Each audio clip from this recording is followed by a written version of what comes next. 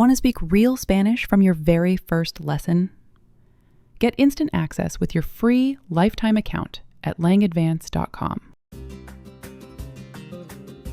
Hola, my name's Aina and welcome to Tapeo. Thank you so much for purchasing our Spanish A1 course, where we cover the basics of Spanish.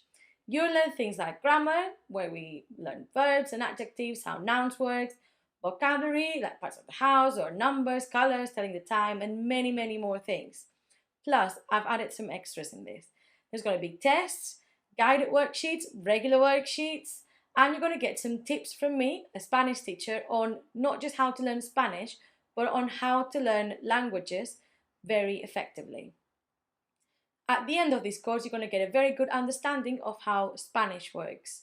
As I said, we cover the A1 curriculum of the European framework. So if you finish this, plus some extra work that you will have to do, like speaking and making sure that you can write a long text, you should be able to maybe take a test. I'm very, very excited to share this journey with you, and I can't wait for you to succeed. Please don't forget to leave a review, as it really helps other people to find our course, and check our social media. You will find us at Tapeo Spanish in Instagram, Twitter, and Facebook. See you very soon during our course. Adios! Hola, and welcome to the very first video of Basic Spanish A1. In this video, we're going to start with the alphabet, and now I know what you're going to say. Isn't that too basic? You might think so, but in my experience, there's always going to be that one thing that you didn't know. There's going to be that detail that you might have known, but you didn't know why it's that way. You didn't know how exactly it sounded, because we're also going to do, after the alphabet, we're going to do some phonics, like I do in my primary school, but we're going to do it in Spanish. So you understand the sounds and the different letters in Spanish and how it works, like the roll in the R, so many things. So I really want to start with the very, very basic. And while, some of you might just know all of these and you'll be happy to just listen to it in the background. But I do recommend staying and watching the whole thing, because hopefully there will be one thing that you will learn from each video, even if you knew most of it. And it's always good to have a refresher, because this is Spanish Basic A1. We have to start with the very basic, don't we? So let's go for it. We start with the Spanish alphabet. In Spanish, we call it abecedario, because the first three letters of the Spanish alphabet are A, B, C. So it makes abecedario. And I hope you didn't know that, because I was way too old when I learned about this. Okay, so let's get started. So as you can see, this is the Spanish alphabet. And you will notice that there's one extra letter that it doesn't exist in the English alphabet. That's a letter ñ or ñ. I'll say the whole alphabet in one go, and then we'll talk about the ñ and everything else. So it's A, B, C, D, E, F, G, H, I, J, K, L, M, N, Ñ, O, P, Q, R, S, T, U, V, W, W, X, Y, Z. Now the main differences, I would say, are the vowels that you give them a name. For our vowels, we give them the sound.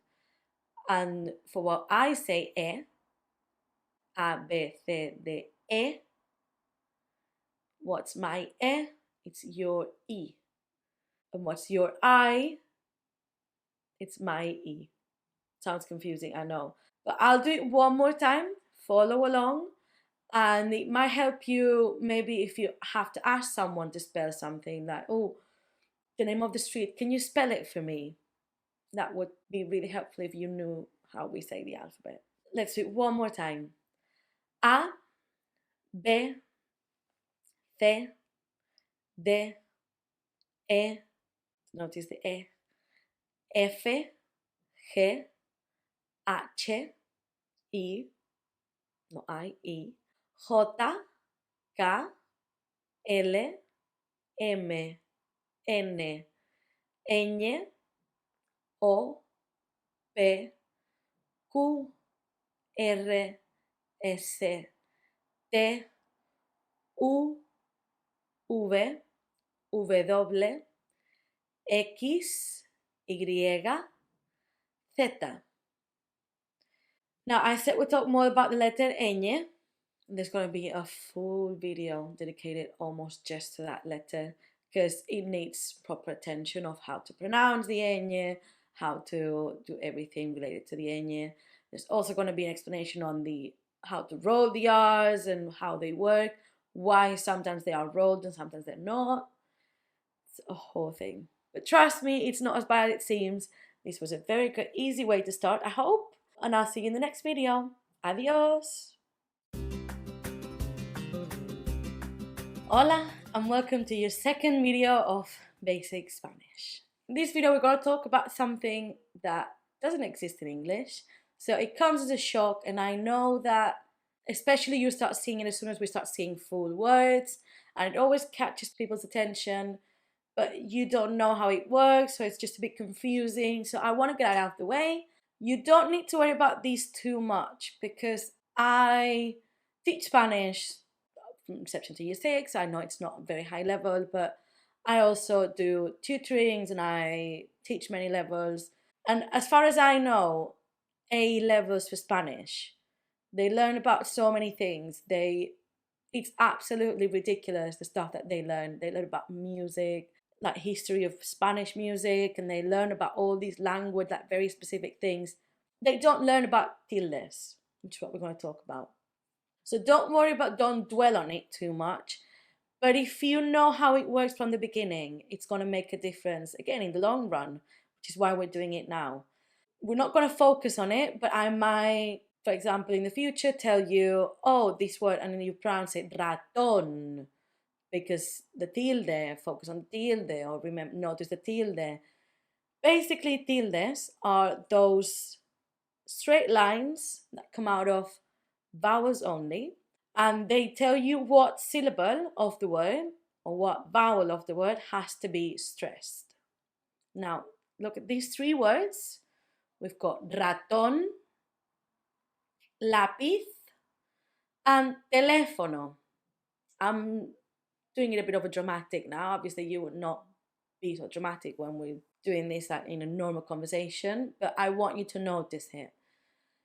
You can see that it happens in 3 different places. So the first one is on the last syllable, raton, not raton, raton, raton.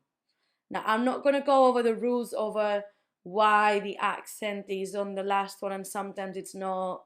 But if you see a stress, a tilde on a vowel, know that that's going to be the one that is going to be stressed. If there's nothing, it gets a bit quite complicated, to be honest. But for now, I want you to see and know how it works. The first one, raton, it's on the last syllable. The second one, lápiz, lápiz. So a lot of my students start saying lápiz.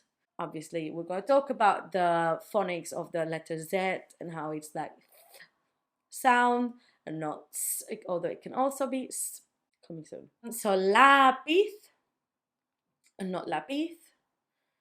And last one is teléfono, teléfono, teléfono. Notice it's on the third to last syllable. When it's on the third to last, it's always going to have the tilde. And sometimes it won't have it if it's on the second to last or the last one. But again, I'm not going to explain the rules, just to know that when the stress is marked by a tilde. Okay? Let me say the 3 words again so you can notice that stress. Raton, not raton. Lápiz, not lápiz.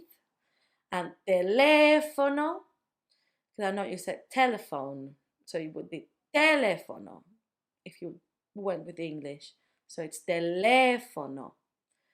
Again, if you see the stressed, you just have to try to pronounce them as close as the Spanish as you can. So what you want is to, oh, I know this. I know Aina has told me that when there's a line over the syllable, over the vowel, that means that it's stressed. I know how this works. I'm confident I can read this. It will happen especially when we start reading, when we do comprehensions, things like that, that you will have to notice these little things. Hope it made sense. I know it's a bit chaotic and it's a lot of information for the second video. I thought we were doing basics. It's still basic. Trust me. Again, don't dwell on this too much, but it's very good that now you know this. I'll see you in the next video. Adios! Hola, and welcome to your first phonics lesson.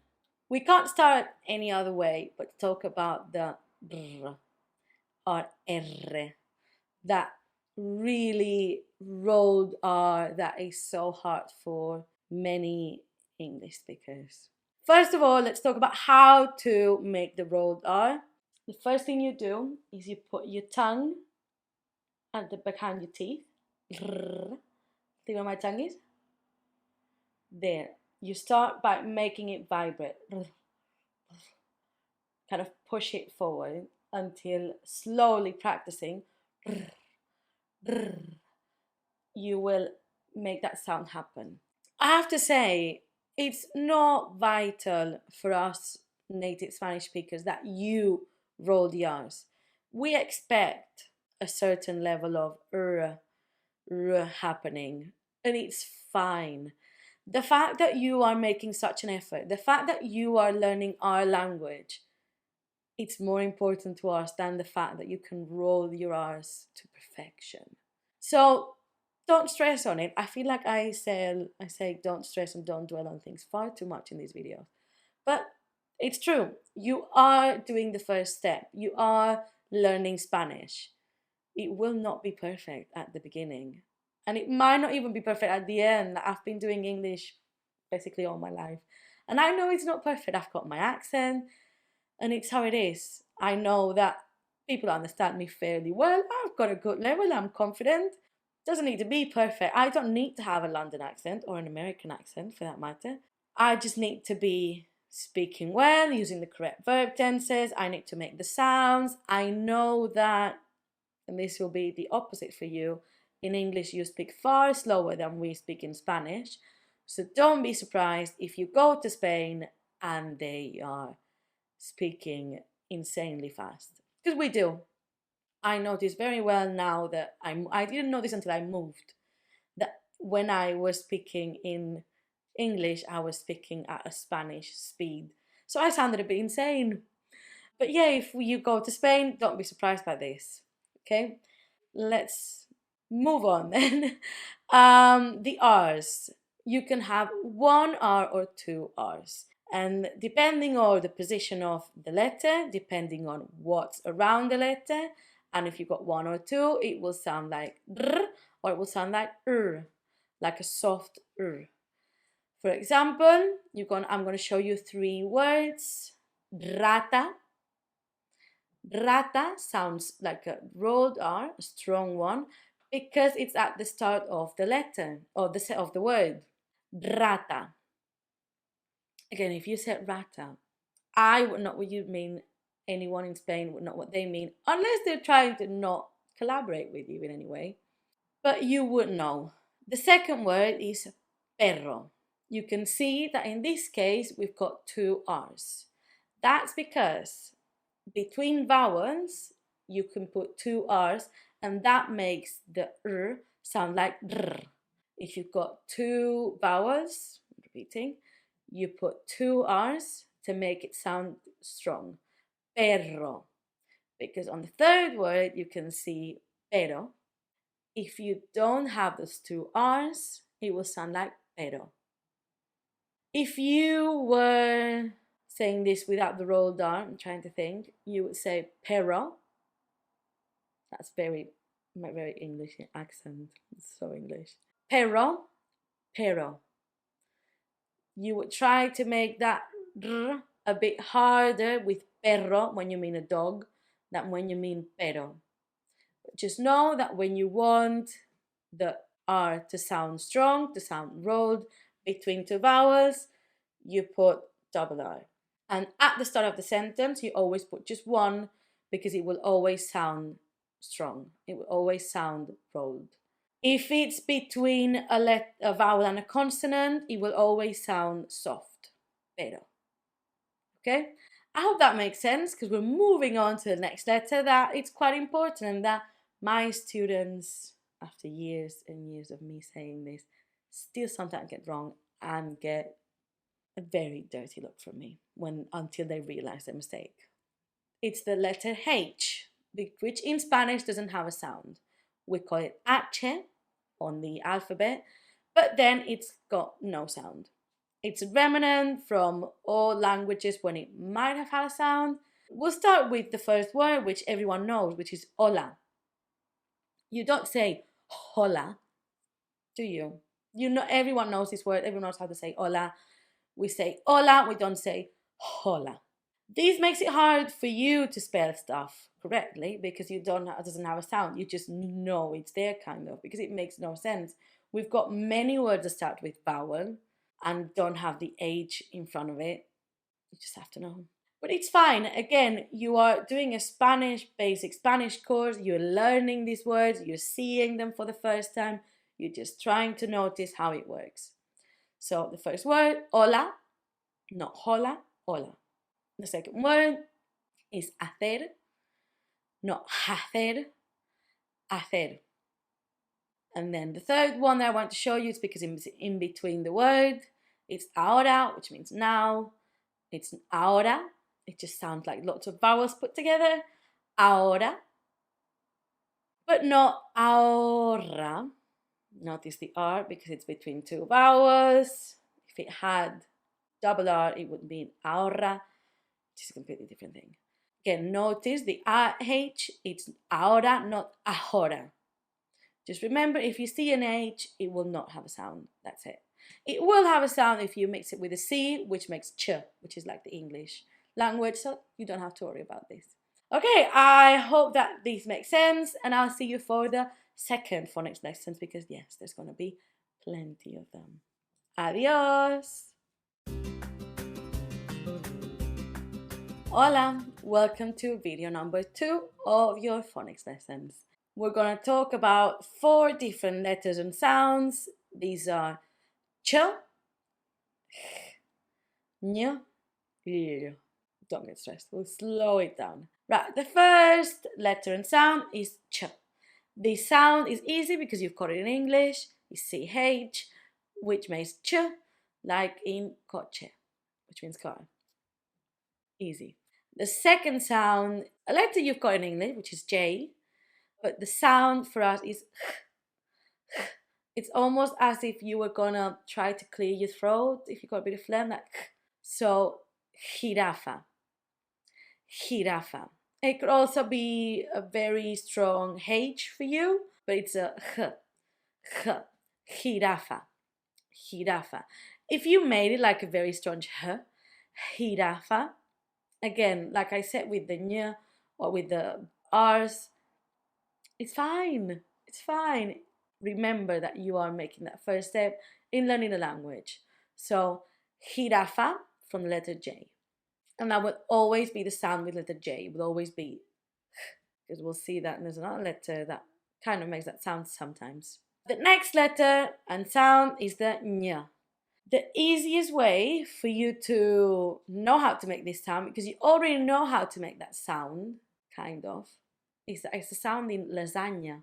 In English, that GN in your lasagna, it's my lasagna. It's basically the same sound. You can refine it more when you start speaking more fluently, but for now, just remember that the ñ sound is basically the sound in your English lasagna. So, lasagna, for example, we say the main word that we have in with that ñ is España, which is Spain in English. Yeah, lasagna. Who knew it was going to be that easy? Right, and the last letter, sound, whatever you want to call it, is L. Now, not all places make the L sound L. You can kind of make it sound like a Y. It's made by two L's put together. It's not in the alphabet, but we put them together to make the L sound. We'll say it for example, llamar. Llamar. We could say llamar, we can say llamar, like a Y. Or some people in some countries would say llamar, like a J. So you've got many options, and if you want to say, I think the easiest way for English speakers is normally to say it as a Y. So llamar, llamar, llamar, llamar, all with the same sound / letter. Easy enough, wasn't it? Much easier than rolling the R's, I know that. So I'll see you in the next video where you're gonna have a few maybe not as easy sounds and letters. Adios! Hola! Right, are you ready for some fun? Because this one's a bit tricky, but it's not too bad. Once you know, it's just a bit complicated, but that's Spanish for you, isn't it? It's the letter C. We call it C, and it can make the sound K or it can make the sound Th. Let me tell you how. So, if it's followed by A, O, U, it will make the sound K. So, Ka, Ko, Ku. You will see that in the words casa, barco, cuna. Doesn't matter where it goes in the word, as long as C is followed by A, O, U, it will make the sound K. Casa, barco, cuna. When we mix C with E and I, E, it will make the sound Th. So, thi. The words would be, for example, cerdo or cine. Now, if the sound Th is a bit hard to make for you, try to think of English words that might have that sound, like it's not the same, it's more like the TH sort of. You can always say as an S, because some countries and some parts of Spain, instead of making the th sound, make an S. So you could say, instead of cerdo, you could say cerdo. Instead of cine, you could say cine. There's always a way around it and always a trick, so do not worry. Now, if we want to get that K sound, that K sound with E and I, we have to put Q. So, que and ki would look like this. Que, ki. Words where we could use this would be queso, which is cheese, and quince, number 15. I'll put all the words back on the screen now, and I'll read them slowly. Casa, barco, cuna, with the sound K, cerdo, cine, or cerdo, cine, with the sound Th, or S, and queso, quince, with that sound K. And that's it. Takes a bit of time to get used to it when you're reading, but don't worry, we will have a test of some sort at the end of this section, so you can test your knowledge. And the more you read, the more you see, the more you get used to these sounds and how it works, and the more sense it will make. You just need to get used to it. See you on the next one. Adios!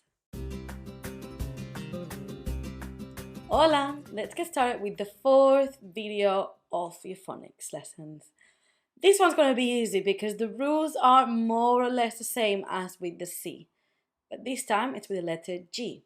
In our case, normally the G is meant to sound like G. It only sounds like G in certain cases though. It sounds like G when we have it with ga, go, gu. The same way that it sounded like C, like K, when it was with A or U, in this case with the G. So ga, go, gu. The words that I'm using as example in this case will be gato, gota, and gusano. So far, so good. Then, with the E and I, so E and I, it will sound like J. That's why I told you that the J was going to be a bit more complicated in the future. Here we are. So when we have E and I, it sounds like J. So he, he. The words I'm going to use to show you are genio and girasol. If, for example, you want to say genio or girasol, like I said, you can do it like a very strong aspirated H from the English. Instead of doing genio and girasol, you would do genio and girasol.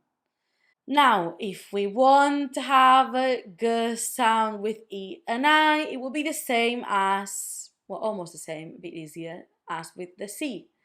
We'll do the G-U-E, G-U-I, so ge, gi, like this. The words that I'm going to use are going to be guerra, not guerra. Also, notice the double R because it's between two vowels. Guerra and guitarra. Guerra, guitarra, not guerra, not guitarra. Guerra, guitarra, because it's got the U. Now, if you like for the U in ge, gi to have a sound, this is the only part that's different from the C. You can do that if you put a dot on top of the U, 2 dots on top of the U.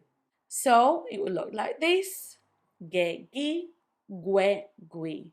The 2 words I'm going to use to make you see this is pingüino, penguin, easy. Cigüeña, cigüeña, which is a stork. I had to think about that for a second. Pingüino, cigüeña. That's if you want for the U to have a sound when you have gegi. Again, you won't find this very regularly, but if you do, now you know how it works. I hope it makes sense. Let me read all those words one after the other so you can notice the difference. So we've got, to start with, we've got gato, gota, gusano, with G, genio, girasol, with J sound. With G sound again, we've got guerra, guitarra, and last, having the U with the sound, pingüino, cigüeña. I think we only have one more session of phonics before we get on to the testing. I'll see you later. Adios. Hola. Right, let's get on to the last phonics lesson, number 5. We will start with something that's not easy for Spanish people, so you can get in on the joke. It's the letter B and V. For me, because my first language is Catalan, it sounds different. I can say B and V, B, V, quite easily. But if you move around Spain and the different countries that speak Spanish, some people and some different dialects and some different accents might not know how to do those letters different. So they will always, by default, make a B sound. You can say it in these 3 words.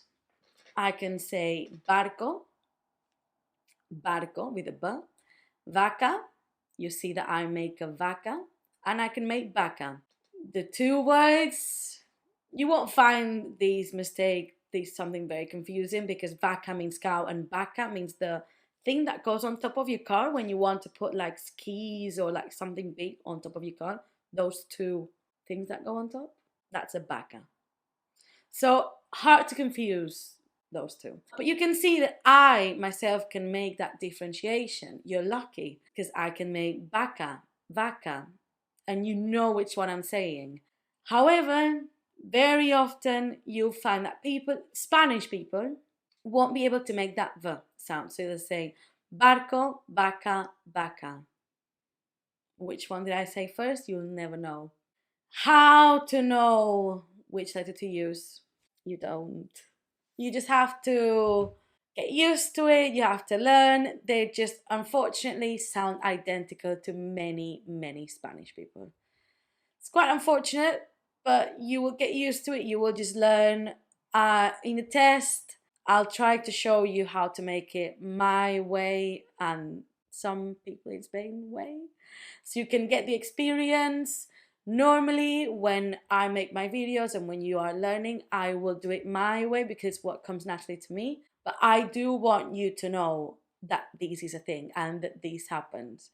The good thing about having a Spanish teacher is that you get these tidbits that you might not know if you're not as experienced. Call it being Spanish. The next letter sound is much easier. It's a double C. For us, it sounds like th. It will sound much easier once you see the words. Acción, dirección. I've told you before that third sound can be substituted for a s. So acción, dirección, completely fine. I would say acción, dirección. Not too bad, is it? The very last sound that I'm going to torture you with is the letter Z. In English, the Z sounds like Z, sounds vibrating. In Spain, you won't find it in that many words. A lot of words that you will see it in will be coming from the English or from other languages. The word I'm going to use to show you is tho. To us, it sounds like th. It doesn't sound like z. If you say zo to someone, they will understand. If you say so, which is the way that some Spanish people would say tho, because they can't make the th sound as well, they would make so. If you say different letters, different ways, it doesn't matter. Tho, zo, not correct, but we will understand. And so, the way some people make it. Right, now you've had all your lessons on phonics, and I'll see you on the next video for 2 different videos of 2 different tests. I hope it works out, because these will be when you actually put what you've been learning to test and you see if you understood or not. If you need to rewatch these videos, and I would suggest that you do perhaps, before you do the test, that will be quite helpful probably. I always recommend watching these videos several times because it helps. The more you hear it, the more you see it. It makes more sense after you've seen all the videos to rewatch them as a reminder to make it sink in, whatever you want to call it. It just helps. So, see you for the tests. Adios.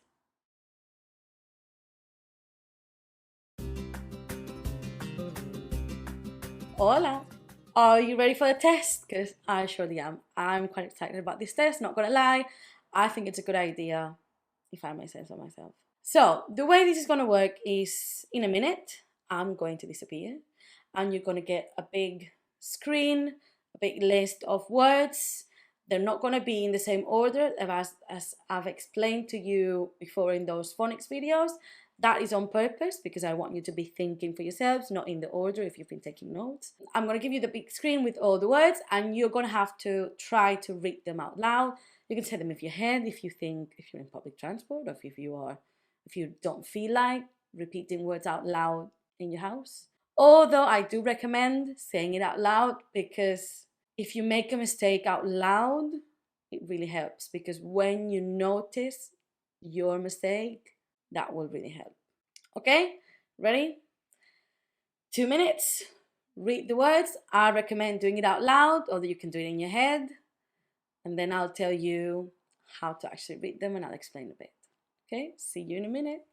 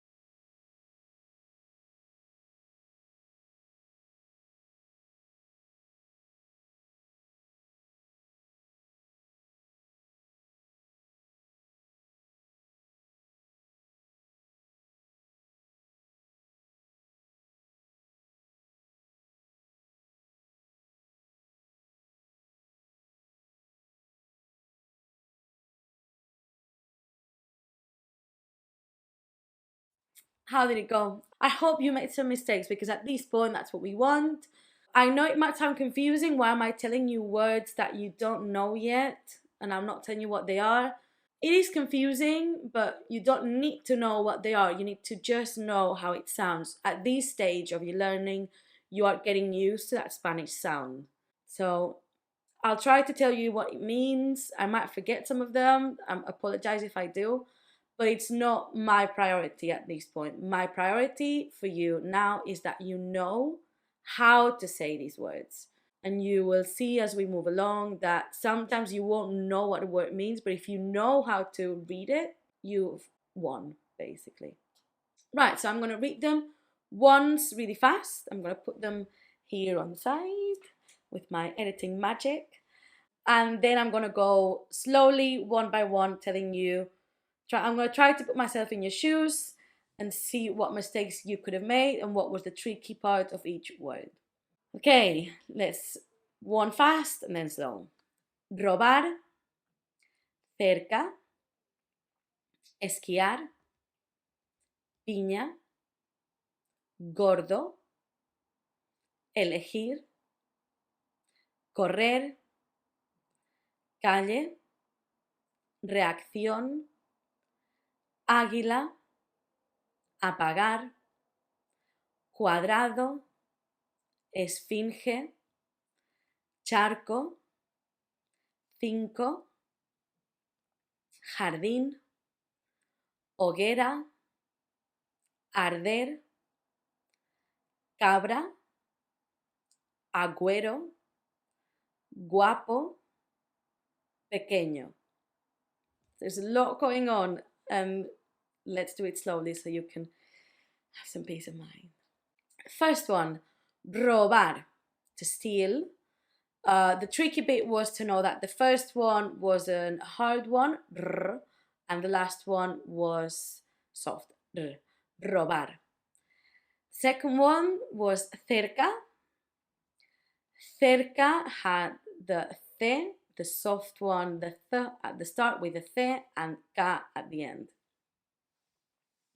Esquiar, to ski, had the qui, no esquiar, esquiar.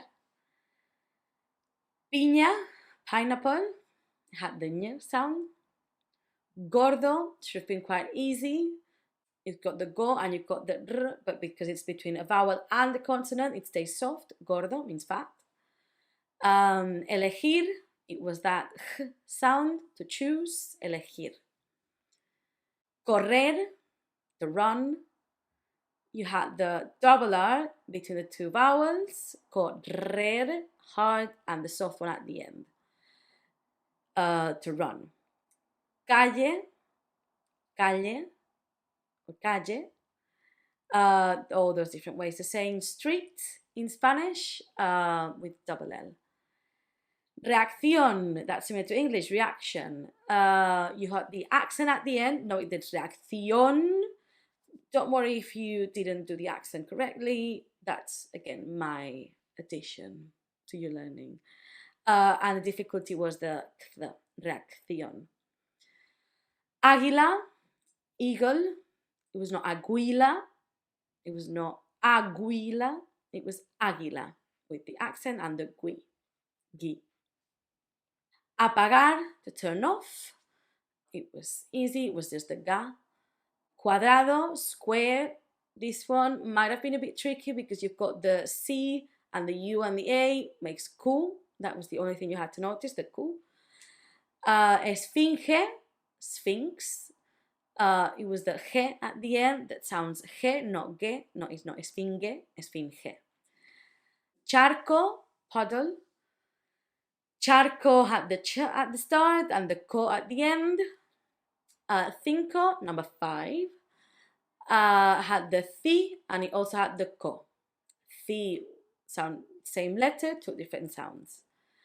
Jardín, garden, had the accent at the end and it also had the h sound, ja, although h, the J always sounds h.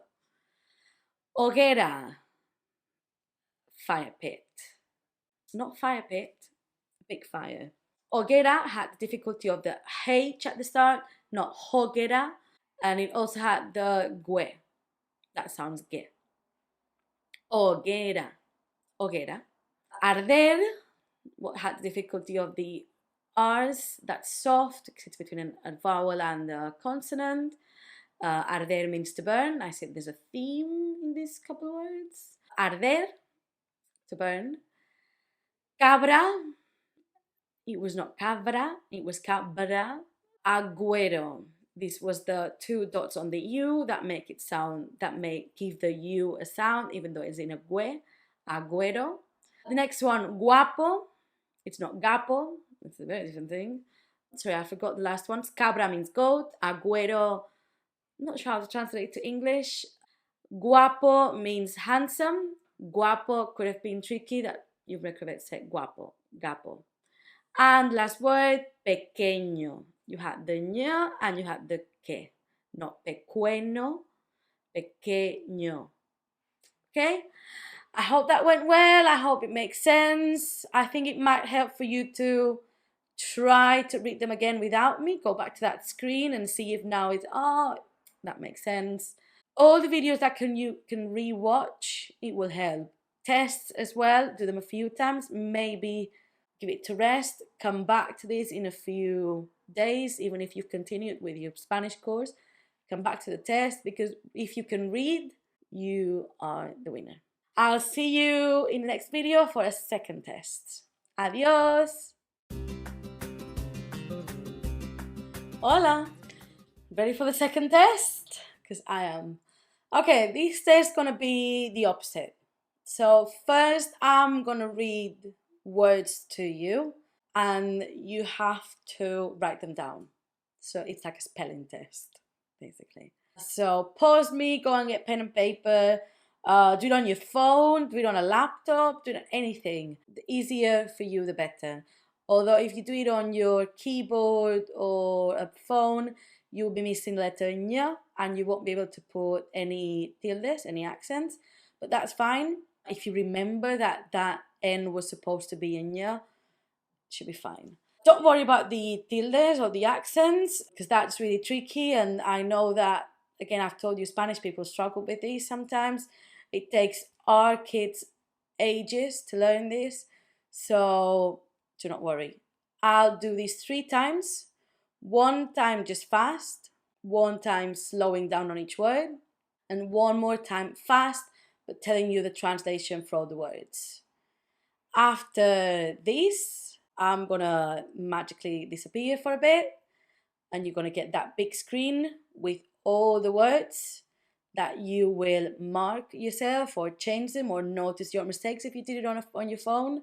And then I'll come back and I'll talk about some things that might have been a bit more tricky.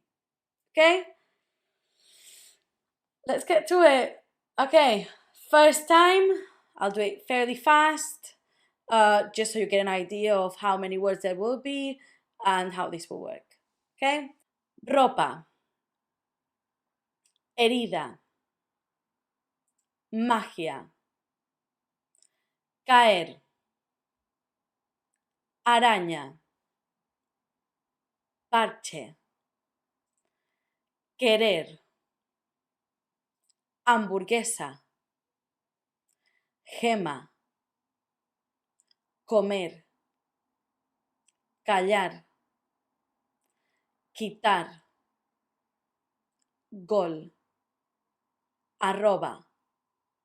Gamba. Árbol. Cisne. Japón. Zafiro. Nacer. Colección. Cuerpo. Now, careful with these two. Abeja. Oveja. Piragüismo. That's it. Okay, now I'm gonna do it slow down. I'm gonna repeat them a few times so you can spell them. Ropa. Ropa. Ropa. Herida. herida, herida. Magia, magia, magia, magia. Caer, caer, caer. Araña, araña, araña. Parche, parche, parche. Querer, querer, querer. Hamburguesa, hamburguesa, hamburguesa. Gema, gema. Think about this sound, think about the letter that comes after the sound. Gema. Comer, comer. Callar, callar, callar. Quitar, quitar. No guitar. Quitar, quitar. Gol, gol. It's not going to be the same spelling as your goal. Gol. Arroba, arroba, arroba. Gamba, gamba. Árbol, árbol. Cisne, cisne, cisne. Japón, Japón, Japón. Zafiro, zafiro, zafiro. Nacer, nacer, nacer. Colección, colección, colección, colección. Cuerpo, cuerpo. Oh, the tricky ones. Abeja, abeja, abeja.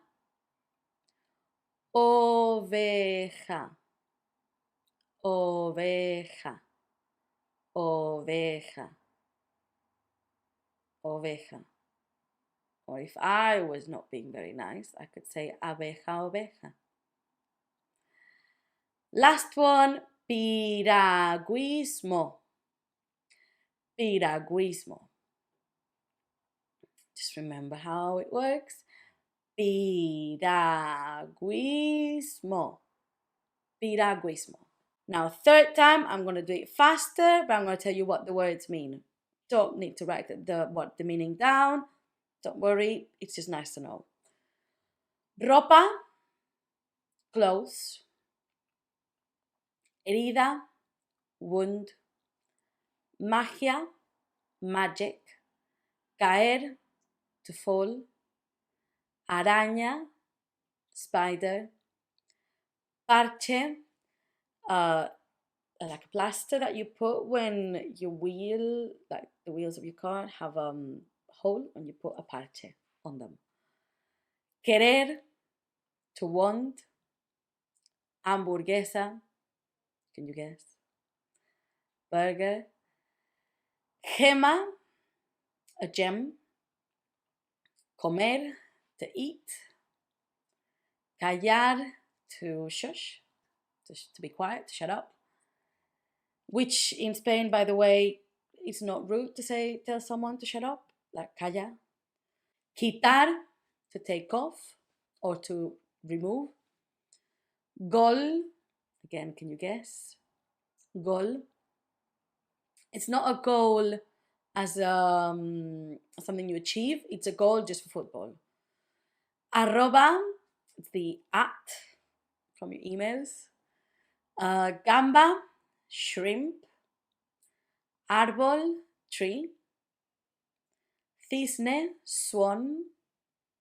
Japón, Japan. Zafiro, sapphire. Nacer, to be born. Colección, again, these ones are kind of easy. Collection. Cuerpo, body. Abeja, bee. Oveja, sheep. Piragüismo, kayaking. And now I'm going to disappear and you can gonna see all these words on your screen for about 1 minute, but you can pause it if you need to have it for longer. And then I'll come back so you can see and I can tell you which parts of the word were supposed to be tricky. See you in 1 minute.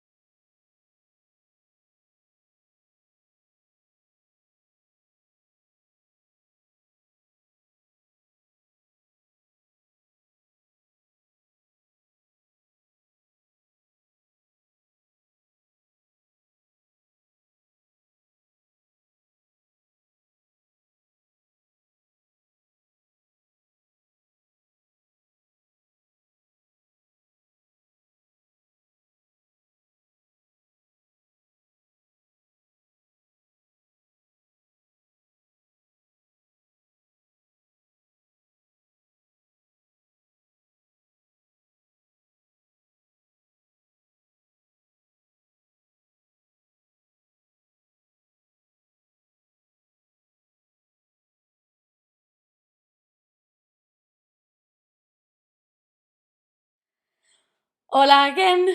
The first word, ropa. The tricky bit was the R. It shouldn't have been too tricky. Herida, that might have been the bad one because you don't know that herida, which means wound, has a H at the start. Magia should have been fairly easy, now that we know that G and I make he. Caer was the Ka. Araña was the Ñ sound, which at this point hopefully would have been fine. Parche was the Ch. Querer, it was the fact that you have to write it with Q. Querer, but it's querer. Hamburguesa had two things, the H at the start. Although if it's a word like this, that it sounds similar and it's going to look similar as well, if that makes sense. So the H will be there as well, and the go. Gema, the he, the G. Comer, the co. Callar, the l. Quitar, the qui. Gol, it was tricky because it was similar, but not really. Arroba, the dr. Gamba, árbol, it was just one R. Cisne was the th. Japón was the J and the accent, which you don't need to worry about.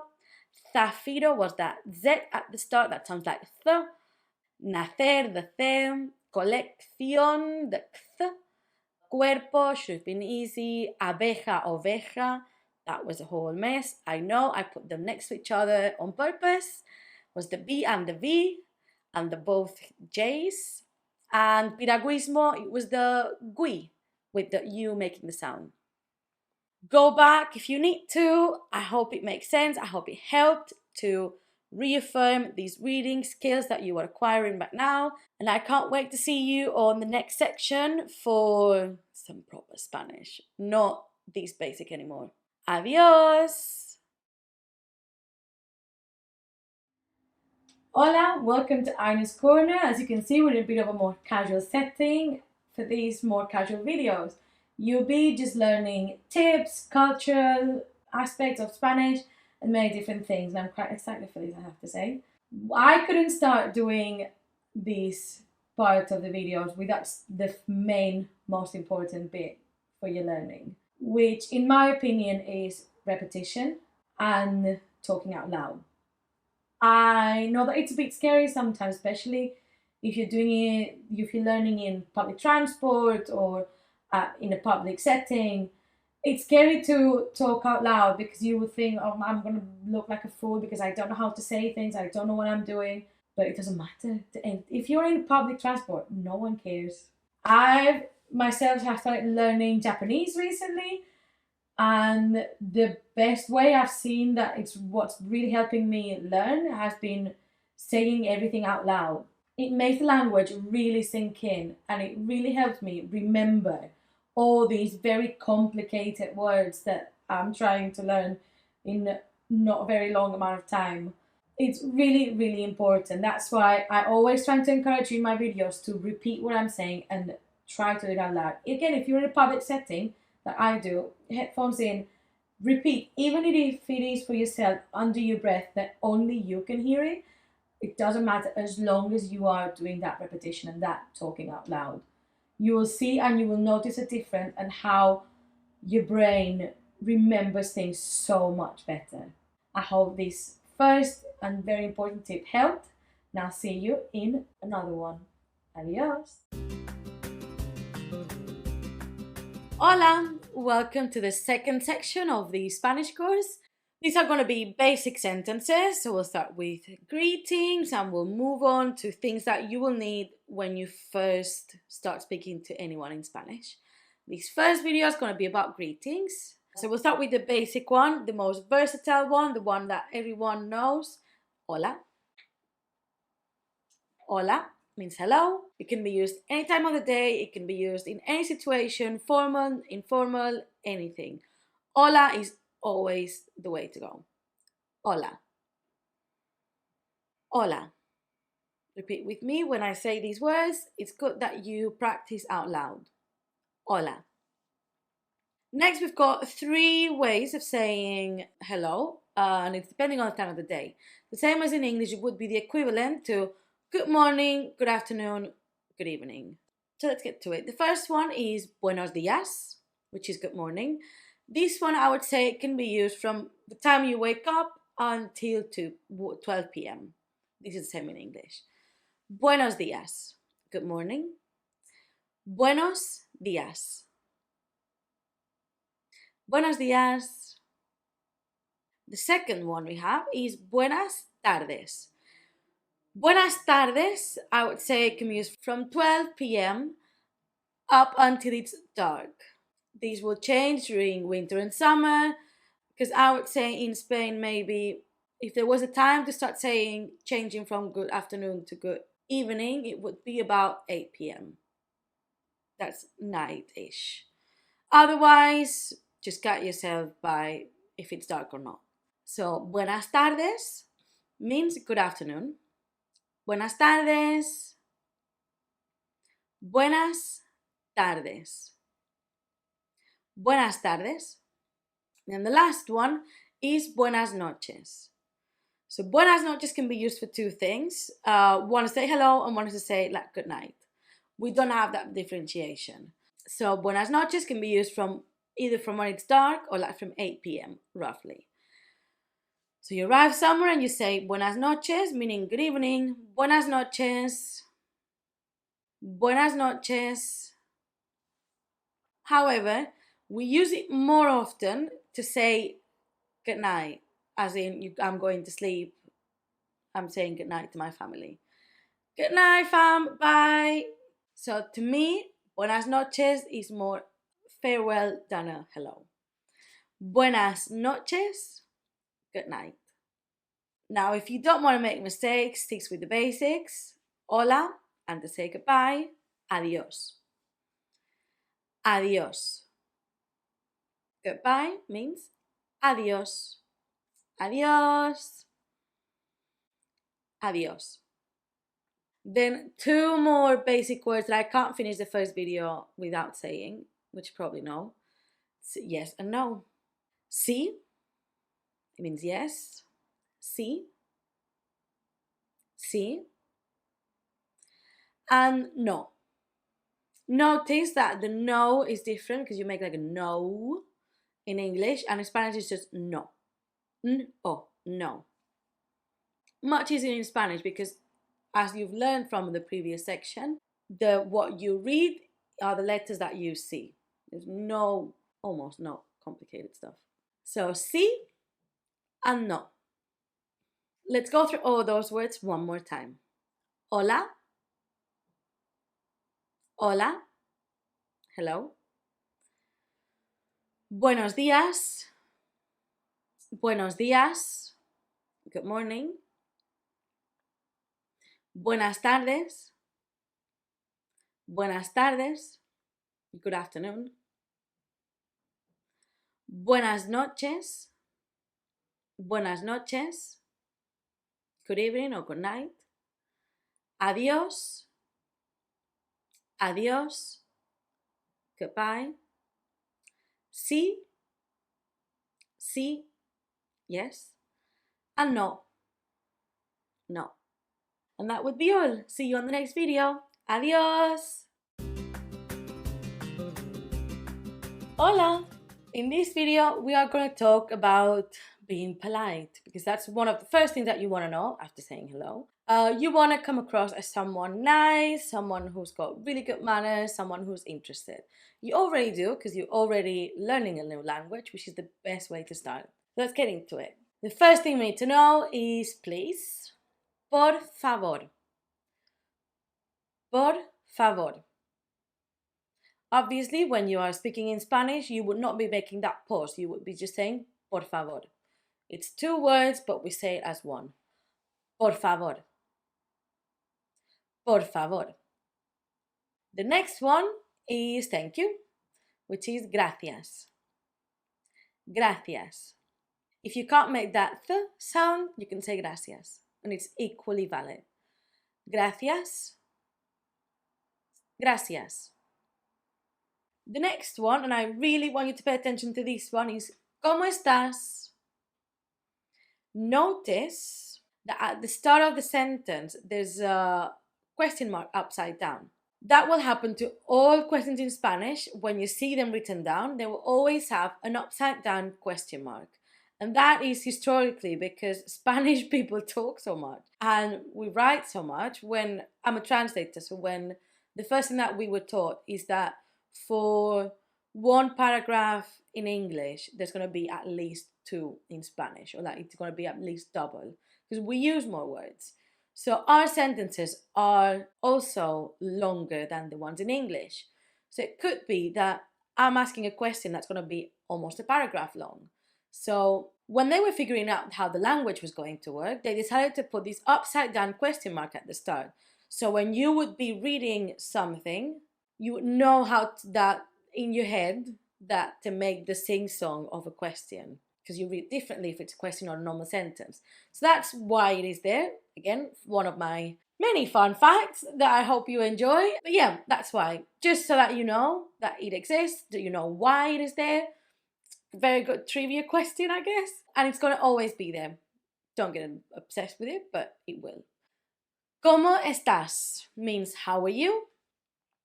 ¿Cómo estás? Again, when it's not many words, we normally merge them into one because we want to say so many words. We speak a lot, in case you haven't noticed. ¿Cómo estás? ¿Cómo estás? How are you?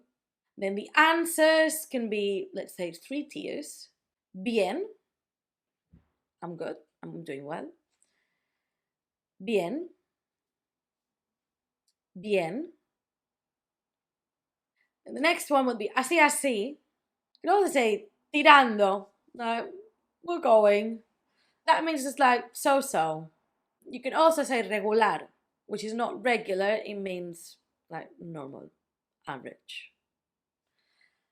Así, así. Tirando. Regular. All of these three mean so-so. And then if you want to be very catastrophist and you want to say that you're doing really badly, you would just say mal. Mal. Mal. Since we're talking about being polite, once someone asks you, how are you? And you have told them that mal, you have to ask, ¿Y tú? ¿Y tú? How are you doing? Much easier in Spanish for once. ¿Y tú? ¿Y tú? Let's go through all these words again. Por favor. Por favor. Please. Gracias. Gracias. Thank you. ¿Cómo estás? ¿Cómo estás? ¿Cómo estás? How are you? Bien. Bien. Which means good. Now the three that are coming now mean so-so. Así, así. Así, así. Tirando. Tirando. Regular. And then you go mal for bad. Mal. Mal.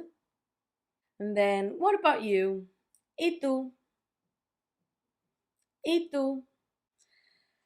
Hope you enjoyed that and learned something interesting. See you on the next video. Adios. Hola. In this video, we're going to talk about personal information, how to ask for it and how to give it. So we're going to start with the question and then we'll practice the answer. Some of it you might not be ready to make the full sentence, but you will build up on it. Right, so the first one is ¿Cómo te llamas? ¿Cómo te llamas? ¿Cómo te llamas? It's that sound that's a bit tricky, but you can do it. You can also say llamas. ¿Cómo te llamas? That's what's your name? And then to answer that, you say me llamo and your name. Me llamo Aina. Me llamo o me llamo. Me llamo Aina. The next question could be ¿Cuántos años tienes? How old are you? ¿Cuántos años tienes? In Spanish, we don't say we are X years old, we say we have X years old. So this means how many years do you have, if you translate it literally from Spanish.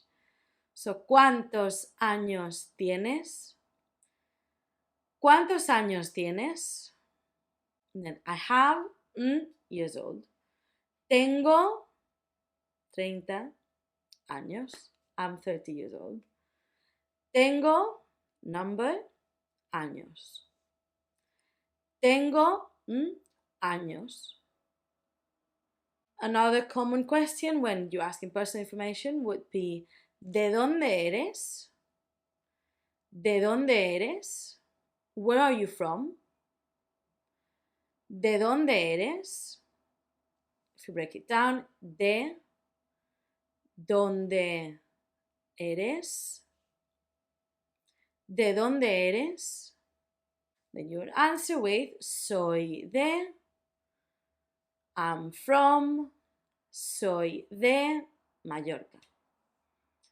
Soy de Mallorca. Soy de. And then you could ask the further question. ¿Dónde vives? Where do you live? ¿Dónde vives? ¿Dónde vives? ¿Dónde vives? And you would say vivo en, and that place where you live. Vivo en Londres. Now I'm saying Londres in Spanish because I know how to. You will eventually learn because it's part of the curriculum, but if you are starting, this is the basic conversation that you can have with someone. You want to have that conversation, do it. And say London, say vivo en London, and people will know where you live. So don't worry about seeming silly or not knowing. Do it. Try to talk. The best way to practice Spanish is talking. So if you have the opportunity to practice those 3 sentences that for now, you know, do it. Good, because it's going to be beneficial for you. And if even when we move on, if you're trying to speak to someone and you make a sentence and you mix up some English words in between to make it the whole thing, if you make up words, it's fine.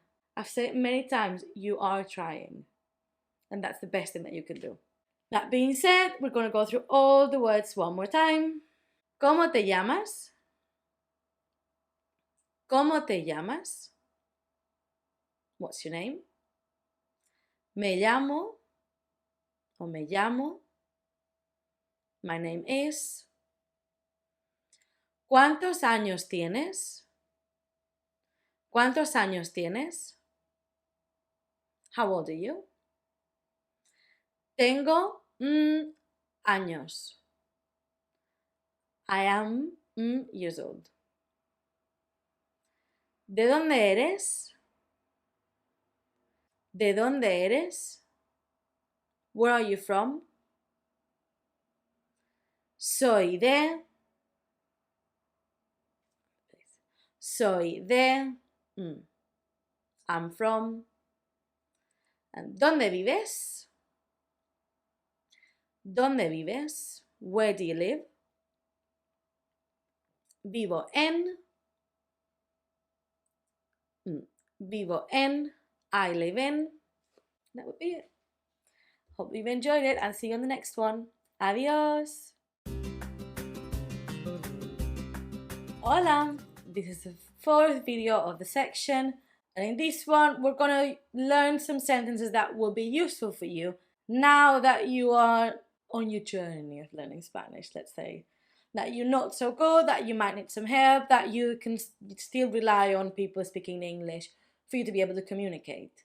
So, the first one would be, I'm learning Spanish. So they would understand that you're not so great yet.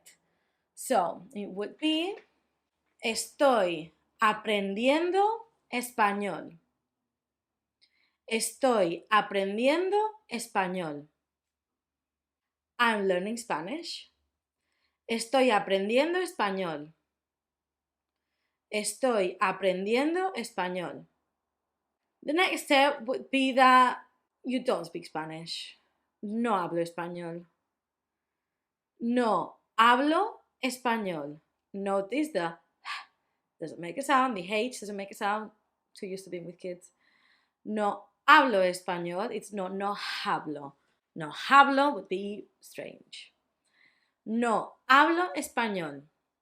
But because we're learning and we're getting a bit better, we can say, I don't speak Spanish well. So it means that I'm on it, but it's not there yet. No hablo bien español. No hablo bien español. No hablo bien español. Then, for you to ask for that extra bit of help, you could ask if they speak English or if they understand English. So the first one would be, ¿hablas inglés? ¿Hablas inglés? That inglés means English. ¿Hablas inglés? ¿Hablas inglés? Or you can ask if they understand English. ¿Entiendes inglés? ¿Entiendes inglés? ¿Entiendes inglés? Notice as well that all the languages that I've posted, they're not in capital letters, and that's because in Spanish, languages don't go capitalized. Another fun fact. Right, let's go through all these words one more time. Estoy aprendiendo español. Now your turn. Estoy aprendiendo español. Estoy aprendiendo español. I'm learning Spanish. No hablo español. No hablo español. I don't speak Spanish.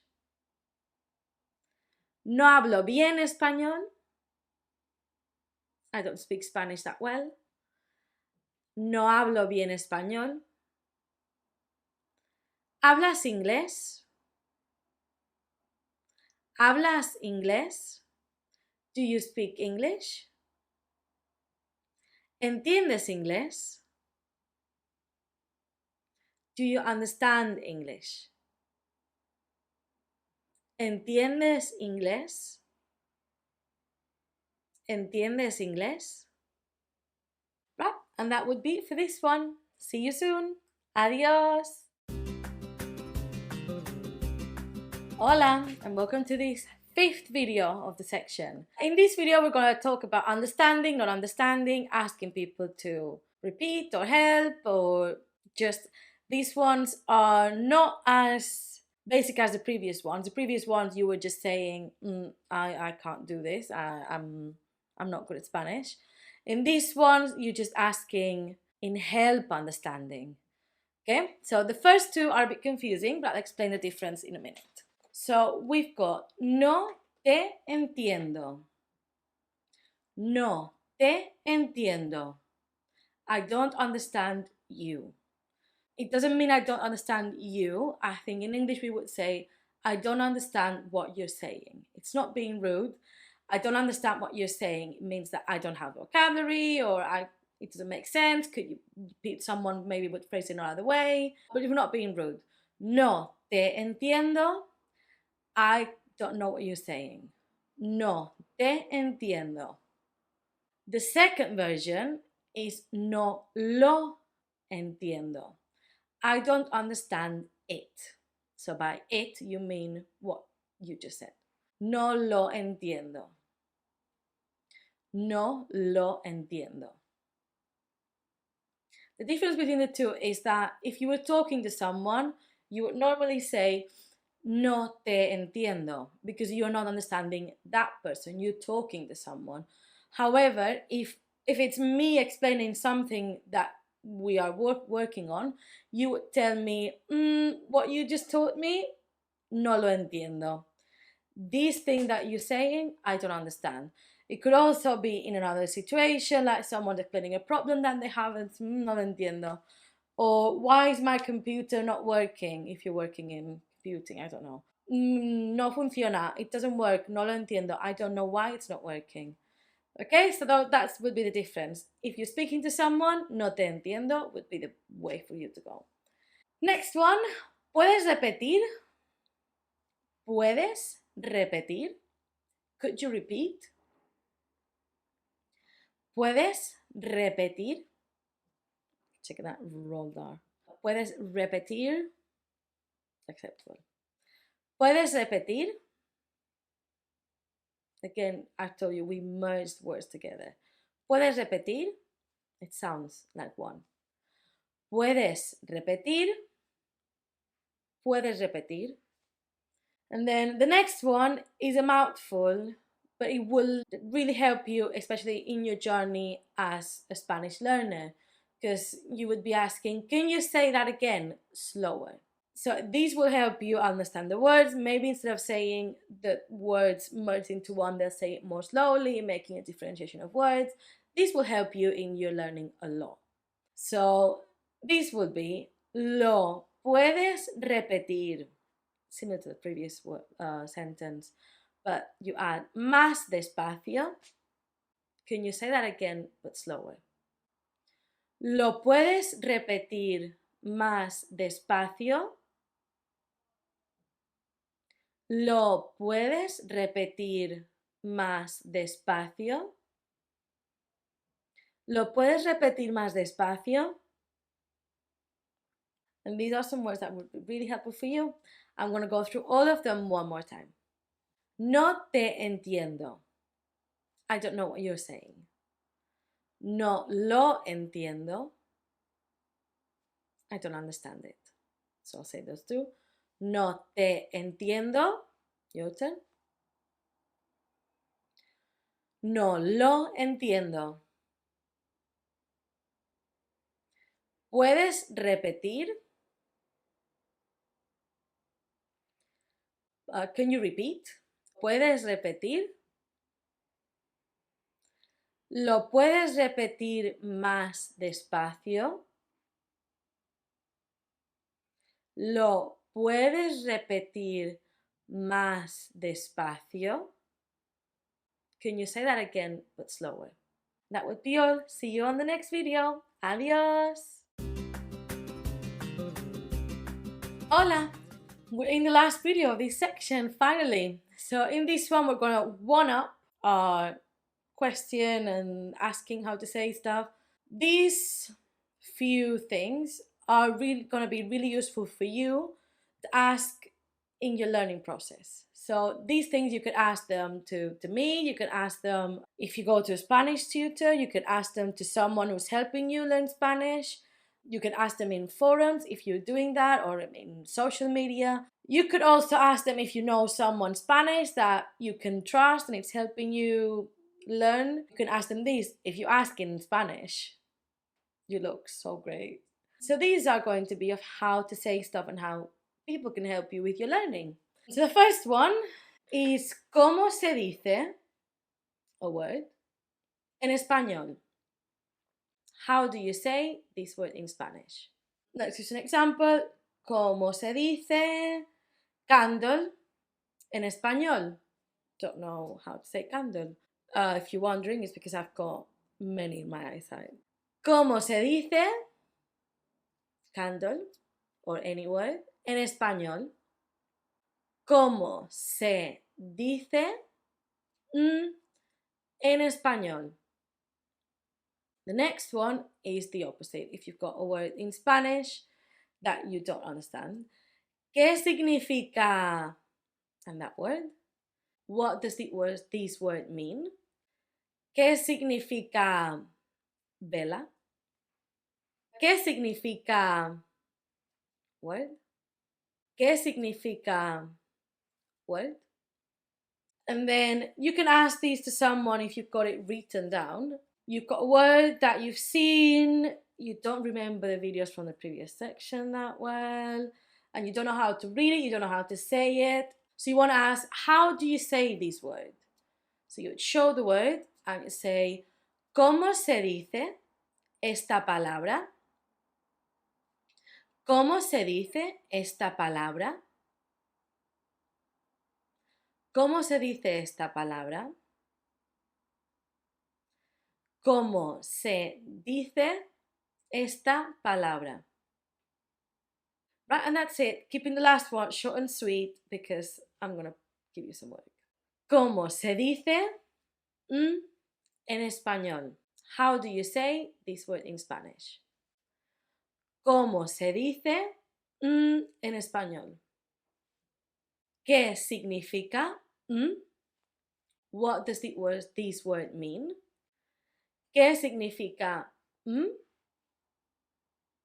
¿Qué significa? And last, ¿cómo se dice esta palabra? ¿Cómo se dice esta palabra? How do you say that word? ¿Cómo se dice esta palabra? ¿Cómo se dice esta palabra? That would be it. Now, my work is to go back, watch this section all over again. Make sure you're repeating what I'm saying. Make sure you're going back. Make sure you're taking notes if you need to. And just, it's very important because repetition is key in languages. Like I said, if you can go out now, if you've got a trip, with this section now, you're ready to go and at least ask for small stuff in Spanish. Not a lot, but at least you've learned a few things. You're on the right track. And make sure again, you go back, repeat. You might want to do another few sections again and then go back, maybe do 1, 2, 3 sections and then go back to the first one and do it all over again. I hope that you've been able to identify some of the words that we talked about, the sayings, the phonics that we've been practicing. Now that we've put it in practice, you've been able to see it, what everything is, you know how it works. Maybe you could go back and watch that phonics and then rewatch this one to see if you know this different stuff. But I hope that it was really good and I will see you on the next section very soon. Adios! Hola, ready for tip number 2? This one is a bit topical, a bit silly perhaps, but something that really helped me when I was learning languages, like different ones, is to use post-it notes. If you are learning certain topics, like for example, I used to find it very easy to do it with when I was doing school objects, as I was still at uni and I was just putting post-it notes all over my stationery.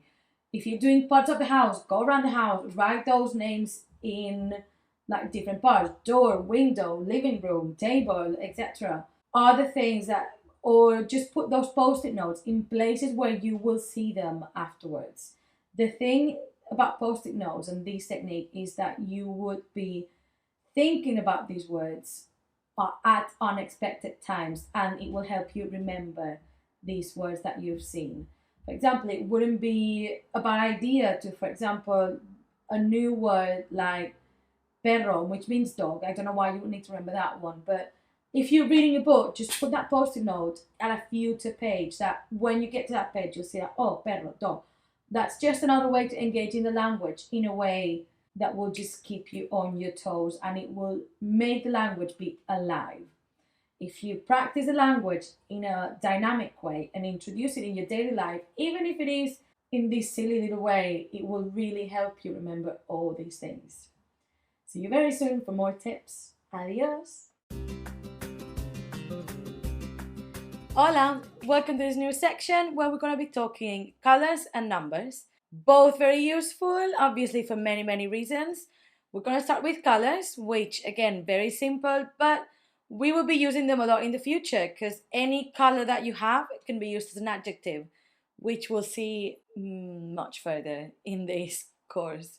But you have to keep them in mind. So let's get started. Blanco. Blanco is tricky because it sounds like black, but actually, blanco is white. Blanco. Blanco. And negro will be black. Negro. Negro. Negro. Very important that you remember your phonics for these words because if not, they sound a bit off. So negro, black. Gris, gris. I think it sounds a bit hard to make that R in English, so gris would be fine. Gris, gray. Gris. Azul, blue. Azul or azul, if you struggle with the th. Azul. Azul, blue. Verde. Verde, green. Think this is one of the hard colors to say. I don't know why, but my kids always struggle. So verde, verde, like try to make the R a bit softer if you can't say verde like this. Avoid doing verde, verde, verde, but verde, verde is fine. Verde. Green. Marrón. Marrón.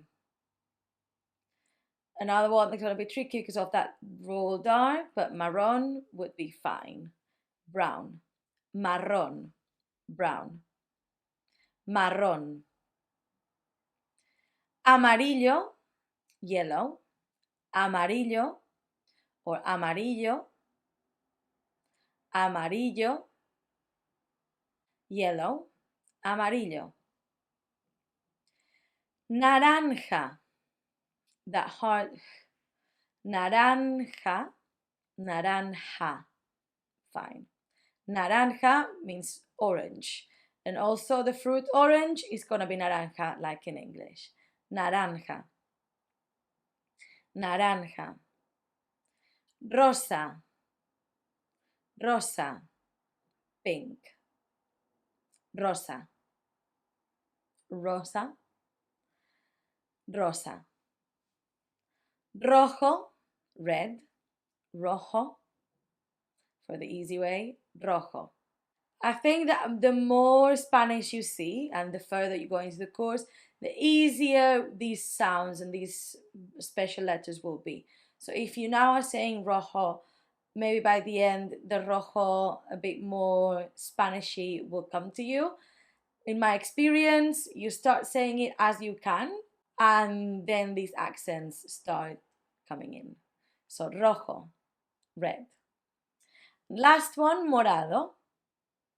Morado, purple. There's many different ways of saying morado, like purple in Spanish, but we're going to stick with this one as everyone would understand, I think. Morado. We're going to go through all these colors one more time. Blanco. Blanco. Make sure you're repeating. White. Negro. Negro. Black. Gris. Gris. Gray. Azul. Azul. Blue. Verde. Verde. Green. Marrón. Marrón. Brown. Amarillo. Amarillo. Yellow. Naranja. Naranja. Orange. Rosa. Rosa. Pink. Rojo. Rojo. Red. Morado. Morado. Purple. That would be all the colors, at least the most basic ones that are most used. Obviously, you still have got turquoise and teal and all these, but I think these basic ones are a great start. I'll see you on the next videos where we will be learning about numbers. Adios! Hola! Hope you're ready for a new video. We're going to learn the numbers. We're going to start 1 to 10. Very basic, but very important, because from numbers 1 to 10, almost every other number is born. So you will need these 1 to 10 to be very, very clear in your mind, because you'll see in the next few videos how we use these basic numbers for everything else. Same way as in English and many other languages. Now, this is where the primary school teacher in me comes out, because I'm very used to teaching these to very tiny kids. And we're going to do it with my whiteboard. Why not? Bet you haven't seen one of these in a while, unless you're a parent. So here we are, numbers 1 to 10. We start with uno, uno. Let's see if I can get the reflection. Uno, dos, dos, tres, tres, cuatro, cuatro, cinco, cinco or cinco, seis. Try to say seis with that emphasis on the I a bit, because otherwise you could forget and say just ses, which happens often. Seis. Siete, siete, ocho, ocho, nueve, nueve, diez. Now, the best way to learn these numbers is by repetition. There will be many YouTube videos where you can listen to songs. I'm going to sing one just right now, just so you see the joys and how much love I love my job. But songs are very useful. We start with primary school kids. I start with reception and they learn the numbers because we sing about them time and time and time again. But repetition is key. Songs are very useful, and try to write them down a few times. You'll have a worksheet where you will be practicing these numbers, but I encourage you to just take these, write them down, try to do it from memory. Don't worry about spelling mistakes. Just try to write them as you remember them, and then try again, check your spellings, go over and over again. For now, what I'll do is say these numbers again and sing you the song that I promised. Uno. Uno. Dos. Dos. Tres. Tres. Tres, if you're struggling.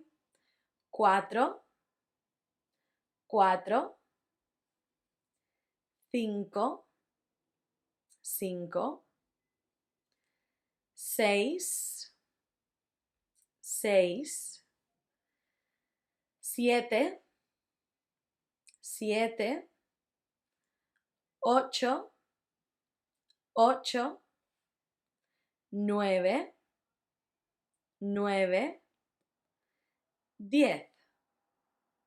10. Now, here's the song that my kids love and really helps them. They go, uno, dos, tres, cuatro, cinco, seis, siete, ocho, nueve, 10. Different version is uno, dos, tres, cuatro, cinco, seis, siete, ocho, nueve, 10. You choose your one. My voice is what it is. Hope you've enjoyed this. There's no embarrassment when learning languages. Whatever you need to do to learn these languages, you do it. If what you do is sing songs that are meant for children, go for it. There's no shame. I would absolutely do it if I had to learn another language right now. Now, take this in, try to have a practice by yourself, and then I'll see you in the next video for numbers up to 20. Adios! Hola! Welcome to this video where we're going to be learning 11 to 20. Now, if 1 to 10 were easy and basic and very necessary, these ones are going to get a bit easier because you'll see. And these are the tricky numbers. The further we go, the easier it gets. Trust me. Right, the whiteboard's getting making return, not because just I love using a whiteboard, but because if I can show you what I mean, I think it's easier for all of us. Right, so we've got 11, 12, 13, 14, 15. These are the hard numbers. 11 sounds a bit like uno. 11, 2, 12, 12, 3, 13, 4, 14, 15, exception. Don't even bother with 15. But let's say these numbers again. 11, 12, o 12, 13, 13, 14, 14, 15, 15. Now this is where it gets easier. All you have is 10 plus the number. 16, 17. Then you get 18, 19. All of these are easier because if you remember that they go with 10 and then you just put the number that you learned from 1 to 10, easy as anything. So 16 or 16, 17 o 17,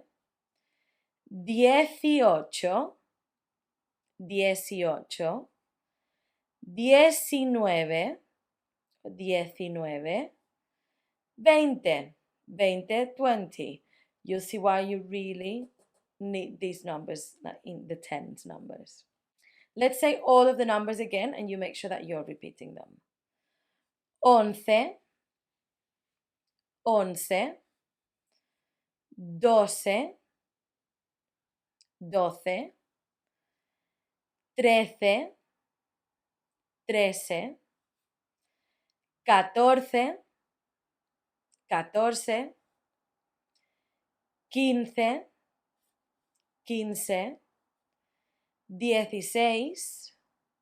15, 16, 16, 17, 17, 18, 18, 19, 19, 20, 20. These, again, are the hardest numbers that we will be seeing. So enjoy doing the hardest bit. And I'll see you again for the rest of the numbers, basically. Adios! Hola! Are you ready for numbers to get easy? Because I sure am. I love talking about numbers. It's such an easy subject for people to understand because numbers are numbers, it's international, it's so easy to get, and it's such a good motivation when you see that you can understand the numbers and you can make them yourself. So I think it's such a motivational boost to keep doing languages. Right, so numbers from 20 to 99, and then we're going to take a break, and by break I mean test, are very easy. All you need to learn by memory are the tens numbers, so 20, 30, 40, 50, and that's it. Once you know those numbers, you're done. So we know 20, which is 20, because we saw it in the previous video. The numbers from 20 to 30 are different from all the rest. The numbers 20 to 30 go all in one word, and what you say is 20 and the number in the ones. So we would say 21, 22. Let me show you on the side how the words will look. 21, 22. And it's going to continue going all the way up to 30. 23, 24, 25.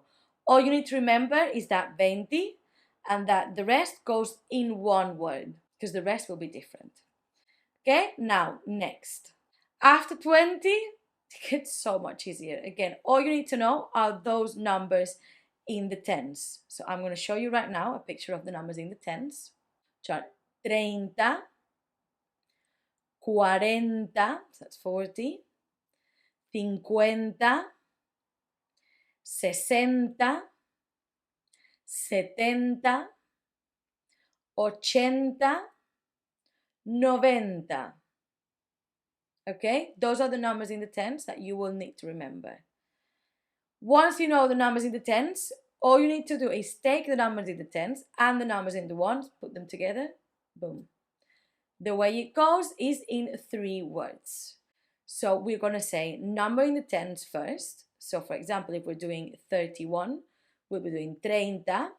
Then we say y, which means and then the number in the ones, uno. 31, literally 30 and 1.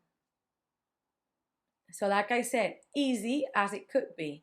30 and 2, 32.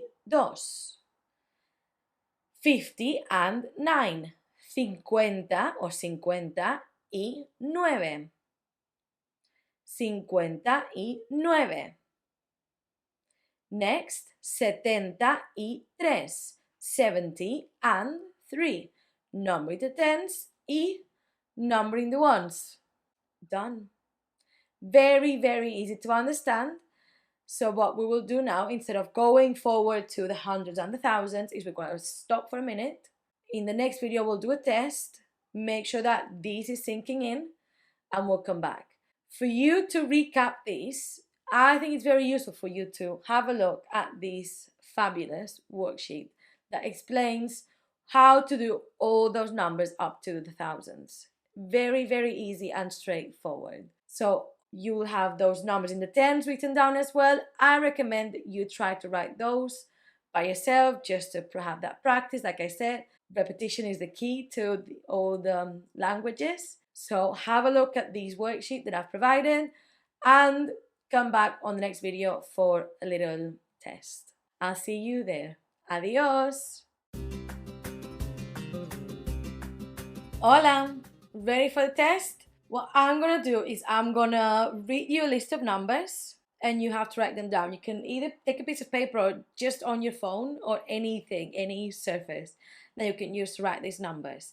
And then once we've gone through these numbers, we're gonna go back and I'm gonna show you the numbers while I say them again so you can review and see where you could have made a mistake or not. Okay, let's go. First number will be cuatro. Cuatro. Remember, we're doing numbers from 0 to 99. Cuatro. Trece. Trece. Trece. Veinte. Veinte.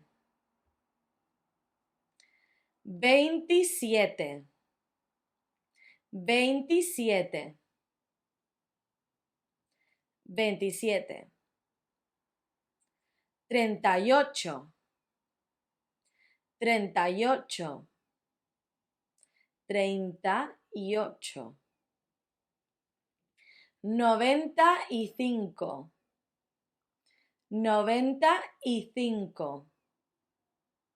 95. 95. 46. 46. 46.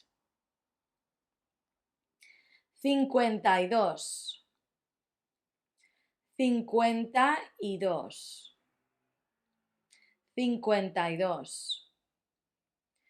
52. 61. 61. 61. Last one, 79. 79. 79. Got it? Right, now I'm going to move to the side so you can see a list of these numbers. Okay, let me read them with the image of these numbers so that you can check what happened. So first one was cuatro. Number 2 was trece o trece. 20. 27. Remember that 27 was 27 in one word. 38. Now, even though I'm saying the word is 38, obviously we Spanish people want to be efficient with the language. So we say these words as if they were one. 38. 38, that 38. 95. That 95, 95. 46. 46, 46. 52. 52. 52. 61. 61. 61. 61. 79. 79. 79. That 60, 70 are the ones that kind of sound more similar. So if you're not paying attention, you might not recognize which one is which. Just remember the numbers, the basic ones, let's say. 6, 7. That T gives you the clue. That is 70, 70. Okay? Hope it went well. Hope you're motivated because we're going up for all the rest of the numbers in the next videos. Adios! Hola! Now, get ready because we're learning all the other numbers and it's going to be very, very easy. Right, on the side, you've got picture so you can see what I'm talking about. The hundreds, I'm giving you a list because some of them are regular, but some of them are not. The first one, 100, you can see 100, it's got 100 and ciento. That's because 100 is 100, so when you say well, just 100 is 100. But beyond that, if you want to say 101, 130, you will say ciento. So 100, 100, 101, 101, 102, 102, 130, 130. Easy peasy. Beyond that, we've got these other numbers which normally follow the rule of being the number plus cientos all together. But you've got some exceptions that obviously in any language you're going to have all of these. So let's go through them. So you've got 200, 200. 300, 200, easy. 400, straightforward. 500. There we go, that pesky 500. No, it doesn't follow the rule. Almost is more similar to 15, 15 than to 5. But just try to remember that. 600, easy. 700, instead of 7 goes to 700. So not regular.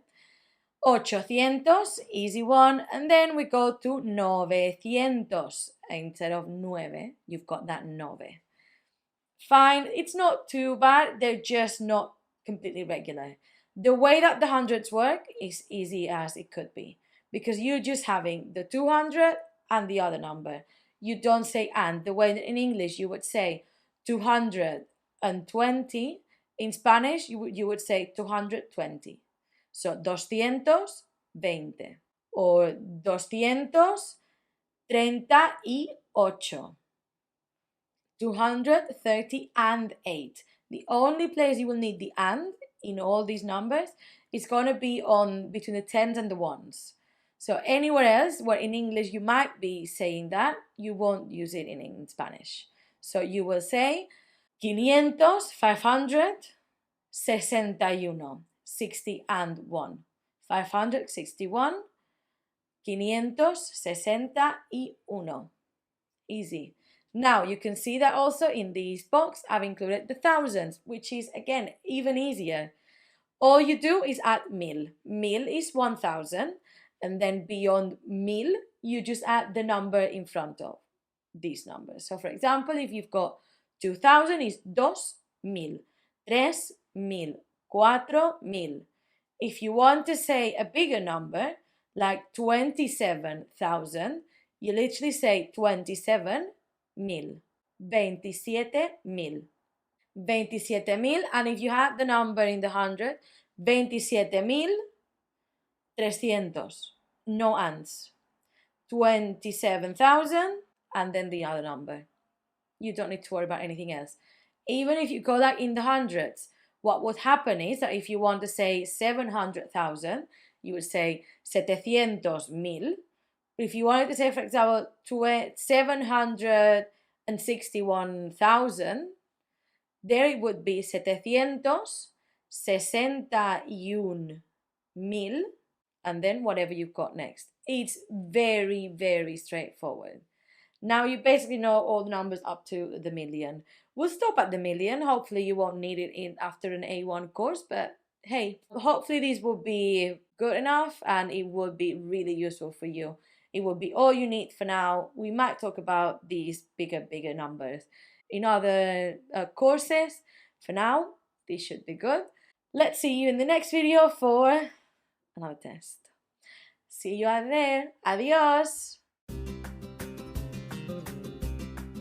Hola, welcome to this last video where we're going to test what we've learned about all these numbers. I'm going to put a picture up and I'm going to disappear. It's going to be this one. As you can see, you start with easier and you're just going to get it more complicated. I recommend that before doing this test, you go and get that worksheet that I made with all the numbers. Have a look at that. Make sure that you understand everything. If you need to go back on any videos, go back. And if you need to have the printed worksheet or the other worksheet up somewhere while you're doing this, do it. I prefer that you give it a go with help, like with the help of the worksheet, than you don't do it at all, because it's how you need to process your thoughts and how you will understand. First, you're gonna start by looking at the cheat code, like I say, and then eventually you won't need it anymore and you will just do it yourself. So what I'm going to do is I'm going to leave this up. I'm going to disappear for a minute. You can pause this video if you need more time. Then I'll come back with the answers as to how to write this. Okay, see you in 1 minute.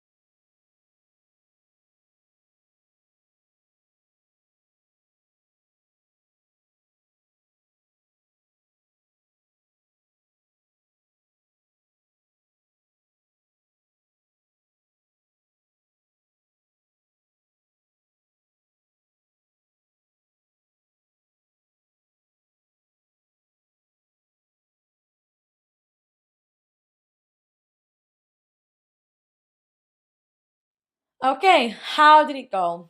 Ready?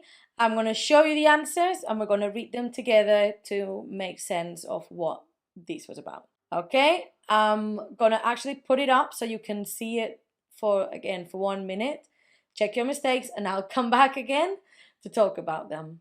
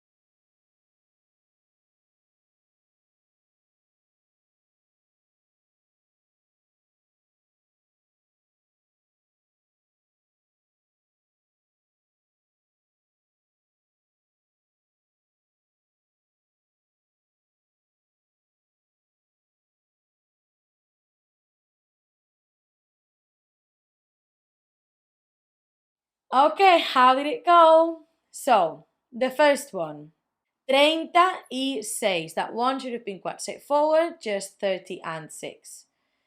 The next one, you've got ciento. Hope you remember that it was not 125, just 125. Remember that 25 is just in one word, like the 20s. The next one, 694. Still quite straightforward. That 600 is not an exception. Then you've got 900. 900 is one of those tricky exceptions on the hundreds. So if you were not looking when you were doing these, you might have made a mistake but written 900, which is fine. Because once you've made that mistake once, you don't normally it doesn't happen again because you think, oh, how silly. And then 62 should have been quite straightforward. Then we're going into the thousands. We've got 1878. So that 1000, just 1000, 800, straightforward, 78. More. Let's go. 7000, so 7,000, 300 for 300, 96, 90 and 3. Oh, 90 and 6, sorry. Again, quite straightforward. 12,000, 12,000. You just get the number and add mil at the end. Easy. 500 was not one of those pesky exceptions in the hundreds. 580. Done. Now, this was the trickiest number of all because you had numbers all over. So start with the thousands. It's 174,000.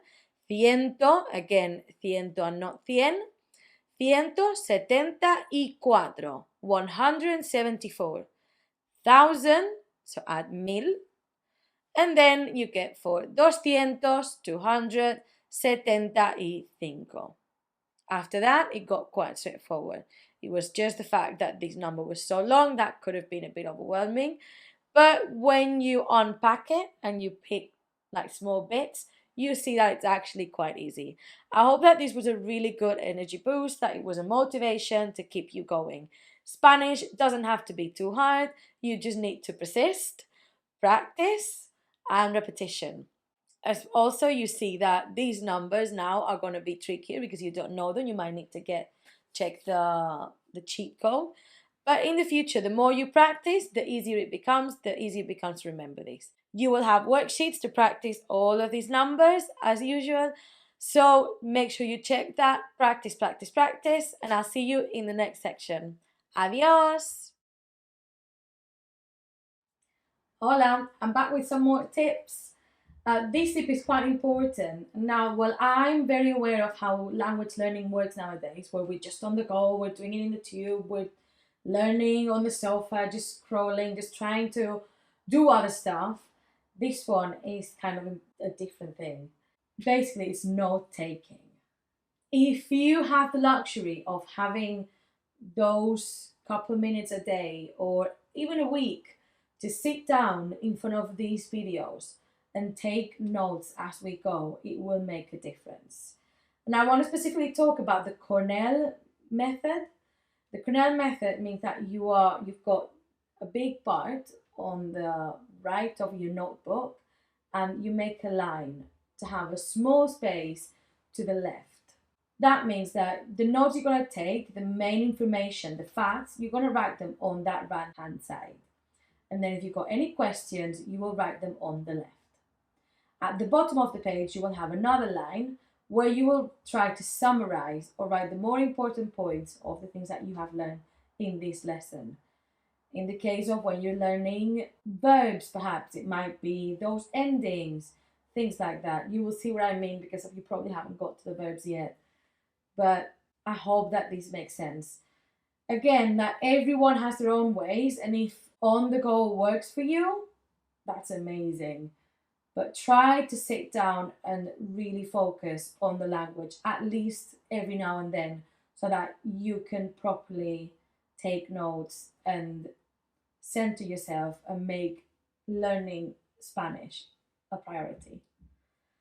See you very soon with more tips. Adios. Hola! Let's get started with a new section about personal pronouns. As you can see, it's quite short and sweet. There's not that much to it. It's a bit different to what the pronouns are in English, and it's going to be quite key to future learning that we're going to do. So let's get to it. First, here's a list of these pronouns. I'm going to have a read through and then I'm going to tell you what every one of them is. So you've got yo, tú, él, ella, nosotros, nosotras, vosotros, vosotras, ellos, ellas. Now, having that read through, the first thing you notice is that there's a lot that are similar and it just changes a letter. Yes, you're right. That's because in Spanish, we've got a big differentiation between masculine and feminine, so male and female. You'll see that happening in regular words. Every word for us has masculine and feminine form, but it's not that difficult once you get the hang of it, especially with persons and people and these pronouns. That's going to be quite easy because we already identify people normally with a gender. I'll speak to you about non-gender conforming people at the end, but for us, we're going to talk about for now and for language purposes, this is what they are. So the first one, yo, is me. Tú is you. Then you've got él and ella. Those are he and she. So that so far it's the same as English. Then it changes. Nosotros, nosotras, both of them means we, but you're going to say those for groups of we. So if nosotros, if it's a group of men, nosotras, if it's a group of females. So if it's me, if I tell you yo y Sara, me and my friend Sara, that's two of us, that's a we, and that's feminine. That would be nosotras. If in that group it's a man and a woman, it's going to be nosotros. Language is still a bit sexist, unfortunately, and if it was me and Chris, it would be nosotros. Even though I'm a woman, I'm not representing that group. It's going to stay to nosotros, which is fine. Nowadays, I have to say that people are trying to say nosotras in a group in general to make a point of it, but normally and grammatically, at the moment, you have to say nosotros. The same happens with vosotros, vosotras. Vosotros is a group of you people. So I think you would translate as you all. Vosotros for men, vosotras for females. I address to you as a group, as for example, if it was I address them to my class when I have a class. Vosotros, you all do your homework. Vosotros. It's a mix between men and boys and girls in this case. And vosotras, again, the same as group of you all, but female. Then you've got they, that also has two forms, ellos and ellas. Ellos for a group of them boys, and ellas, them girls. Simple, it makes sense. I hope so. It's not too bad. Now, for non-binary people or non-gender conforming people, you've got these options. You've got the ones that end in an X, that I'm not sure how to pronounce them. I'm not even going to try because it's quite hard. Or you can call them elle or elles. This is more common within the young people, and you might see it if you go to big cities in Spain, at least. I know that it's quite used.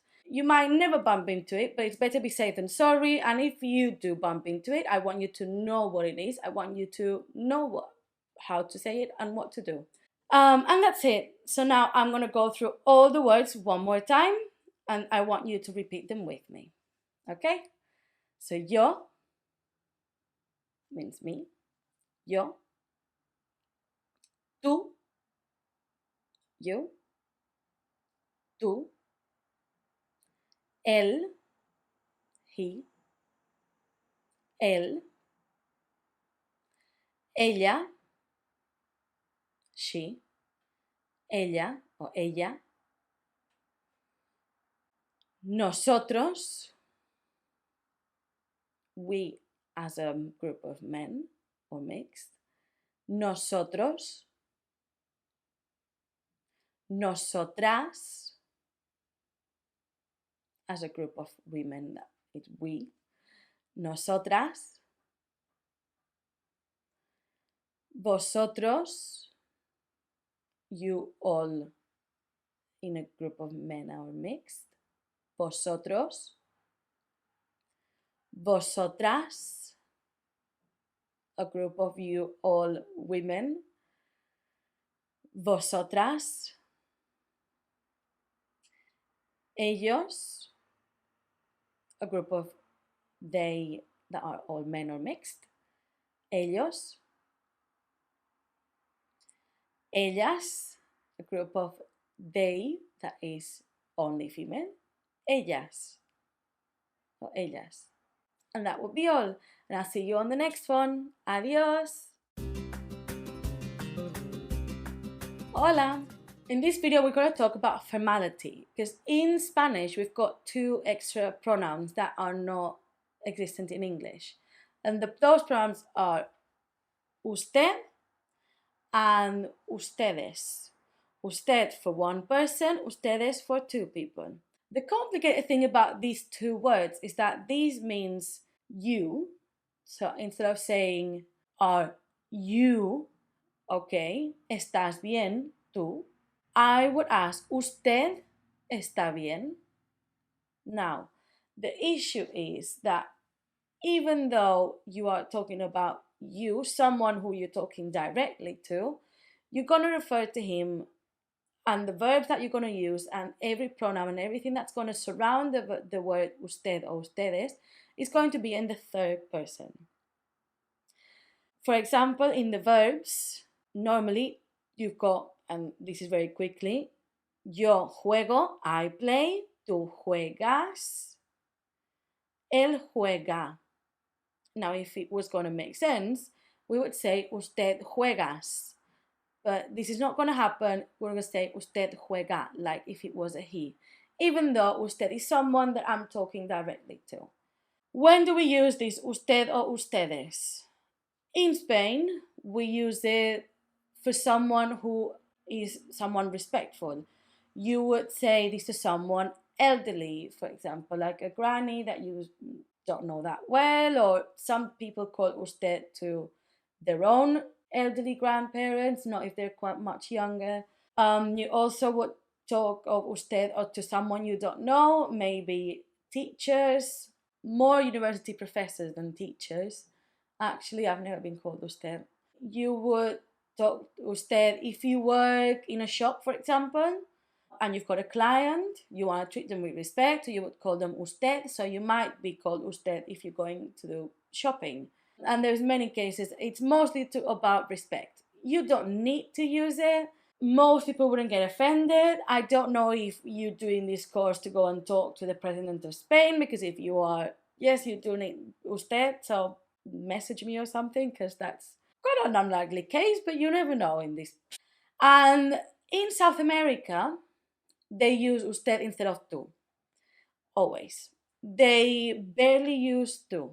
I've asked a friend of mine who works with me about these usted, ustedes, because I sometimes worried that she was thinking that I was being rude for calling her tú. But she said, no, I know that you call me tú because that's what's the rule in your dialect of Spanish.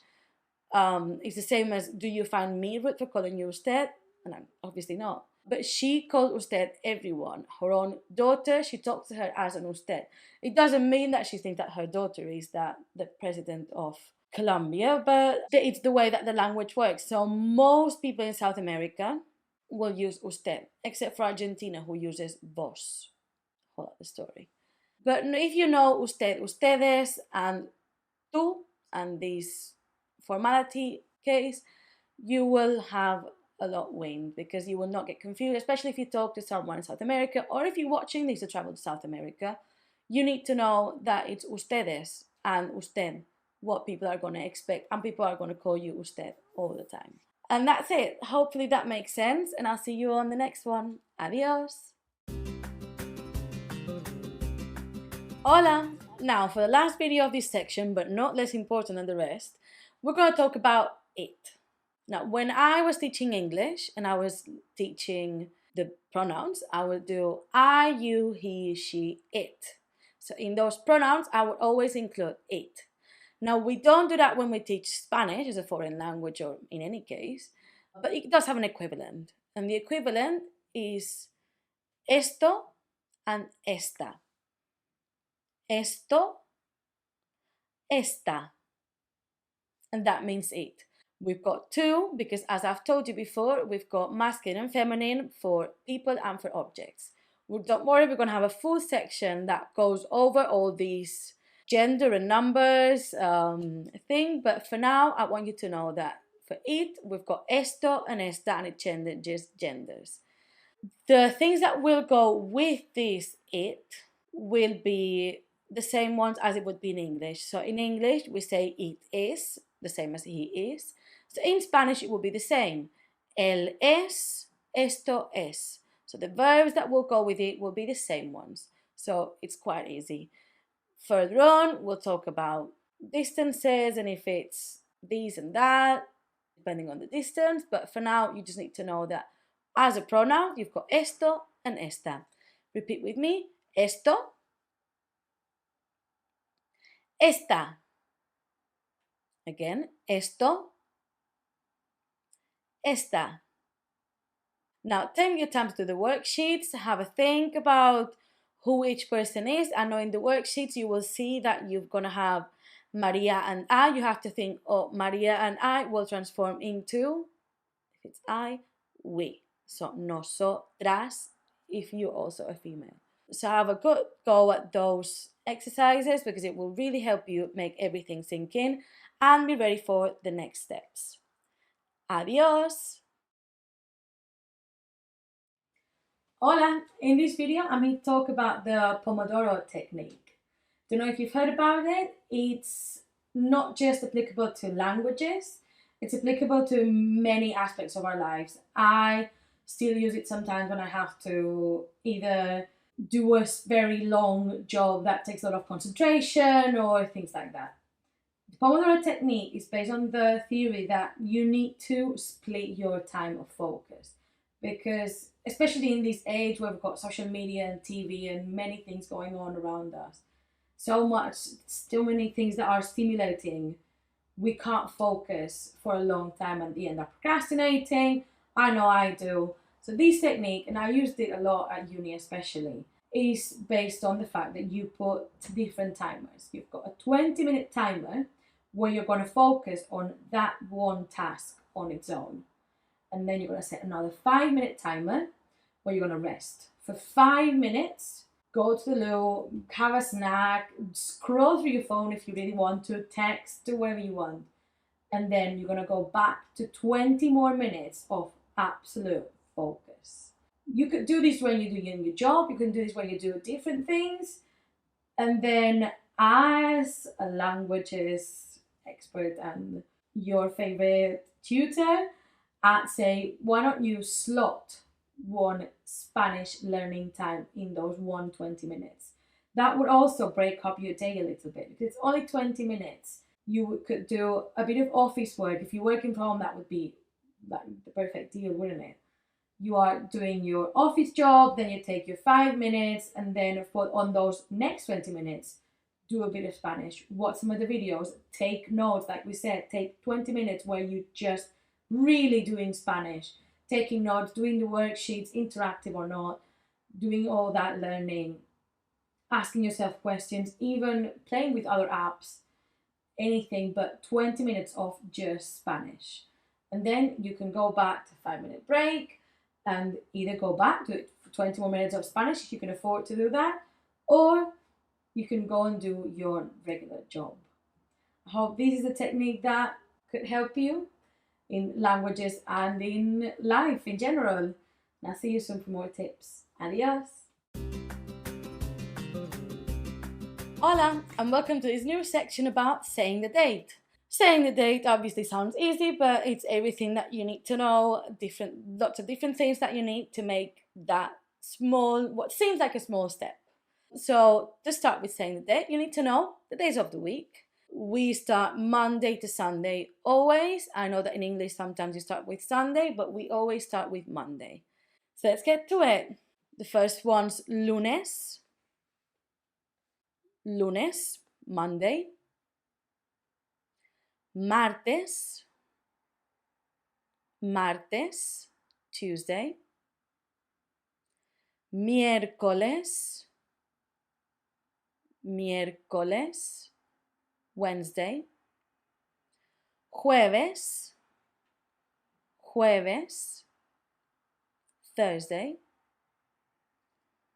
Viernes, viernes, Friday. Sábado, sábado, Saturday. Domingo, domingo, Sunday. Now, I know that these might be a bit childish, but the best way for me to ever remember lists like this is a song. And excuse my voice, but this one's the one that I teach my kids. Lunes, martes, miércoles, jueves, viernes, sábado, domingo. Lunes, martes, miércoles, jueves, viernes, sábado, domingo. And I'm sure you could go and find something on YouTube that has a better voice than me, but just wanted to add these to, for quality purposes. I'm going to read those days of the week one more time, Monday to Sunday, remember, okay? And make sure that you are repeating all these days. Lunes, lunes, martes, martes, miércoles,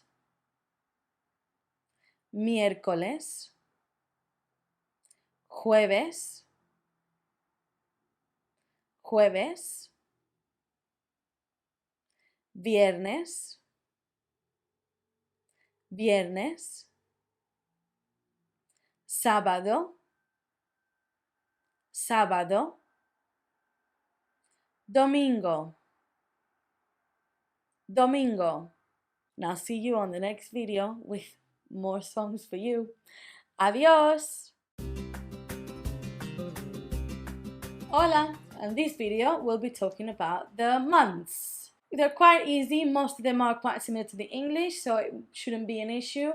I bet that when I show you the list, most of them you will recognize what each one means and which one is because of how similar they are. There will be just some of them that maybe are not entirely similar, but should be fairly easy. And then I'll sing you a bit of song if you're lucky. This is the list. And I'll read them slowly. It starts January, February to December, like the English. So I will translate just this time just for you to have reassurance. But they're fairly easy, as you can see. Enero, enero, January. That's one of the ones that's not quite there. Enero, enero, febrero, February, that one is one of the nice ones. Febrero, febrero. Marzo, March. Marzo, or marzo, if marzo is a bit tricky. Marzo. Abril, abril.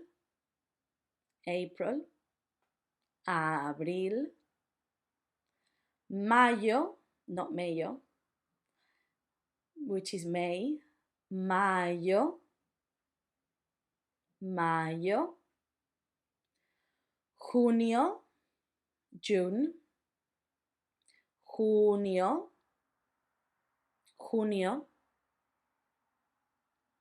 Julio, July.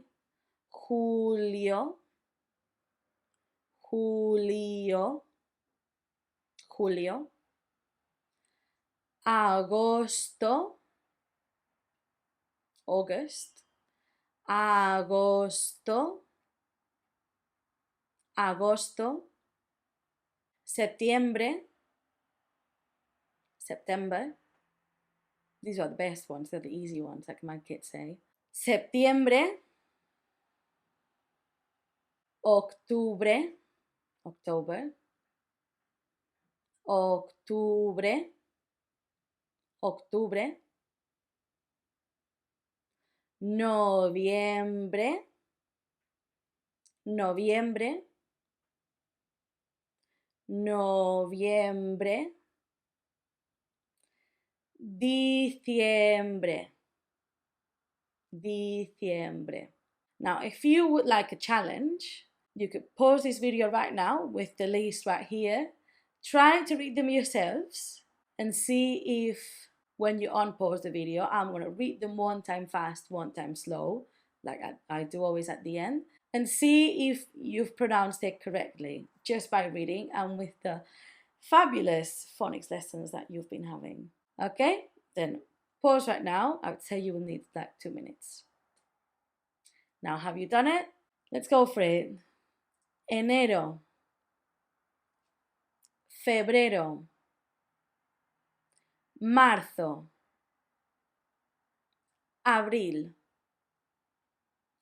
mayo, junio, julio. If you couldn't do the you could say junio, I'll take it.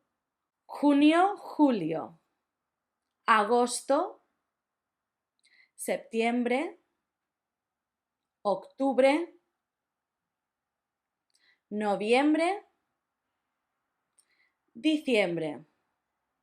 How did it go? Now, as I promised, I'll show you the song. I can't forget my voice. I don't know why I sing in these videos. I don't know why I insist. But here we are. Okay. Enero, febrero, marzo, abril, mayo, junio, julio, agosto, septiembre, octubre, noviembre, diciembre. There you go, present for you. If it helps, again, feel free to ignore my song and my singing and go to YouTube and find them. Actually, good song to learn the months. But I always feel like it really helps my kids. And what I love is that often you can see them trying to remember in their heads and they go, and singing the song. So if it helps you, go for it. Right, I'm going to repeat them one more time, head to toe, and you repeat them for one last time. Enero, febrero, marzo, abril, mayo, junio, julio, agosto, septiembre, octubre, noviembre, diciembre o diciembre. And that will be all. I'll see you on the next video. Adios. Hola. In this video, we're going to talk about the seasons. Now, I know what you're thinking. We don't need to know the seasons to tell the date. Yes, but I really wanted you to know the seasons, and this was the best place to fit this. So here you go. Right, seasons, there's 4, like in every other language. They're quite easy, and there's also a song. So these are the seasons. Primavera, spring. Verano, summer. Otoño, the only one that sounds similar. Otoño, autumn. Invierno, winter. Okay? We're going to go again more slowly, don't worry. Primavera. Now you repeat. Primavera. Primavera. Spring. Verano. Verano. Verano. Summer. Otoño. Otoño. Autumn. Otoño. Invierno. Invierno. Winter. Invierno. The song that I know that you're waiting for it would be Primavera, verano, otoño, invierno. Short and sweet this time. I think this might be the last song I do for now. But anyway, I'm going to repeat these one more time so you can go through them again. Primavera, spring. Primavera. Verano. Summer. Otoño. Autumn. Otoño. Invierno. Winter. Invierno. That would be all for this video. I'll see you on the next one. Adios. Hola. In this video, we're going to talk about something more date specific than the seasons, which is how to say the years. Now, in English, you group them in twos. So, for example, when you say 2023, you instead of saying 2023, you put 2023. For us, we just say 2023. So in this case, we would say 2023. So much easier. You don't need to remember anything. You just need to know your numbers, which, if you've been seeing the videos that we did way back, you'd be fine with. So we've got these 3 numbers. I've done the first one for you, and I would like for you to pause these and give yourself time to try to say these 2 years on your own. Have you done it? Did you give it a go yourself? Now, like we said, we just say the full number as if it was a regular number. So, instead of 2023, we would say 2023. 2023. That second number, instead of 1993, 1993. So in Spanish, 1993.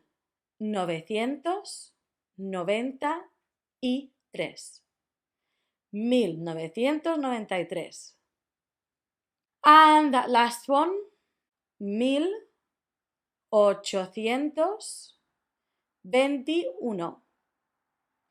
1821. Quite easy, simple, straightforward. For once. I hope you enjoyed this one and see you on the next video for how to do the date format. So, the wrap up. Adios! Hola! And this is the wrap up video where we're going to learn how to actually say the date with all the information that we've been learning with this section and the numbers from before. Right, so on the side I'm going to put the format that we're going to follow and an example so that you can see what I mean. So we do day of the week, then a number, then we say de, which means of, the month, another de, of and that year. So an example that you will see very clearly would be lunes 30, those numbers that you should definitely know very well by now, de agosto de 2020. If you're writing it, you don't need to say that last day, you can just do a comma. 30 de agosto, comma, 2020. Comma in Spanish, comma. Easy, definitely quite straightforward. You'll have a worksheet just after so you can practice all these date formats and how to do it yourself.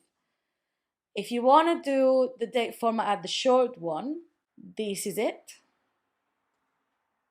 So you do it the same way as many countries. I know that some of them do months first and then days, but we do first days, months, and years. So if you had to say a date with 30 as the day of the month, then 09 for the month, and then 23 for the year. You could also do 2023 at the end. That's a variable that can change. Okay, so have a go at that worksheet that I mentioned, and hopefully you've learned how to say the date by now. It should be quite straightforward, and hope you've enjoyed this. See you on the next section. Adios! Hola, are you ready for some more tips? This case is not a tip, it's more of a bit of a motivation chat or like an explanation. I'm here to talk to you about the 5 stages of learning a language. This is saying that obviously you are starting on an A1 course. Obviously, when you know that there's A1, A2, B1, B2, C1, C2.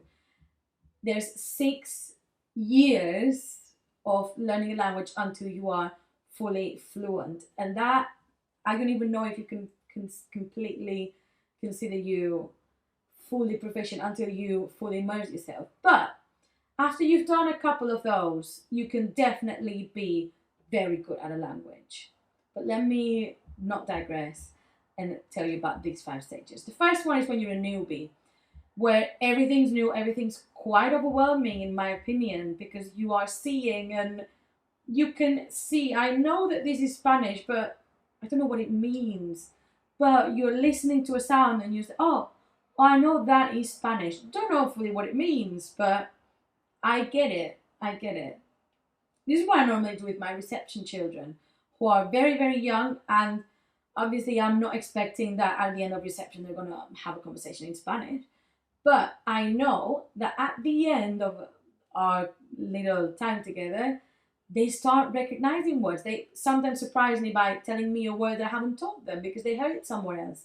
Because Spanish makes a bit of sense to them. And that's what you would be at a baby stage.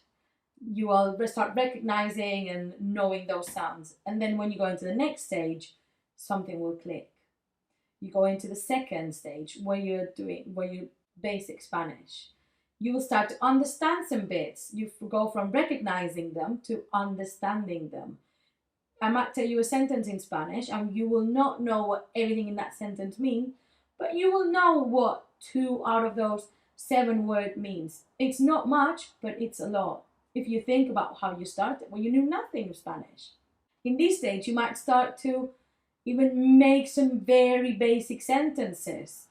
It doesn't mean that you can have a conversation, or it doesn't mean that you will be able to have a full chat in Spanish, but you'll be able to communicate, you will be able to get around. And then you get to the third stage where you are improving and you suddenly start to actually understand what's happening. And you say, oh, this actually makes a lot of sense now. Now I'm understanding quite much more Spanish than I realize.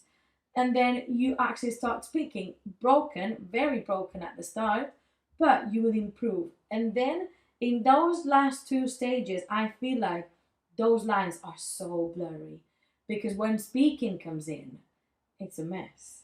The first thing you do normally is recognize, understand, start making sentences, and then at the very end, you can be, after you've been writing for a while, then you get to speak for a bit.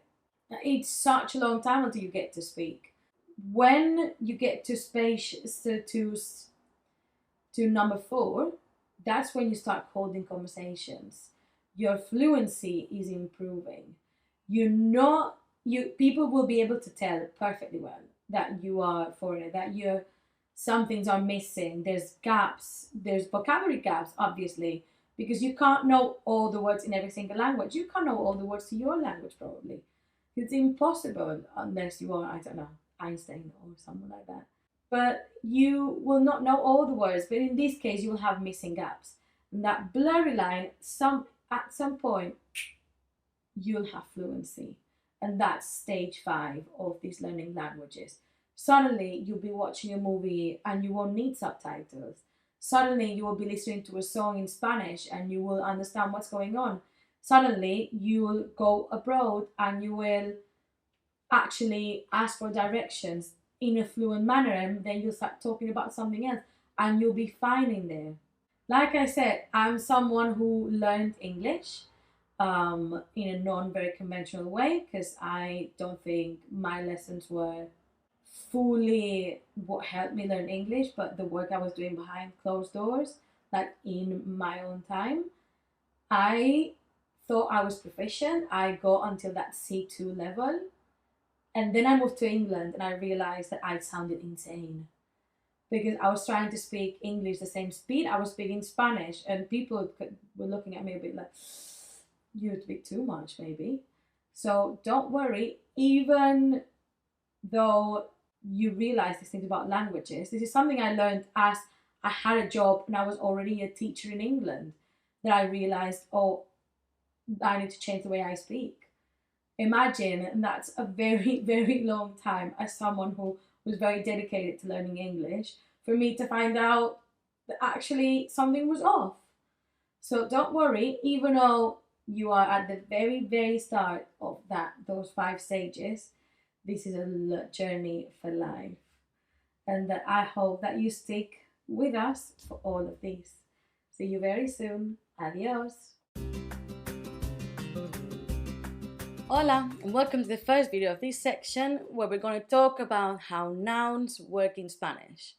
By that I mean how it works with singular and plural and gender, which is going to be a whole thing. We'll get started with singular and plural, which is the easy. It's easy, it's not too bad. The easy part, just because it's more or less like the English. Normally in English you've got a word and you add an S. End of story. If it ends in a vowel, you add an S. If you end in consonant, you have to do ES because you can't do certain sounds in a row. In Spanish, it's going to be roughly the same. Let's get to it. So we've got case 1, where word ends in A, E, and O. In these cases, or if it ends in any other vowel, you will just add an S. An example of these would be mesa, which becomes mesas, or amigo, which would become amigos. That one's the easy one, vowel plus S. Then we've got case 2, which is when a word ends in consonant. This still remotely resembles English. If it ends in consonant, we have to add ES. Examples of these would be these 3. Corazón would become corazones, just based on the premise that we can't say, or it's not easy to say corazones. Papel, papeles, because we can't say papels.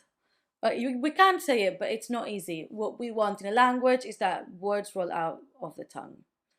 And last one, escoces, because it ends in S. We couldn't do escoces, so escoceses. Done. End of story. Then we've got case 3. Case 3 is when a word ends in Z, because RZ works differently. We need to make sure that that Z has a th sound. In that case, we would remove the Z. We would add thes at the end of that word. So in the words nariz, nose, nariz would become narices, like this. Nariz, narices. You keep the th sound, but you make sure you keep the th sound. And then voz, voice, voz, voces. That's it. There's no more complication. There's going to be a worksheet about this, and you can practice that. So it's not too bad. Singular and plural. This is the way it works. I'll leave some kind of information sheet so you can have these all together in one, probably where the worksheets are, and you don't need to be taking too many notes or scramble to how to make these notes make sense. Don't worry, I've got you. And this would be all for this video, and I'll see you on the next one to talk about gender for words. Adios! Hola! And welcome to the first video where we're going to talk about gender of nouns. Now, by gender of nouns, what do I mean? I mean that every noun, every word in Spanish that's got the meaning of an object, of a thing or a person, has a gender of that word. It doesn't mean, this is the way that I explain it to my children. Table for me is feminine, but pencil for me is masculine. That doesn't mean that I see a table and I say, oh girl, great job you're doing today, or I see a pencil and I say, oh boy. It means that the word pencil, lápiz, and the word table, mesa, have a gender. So the word mesa, to me, automatically I see the word mesa, or I think the word mesa, and I think that's feminine. I know that's feminine. Or the word pencil, I know that the word pencil is masculine. It's not that I see the objects as those objects as masculine and feminine, it's that the words are masculine and feminine. So they are male or female. We're going to call them masculine and feminine because that's the right terminology for us. But that's what it means. And that's something that's important to understand before we get into the specifics of why each word is masculine or feminine. Because this is going to be helpful for you to, if you're doing any other language. If you speak already Italian, French, Portuguese, any of these Latin languages that come from Latin will have the same. Most languages will have the same. You're lucky that in English you're lucky because you don't have that issue. But to us it's not an issue because we always known that table's feminine and that pencil's masculine. It's got nothing to do with the object and how they work or how they look or how they are or what they do. It's got to do with the word itself. So bear with me. I hope that this makes sense. And I'll see you on the next video where we'll break this down a lot. So it should be quite easy to identify what's masculine and what's feminine. So let's see you on the next one where I'll explain the ways to know how a word is masculine. And then another video where the word is feminine. And you'll have a lot of practice, a lot of opportunities to practice what each word is. So don't worry, bear with me, take a breath. And I do recommend for these ones to watch the next two videos together, not on the same day or one after the other. And don't worry about too many notes because I will have a worksheet with all the information gathered together so it makes sense for you. If you want, you can download that first so then you can follow with me and see what the information says and oh, that makes sense. Yeah, so do that. I'll see you in the next one. Adios. Hola, let's get started with masculine word indicators. So what things tell you in a word that this word is going to be masculine? The first one, the main thing that's going to tell you, it's going to be o. So if a word ends in o, straight away you know it's masculine. An example of o would be hijo, son, or zapato, shoe. So you can see, hijo, yeah, you know because it's a son, it's got a gender itself. But zapato, shoe doesn't, because it ends in that o. I know that zapato, that shoe, is masculine. Next one, nouns that end in ma, like problema. Normally, the a would be indicating that it's feminine, but because it's got ma, like in the word problema, we know that this one is going to be masculine. So these are like an exception. And also pa, it's another exception. Mapa, a map, is masculine, and we know that because it's pa. It's not just a, it's pa. Then my kid's favorite trick is always the word loners. If you remember the word loners, any word ending in loners, except for if the word is in plural, which is a whole other issue, but if it's in singular and ends in any letter from the word loners, we know that this is going to be masculine. Like for el, papel, paper. O for mono, monkey. En, atún, tuna. Hombre, man. Again, that one does have a gender, but we have to think about the word hombre. That ends in e, part of loners.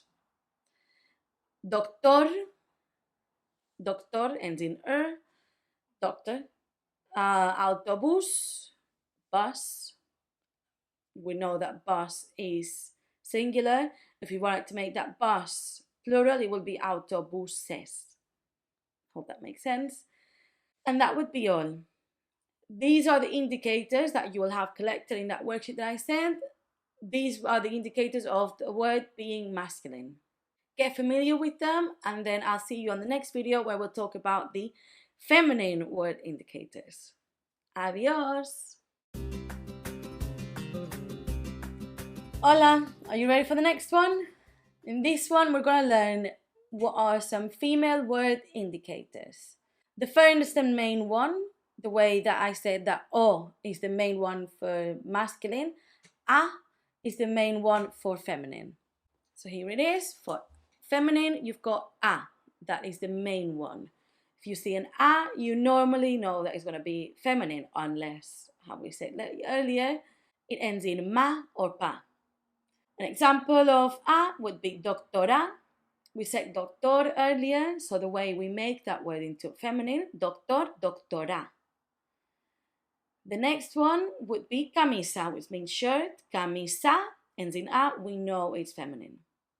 Then some, it's not an exception, but it's not following exactly the rule, would be yon, because on that N should end in for the loners. So religion, for example, religion is feminine.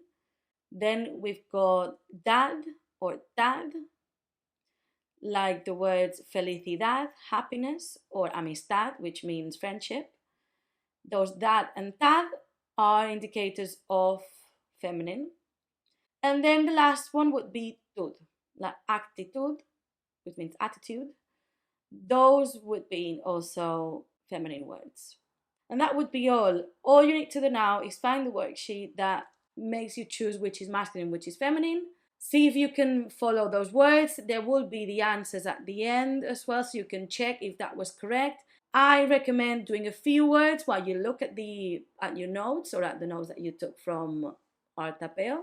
And the other ones, you try to do by yourself. Once you get the gist, you should try to do it by yourself. And if you make mistakes, that's even better. I always say that we always learn from a mistake. So if you make a mistake once with one thing, the next time you remember that mistake, you don't make it anymore. Easy. I'll see you on the next video for more gender and number mixed up together. Adios! Hola! In this video, we're going to start mixing that gender and number of words. And that's going to be talking about how everything that goes with that word, either be adjectives or pronouns or any article, anything that goes with that noun will have to be in the same gender and number as the word. So for example, we've got in Spanish, the. So if you wanted to say the house, that the would also have to go in the same gender and the same number as house. Let me show you what I mean. In this box, you can see that we've got el, la, los, las. That's because these four are the four ways that the will change in Spanish to go with that noun.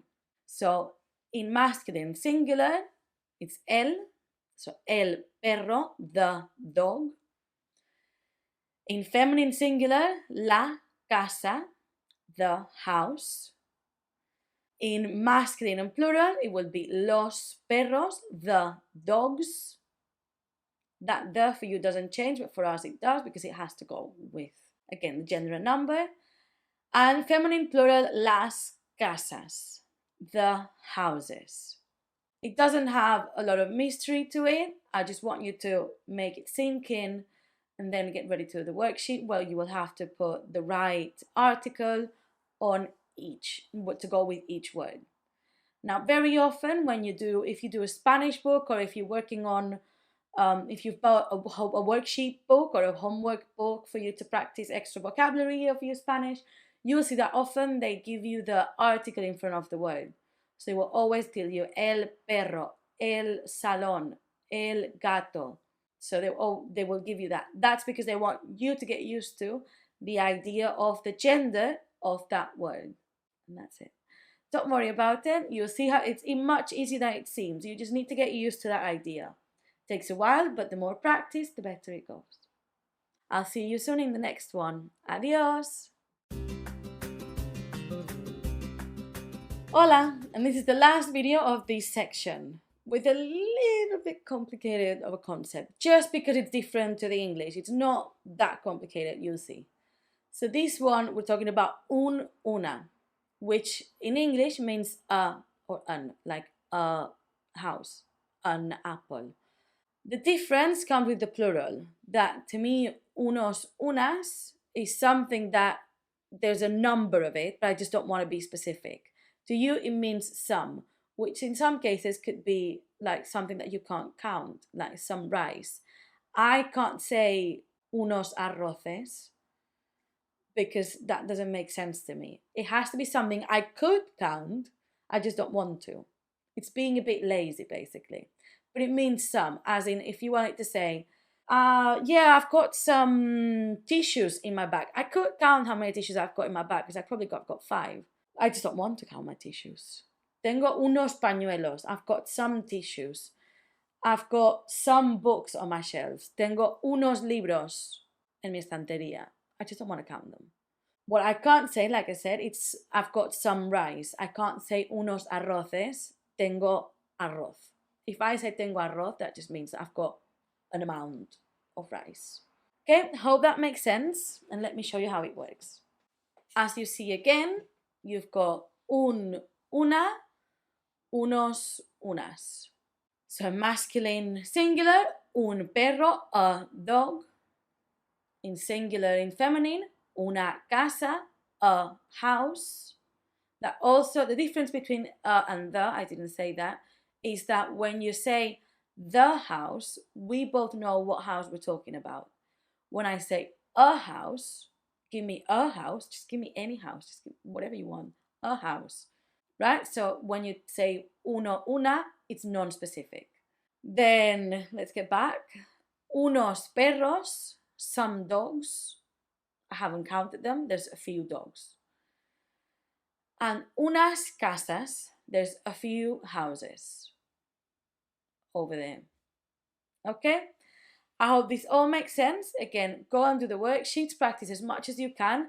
If you need to, if you feel like what we've given you is not enough, you can always send me a direct message on social media or leave a comment, and I can help you find some more, or I can give you some more stuff. But what I always say is that if you go online, there's 1,000 resources and there's 1,000 things that you can do. Masculine and feminine in Spanish, exercises with answers. That's a very easy way to go if you feel like you need some more. Because don't forget that even though we are doing this now, it's like this is the closed version of it. We will keep seeing gender and number all the time. The reason we're doing this early on is because you will keep seeing it in the future.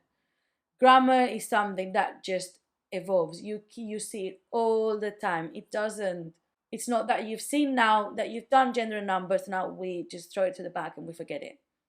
It doesn't happen like that. As we see vocabulary, as we see some words, we will keep working on gender and we keep working on number. So don't worry too much if you feel like it's not a lot.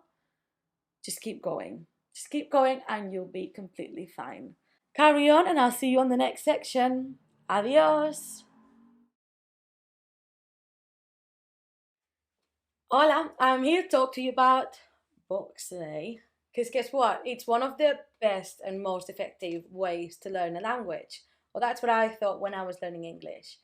One of the best things to do is to start with very small books. If you go to any library or on Amazon, I'm sure, you can find adapted books for learners. If you type in A1, that's the level you are learning at the moment. And I'm sure they will have some books that are regular books. I know that I was reading some Sherlock Holmes adaptations when I was starting to learn, and that's a good way to start. Otherwise, my best friends were these guys. The Harry Potter books, those are the ones that I loved when I was a kid. And what I did was, obviously, I read them in Spanish before, so what I started reading them in English. I knew what I was doing, I knew what was happening, so I was able to follow. But there were so many words that I didn't understand that it was really frustrating for me to read, and it takes me ages to read when you are starting. Because what I was doing is I was focusing on every single word. Another way of doing it is not focusing on all the words that you don't understand, because there will be loads. You can start by just reading roughly. As long as you roughly have an idea of what you're reading, you are doing well. It's all about practicing. It's good to look up some words that you don't understand, but you don't have to really, really understand everything, because that becomes really frustrating. So go for it. Start reading adapted books and then go for the ones that you know and you love. Afterwards, probably once you've done a few more courses and read a few more books, you can expand your library and start reading books that are brand new to you in Spanish. See you very soon. Adios. Hola, and welcome to this new section where we're going to be talking about possessives. Possessive means owning something, just to clarify. In Spanish, it's going to be fairly different than English. Some things are going to be more similar, more closer to English. Some of them aren't. There's 4 very easy ones, but then there's a few that are a bit more complicated, because obviously I've told you before, Spanish changes depending on if the noun is masculine, feminine, singular, and plural. So this is going to apply to these possessives that are going with the noun. So I told you, even if we're moving on from masculine and feminine and all of this, you will still be talking about it for a very long time. So here we go. I'm going to show you the list first. This is the list. And as you can see, there's a few similarities already. So first, you've got me, my, tú, yours, and su, his or hers. In this case, in Spanish, we don't differentiate if it's his or hers. It's all the same, it's su. Then you've got nuestro and nuestra. Why is it nuestro and nuestra? It doesn't depend on if we are male or female. It depends on if the object we as a group possess is male or female. So imagine in this group, it's me and my friend. We have a dog, nuestro perro. But if we've got a female cat, we would say nuestra gata. Does that make sense? So it doesn't depend on us, it depends on the thing that we possess. The same, it's going to be with vuestro, vuestra. As you know, we've got a second you, that means you all as a group of you that I'm addressing. So vuestro perro, like we said, vuestra gata, depends on the thing that you as a group possess, not what you are as a gender. And then theirs is going to be again su. You got to differentiate if it's su, just his or hers, or theirs. You just have to see how the sentence is. You have to see the sentence as a whole. Normally, when you speak, you will have a bigger context. So when you're doing sentences, you might need clarifying that if you're doing only just filling the blanks. But when you're in real life, you will always need to think that you're always going to have a context. You're always going to be either seeing something or in a situation where you know what we're talking about, either one person, him or her, or as a group. Okay? And now that we've seen the list and we've explained how it is, I'm going to tell you that these are only the ones that mean that you possess one thing. So we've said nuestro perro, our one dog. Because in the next video, we're going to talk about what happens, because they change, if you possess two or more things.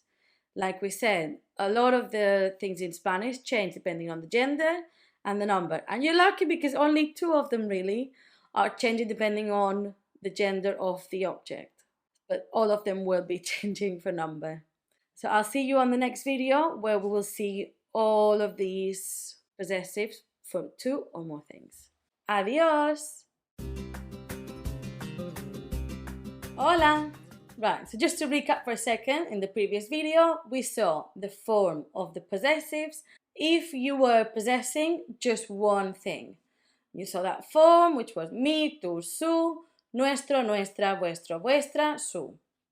I'm just saying it very fast because this is what I'm just doing a very quick recap. What we will be learning in this video is how these possessives that we learn change when we own more than one thing. Okay, so let's the list. As you can see, it's fairly similar, and you will especially be quite easy if you remember the rules that we learned in the video where we learned singular and plural. So all we're doing mostly is add an S. So we've got mis for my, tu, yours, su for his or hers, and then nuestros, our dogs, nuestras, gatas, female cats, vuestros, perros, vuestras, gatas, female cats. Sus, again, for theirs doesn't change, so that's the easy one. And again, it's going to be about context. So these ones you will use if you possess or you own, you're talking about more than one thing. We'll talk about how to use them, how to change it, how to conjugate in the next video. But for now, just try to learn all these forms. Again, it's quite easy if you learn just the first few ones and then you remember the rule of plural and see these ones. Or you can learn them, just try to learn them both. It's fairly straightforward. It's just a bit more work than the English would be. It's not too bad. Okay, see you in the next video where we'll talk about how all of this works. Adios! Hola! Are you ready to see how all of this works? I know that we've kind of been talking about how it works, so you mostly know how it's going to be. But I always feel like with grammar, the best way to learn how it actually works is to see examples and to have different case scenarios that you can see and to see how it works. And don't worry because you also need practice. That's my number 2, and that's on the next video. So let's see. The first case scenario I'm going to show you applies to me, tu, su. So mine, yours, his, and hers. And the su, that means theirs. So that's the same. So all of these are the ones that only change in number and do not change in gender. So as we can see, we've got the example, mi casa, mi perro. You can see the mi doesn't change, even though casa, we know that a mostly indicates that it's feminine, and o indicates that it's mostly masculine. So we can see that mi doesn't change. What changes is that if we own more than one house or more than one dog, which obviously some people do, mis casas, my houses, mis perros, my dogs.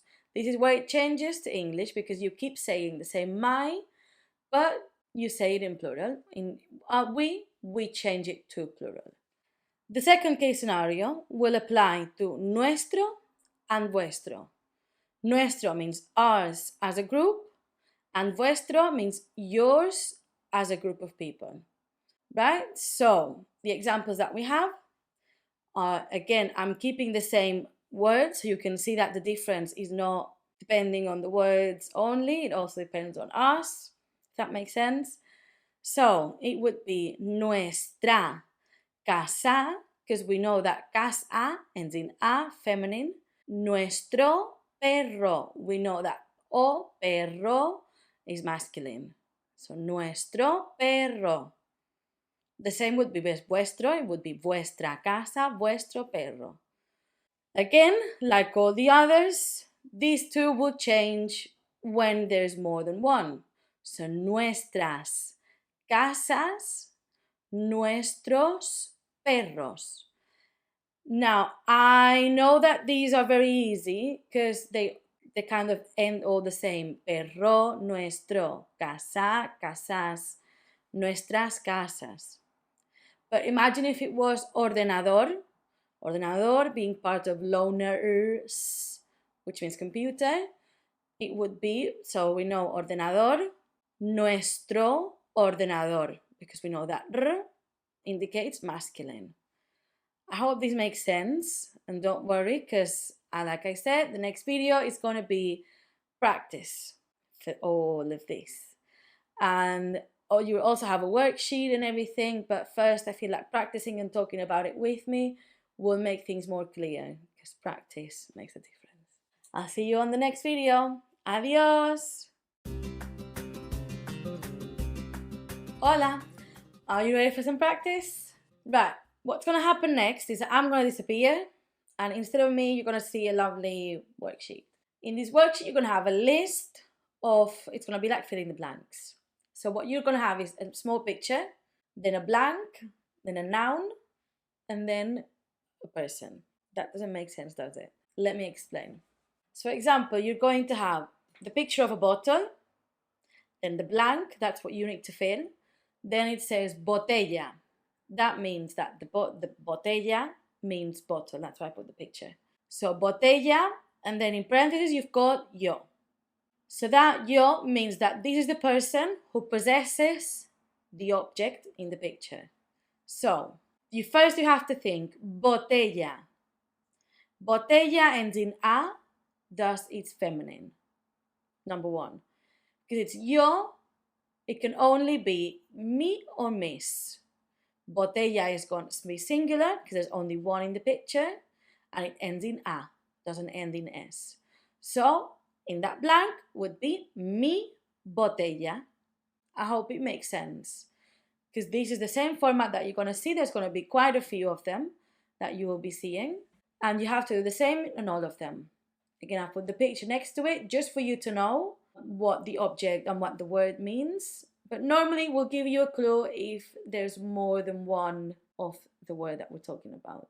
Right, I'm going to disappear for 30 seconds. I say 30 seconds because I don't want the video to be too long, but what you should do is to pause the video, do the exercises that you need to do. Try to do it by remembering. Try to do it without looking at the words. If you need to, obviously you can, but then when you do the real worksheets, you will have to do it without looking. Okay? Right. Disappearing, and I'll come back to explain how and why all of this works.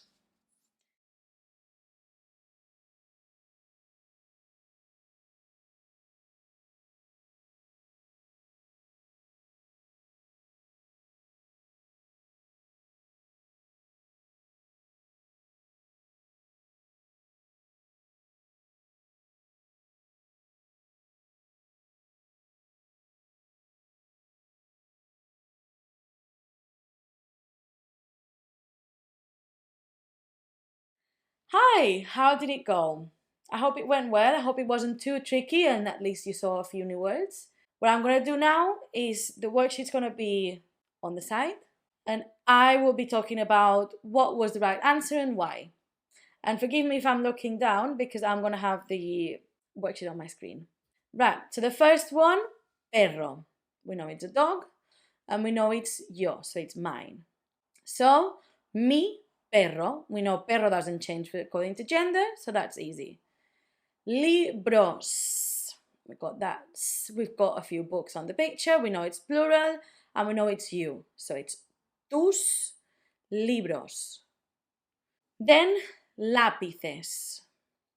If we remember the rules for changing number, lápiz normally ends in z, and we take away the z, put ces to make it plural. So it's hers, her pencils, as we see in the pictures. But does it matter if it's hers or his? No, it doesn't. So it's going to be just sus lápices. sus, because it's more than one. Then ellos, theirs. Doesn't matter if it's boys or male or female. What does matter is that it's plural.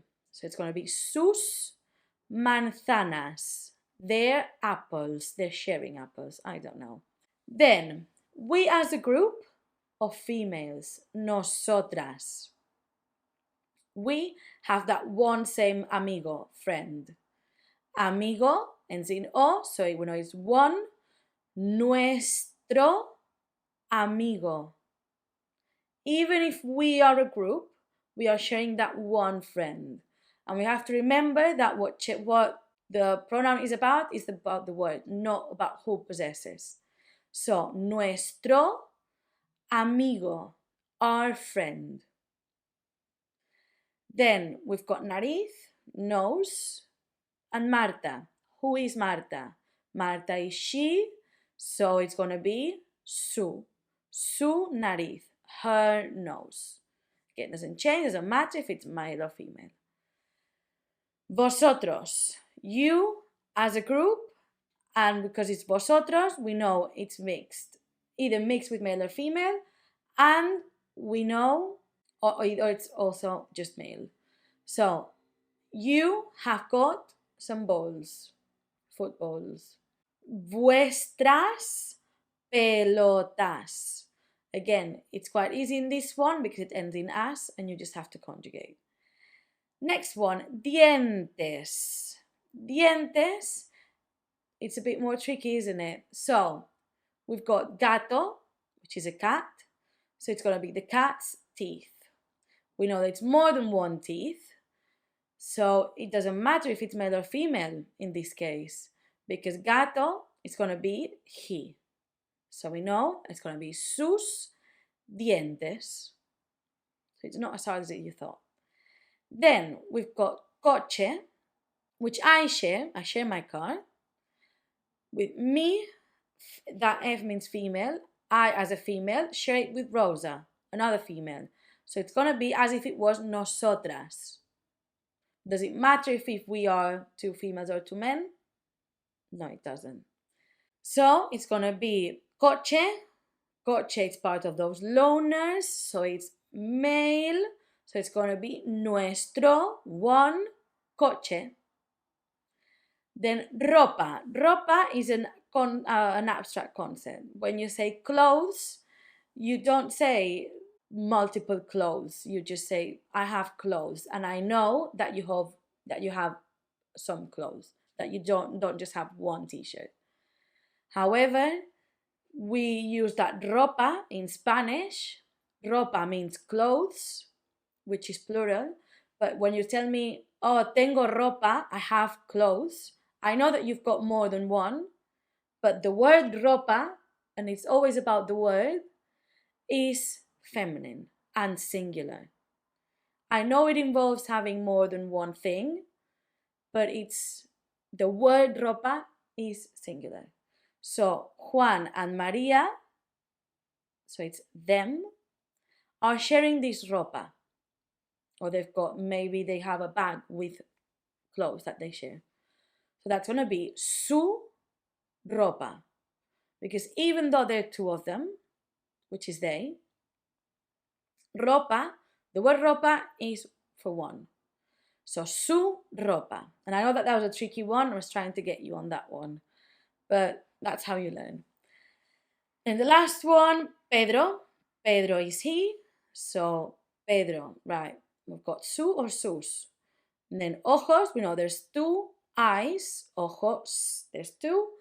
So sus ojos. How did that go? I hope it made most of it make sense. I know that I went to get you with the ropa, but hopefully you will have understood what was going on. Hopefully you will have learned something, and now you're going to have a beautiful worksheet for you to go and practice, and you're going to have all the answers. But now that we have gone through all of these, it should be easier for you to know how it works. And this is it. I'll see you on the next section. Adios! Hola! Today's tip from Aina's Corner is going to be listening to Spanish music. Again, one of those things that you might not be thinking about very often, but it really helps. Spanish music is something that you can do on the go. You can do it when you go running, you can do it in the tube, you can do it in public transport when you're driving. It's just being exposed to that language, even if you don't know you're being exposed to the language. Sometimes what I used to do, again, when I was learning English, I was a bit of a nerd.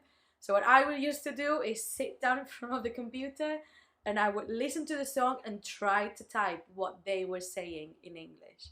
And for me, that was an exercise of comprehension. Was I understanding what they were saying? Afterwards, I would go and look up the lyrics, check everything that I was missing, because I was missing a lot back when I was doing this. And then I would go in and get a dictionary and start looking up words that I did not understand. You don't need to do all of that because we live in 2023, 2024. It's a bit much. But what you really could do that could help is just listen to that music, get exposed to it, see if you can understand some things. Maybe you can learn some new words, but definitely try listening to Spanish music. See you soon for another tip. Adios!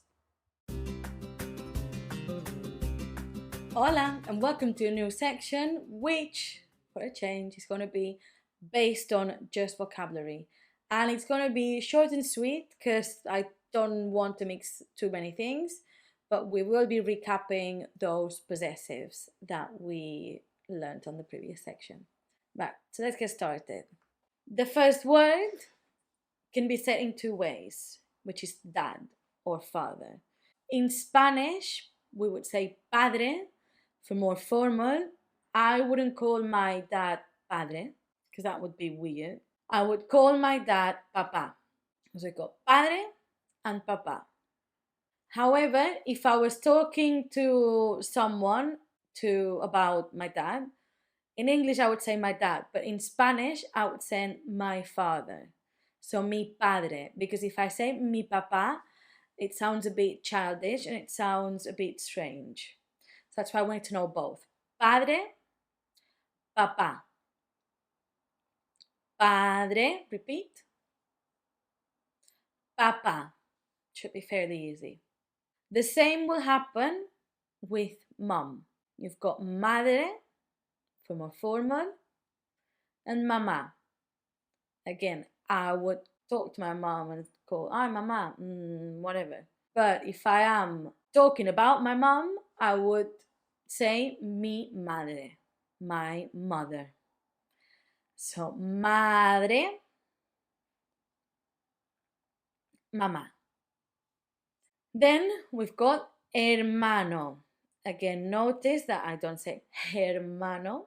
I say hermano, and that's brother. Hermano. Your turn. Hermano. The second one, it's going to be hermana, which is sister. The word barely changes. You send the O for an A. That's going to happen many times. Hermana. Repeat. Hermana. Same will happen with abuelo, abuela. Abuelo, grandpa. Repeat. Abuelo. Abuelo. And then abuela, abuela. Abuela. And last, I know that these might not be technically a relative, but to me it's part of family. Mascota. Pet. Mascota. Mascota. Mascota. I'm going to recap all of them now. Padre, papá, dad. Madre, mamá, mom or mother. Hermano, brother. Hermana, sister. Abuelo, granddad. Abuela, grandma. Mascota, I'll see you on the next video with some more words. But practice these ones one more time if you wish. Adios! Hola! In this video we're going to talk about some more family members, but this one will be a bit more removed than the ones that we talked about in that first video. Let's just go for it. The first one, tío. Tío means uncle, and tía means auntie. As you can see, like we said in the previous video, all it changes is an O and an A. You've got basically the same word. So from now on, I'm just going to show them together and just talk about it, okay? So, tío, tía, uncle, auntie. Primo, prima, boy cousin and girl cousin. In Spanish, we do specify if it's a boy or a girl. Primo, prima. Then we've got bisabuelo, bisabuela. That means great grandpa and great grandma. So repeat, bisabuelo, bisabuelo, bisabuela, bisabuelo, bisabuela. Then the next four, in English you don't really have a new word for them, but in Spanish we do. The next two are suegro, suegra, that means father-in-law and mother-in-law. Suegro, suegra, suegro, suegra. And that means father-in-law and mother-in-law. And the next two, cuñado, cuñada, brother-in-law and sister-in-law. Cuñado, cuñada, cuñado, cuñada. Right, I'm just going to go for it and repeat all of these words one more time. Tío, uncle, tía, auntie. Primo, boy cousin. Prima, girl cousin. Bisabuelo, bisabuelo, great grandpa. Bisabuela, great grandma. Bisabuela. Suegro, father-in-law. Suegra, mother-in-law. Cuñado, cuñado, brother-in-law. Cuñada, cuñada, sister-in-law. And that would be most of the words that could come up. There's obviously more and more specific things, but they should do for now. I'll see you on the next video. Adios! Hola! Now, we've said all the vocabulary, all those big lists of things, and now we're going to see how it works. How it works what? How it works when we have a group. Because in English, when you have your mom and your dad and you want to say, instead of saying your mom and your dad, you want to say them as a group, you say my parents. In Spanish, we don't have these words, grandparents, my parents, my siblings. We don't have those. We basically take the word and make it masculine and plural. I've told you before that when there's two people in Spanish and you want to make a group, if it's two males, not a problem, it's masculine. If it's two females, no problem, it's feminine. But if it's one male and one female, it becomes masculine. I don't make the rules, unfortunately. And even if you are in a big group where there's 30 females and one man, this group would have to become masculine. Again, I think I've told you before that These things are changing nowadays. More people are addressing to groups as a feminine to beat the system, but I have to teach you grammatically correct. It's masculine and plural, unfortunately. Right, so let me show you a few of these words and you'll see how it works. So if you want to say my mom and my dad, they'll become padres. So you take that padre, my dad, my one dad, and turn it into padres, like as if it was my dad's. If you wanted to say my dad's, you have two dads, it would also be padres. And if you did have two moms, you could say madres, I guess. Yeah, you can say madres. But if you're talking about one mom and one dad, padres. Abuelos, if you're talking about one grandma and one granddad, abuelos. But if you're talking about two grandmas, you could say abuelas. Abuelos. Or if you're talking about all your four grandparents, abuelos. Same will go with tíos, my uncle and my auntie, or my uncles and my aunties, all of them, tíos. If you only have tías, again, great, tías. I'm just doing what if it was if a group of male and females mixed. Primos, again, this is what could be controversial because, well, I don't have any boy cousins, so I would always say primas, mis primas. But if you had a group of 30 female cousins and that one boy cousin, should grammatically become primos. So, primos.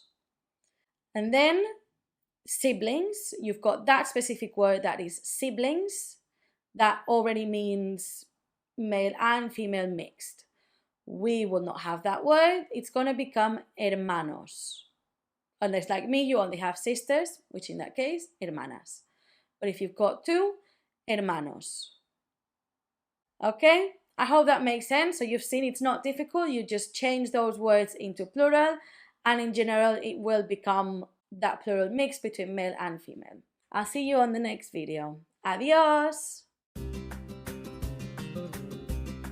Hola! You ready for the last video of this section? I know I'm keeping it quite short and sweet because it's only about vocabulary, and what we'll do in this video is make it practical.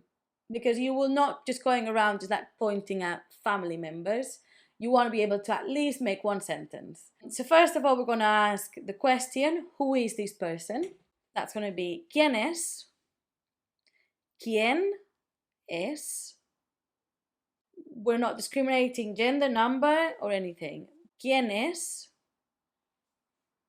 ¿Quién es? Then your answer could be es mi, it's my. Now that verb, es, that it's, is highly problematic, severely irregular, and we're going to have a whole section just about that verb ser, because it's terrible. For now, I just want you to know how to say these small things. This is my, es mi, it's my, es mi. But if you're talking about two people, it would change to son. Son mis. Son mis. They're my, but in plural. Son mis padres. If you're saying es mi padre, my one dad. I told you I wouldn't say es mi papá because it's a bit strange, although it could work in some different countries that speak Spanish. Es mi padre, son mis padres. Then obviously there's not a lot of situations where you could do es tu padre. I will not tell you that this is your dad, but who knows? You just have to change the mi and the mis for another pronoun. You just have to make sure that es is used for singular and son is used for plural. Es mi, son mis. And that would be all. You will be practicing a bit of these and some of the vocabulary in the worksheet that you'll find around somewhere, here or here, I don't know. And you will see how easy this section was. I hope it makes sense. I hope you enjoyed it, and I'll see you on the next one. Adios! Hola! You want another tip? Watch movies. I know that's an easy one to do and it's a bit unexpected, but that's one of my favorite ways that I learned English. There's a very scientific way to watch movies when you're learning a language. The first way to start is watch movies that you know and that you've watched before. Start by watching some Disney, and you start by watching it in Spanish but with English subtitles. You know what's going on because you've seen the movie before, and you also have the subtitles in case you are trying to read the words and understand what they're saying. The second way is when you graduate from that, you start putting Spanish subtitles. So the audio and what you're reading are going to be the same. In this scenario, I probably would start by watching movies that you know, and then try to watch some new movies with those different subtitles. Once that's done, it will take a very long time, and you will be able to remove those subtitles and just enjoy your movies in Spanish. I hope this trip was very useful to you, and I'll see you for the next one. Adios! Hola! Welcome to this new section where we're talking about school. It's gonna be short and sweet again, as it's only vocabulary. You will have a worksheet at the very end where you can practice writing these words. But mostly when it's about vocabulary, the best way to do it is repetition, listening, and you repeating it. Writing it a few times if needed be, but what is going to stick the most with you is the things that you use the most. So maybe some of these things you will be using because I say school objects, but you might be using them in the office. So the more you use these things, the more that they will be useful to you and the more that you will remember them. We're going to get started with this video where we're going to talk about school objects or just office objects. Some of these is just stationery. Let's go for it. Goma. Goma means rubber. Goma. Lápiz. Lápiz. If that th is hard, again, you can always say lápiz. Lápiz. And it's pencil. Bolígrafo. Pen. Bolígrafo. Bolígrafo. Cuaderno. Notebook. Cuaderno. Cuaderno. Libro. Book. Libro. Book. Regla. Regla. Ruler. Regla. Estuche. Estuche. Pencil case. Tijeras. Tijeras. Now this word, like in English, it means scissors. So in English you've got a pair of scissors. For us, unas tijeras. So it's going to be a plural word even though it means just scissors. Sacapuntas. This is my kid's favorite word. Sacapuntas. Make sure you say the n. Sacapuntas. It means sharpener. But my kids always say that it sounds like a naughty word. Sacapuntas. Sharpener. Calculadora. Guess. Calculadora. Calculator. Calculadora. Rotulador. Rotulador. Sharpie. Pinturas. Pinturas. Now in this case I'm talking about a plural word. Una pintura, a coloring pencil, but we normally have them as a collective. Pinturas, coloring pencils. Last one, pizarra. Now this is going to be tricky to say because of the sounds that it's got. Pizarra. Board. Like it can be a whiteboard or a blackboard. We just call it pizarra, no matter what it is.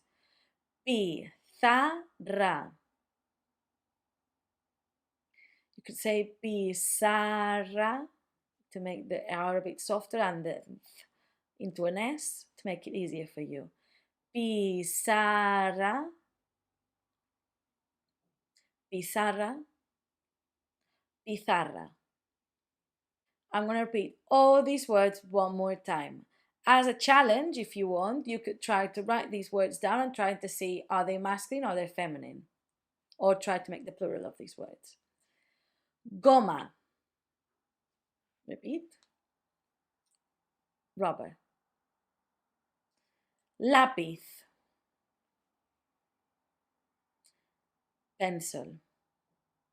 Lápiz. Bolígrafo. Pen. Bolígrafo. Cuaderno. Cuaderno. Notebook. Libro. Book. Libro. Regla. Regla.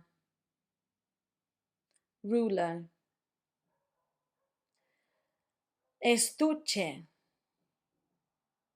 Estuche. Pencil case. Tijeras. Scissors.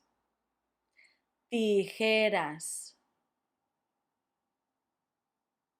Sacapuntas. The naughty word, I forgot to say that sacapuntas is a masculine word. It ends in as, but it's el sacapuntas. Sharpener. Sacapuntas. Calculadora. Calculadora. Calculator. Rotulador. Rotulador. Sharpie. Pinturas.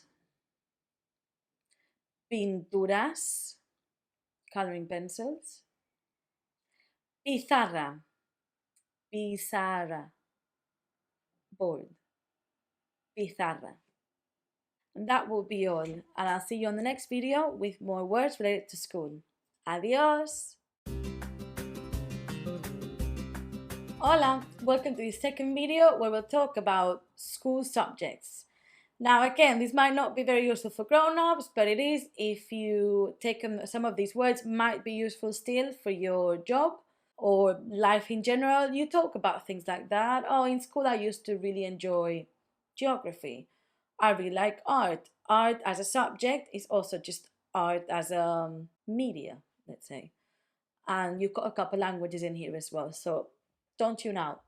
Right, the first one is matemáticas. The reason school subjects are really nice to learn as well is because it's a confidence booster. Most of them are so similar to English that you will get straight away what they are. Matemáticas. Maths. Matemáticas. Next one, ciencias. Ciencias. Science. For us, ciencias is plural because we refer to it as all sciences. Ciencias. If it's hard to say ciencias. Ciencias. Next one, historia. Historia.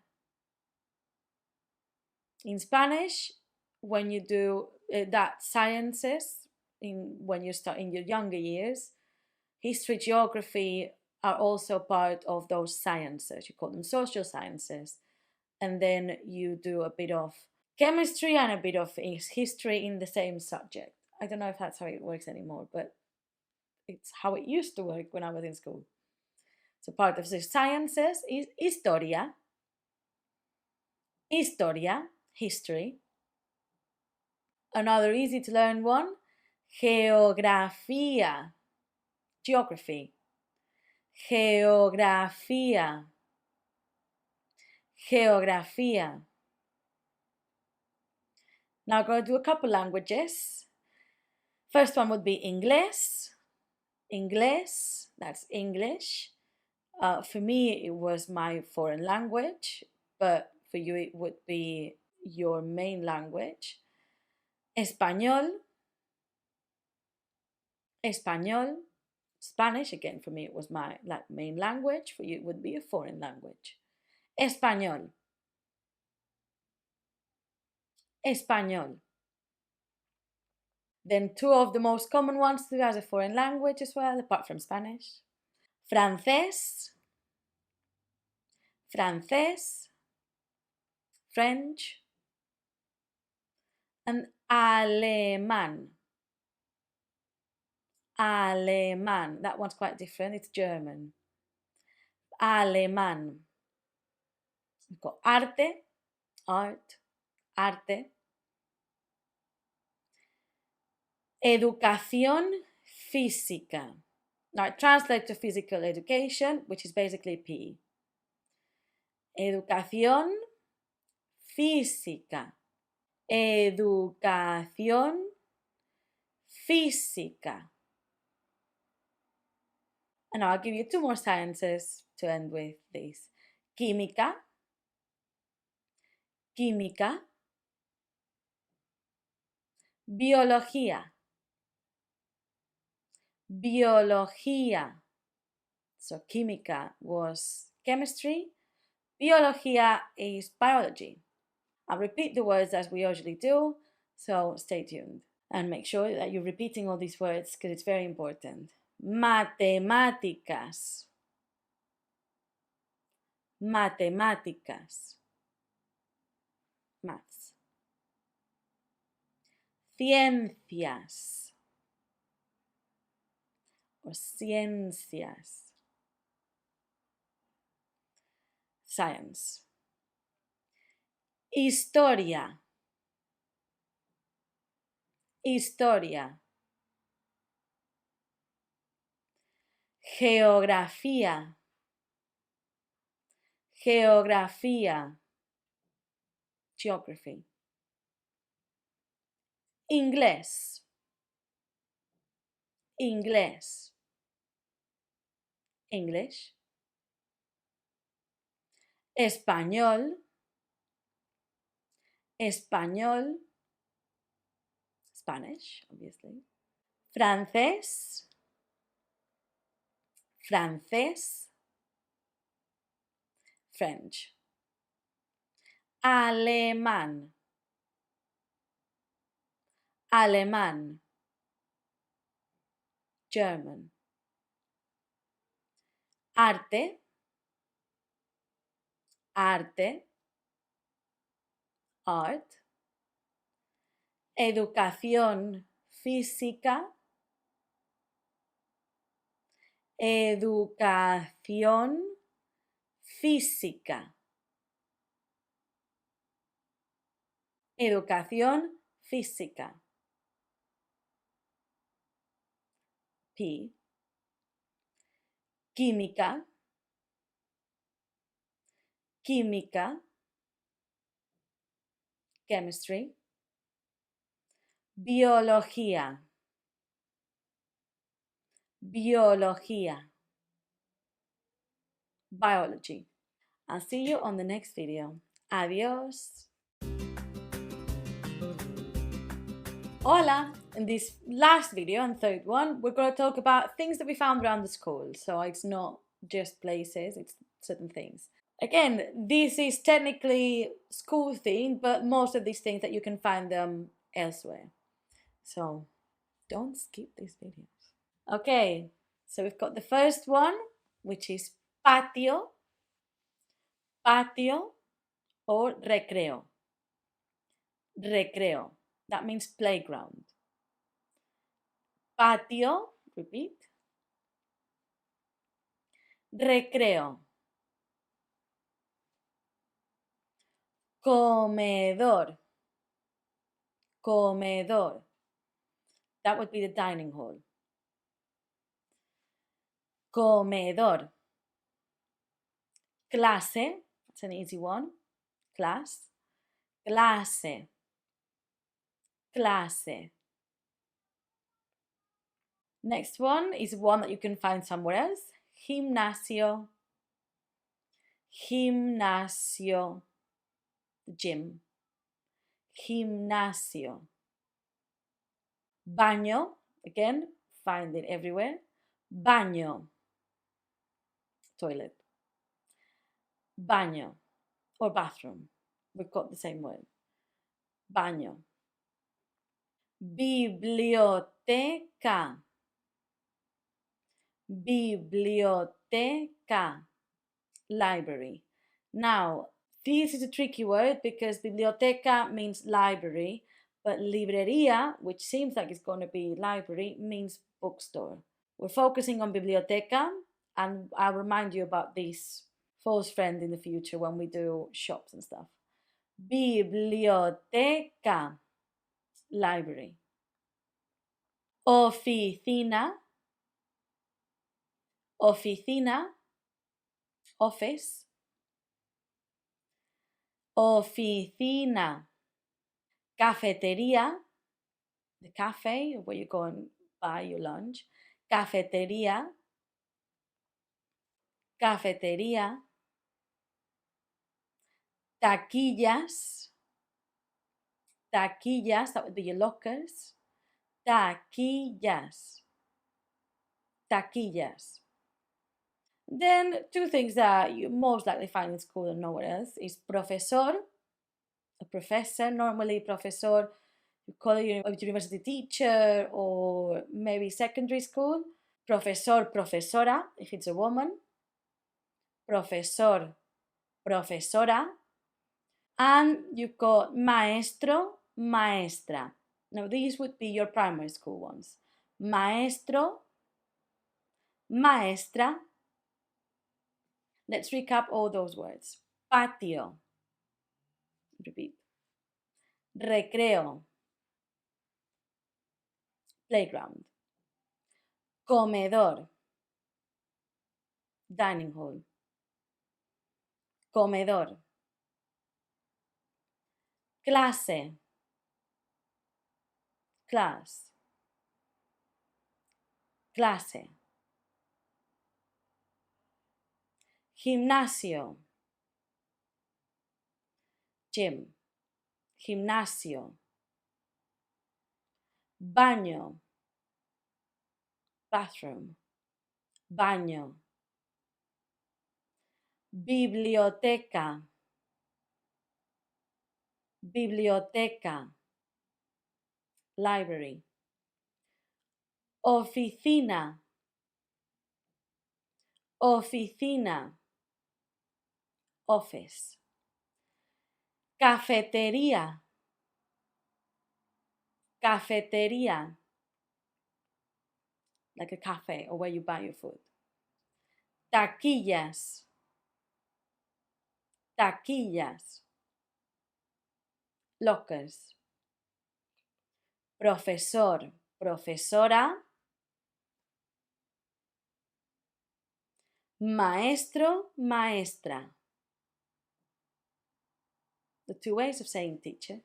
And I'll see you on the next section because this is the end of this one. Again, repeat these videos, try to say it out loud a few times, and repetition will be the key for the success of vocabulary learning. Adios! Hola! One more tip for you to learn Spanish easily is use a dictionary. When you are reading your Spanish books, when you're listening to music, when you're watching movies, when you're doing the course, if there's any words that you don't understand that you have access to a dictionary to look up, do it. Two dictionaries that I have on my phone in case I forget a word, because it still happens even though I'm pretty proficient in English. I still forget some words and I need a dictionary for that. I always have in my phone word reference and lingui. Lingui is very, very useful for when you have a sentence. But use those two or use a physical one. A physical one might help you because at the end when you're manipulating things and when you're looking them up actively, it helps with the memory. But on your phone, anything, looking up words, the act of you going up to look up a word will make it stick much more than if you didn't. Use it, and I hope that this was a very useful tip. Adios! Hola, welcome to this new section where we're going to talk about feelings. The first thing that we need to know when we talk about feelings is how to use them or what verb to use them with, because you don't go around saying feliz or enfadado, like angry, happy. You say I'm feeling, you're feeling, I'm feeling, how are you feeling, etc. We'll talk about more practical examples at the very end once we've learned all the vocabulary, but before we start, I want to point out what to not do. We need to say these feelings using the verb estar or estoy, which means I am. However, this is a very, very big problem that we're going to have not too far away from now. That means that there's another verb that also means I am, which is ser, or if you want to say I am, it's soy. You must never use these feelings with ser or soy, unless you're trying to describe yourself. When you're talking about feelings, like I am happy, estoy contenta. Estoy contenta. Because if you say soy contenta, it makes no sense. You are a happy person. Fine. Soy contenta doesn't work for different reasons, but if you say triste, that one's my favorite one. Estoy triste. Now I'm sad. Right now I'm feeling a bit sad. But if you tell someone soy triste, you tell them that you're a sad person. You don't want to go around telling people that you're a sad person. So think about that one when you are doing this.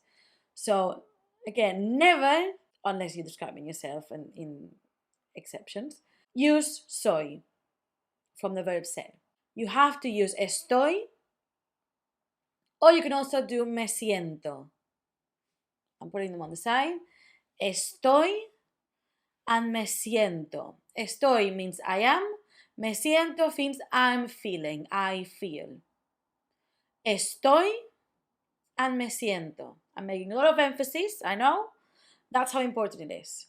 Estoy, repeat, me siento. And this is all for this video. I just want you to have that sink in. Estoy, me siento. And I'm going to give you 2 videos with all the vocabulary. Adios! Hola! This is going to be the first video of the vocabulary about feelings. I decided to split it in 2 because there's a lot and I don't want this to be too much and too overwhelming. In any case, you've got a worksheet with just the information that you don't have anything to do. You just have that as an information sheet. Now you can use it to follow with this, or you can just leave it. Up to you. Right, let's get started. The first one is contento or contenta. And you can also use the word feliz. So you've got 3 words for this one. It's because contento and feliz mean the same. I'm also giving you contenta because you have to be using, depending if you, this case, you're a man, you use the masculine. If you're a female, you use the female, because you are saying how you're feeling about yourself or about someone else. So if it's a man, it goes with masculine, with O. If it's a woman, you go with A. Unless it's like feliz, which just doesn't have a gender. So feliz goes with man or women. Contento, contenta, feliz, happy. Next one is triste. Triste goes for both. Triste, sad. Triste. Deprimido, deprimida, depressed. Want to be dramatic there. Deprimido, deprimida. Aburrido, aburrida. Bored. Aburrido, aburrida. Enfadado, enfadada. Angry. Enfadado, enfadada. Molesto, annoyed. Molesto, molesta. Molesta. sorprendido, sorprendida, surprised, sorprendido, sorprendida, nervioso, nervous, nerviosa, nervioso, nerviosa. Now I'm going to repeat all of them again, but I will only say them in masculine, just for convenience and to make it faster. You just want to know these words. You don't need to repeat the masculine and feminine, because also you know how that works now, don't you? Okay, contento, feliz, happy. Triste, sad, triste. Deprimido, depressed, deprimido. Aburrido, bored, aburrido. Enfadado, angry, enfadado. Molesto, molesto, annoyed. The difference is the angry is a bit more than annoyed, I would say. Molesto. Sorprendido, surprised, sorprendido. Nervioso, nervous, nervioso. That will be all. You're going to have one more video with more feelings coming next. Adios. Hola. Right, on to the second batch of feelings. And we'll go just straight for it. First one, enamorado.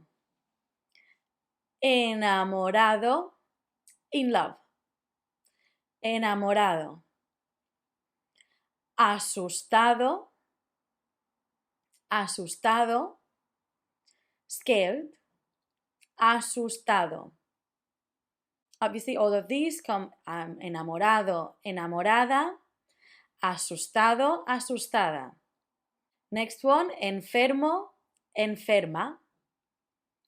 Enfermo, enferma, ill or sick.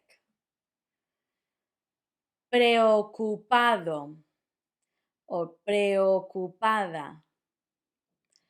Preocupado, preocupada. And that's worried. Preocupado, preocupada. Tranquilo, tranquila. Calm, like tranquil. Tranquilo, tranquila. Avergonzado, that one's a bit of a mouthful. Avergonzado, avergonzado if it's hard to say. Avergonzada. Avergonzado, avergonzada. It's embarrassed. Avergonzado, avergonzada. Orgulloso, orgulloso, orgullosa. Proud. Orgulloso, orgulloso, orgullosa, proud. Last one, decepcionado. Again, a bit of a mouthful. Decepcionado, decepcionada. I'll change it to the easy one. Decepcionado, decepcionada. Decepcionado, decepcionada, disappointed. Okay, like before, I'm going to go through them and I'm only going to say the masculine version, just for speed and to make the video a bit shorter. enamorado, enamorado, in love, enamorado, asustado, asustado, scared, enfermo, enfermo, ill or sick, preocupado, preocupado, a bit like preoccupied, worried, tranquilo, tranquilo, calm, avergonzado, avergonzado, embarrassed, orgulloso, orgulloso, proud, decepcionado, decepcionado, disappointed. And that's it for now. I'll see you on the next one. Adios. Hola. Now, I know that I said that I put the feelings in 2 videos, but actually this is an extra and secret, more feelings. And I've separated them because these ones work differently. So the ones that we've learned before go with estoy or me siento, but the ones that I'm going to show you now work with tengo. Tengo doesn't mean I am feeling or I am, it means I have. So in Spanish, we're very dramatic. And so instead of being hungry, we say, I have hunger. Or instead of being sleepy, I feel the sleepiness. Or I have the sleepiness, sorry. So I have this, I own this feeling. So these are just technically more dramatic, but they're just the same. So I'm going to show you these. With all of them, we're going to use the tengo at the start, I have. And they're not going to have a difference between men and women. They're all just going to be the same. So, first one, tengo hambre. Tengo hambre. I'm hungry. Tengo hambre. Tengo hambre. Obviously, when you put them together, you know that it all sounds like one. Tengo hambre. Tengo sueño. Tengo sueño. Tengo sueño. I'm sleepy. Tengo sueño. Tengo frío. Tengo frío. I'm cold. Tengo frío. Tengo calor. Tengo calor. I'm hot. Tengo calor. Tengo calor. Tengo calor. This last one is tengo dolor de. This one technically means I have pain of, but we would use it if we've injured ourselves. So my shoulders are hurting. Tengo dolor de hombro. But it goes into this category, and we will review this tengo dolor de once we do the parts of the body. But for now, I just thought I'd throw it at you so you can just have that one more thing and it's already start to be in your head. So tengo dolor de, and then part of the body. Tengo dolor de. Tengo dolor de. Okay, again, we're going to go through these few ones. Tengo hambre. Tengo hambre. I'm hungry. Tengo sueño. Tengo sueño. I'm sleepy. Tengo frío. Tengo frío. I'm cold. Tengo calor. Tengo calor. I'm hot. Tengo dolor de. Tengo dolor de. Means I have pain of. See you on the next one. Adios. Hola. Right, last video of this collection of feelings.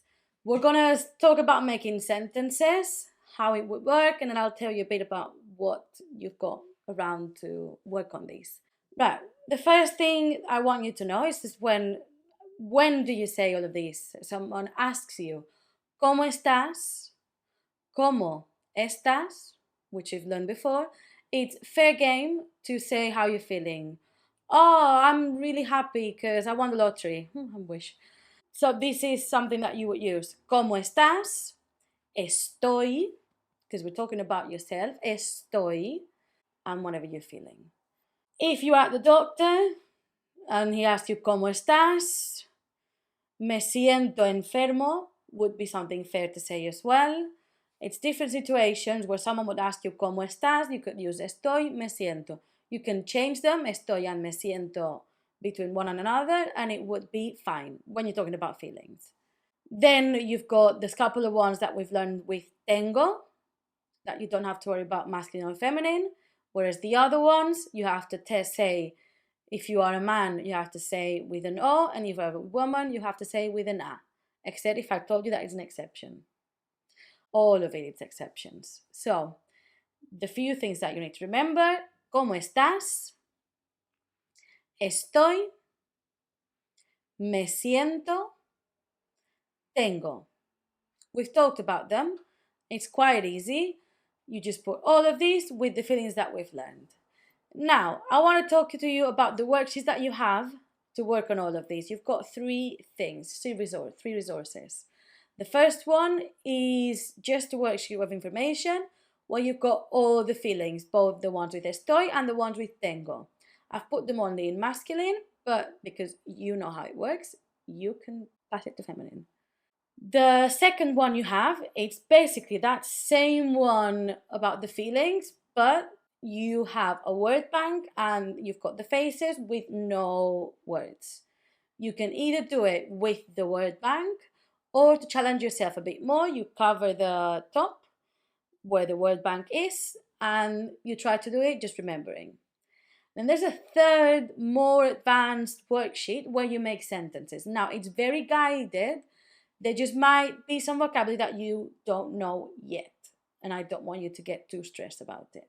You have got a guide, an example of how to use this sentence, how it works, and you will have to put these words in order at the bottom. So you've got at the top a scheme of how it works, then you'll have an example, and then you will have some scrambled words and you'll mix and match them to make a good sentence. All you have to do is follow what's at the top. Even if you don't know what it means, I think everyone can more or less do this worksheet because you've got that guide on the top. To challenge yourself even more, I've added that you can do translation. Obviously, of all of these things, you will have the answers afterwards, so you don't have to worry. Okay, and that's it for me on this section. I'll see you on the next one. Adios!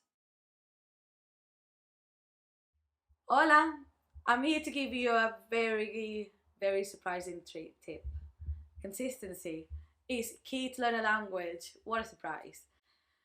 But what I'm here to tell you is that consistency doesn't mean that to learn a language you have to dedicate 1 hour every single day to learning Spanish, because that's not practical and it's never going to happen. We both know it. What it means is that you need to do little things that mean that Spanish is around you about every day of your life. I don't say that on a Saturday if you're out with your friends, say, oh, pardon me, I need to listen to some Spanish music now. It means that try on your everyday life, at least Monday to Friday, when everyone's sort of consistent doing their work or their school or whatever you're doing. Do something that involves a little bit of Spanish. Watching a movie, have it with subtitles. Reading a book, do a little bit of reading in Spanish. Listening to music or a podcast, do it in Spanish. Just try to focus on those little things.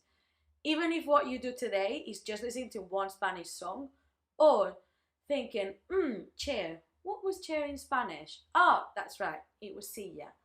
That's enough. It just means that you have Spanish constantly in your mind and you are constantly evolving. Again, consistency is key, but it doesn't mean that you have to strain yourself and get boring, because that's going to make you hate languages and not want to learn anymore. Just keeping in mind in a little bit helps. See you soon. Adios. Hola. Welcome to this new section, and strap up because it's going to be a heavy one. This section is going to have a lot of vocabulary related to adjectives, so you can learn these adjectives, but then you're also going to have a full video about how these adjectives works as to the agreement with the noun. So let's not dwell into it. Let's start with physical descriptions right now.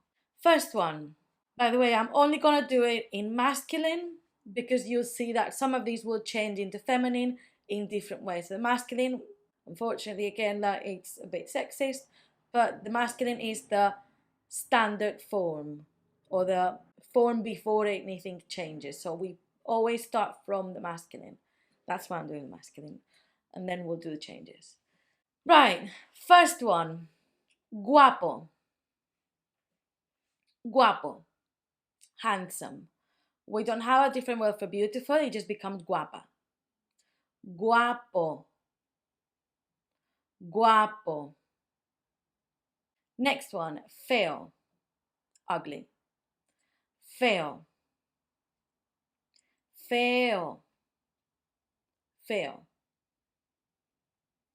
Alto. Alto.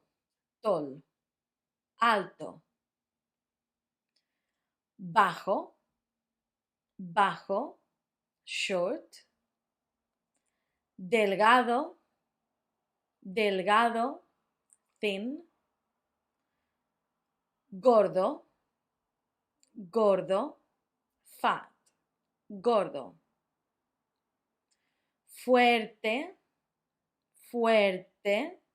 Strong. Débil. Débil. Weak. Joven. Joven. Young. Joven. Young. Viejo. Old. Moreno. Moreno. With black hair. We don't say you have black hair, you say you are black haired, if that makes sense. And the same for all the coming hair colors. Black hair, moreno. Moreno. And moreno can be black hair or brown hair. You can also say castaño, but moreno would be about everything. Pelirrojo. Pelirrojo. Ginger. Pelirrojo. Rubio. Rubio. Blonde. And then calvo. Calvo means bald. Right, all of these adjectives, before you get overwhelmed, I'm going to write them down. I'm going to give you a list with a translation, so you don't have to worry about coming back and writing all of these down. It's going to be somewhere on the side, as usual. So you only have to listen to how I pronounce it.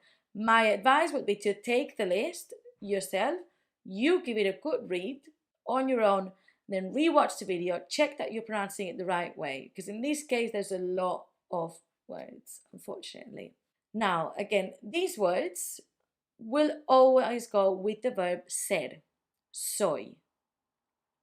Soy, if you're describing yourself. Soy moreno, soy bajo, soy whatever. Or if you're describing someone else, es. This information again will be in your worksheet or sheet of information, so you don't have to worry about it. But you know, again, in this case, it's not estoy because it describes you, so, or someone. If you are describing someone, it's going to be the verb ser, which again, I've told you, quite problematic on itself. So for yourself, you're going to say soy, soy guapo, soy feo. Or if you're describing someone else, either a man or a woman, es. Es guapo, es feo, es alta, es baja, whatever. Okay? Now I'm going to go through the list one more time, and I'm going to do it fairly fast so we can move on from this video because you've got that information on a worksheet. Let's go for it. Guapo. Guapo. Handsome. Remember that you have to repeat. And guapa would be beautiful. Same word in Spanish. Feo. Feo. Ugly. Alto. Alto. Tall. Bajo. Bajo. Short. Delgado. Delgado. Thin. Thin. Gordo. Gordo. Fat. Fuerte. Fuerte. Strong. Débil. Débil. Weak. Joven. Joven. Oh, sorry, joven means young. Viejo. Viejo. Old. Moreno. Moreno. Black hair or dark hair. Pelirrojo. Pelirrojo. Pelirrojo. Ginger. Rubio. Rubio. Blonde. Calvo. Calvo. Bald. That would be all. I'm going to see you in a minute for another video with more vocabulary. If there's any video that you have to just watch, today I'm watching this one, next day I'm watching the next one, it's these ones because they are, again, quite heavy. So don't worry about it, take your time. And I'll see you very soon. Adios! Hola! Thanks for joining me on the second video of adjectives. I know that there's a lot. Again, you've got a lovely worksheet on the side so you can have all that vocabulary translated, nicely organized for you to, have a look at. I do recommend that you've got it on hand while we're doing this. Even maybe you try to read it first, and I'm not gonna go through it too much. We'll get started. Again, the list of adjectives that I'm gonna give you now will also go with the verb es and soy, which comes from the verb ser. Problematic verb. Yo soy, I am, or he or she is. If you're describing someone else, yo soy, él es, ella es. Let's go for it. The first one, interesante. Quite easy. Interesante, interesting. Interesante. Inteligente. Inteligente, intelligent. Alegre, alegre means happy, so like a cheerful or happy person. Alegre, alegre. And a couple of easy ones are coming.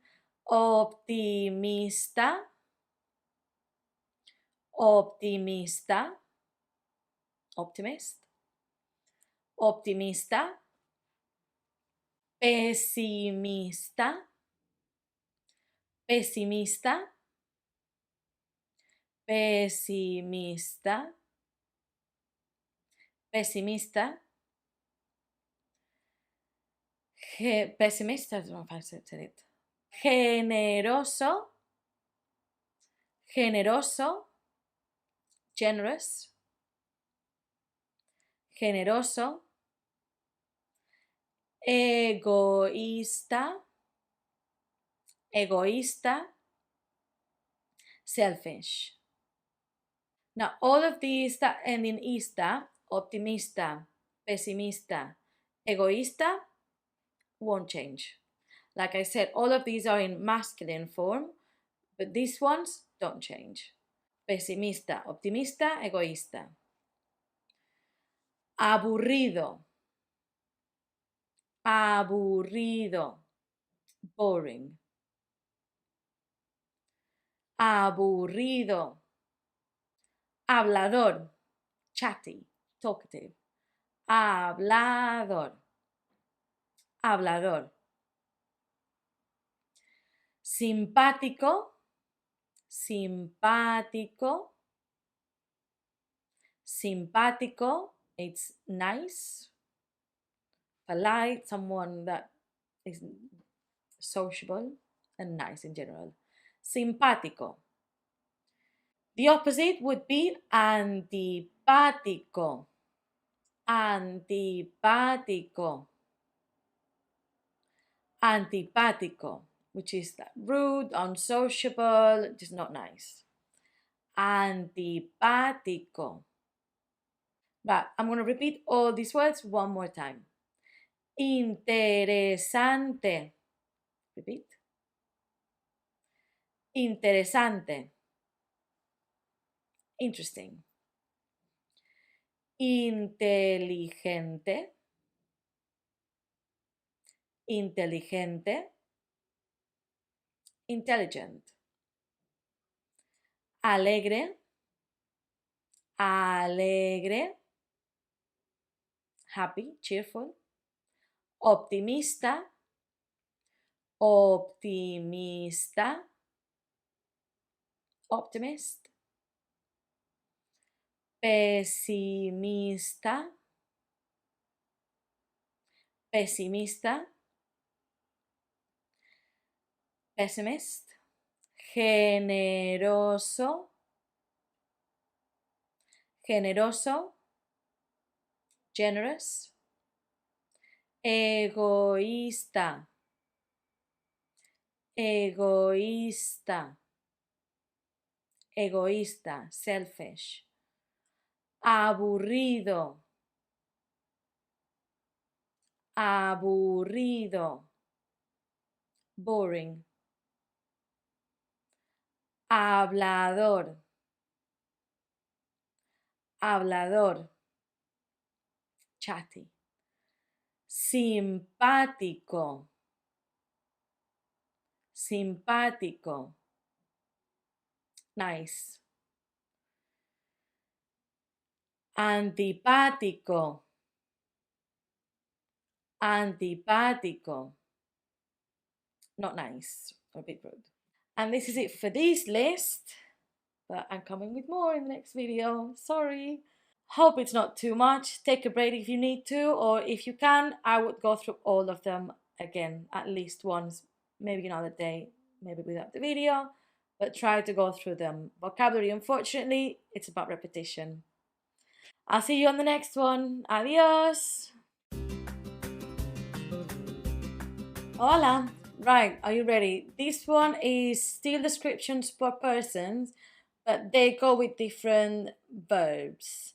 So that's why I've put them in different separate categories so you don't get frustrated or confused. The first bit will go with the verb tener, so to have. So if you're saying, describing yourself, you're going to say tengo, yo tengo, or he or she tiene. Él tiene, ella tiene. And this will mean to have. So the first bit is el pelo. El pelo means the hair. So el pelo can be el pelo. Repeat el pelo. And el pelo can be largo, as you can see. Largo, long. Largo. Largo. Corto. Corto. Short. Corto. Liso. Liso. Straight. Liso. Rizado. Rizado. Rizado. You can also say tiene, it has, el pelo, color, and whatever color you want. If you've got a jazzy color or if it's just brown. Tiene el pelo, color, marrón, for example. Next, again with tengo or tener or tiene, los ojos, and then you put any color that the eyes are. So tiene los ojos, the eyes, tiene los ojos, repeat. He has the eyes, color, brown. Tiene los ojos marrón o tiene los ojos marrones, if you want to do it in plural. Last one with tener, la nariz, the nose, la nariz, and it can be grande, big, grande, grande, or pequeña, pequeña. I'm going to repeat these now, and then I'm going to do the other chunk, which goes with another different verb.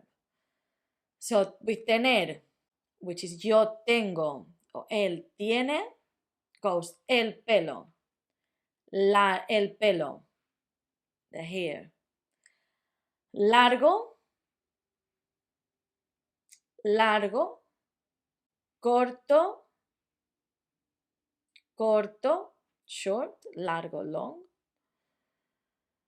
Corto, liso, liso, straight. Rizado, rizado, curly. Then you've got los ojos, the eyes.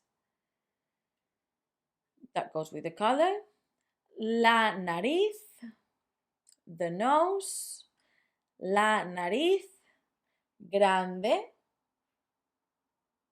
grande, big. Pequeña, pequeña, small. On to the next bit, because it will go with the verb llevar. So llevar means to carry. In this case, it will be, it has like put on, if that makes sense, because we also use it for clothes. So lleva a t-shirt or whatever, and then any accessories, even if it is part of you, will go with lleva. Yo llevo, él lleva. Yo llevo, él lleva. Okay? Again, all of these written down. Lleva gafas. Gafas means glasses. Gafas. Gafas. Coleta. Coleta means ponytail. Coleta. Trenza. Trenza or trenza, if you want, which is plait or braid. Trenza. If you want to say tú, trenzas, just put an S. Trenza, trenza. Moño, bun, moño. As for facial hair, lleva barba, barba, a beard, barba, and bigote, bigote, mustache, mustache, bigote. I'm going to repeat these again, and just to have a recap, it goes with llevar. Yo llevo, I have, I would say, the best translation. Or él lleva, or ella lleva, he or she has. Gafas, glasses. Gafas. Coleta, coleta, ponytail. Coleta. Trenza, trenza, plait or braid. Moño, moño, bun. Barba, barba, beard. Bigote, bigote, mustache. Right. We only have one more video with adjectives, I promise. And then you get to take a breather and do some more grammar. I hope it makes sense. Remember that you've got that list. That's beautiful. It took me a while to make so it would look like something organized and it would make sense for you. So use it, please. And remember, repeat this vocabulary. See you on the next one. Adios. Hola. Bet you're glad to have read to this point. We're going to talk about adjectives that are not to describe a person. These adjectives are more to describe objects or places. Okay? So let's just go for it. The last one of adjectives, I promise, for now. Right. Any color is considered an adjective to describe objects or places. You can talk about the pen, el boli, azul. Es azul. Again, this will go with es because you're describing something. So, es azul. Easy. The pronoun that would substitute all of the persons would be it. So, all of these would go with just es, no other option. Es, that would be the verb, it's, and for example, the color, any color. Next, you've heard these already. Some of these you already know because we've done some to describe people or parts of people, which is grande. Grande means big. Remember, we used it for the nose. Grande, big. Pequeño, pequeño, small. Largo, largo, we used it for the hair. Largo, long. Corto, corto, short, corto. Now these are the new ones. Fácil, fácil, easy. Difícil, difícil, difficult. Difícil. Limpio, limpio, clean. Limpio, limpio. Sucio, sucio. Sucio, dirty. Sucio. Nuevo. Now this is different because we've got the two adjectives nuevo and viejo. Viejo is also used to describe a person. It's the same one, means old. But if you want to say that something is new, not young, you have nuevo. Nuevo, new, nuevo, nuevo. And then viejo. Viejo. That you know it's old, either for person or object. Viejo. Roto. Roto. This one is an exception because it will go with está. Está roto. It's broken. Even though you can't take it back, normally it goes with está. Gratis. Gratis means free. Gratis. What's special about this word, gratis, is that it has no plural. One free pen, in English as well, two free pens. In Spanish, un lápiz o bolígrafo gratis, dos bolígrafos gratis. Normally we change everything, but in this case it doesn't. Gratis. Malo, malo, bad. Malo. Bueno. Bueno means good. Bueno can be also used like bueno, like well, don't know. Bueno. Bueno. Bien in this case. Abierto. Abierto. Abierto. Open. Cerrado. Cerrado. Cerrado, if it helps. Closed. And that's it. I'm done, I promise. I'm going to repeat them just one more time for you to listen and repeat. And then done. Grande. Grande. Big. Pequeño. Pequeño. Small. Largo. Largo. Long. Corto. Corto. Short. Fácil. Fácil. Fácil. Easy. Difícil. Difícil. Difficult. Limpio. Limpio.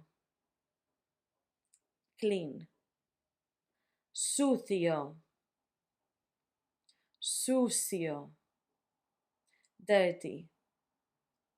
Nuevo. Nuevo. New. Viejo. Viejo. Old. Roto. Roto. The exception. Está roto. Broken. Gratis. Gratis. Gratis. Free. Malo. Malo. Bad. Bueno. Bueno. Good. Abierto. Abierto. Open.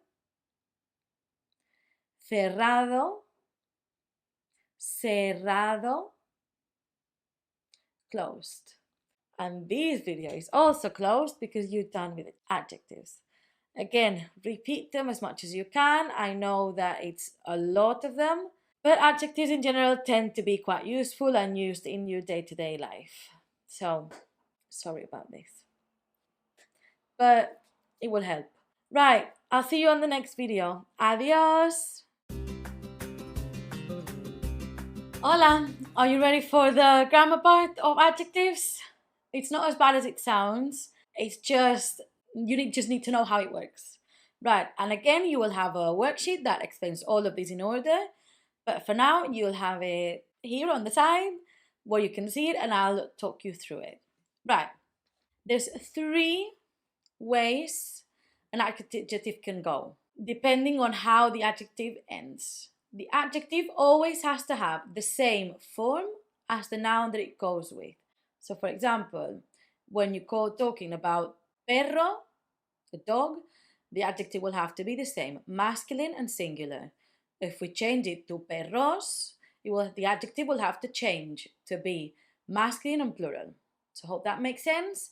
And let's see the first way that an adjective can be. So the first form is if the adjective ends in O. And like I said, when it ends in O, that masculine singular is the original form. So from the original form of the adjective being in O, it will go to plural masculine with os, then it will have a feminine a, and the feminine plural will be as. So, and as an example, we're going to have the adjective largo, long. So we've got largo. Largo, largos, larga, largas. This adjective can be used in different forms to go with anything. Then we've got a second case, a second form, when an adjective ends in e. If it ends in e, it's even easier for you because that means that it will not change between masculine and feminine. It will only change from singular to plural. So, from grande, big, goes to grandes, and that can be used for a casa, la casa grande, the big house, or el perro grande, the big dog. See? No problem, easier. Then there's number 3, and it's when it ends in consonant. When you have a word that ends in consonant as an adjective, you will just have to add s. So es at the end of the adjective. Easy. And that's for plural. The adjective in singular will keep the same form for masculine and feminine. And then in plural, masculine and feminine, you just have to add s. For example, with the color azul, blue, azul, masculine, azul, feminine, azules, masculine plural, azules, feminine plural. So as you see, it's not too complicated. Obviously, it's easier said than done, because now, even though you know how it works, what you have to do is get used to having this vocabulary and these words mixed together and know the right form and how it changes, and do that agreement that it's called when you are naturally speaking. Don't worry, the next video is going to be a practice, and then you're going to have plenty of worksheets and exercises where you can practice all of these. Okay, so see you on the next video. Adios. Hola. Right, last video where we're just gonna apply and have a feedback practice of what we have learned. Right, so the first scenario, we've got this picture of this boy. How would we describe this boy? It's gonna be easy to know what adjectives to use, or what form of the adjective to use, because we know that it's a boy, we know that it's male, and we know that it's one, so it's singular. So all the adjectives will be in the original form. Okay, so we've got el niño, the boy, es alto. He is tall. El niño es alto. As you can see, niño and alto are finishing on the same letter. You also can see that we're using es. Then you can say el niño es moreno. The boy is dark-haired. El niño, the boy, moreno. O and O, dark hair. El niño es delgado. Again, you've got delgado. All these words work the same. As you can see, not too hard. You could also change el niño for just el, the pronoun. Instead of saying el niño, el niño, el niño, you change el niño and then you just say el, which means he. You would do the same in English. Another scenario, me. I would say these sentences with yo, me, soy, I am, baja, yo soy baja, I am short. You can see that because I'm a woman, I'm using the a. Yo soy fuerte. I am strong. Fuerte doesn't change for female. So fuerte will have the original form even though I'm a woman. Fuerte.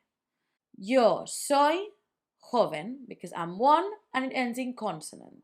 Because it ends in consonant, doesn't matter if it's male or female, it will stay in the original form. Yo soy joven. I am young. This one that I'm going to do next is la casa. You've heard me, la casa, the house. La casa es grande. I'm doing la casa because it's an object, and you can see that you're using all the other adjectives that you learned on that video with other adjectives. So la casa es grande. La casa es grande.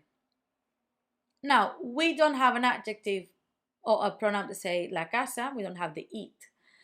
We could say esta if we can see the house. We could say, oh, esta es grande. Or we can just say es grande. If you know what you're talking about, la casa es grande. And when you do the next one, es blanca. It's white. You don't need to say the pronoun because we know what we're talking about. Es blanca. Es blanca. It's white. As you can see, we've done that color. Because that color ends in O, blanco, it will have to change. So blanco, blanca. La casa es blanca or just es blanca. And then nueva. La casa es nueva or just es nueva. One more case and we're done. Los perros, the dogs. In this case, we are doing masculine plural. So that original form will have to change to plural. So, with the sentence, los perros son pequeños. The dogs are small. Perros pequeños. It will be agreeing on the noun and the adjective. Los perros son buenos. The dogs are good. In this case, you could also change and just say son buenos. Forget about the perros because we know what we're talking about. Son buenos. You can see that I've changed the verb as well because it's not one and it's not a he or she, it's a few, so it's son instead of es. Son pequeños. Son buenos. And last one, los perros son marrones. Los perros son marrones. They are brown. So we've got marrón. Marrón is a color, right? Marrón, okay, it ends in consonant. So what happens? We know that los perros is masculine, so we just have to add es. Doesn't matter if it was feminine because it ends in consonant, so we just always add es. Marrón es. Marrones. And that will be all. I hope it makes sense. Take your time, go and do the worksheets, and practice as much as you can. Again, if there's anything you want to send me or ask, feel free to do it here or social media or Patreon. I will try to get to all as many messages as I can. Adios! See you on the next section. Hola! Welcome to this new section all about food. We're going to start a bit different in this case because we're going to start talking about cultural aspects of food in Spain in general. And that is because this section is going to be very grammar heavy. So I thought let's start with something a bit more light so that I can keep you entertained. Okay, let's get for it. First of all, Spanish food, delicious. All we can think about is tapas. We can think of having a beer in the afternoon. We can think of many, many delicious and special dishes. I'm not going to be teaching you about these special dishes because most people know about paella. Most people know about these certain things and tapas. What I'm going to teach you is the most useful stuff that you will not hear in other courses perhaps, or that you don't hear mentioned as something special. Things that you will need, so things that are useful. For example, something useful to know is that in a menu of restaurant, you will have entrantes. Entrantes are the starters. Then you will have a primer plato, first dish. Then you'll have a segundo plato, second dish. Then postre, dessert, and then café. Now, you can sometimes get all of these in as a pack, as a menu del día, menu of the day. Some of these will let you choose between if you want starters or dessert, or if you want a first dish or not, or if you want a second, depending on the price. But these are the order of dishes that you may encounter. Sometimes instead of entrantes, you will have a primer plato. You will change these. It just changes. Or instead of saying primer y segundo plato, dicen plato principal, main dish. The difference between this is entrantes is normally something small. Primer plato is normally something light, like a salad or a soup. Segundo plato would be your main dish, which on itself sometimes comes with salad or chips. Then you get your postre, your dessert, and always, always, always a coffee. Doesn't matter if it's 3 p.m., 10 p.m., or by the time that you finish eating, sometimes in Spain, 11 or 12. My dad, he's a known person for at 12 a.m., finished dinner, we all want to go home, we're tired, my dad, gonna have a coffee, please. This is something that doesn't make me and my sisters very happy, but he's, Spanish. That's what he does. And this is the order which I'll use to show you and teach you some of the foods. So it will be in classified, depending on where you would normally find this dish or this food. Then what time and what meals do we have? First of all, we start our day between 7 and 9. We have a desayuno. Desayuno, that's our breakfast. I'm going to put a little magic picture here where you can see it. Un desayuno. Desayuno could be a toast, a coffee, a glass of milk or a juice. We love our milk with Nesquik or with chocolate. something a bit light, just to not be fasting, just to eat something. But we're not too hungry, so we're not having a big breakfast. What we do next is mid-morning, we're gonna have a almuerzo. That almuerzo is a mid-morning snack. That mid-morning snack is probably bigger than my desayuno, at least for me. This snack, it could be a sandwich, it could be that you have that milk with cereal or biscuits, it could be that you're having a croissant or another coffee, like a bigger coffee with a pastry. You could be having some savory pastry, something like that. Then it's lunchtime. Lunchtime is between 1 and 3 p.m. 12 p.m. Oh, 12 p.m. Yeah, it's far too early for any Spanish person. 3 p.m. is really acceptable. 3:30 even. I've eaten at 4, 5 sometimes. My lunch. 5, I have to say, 5 is late for me. 4, I'm getting a bit nervous, but 3:30, very acceptable as a lunchtime.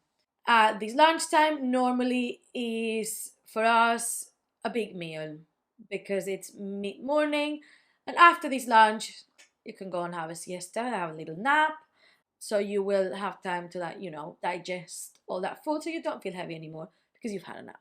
After having this nap, if you've had it, then you'll have a merienda mid-afternoon, maybe 5, 6, 7. 7 might be stretching it towards a bit late, but between 5, 6, 7, you'll have a merienda. This is another snack.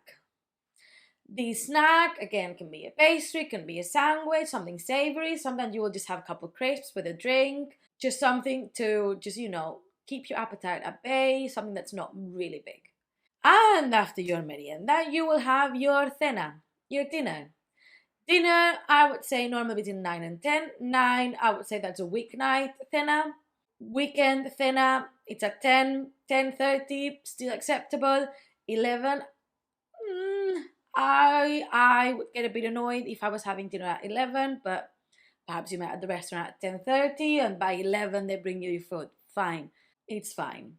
You wouldn't eat at 11 during the week, but 9, 10, very normal times. Even during the week at 10, I've had my dinner at 10. But that's normally those times of meals. Cena for us, our dinner, would be a bit more light because we're eating so late and you don't want to have a really full big tummy when you go to bed. You could have something a bit lighter, a bit of lean meat or a salad. Although if you're going out for dinner, you'll probably end up having that full pizza. Let's be honest.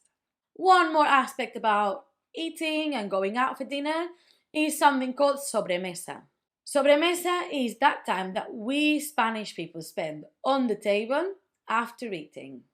When, for example, we go for a meal for Christmas Day, that's the most dramatic and biggest meal, let's say. We'll go to my grandma's, we'll get there at 1, we'll eat by 2 or 3, then at 4, we'll have some pudding, then we'll stay on the table and we'll bring out some coffees, and then later we'll bring out maybe some peanuts, and by the time you leave the table, it's 6. Always. But on a normal day, that obviously this was quite dramatic, but on a normal day, when I'm having lunch with my parents and my sisters, like a normal day, I will, let's say, wait at 3 because someone's working, blah, blah, blah. We eat at the table, we sit at the table at 3:15, we eat our meal, and while we have a yogurt or a coffee and all of this, we're all still sitting at the table and having a chat, talking about our days, thinking about what we're doing next, but we are all sat there for quite a while. It's not the way we do it here in England, that I eat and I go, done. As soon as I've had my meal, I move to the sofa and I'm watching my telly and I'm doing whatever, but I'm out. I move from the table. In Spain, you've got sobremesa, and that's a beautiful tradition. Right, hope you've enjoyed this bit of a cultural session. Get ready for some vocabulary. See you next time. Adios. Hola, are you ready for some vocabulary? Right, we'll start with food in general that doesn't belong in any category, the ones I mentioned, or it belongs in all of them. So the first word we need is comida, food. Comida. Belongs in all of them. Comida.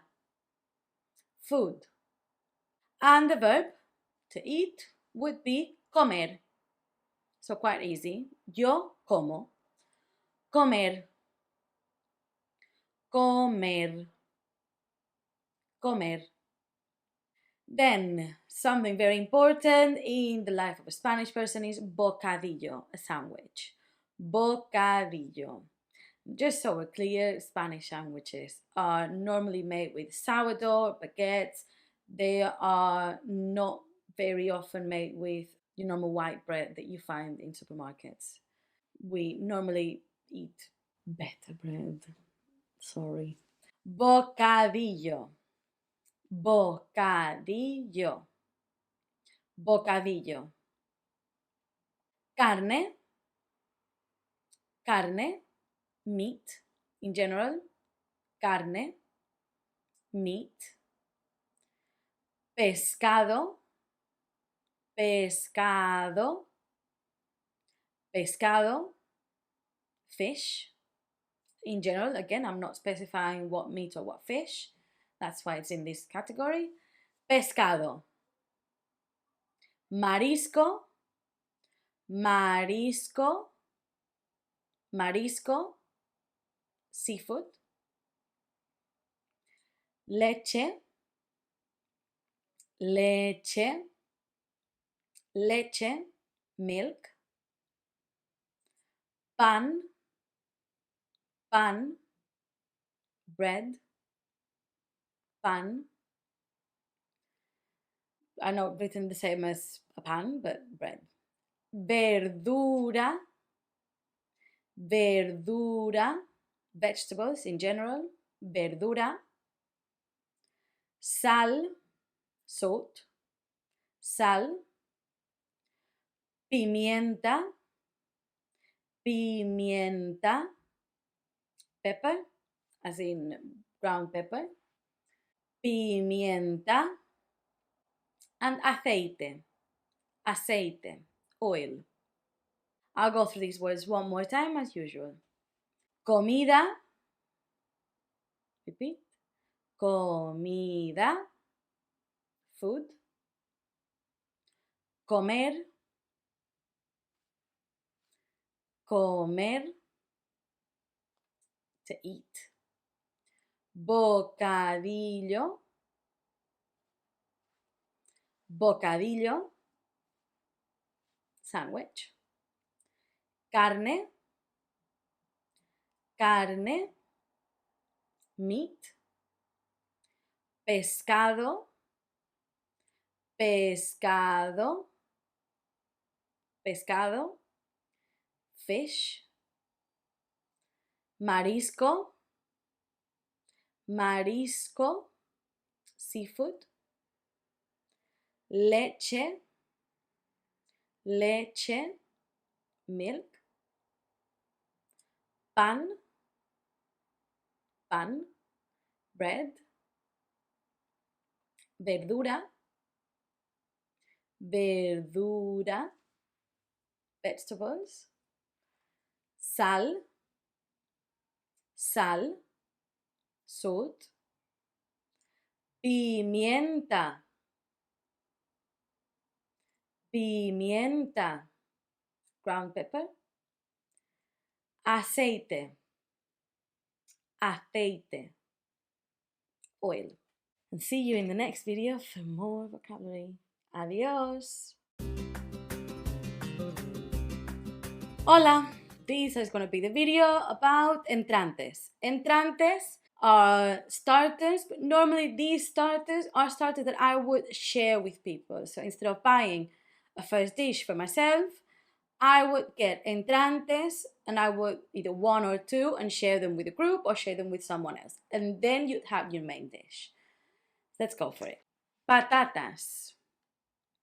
Patatas. These will be chips. It doesn't specify in what way they're made, just chips. Patatas. If you want the typical ones, you get patatas bravas.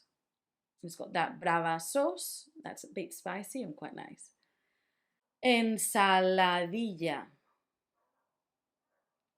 Ensaladilla. It's sort of salad with potato and different things, and it will be lathered in mayonnaise. Ensaladilla. Ensaladilla. I like to share because it's not really a salad. It's something that you can only have a smaller portion. Ensaladilla. Ensaladilla. Embutidos. Embutidos. That would be meats. If you get a charcuterie board, you can get mixed stuff, but if you get embutido, that's only meats. Embutidos. Embutidos. Meats. Queso. Cheese. You can get a plate with just delicious cheese. Jamón. Jamón. That would be just how you would say ham, and when you say jamón, you would normally get that big leg one, the nice one. Jamón. Calamares. Calamares. Easy to guess, calamari. Calamares. Croquetas. Croquettes. Croquetas. Croquetas. Chipirones. It's baby squid, quite typical to get as a starter. Chipirones. Chipirones. Chipirones. And last but not least, tortilla. What can I say about tortilla? Omelette. Tortilla. Tortilla. Tortilla. We'll go through all these words one more time as usual. Patatas. Patatas. Chips. Patatas bravas. Bravas chips. Patatas bravas. Ensaladilla. Ensaladilla. It's mayonnaise salad. Salad. Ensaladilla. Embutidos. Embutidos. Meats. Queso. Queso. Cheese. Jamón. Jamón. Ham. Calamares. Calamares. Calamari. Croqueta. Croquetas. Croquetas. Croquettes. Chipirones. Chipirones. Omelette. And that's it. See you on the next video for some more vocabulary. Adios.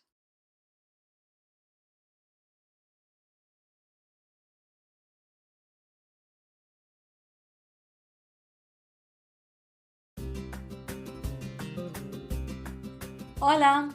This will be the video about primer plato, and lucky you, this one is going to be quite short and sweet because primer plato is not that common. It's normally has got less options if you're just going to have it for yourself. So, first words. Gazpacho. Gazpacho. It's a tomato soup. Gazpacho. And this one will be cold. Gazpacho. Gazpacho. Pimientos rellenos. Pimientos rellenos. Stuffed peppers. Pimientos. Pimientos. Rellenos. Pimientos rellenos. Ensalada. Ensalada. Salad. sopa, sopa, soup, sopa. Crema, crema. It's a cream. The difference between a soup and a cream is that the cream will be thicker, because what we call soup is broth. Of ensalada, sopa, and crema, you will have many options. For example, you'll have 3 types of salad, a couple types of soup, a couple types of creams.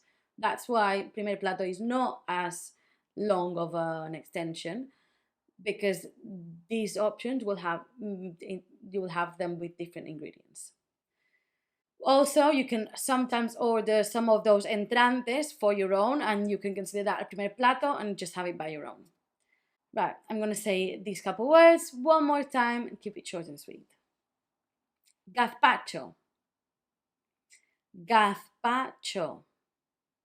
It's a tomato soup. Gazpacho.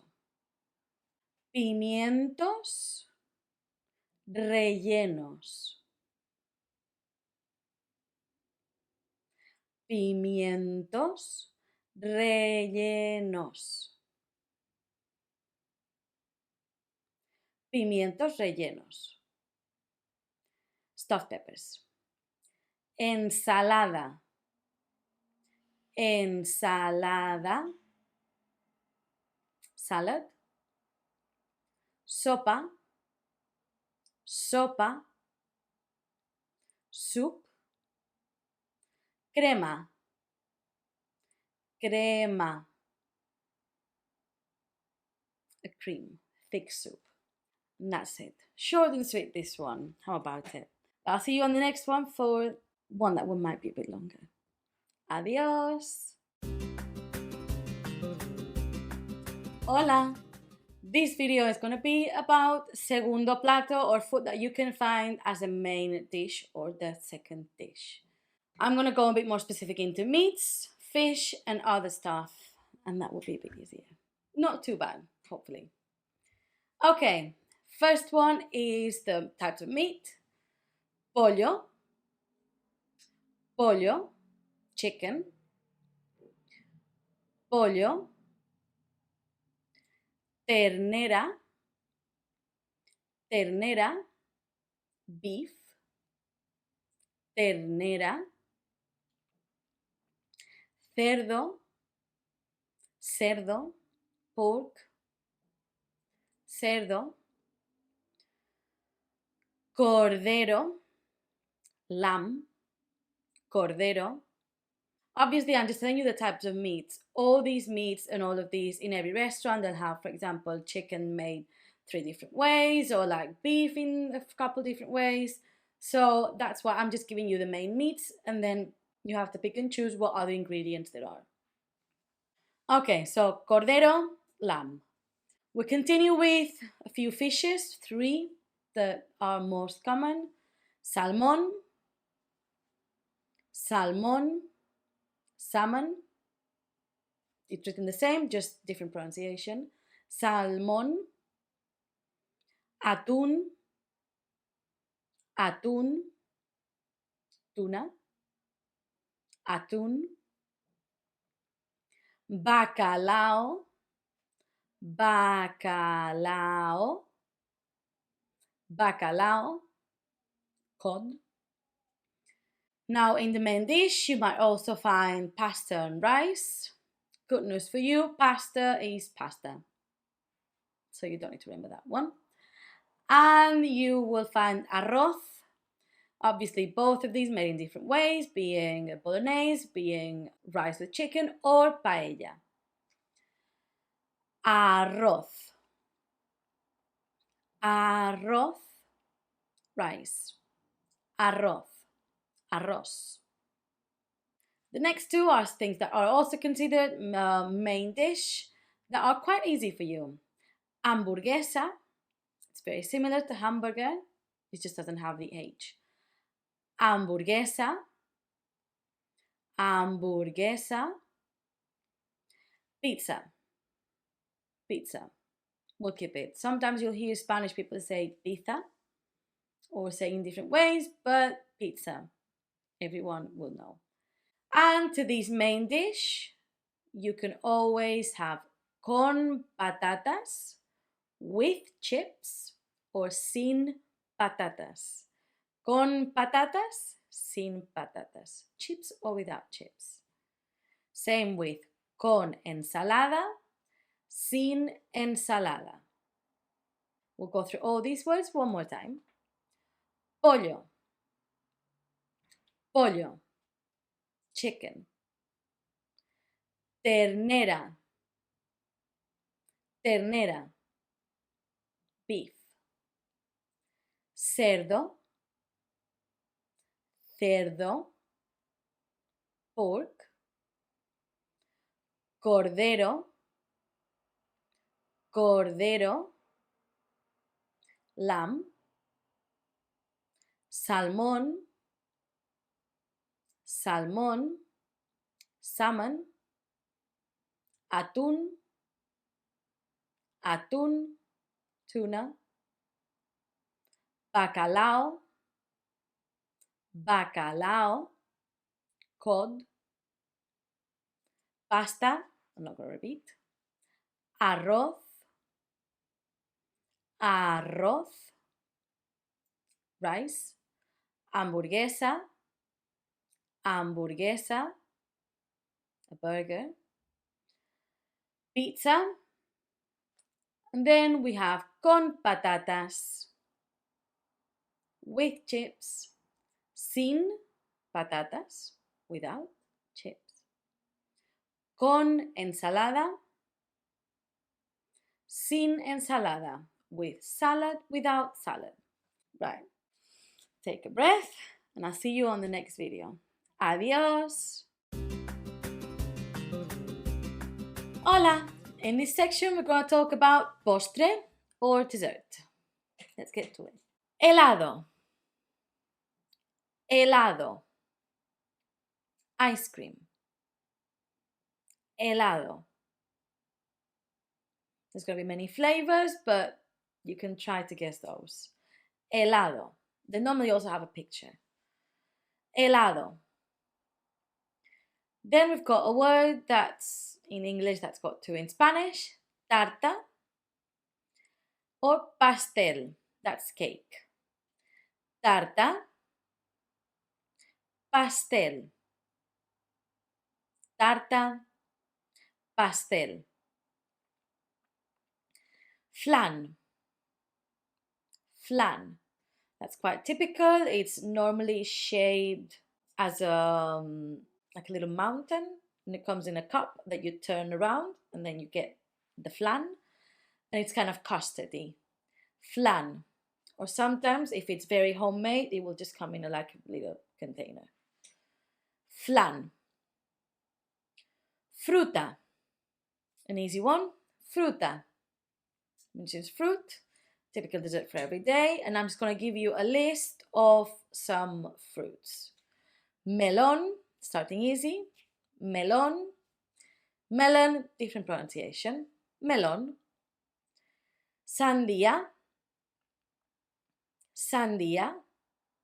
Watermelon. Sandia. Fresa. Fresa. Strawberry. Fresa. Fresa. Plátano. Plátano. Banana. Plátano. Manzana or manzana. Manzana. Apple. Manzana. And naranja, which is like the color, like in English. Both of them make orange. I'm going to go through these words one more time. Helado, helado. Ice cream. Tarta, pastel. Cake. Tarta, pastel. Flan. Flan. Custard dish. Fruta. fruta, melón or fruit, melón,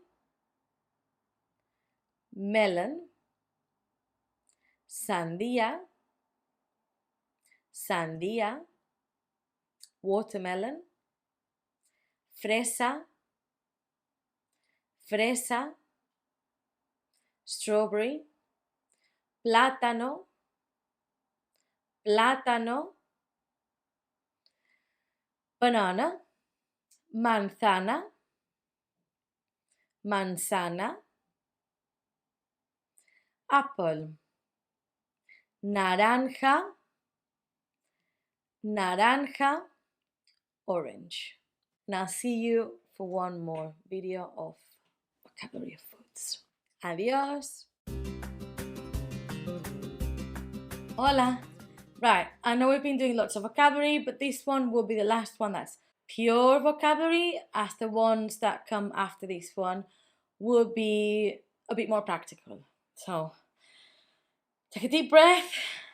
Let's dive in to drinks. Drinks in Spanish is bebidas. Bebidas. Bebidas. That's drinks. If you want to say just one drink, bebida. Bebidas. Then we've got agua. Agua is an exception as it has the form of a feminine word, but it is a masculine one. So you would say el agua, or if you were ordering one, you'd say un agua. That is because it starts with an A, so it would say, if you had to say la agua, it doesn't sound right, or una agua doesn't sound right. So instead, they've made it that you say el agua, un agua. Agua, water. If you want to order as well and make it, if you can't remember about this el agua, just think of a bottle of water and then it is the right gender.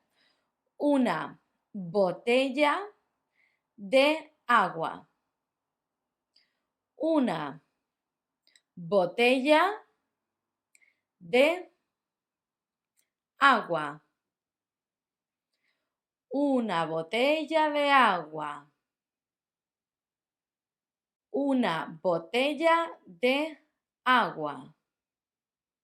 Then we go into vino. We all know vino in Spain is very nice, wine. And we can have vino blanco, white wine, vino rosado, pink, rosé, and vino tinto, red. Vino blanco for white, vino rosado for rosé, vino tinto for red.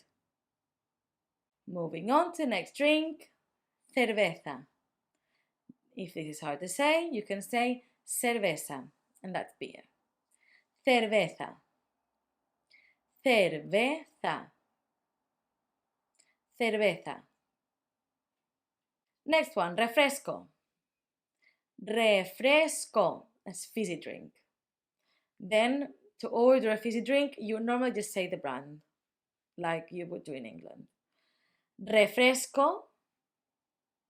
Refresco. Fizzy drink. And we're moving on to the coffees. There's different types of coffee, as anywhere. We start with café. If you ask for a café, they will bring you an espresso. Café. Café. If you want what in England is a latte, it's a coffee with milk. Café con leche. Café con leche. Café con leche. If you would like the shorter version of a coffee with milk, it would normally be an espresso with a dash of milk, so it would be quite strong on the coffee, and it would be a short size glass. You are going to order a cortado. Cortado. Cortado. For an iced coffee, You order coffee with ice. Because in Spain, what you will get if you get an iced coffee is not going to be a Starbucks drink or the regular drinks that you can get here with like a cup with ice and coffee. You will get your coffee and you will get a glass with ice. So what you do is take your coffee and you drop it in the ice, and that's your coffee with ice. Café con hielo. Café con hielo. Café con hielo. And last one, it would be the carajillo, which is basically an Irish coffee with any type of alcohol. Carajillo. Carajillo, if that makes it easier to say. Carajillo. Carajillo. And now, when we get to the end, you know what it's the time? It's time to go through all the words one more time and for you to repeat. Bebidas. Bebidas. Drinks. El agua. Un agua.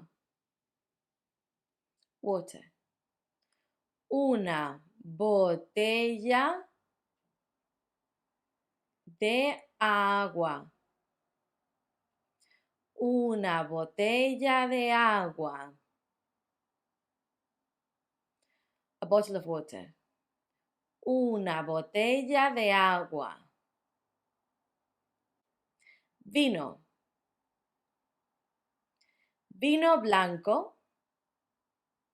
White wine. Vino blanco. Vino rosado. Vino rosado. Rosé. Vino tinto. Vino tinto. Red wine. Cerveza. Cerveza. Cerveza. Beer. Refresco. Fizzy drink. Refresco. Café. Café. Coffee. Café con leche. Café con leche. Coffee with milk. Cortado. Cortado. A short coffee with milk. Café con hielo. Café con hielo. Iced coffee. Carajillo.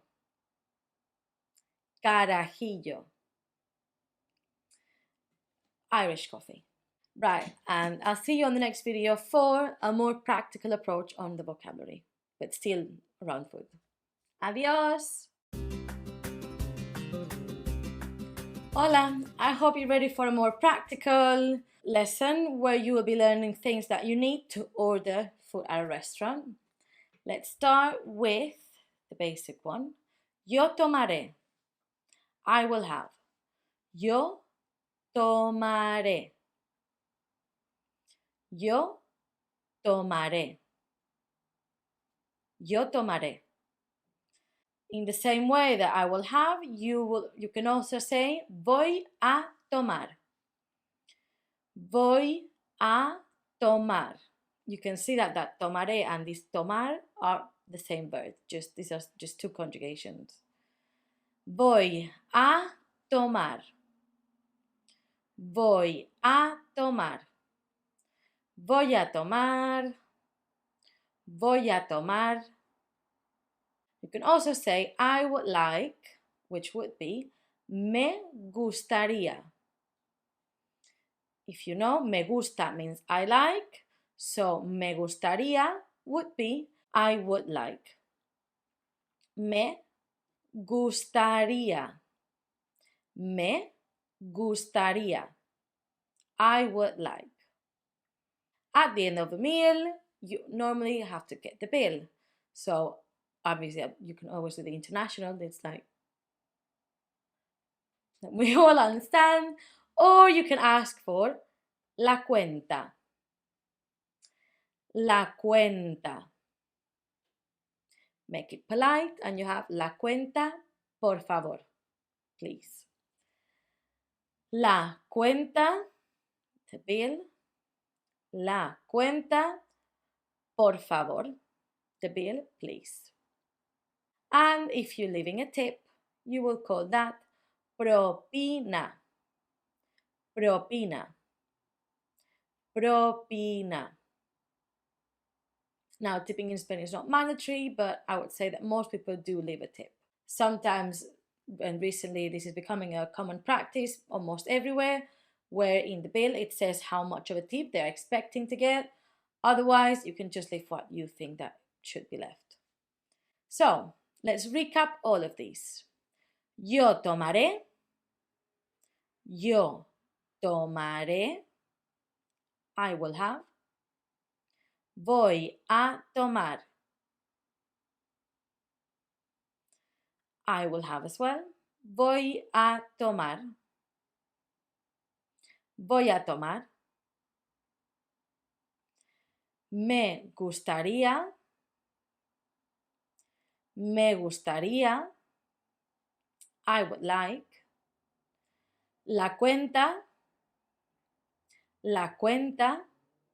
The bill. La cuenta, por favor. La cuenta, por favor. The bill, please. Propina. Propina. Tip. That would be all. This one, I feel like after the very long ones that we've been doing, this one has been a breath of fresh air. And we've got just a couple more videos and that would be all. And this will still be a bit more practical. Okay? See you on the next one. Adios. Hola! In this video, we're going to do something practical again, which is giving instructions, like specific instructions, when we are ordering. To say if we've got allergies, to take or remove some ingredients, and things like that. We've already heard the con and sin. Con means with, sin means without. We learned that when we're asking for chips or for salad, or with no chips or no salad. In this case, you can also use it con, and you can add an ingredient or you can get an ingredient taken off. Sin, con, with, sin, without. An example, and the most controversial one of all these would be when you get an omelette, una tortilla, con cebolla, sin cebolla. The right way is with onion, con cebolla. By the way, just so we're clear. Con cebolla. Or if you're not nice, sin cebolla. Okay, then if we want to say that we've got an allergy to anything, just so that the kitchen staff is a bit aware of your needs, you can say it two ways. Tengo alergia a, which means I have an allergy to. Tengo alergia a. Tengo alergia a. I have an allergy to. Or you can say I'm allergic to. Soy alérgico a.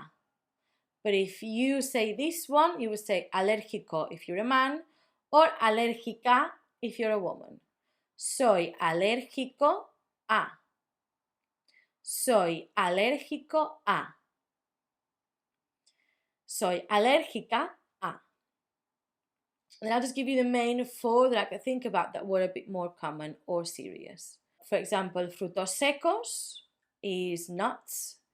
Frutos secos. Frutos secos. Not frutas, frutos. Frutos secos. Nuts. Marisco, seafood. Marisco, seafood.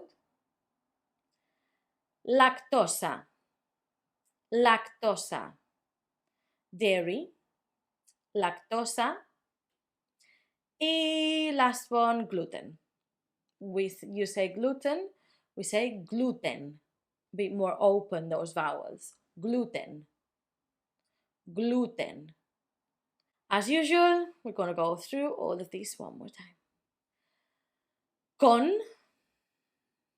Con, with, sin, without, con cebolla, sin cebolla, with onion, without onion, con cebolla, sin cebolla. Tengo alergia a.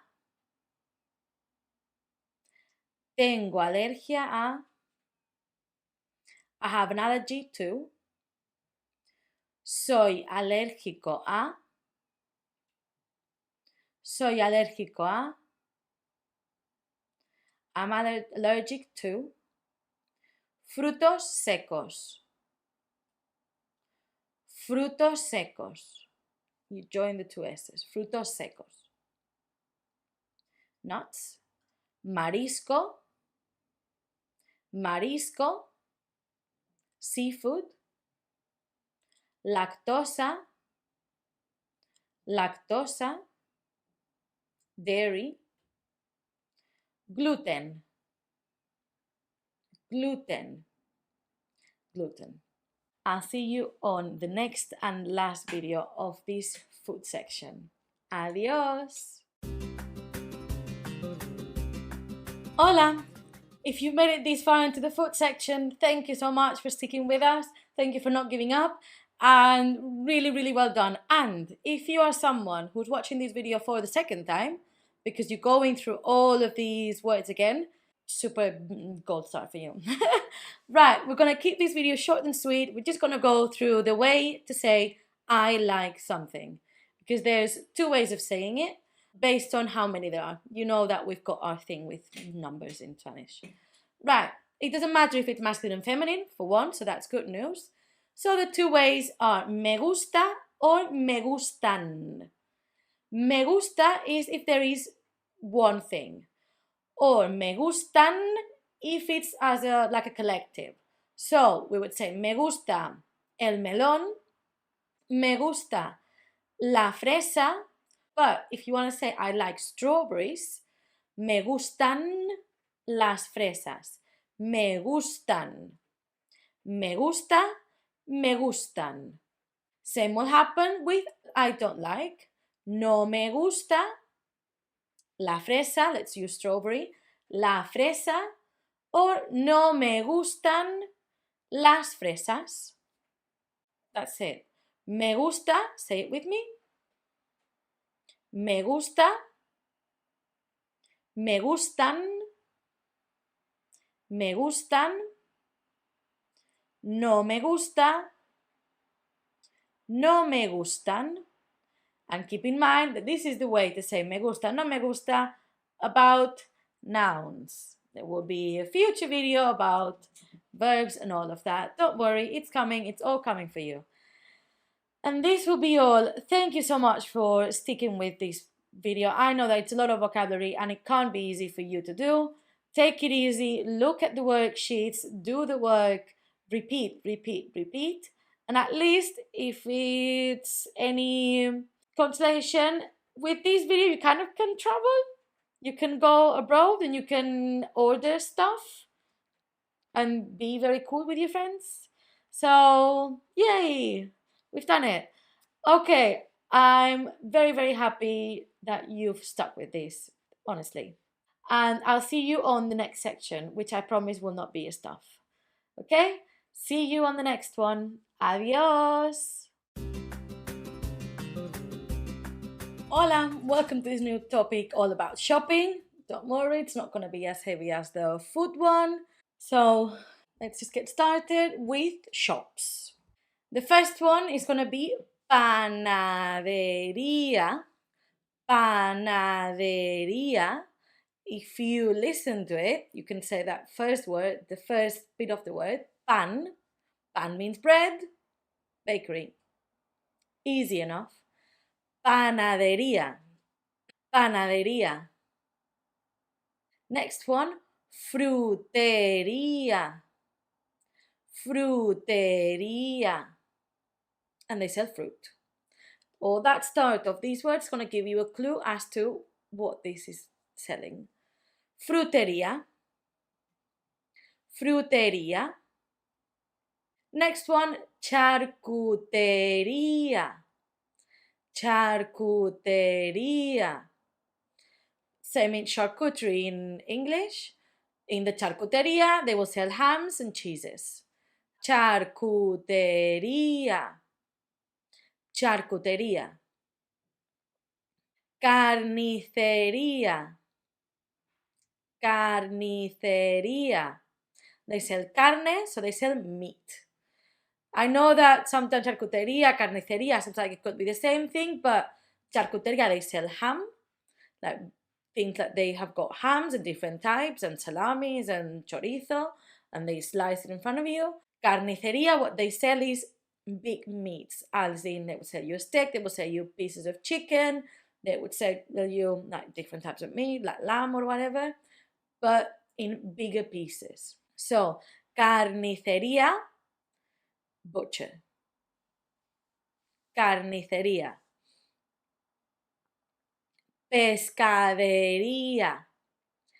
Pescadería. Pescadería.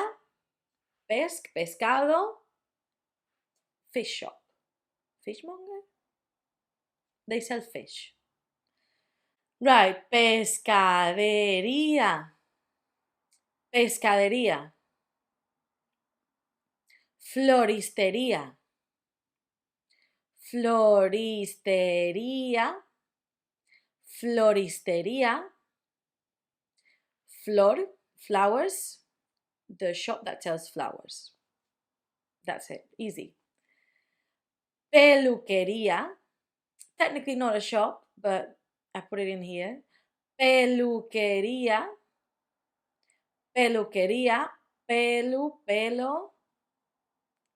Hairdressers. Peluquería. Peluquería. Librería. Librería. Now, I know where your mind has gone. Is it library? No, it's not. Libro means book, and you've seen that this ería endings means shop. Librería is a bookshop. If you would like to say library, we will say biblioteca, but we'll talk about this in another section. Just want you to know, librería, bookshop. It's basically a false friends because, again, I'm sure as you say librería, this is library, but it's not. It's what we call false friends. Librería, bookshop. Librería. Tienda de ropa. Tienda de ropa. This translated literally means shop of clothes. Clothing store. Tienda de ropa. Tienda de ropa. And last, we can't forget supermercado. Supermarket. This one is easy. Supermercado. Supermercado. Supermercado. As usual, we're going to go through all these words one more time, and you need to be repeating them. Panadería. Panadería. Bakery. Frutería. Frutería. Fruit shop. Charcutería. Charcutería. Charcuterie shop. Carnicería. Carnicería. Butcher. Pescadería. Pescadería. Place where they sell fish. floristería, floristería, place where they sell flowers, peluquería, peluquería, hairdresser, librería, not library, librería, bookshop, tienda de ropa, tienda de ropa, clothing shop, supermercado, supermercado, supermarket. Easy, right? I promised. It was not that hard, is it? You can see already that there's not as many videos either. So I'll see you on the next one. Adios. Hola. In this video, we're going to talk about words that we need specifically to do groceries. Some of these might also be used, obviously, for shopping in general, but some of these are just specific to groceries. And the first one, actually, you can have it anywhere. Parking. Take a wild guess what that is. Parking. We just say it a bit differently. Parking. Parking. Carrito. Carrito is the trolley. Carrito. Carrito. Cesta. Cesta. Cesta. Basket. Cesta. Kilos, because we go with kilos. Kilos. So it would be with gramos as well and everything. Kilos.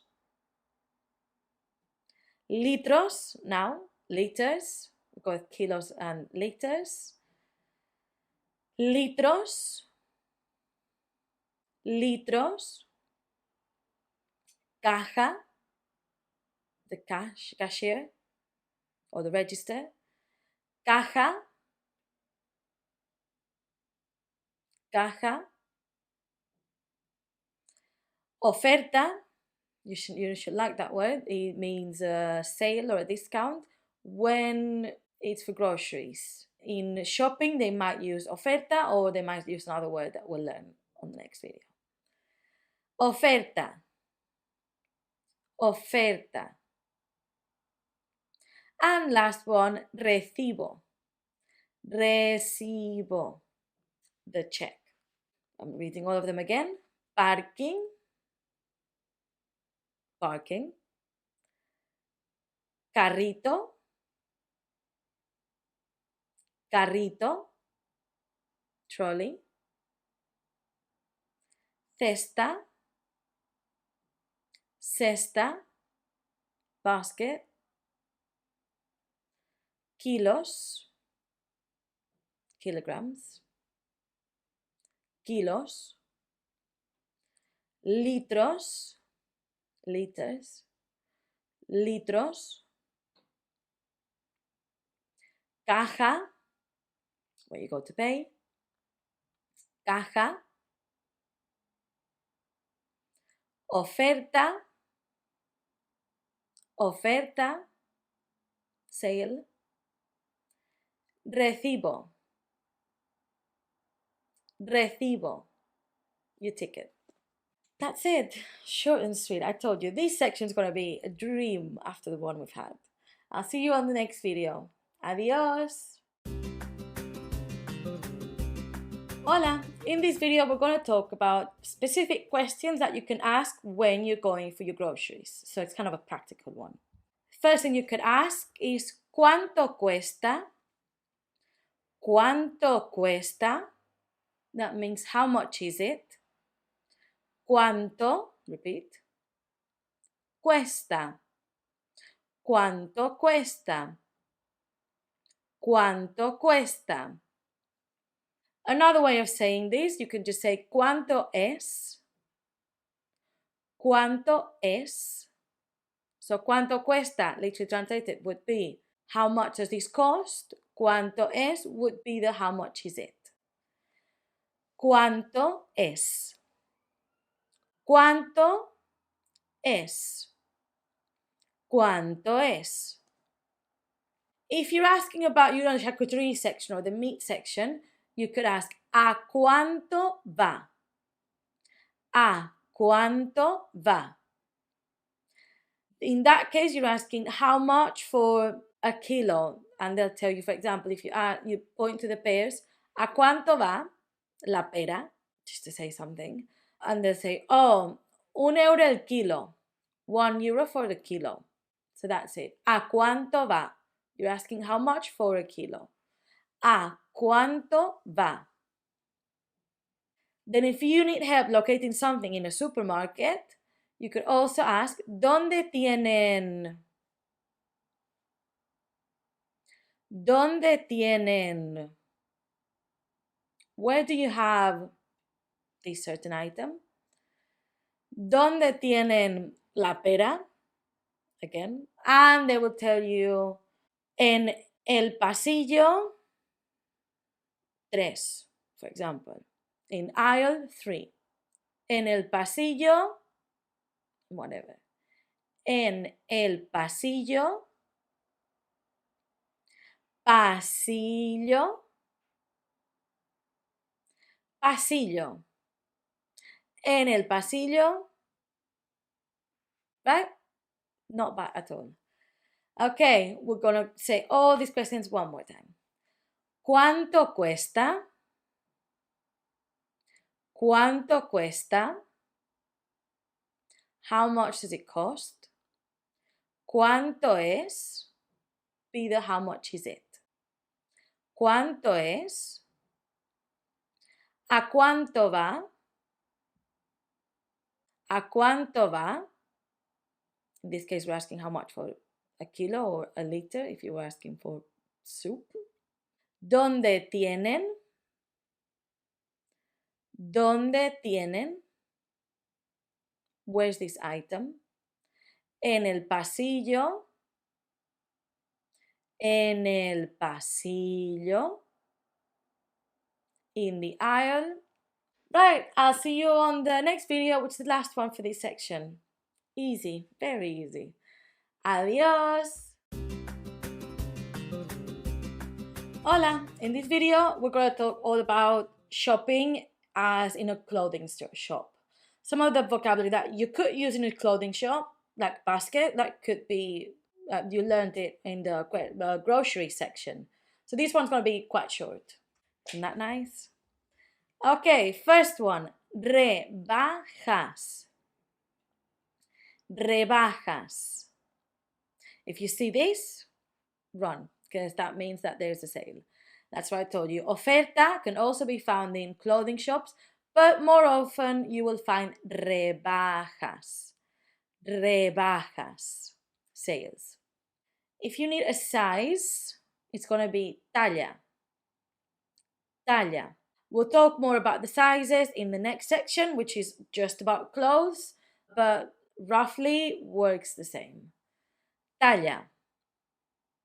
Talla.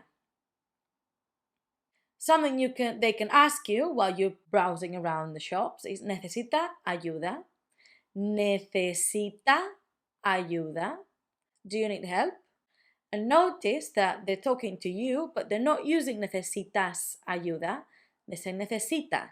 And that is because they're providing you a service, as in they're helping you. So they're going to normally say necesita, as they were talking to you as if you were usted. No matter your age, no, it doesn't mean again that you are a respectable prime minister. It's just polite that when it's not working for you, the right term, but they are offering you a service, they are working and you are at their place of work, that they address you as usted. So they will say necesita ayuda. And there's 2 ways to answer these. There's sí. Tiene, and then you will go in to say that do you have a skirt, do you have this size, do you have whatever. Sí, tiene whatever. Sí, tiene, yes, do you have whatever. Or you can say no. No. But that would be a bit rude. No. Might not, depends on the context, I guess. But the right full answer would be no. Solo estoy mirando. I'm just looking. No. Solo estoy mirando. We'll repeat it one word per word. Solo estoy mirando. Solo estoy mirando. Solo estoy mirando. And that's it. We're going to go through these words one more time because you know that that's a time for you to repeat these words and for them to sink in. Right. Rebajas. Rebajas. Sale. Talla. Talla. Size. Necesita ayuda. Necesita ayuda. Necesita ayuda. Would be more mixed. Necesita ayuda. Do you need help? Sí, tiene. Sí, tiene. Yes, do you have? No, solo estoy mirando. No, solo estoy mirando. If you want the realistic, no, solo estoy mirando. No, I'm just looking. Right, that's it. I'll see you for more shopping, or just clothes actually, in the next section. Adios. Hola, welcome to this new section where we learn about clothes. And in this video, we're going to talk about clothes in general, that you can wear all year round, like a pajama. You always can wear a pajama. You don't have to specify if it's thick or thin. And then we'll have 2 more sections about winter and summer clothes, so we can, break this down a little bit. Okay, so the first one is camisa. Camisa. Camisa can either be like a blouse, or camisa, I can sometimes call it a t-shirt that's a bit more fancy than like a sporty t-shirt. Camisa. Camisa. We might just call it a top. Camisa. Camisa. Then to say trousers, you can either use pantalón or pantalones. Pantalón, pantalones. Pantalón, pantalones. Pantalón, pantalones. Falda, skirt. Falda, falda, falda. Vestido, not vest, a dress. Vestido, vestido, vestido. Pijama, an easy one. Pijama, it's like pajamas. It's basically written very similar. Pijama, pijama, pajamas. Then we go into ropa interior. That's underwear in general, and then I'll teach you how to say the next ones. Well, specifics. Ropa interior. If you translate it literally, it's like inside clothing. It's what you wear inside your clothes. Ropa interior. Ropa interior. And if you want some fluent, ropa interior. It just merges. Ropa interior.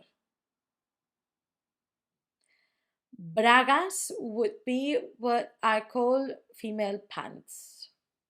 Bragas. Bragas. Now remember that I'm Spanish, so this is the way I say it. There might be even regions of Spain that say something different, and in different countries, I'm pretty sure they've got different words for underwear. and some clothes in general. So bragas, female underwear. Calzoncillos, that was a mouthful. It's male underwear. Calzoncillos, see if it helps. Calzoncillos. Calzoncillos. Calzoncillos. And we've got calcetines, the last one of the underwear. Calcetines, socks. Calcetines. I'm going to add one more actually. Sostén, bra. Sostén. Sostén, which if you translate literally, it means the hold. So, I bet you love my fun facts. Sostén. Sostén.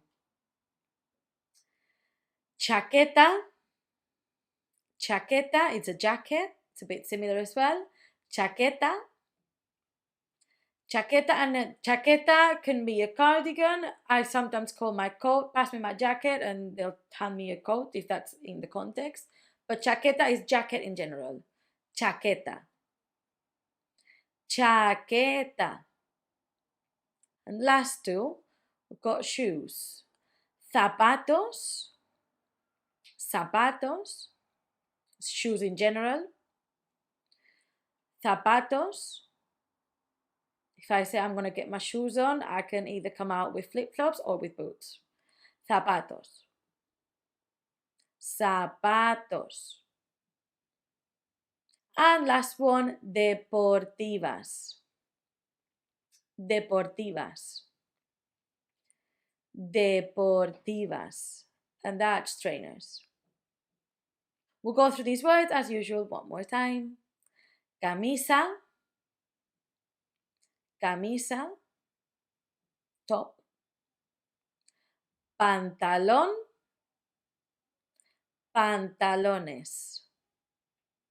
Trousers. Falda. Falda. Skirt. Vestido. Vestido. Dress. Pijama. Pijama. Pajamas. Ropa interior. Ropa interior. Ropa interior. Underwear. Bragas. Bragas. Female underwear. Calzoncillos. Calzoncillos. Male underwear. Calcetines. Calcetines. Socks. Sostén. Sostén. Bra. Chaqueta. Chaqueta. Jacket. Zapatos. Zapatos.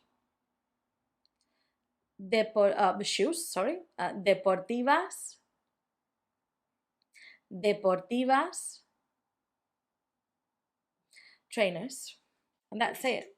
Then you've got 2 more videos with closed vocabulary, and it's going to be just like I told you, divided summer and winter. But again, this section won't be too heavy, won't be too much, I promise. I'm really trying to make them as palatable as possible. Remember that vocabulary, the only way is to repeat. So this is it. But don't forget that there's always worksheets and places where you can practice writing all of these words. See you on the next one. Adios. Hola! In this video, we're gonna say and learn the words related to winter clothing. Okay, let's start. Abrigo. Abrigo means coat, like a puffer jacket or like just a winter coat. Abrigo. Abrigo. Guantes. Guantes means gloves. Guantes. Guantes. Gorro. Gorro means winter hat. There's different types of hats, and gorro means in general these like more beanies or more like woolen. Gorro. Gorro. Bufanda. Bufanda.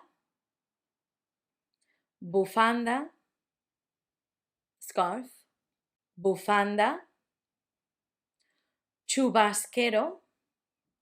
Chubasquero. Chubasquero means raincoat. Chubasquero. And this is not a piece of clothing in theory, but I thought I would include it. Paraguas, especially if you live in England like me. We need chubasqueros and paraguas all year round, to be honest. Paraguas, umbrella. Paraguas. Paraguas. Then we've got botas, which is quite easy. Botas, boots. Botas. Botas. Sudadera. Sudadera. Sudadera. That is a sweatshirt. Jersey. Jersey, not a jersey, jumper. Jersey. And last one, medias. Medias, tights. Medias. Medias. As usual, we're going through all of them again.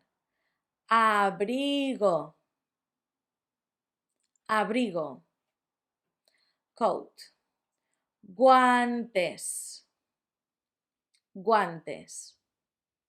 Gloves. Gorro. Gorro. Woolly hat. Bufanda. Bufanda. Scarf. Chubasquero. Chubasquero. Raincoat.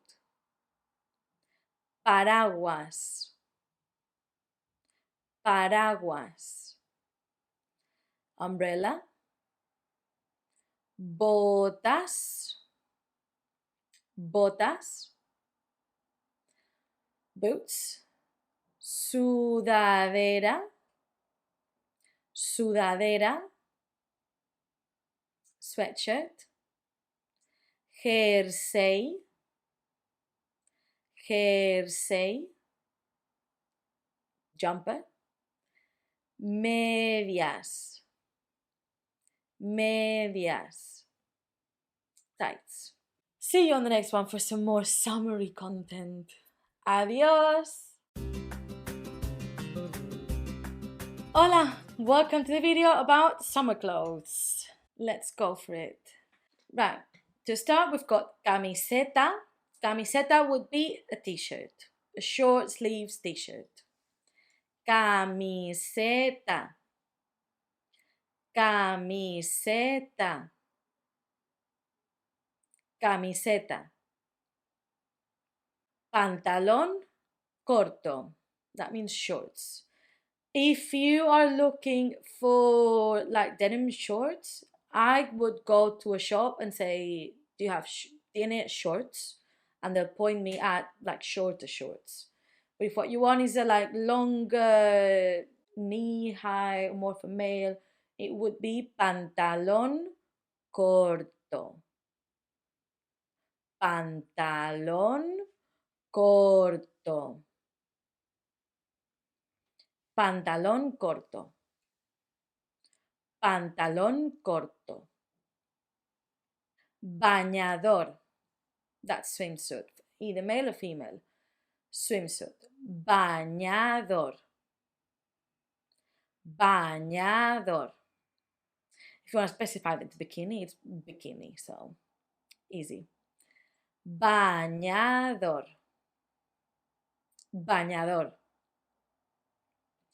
Chanclas, chanclas, flip-flops, chanclas, chanclas. Sandalias, sandalias, sandals. And again, I'm going to give you a couple accessories. Gafas de sol, gafas de sol, sunglasses, or glasses of sun, if you translate very literally. Gafas de sol, gafas de sol, toalla, towel, don't know if it counts, but toalla, toalla, toalla, toalla. Then, like I said, there's a few types of hats. Gorra. If you get a gorra, it would be a cap. Gorra, cap. Sombrero. Sombrero would be more like hat in general. That could be a bucket hat, it could be a straw hat, or just a hat more in general. Sombrero. Sombrero. Right, that's all. I'm going to go through the words one more time. Try to make this as short and sweet as possible. Camiseta. Camiseta. T-shirt. Pantalón corto. Pantalón corto. Shorts, but not too short. Bañador. Bañador. Swimsuit. Chanclas. Chanclas. Flip-flops. Sandalias. Sandalias. Sandals. Gafas de sol. Gafas de sol. Sunglasses. Toalla. Toalla. Towel. Gorra. Gorra. Cap. Sombrero. Sombrero. Hat. That's it. I'm going to see you on the next video. Adios. Hola.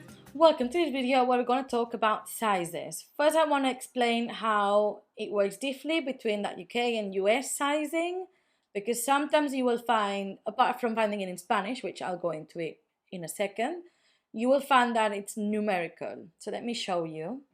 So a 32 would be an extra small. This is roughly what I consider. If you look it up, there's different correlations. This is what I think is the most accurate one. So a 32 would be an extra small, 34 is a small, 36, 38. One of them obviously is smaller than the other, but one of them would be medium. But both of them I think are around the medium size.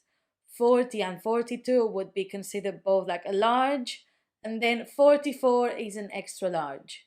It goes obviously smaller than 32 and bigger than 44, but these are the more standardized sizes that you find in shops. But this is, as I said, obviously there's medium and large. I've put two sizes in them.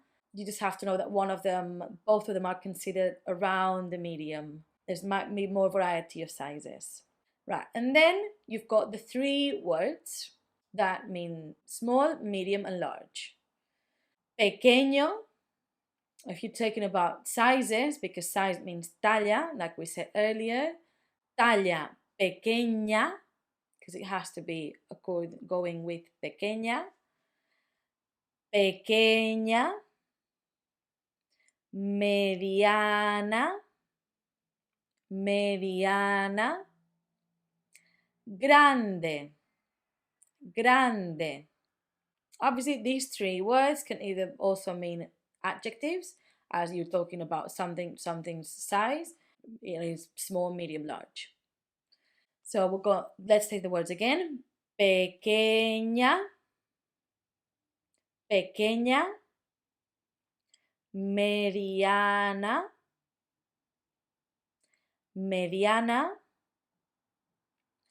grande, grande. That would be it for this video. Again, something light, a little breath of fresh air. See you on the next one. Adios.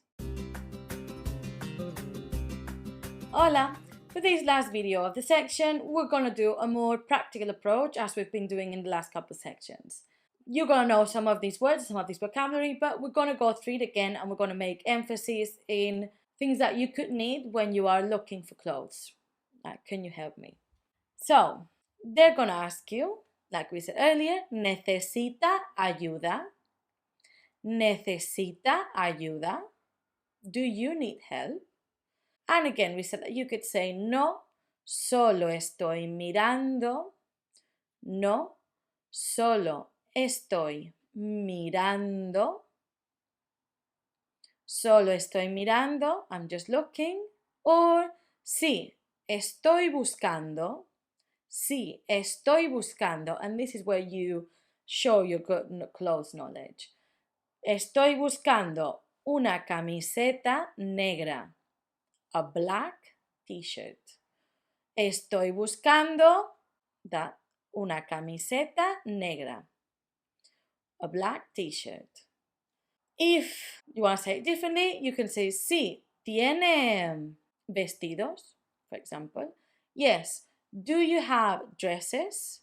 Sí, tiene vestidos. If you just want them to point you at, in general, where are the dresses in this shop. Sí, tiene, and I said vestidos. And if you want to ask for a specific size, you would say sí again. Tiene la talla mediana, for example. Do you have the medium size? Sí. Tiene la talla mediana. Just an example. Tiene la talla.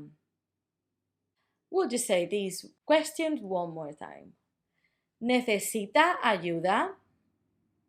¿Necesita ayuda? Do you need help?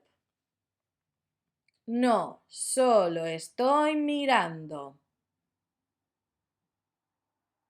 No, solo estoy mirando. No, I'm just looking. Sí, estoy buscando. Yes, I'm looking for. Sí, estoy buscando. Sí, tiene. Sí, tiene.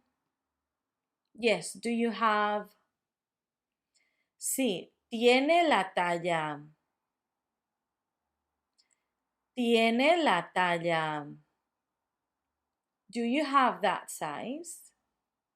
And that would be all for clothing. I'll see you on the next section, and don't forget that if you want to, you can leave us a review. It really helps our channel. Thank you so much. Adios.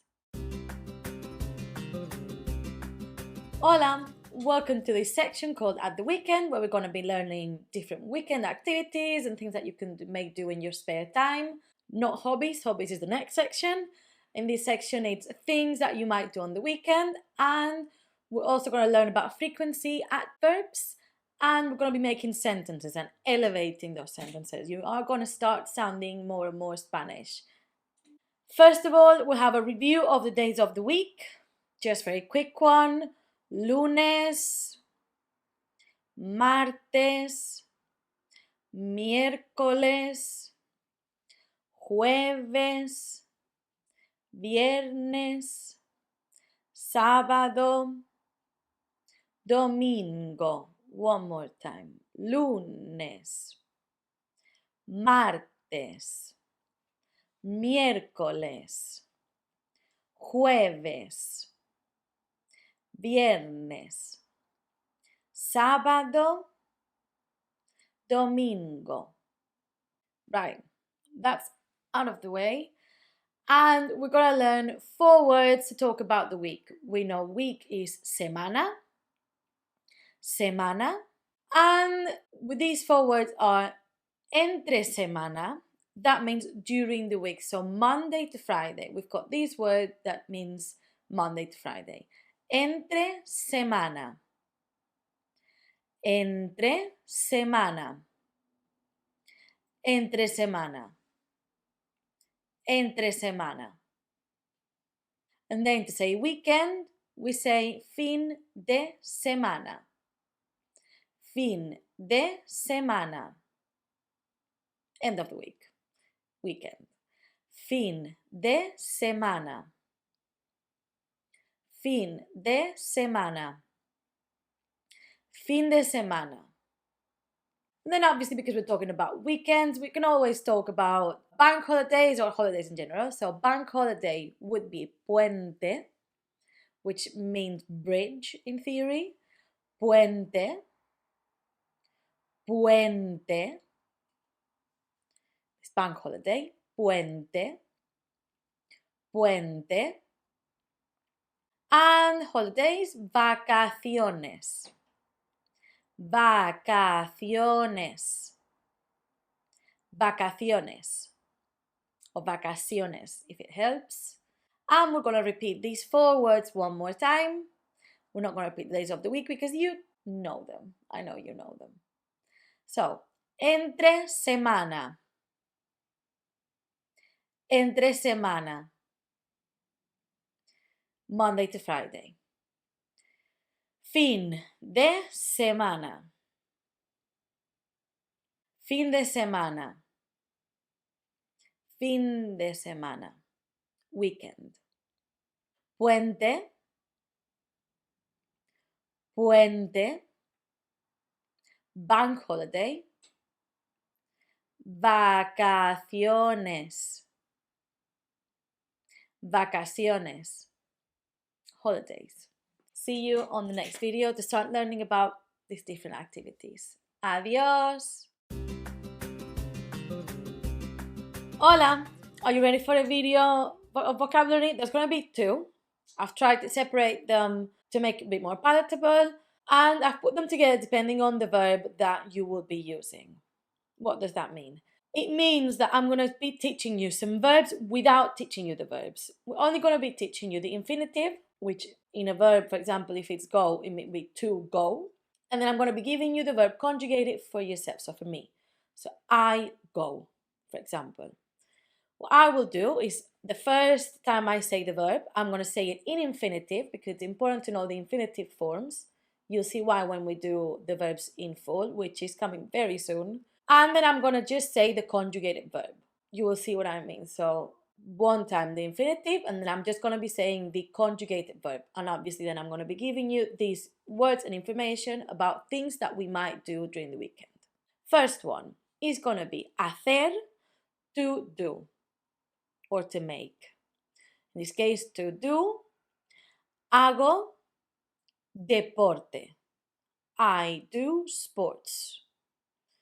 Hago deporte. I do sports or I exercise. This verb only has one, and the next one will have a few. So the main verb will be ir, that's the infinitive form. And it doesn't matter that much because it's severely irregular. Ir will become voy. As you can see, nothing to do. Yo voy, I go. Yo voy de compras. De compras. I go shopping. De compras. De compras. Shopping. Voy de excursión. Voy de excursión. That means you go on an excursion or you go on like a trip. Not abroad, just like a trip around the city or in the countryside. Normally it would be more on the countryside. Voy de excursión. Voy de excursión. Voy al cine. Voy al cine. O voy al cine. I go to the cinema. Voy al cine. Voy al cine. Voy a pasear. Voy a pasear. Voy a pasear. I go for a walk. Voy a pasear. For a stroll. Pasear. Voy al teatro. Voy al teatro. Voy al teatro. Voy al teatro. I go to the theater. Voy a tomar algo. Voy a tomar algo. I go to have a drink. Voy a tomar algo. Voy a tomar algo.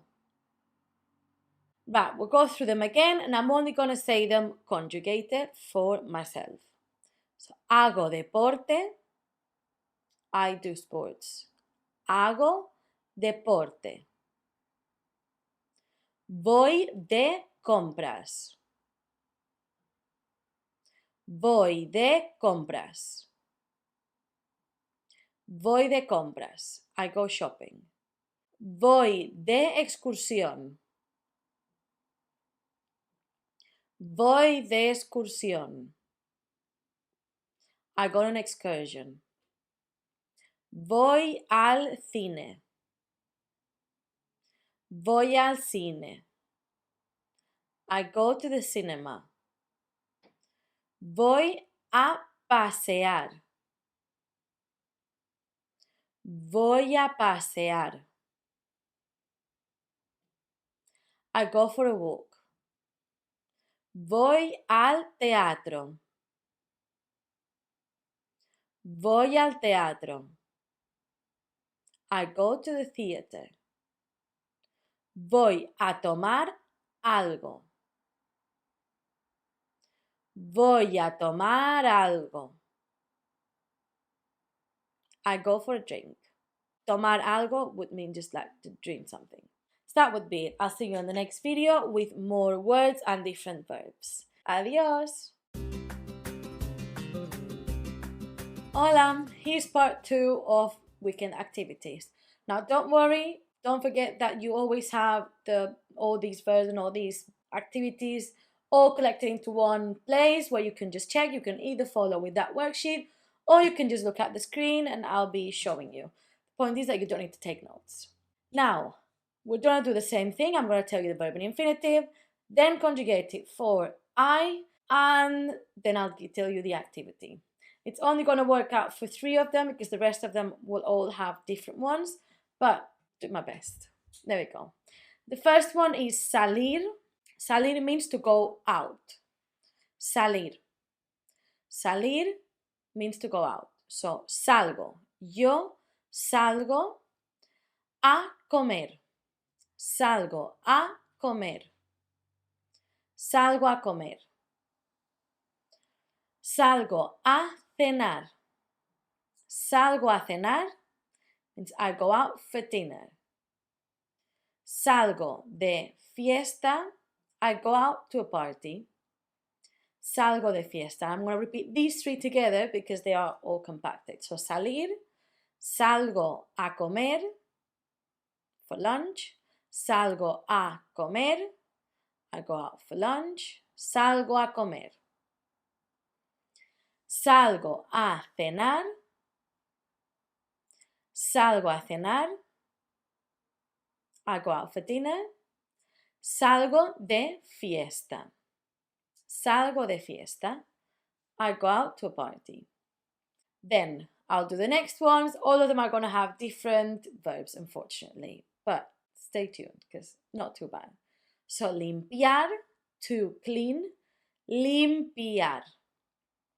Then limpio la casa, limpio la casa, limpio la casa. I clean the house. Montar, to ride or to mount. Montar. Monto en bici. Monto en bici. Monto en bici, I ride my bike. Monto en bici, or you can also say monto en bicicleta. Monto en bicicleta. Monto en bicicleta. Estar, to be, severely irregular. Well, there's a full section just about these. To be. Estoy con mi familia. Estoy con mi familia. I'm with my family. I spend time with my family. Estoy con mi familia. Estoy con mi familia. Estoy con mi familia. Ver. To watch. Ver. Veo la tele o la televisión. Veo la televisión. Veo la televisión. I watch TV or I watch television. Veo la televisión. Last one, jugar, to play. Again, irregular, so not quite useful. Jugar, juego, juego a videojuegos. Juego a videojuegos. Juego a videojuegos. Juego a videojuegos. Handful. I play with video games. And I'm going to throw one last in because it's just a verb. Leer, to read. Leo. Leo. And that is just, you can just say Leo because you don't have to specify I read books. We know that you're reading books. Leo. So as usual, I'm going to repeat the words one more time. I'm going to leave the ones with salir because we've done them already. And I'll just do these ones that are different. Again, I'll only do the conjugated toward me. So, limpio la casa. Limpio la casa.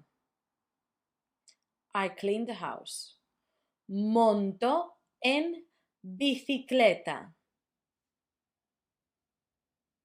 Monto en bicicleta. I ride my bike. Estoy con mi familia. Estoy con mi familia. I spend time with my family. Veo la televisión.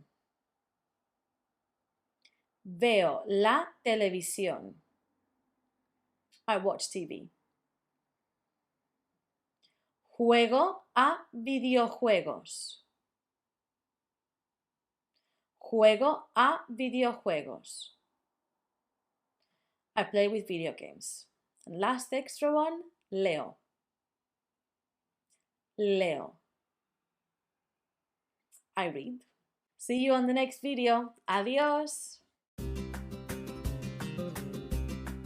Hola, welcome to this video where we're going to learn to make sentences with these activities and these verbs that we have learned. The first sentences we're going to make will be pretty basic. We'll just say, I like to what you're doing. So it's going to be, the format is going to be me gusta, I like, me gusta, and then you're going to put the activity with the verb in infinitive. So it's not going to be me gusta voy de compras because that means I like, I go shopping. You need to say me gusta and then in infinitive. Me gusta ir de compras. That's why I was giving you the verbs in infinitive up with the conjugation about yourself. Because in the next couple of videos, we will learn about using it with conjugation. So don't worry. So it would be, for example, me gusta ir de compras. That me gusta with the activity and the verb in infinitive. Me gusta montar en bicicleta, for example. Me gusta montar en bicicleta. And like this, all the examples that you can think about. It's pretty simple and there will be a worksheet on the side somewhere where you can have a practice doing this. But hopefully it should be pretty easy for you to make these sentences. Also, obviously, it gives you more time if this is easy, to practice that vocabulary. Hope to see you on the next video very soon. Adios!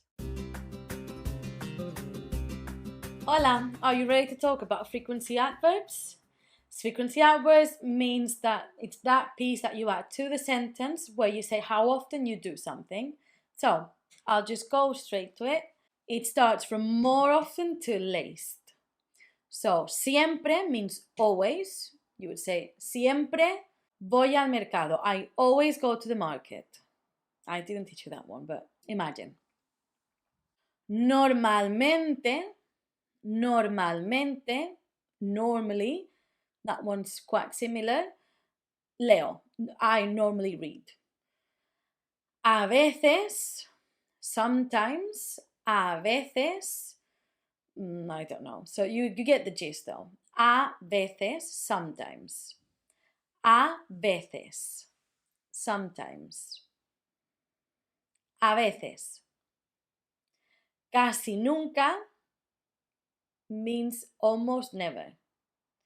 Casi nunca. I think in English you've got seldom. Casi nunca. Casi nunca. And finally, you're going to have that nunca, never. Never. Nunca. I'm going to repeat them one more time. They're fairly easy. You just need to remember them. Right? So, siempre, siempre, siempre, always, normalmente, normalmente, normalmente, normally, a veces, a veces, a veces, sometimes, casi nunca, casi nunca, almost never, casi nunca, nunca, nunca, never. That will be all. Wait for the next video till when I teach you how to use these to elevate and make better sentences. Adios! Hola, let's make those elevated sentences, shall we? Right, the format is always going to be first the frequency adverb. You start with that frequency adverb, that always, never, sometimes. Then the conjugated verb. So in this case, you will be saying yo and what you're doing. Yo leo. In this case, you don't need to say yo. You just need to say the verb because the verb is conjugated to tell people that it's you who are doing this activity. So the conjugated verb and the activity, and at the end, the day of the week. Does that make sense? So I'll say it again. Frequency adverb, siempre. Conjugated verb plus activity, leo, just an example. Plus day of the week, el sábado. Every Saturday, I spend it reading. That's what I'm telling you. Right, I'm going to give you 2 examples now. Siempre, frequency adverb. Limpio la casa. You can say that I'm not saying yo. Limpio, that conjugated verb. La casa, I clean the house. El sábado. So every Saturday, I'm always using it to clean my house. Something a bit less extreme would be like a veces, sometimes. Voy al cine. I go to the cinema. See, I'm not saying I in my Spanish. Voy al cine, but I know because voy tells me that it's me. Voy al cine. El fin de semana. I showed you how to say it, so might as well use it. So, el fin de semana, during the weekend. I'm not telling you what day, just saying that during the weekend, I use it to go to the cinema. A veces voy al cine el fin de semana. And those would be quite good examples so you can see how this works. As usual, you're going to have a worksheet where you can have a practice to add all of these and try to use it in your Spanish, in your conversations. I always try to give you tips on the extra videos so you know what to do. Just use it. That's the best thing that you can do. I'll see you very soon on the next section. Adios! Hola, welcome to this new section about hobbies. And again, I've broken down the vocabulary between two videos, and the last one will be about a more practical side of the topic. We'll do the same thing with the verbs. I'm going to give you the infinitive and then the verb conjugated. For the sentence that we will be making on the last one, you will be using more the infinitive in this case. So the verb that I will repeat in this time will be the infinitive. Okay?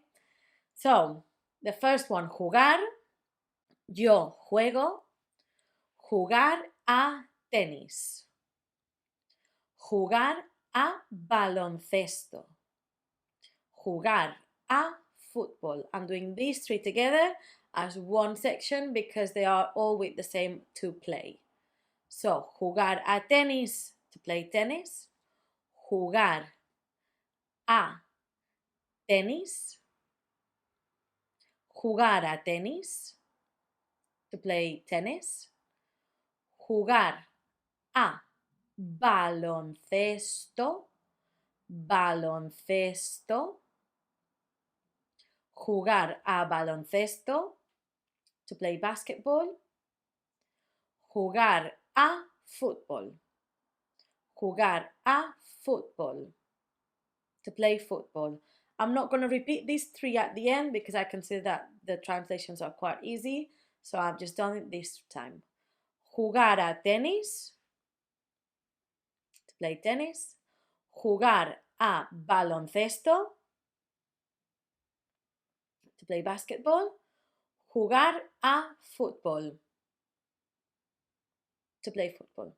Now I've got another few verbs and activities that we like to do as sports. Bailar, to dance.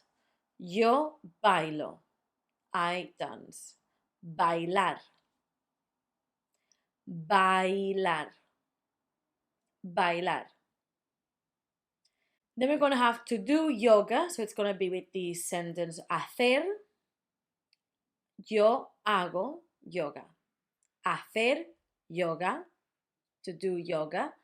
Yo hago yoga. I do yoga. Hacer yoga. Hacer yoga. Correr, to run. Correr. Yo corro. I run. Correr. Correr. Ir al gimnasio, to go to the gym. Voy al gimnasio. I go to the gym. Ir al gimnasio. Ir al gimnasio. If you think about like gymnasium, it might help. Ir al gimnasio. Ir al gimnasio. Nadar, to swim. Nadar. And then we've got nado. Nado, I swim. Nadar. This can also be called natación. So swimming, as in would be swimming lessons. This would be with ir a natación o voy a natación. Ir a natación. Ir a natación. I'm going to do these verbs one more time, just with the infinitive this time. Bailar. Bailar, to dance. Hacer yoga, to do yoga. Correr. Correr, to run. Ir al gimnasio. Ir al gimnasio, to go to the gym. Nadar, to swim. Ir a natación. Ir a natación, to go swimming. I'll see you on the next one for more hobbies. Adios. Hola! We're going to talk in this video about different hobbies that are not sports. Just to separate it and make it, again, I like breaking things down a bit. So, I'm going to do it again in infinitive. I will tell you the form conjugated in case you want to make this section bleed into the previous one and you want to use it to make different sentences. Or I'm giving you the infinitive because in the sentences that we will learn to make in the next section or in the next video, you will need the infinitive more. So this is why this time I'm giving you the infinitive, a bit more importance to the infinitive. Right. Let's go for it. So, viajar. Viajar, to travel. Yo viajo. I travel. Viajar. Viajar. Coser, to sew, as in sewing. Coser. Yo coso. I sew. Coser. Coser. Pintar. Pintar, to paint. Yo pinto, irregular, kind of irregular. Pinto, pintar. Pintar. Dibujar. Dibujar, to draw. Yo dibujo. I draw. Dibujar. Dibujar. Cantar, to sing. Yo canto. Cantar. Cantar. Cocinar o cocinar, to cook. Cocino, yo cocino, I cook. Cocinar. Cocinar. And then we've got tocar, which means to play in this case. Tocar normally is touch, as in touching. But when you say it with an instrument, it's to play. So, tocar.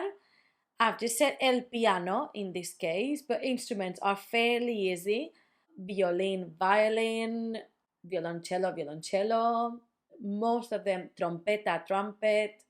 So I'm just going to give you el piano as a standard, and you're welcome to look up with more instruments. Just we want to make this video compact. So, tocar el piano. Tocar el piano. Tocar el piano. O yo toco el piano. Toco el piano. Tocar el piano. We're going to repeat these words one more time, just in infinitive. Viajar. Viajar, to travel. Coser. Coser, to sew. Pintar.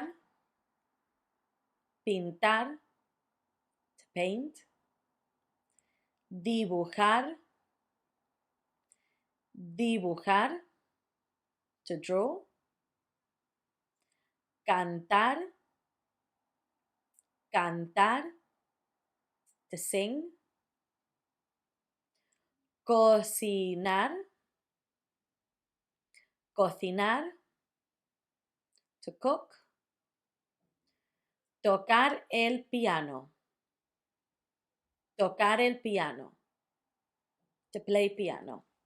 I'll see you on the next one for some sentences. Adios! Hola! We're here for some sentences. This means I can and things that we can do. We're mostly going to be using our infinitive verbs. You can use verbs from this section, or you can go back and take some of the activities for the weekend if you think that you would like to use those. Okay, so first would be a question. When you ask, someone is asking you, or you can ask someone, ¿Sabes? Do you know how to? Much easier in Spanish. ¿Sabes? ¿Sabes? Or do you know? ¿Sabes? ¿Sabes? Something else that they could ask you, or you could ask, is ¿qué te gusta hacer? What do you like to do?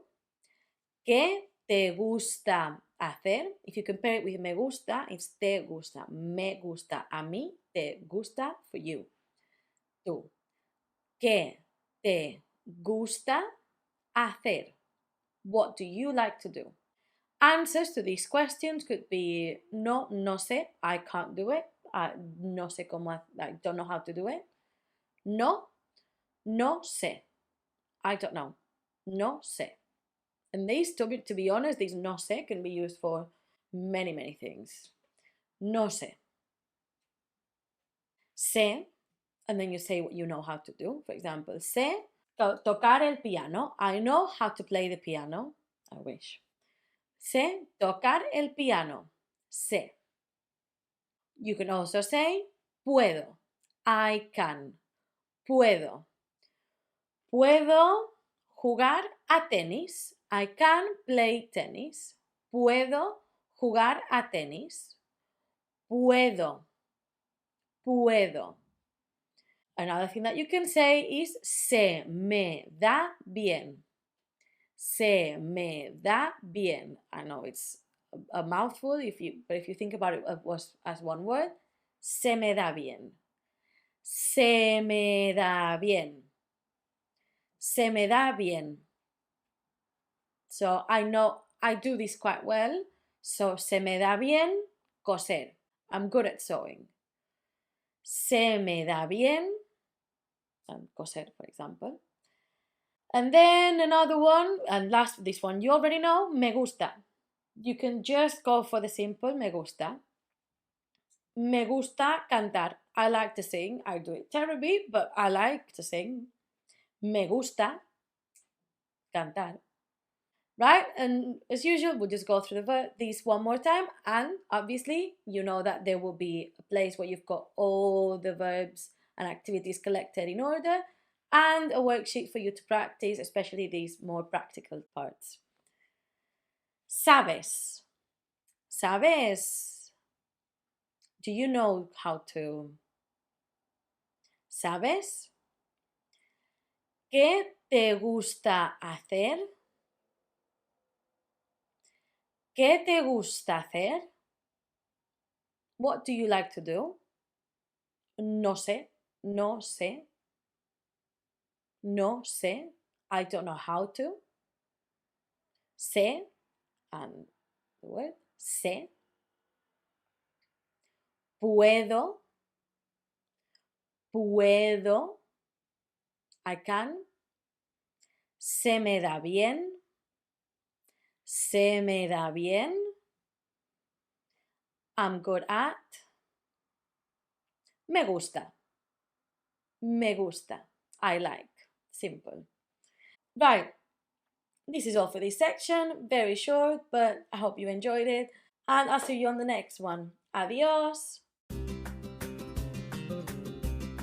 Hola, welcome to this new section called Parts of the Body and Health.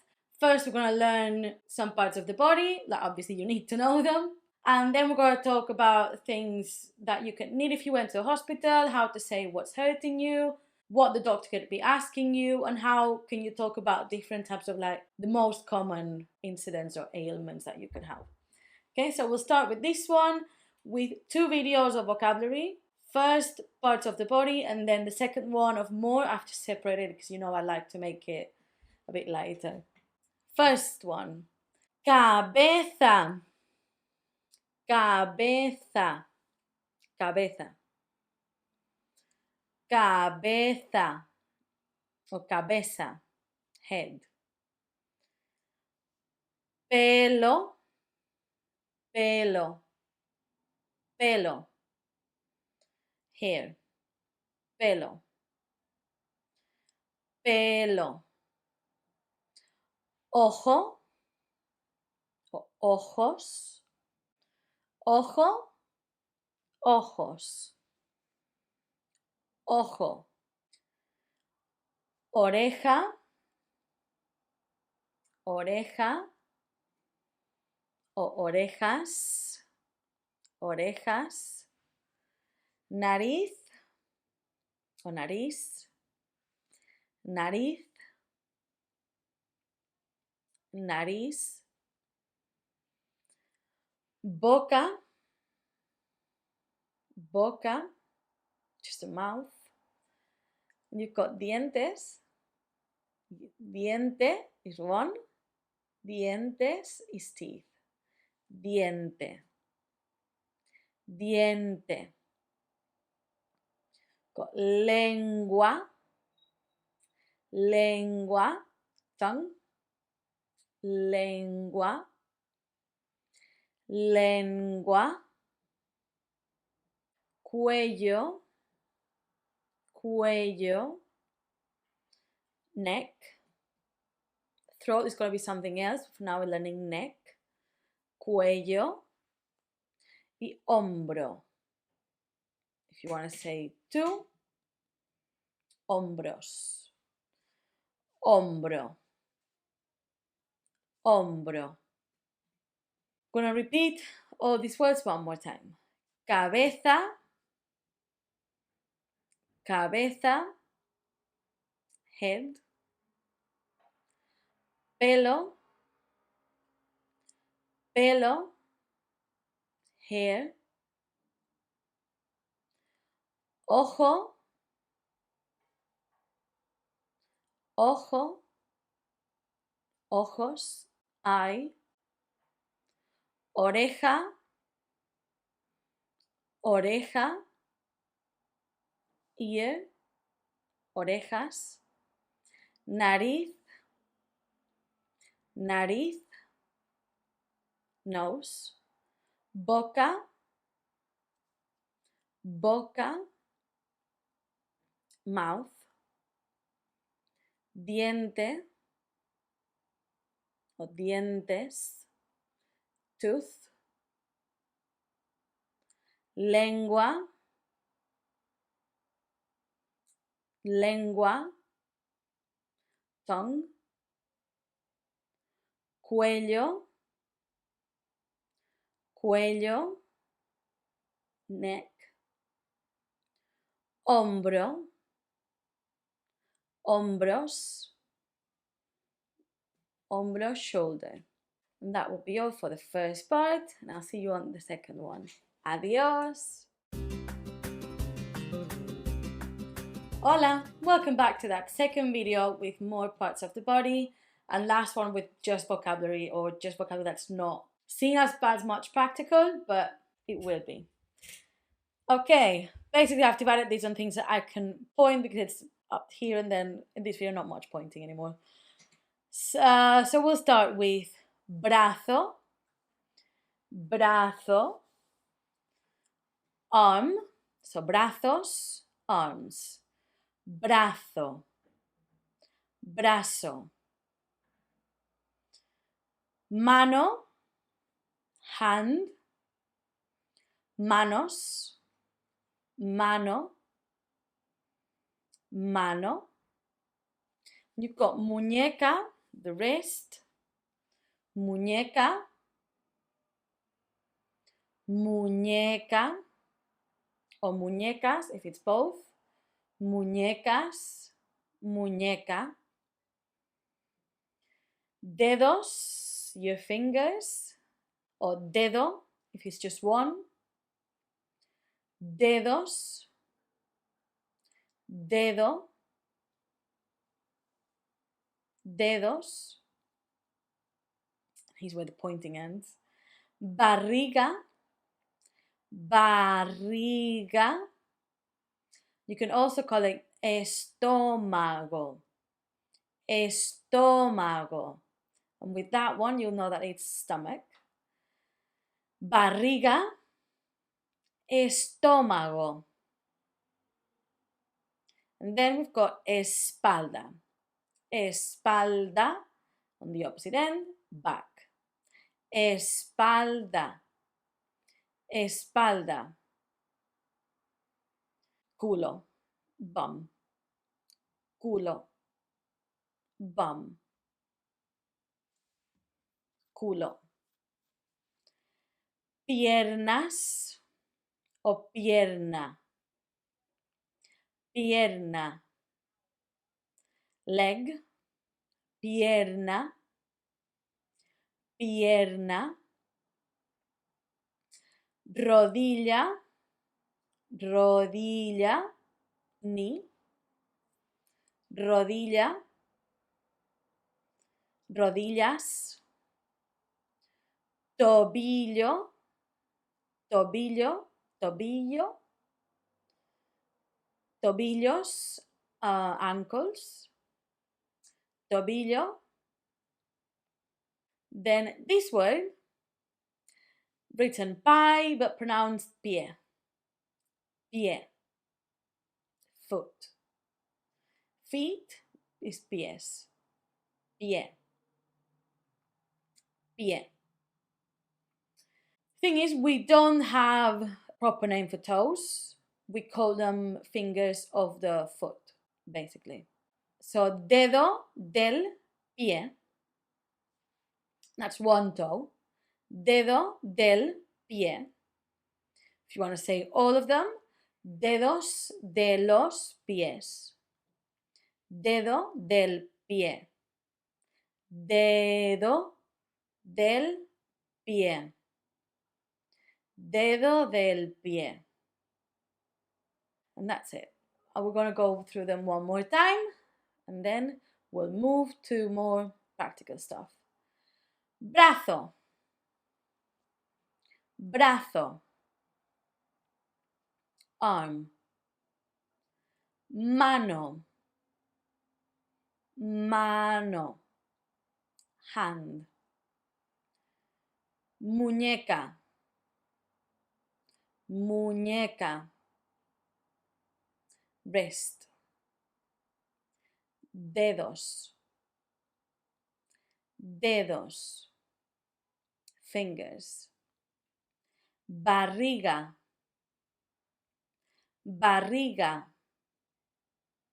Estómago. Estómago. They both mean tummy. I think barriga would be more tummy and estómago would be more stomach, but I could easily go to the doctor and I could say I've got pain on the barriga. And he won't look at me funny. Espalda. Espalda. Back. Culo. Culo. Bum. Pierna. Pierna. Leg. Rodilla. Rodilla.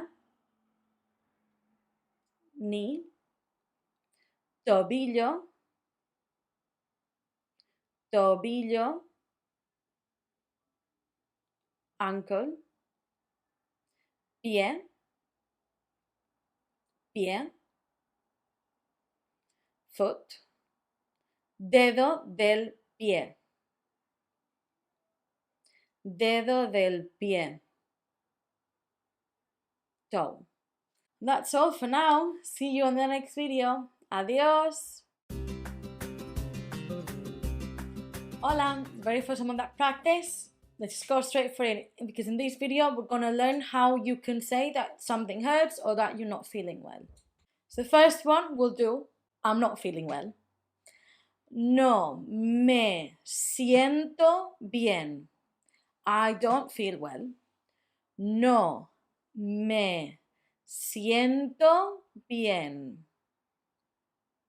No me siento bien. No me siento bien. Another version is I am not well. No estoy bien. No estoy bien. No estoy bien. No estoy bien. No estoy bien. Another one is I feel bad. And there's two ways of saying that. Me siento mal. Me siento mal. Me siento mal. O me encuentro mal. Me encuentro mal. Translating literally, this one means I find myself badly, but this one somehow to me sounds more natural. I think they're both equally fine, but I think maybe because of I'm bilingual, like in Spanish and Catalan, I would say me encuentro mal more naturally, but they're both equally good. Me encuentro mal. Me encuentro mal. Then we've got me duele. It hurts. This me duele, we'll talk about it in one of the videos about these type of verbs because it means it hurts me. It's complicated. It's like I like, me gusta, but we'll talk about it. For now, you just need to know that you say me duele. It hurts. And then you say what hurts. Me duele. Like me duele la cabeza. My head hurts. Me duele. Me duele. And it hurts a lot. You say me duele mucho. Me duele mucho. That mucho means a lot. Me duele mucho. One more time. No me siento bien. No me siento bien. I don't feel well. No estoy bien. No estoy bien. I'm not well. Me siento mal. Me siento mal. I feel bad. Me encuentro mal. Me encuentro mal. I feel bad as well. Me duele. Me duele. It hurts. Me duele mucho. Me duele mucho. It hurts a lot. And that would be all for this video. I'll see you on the next one. Adios.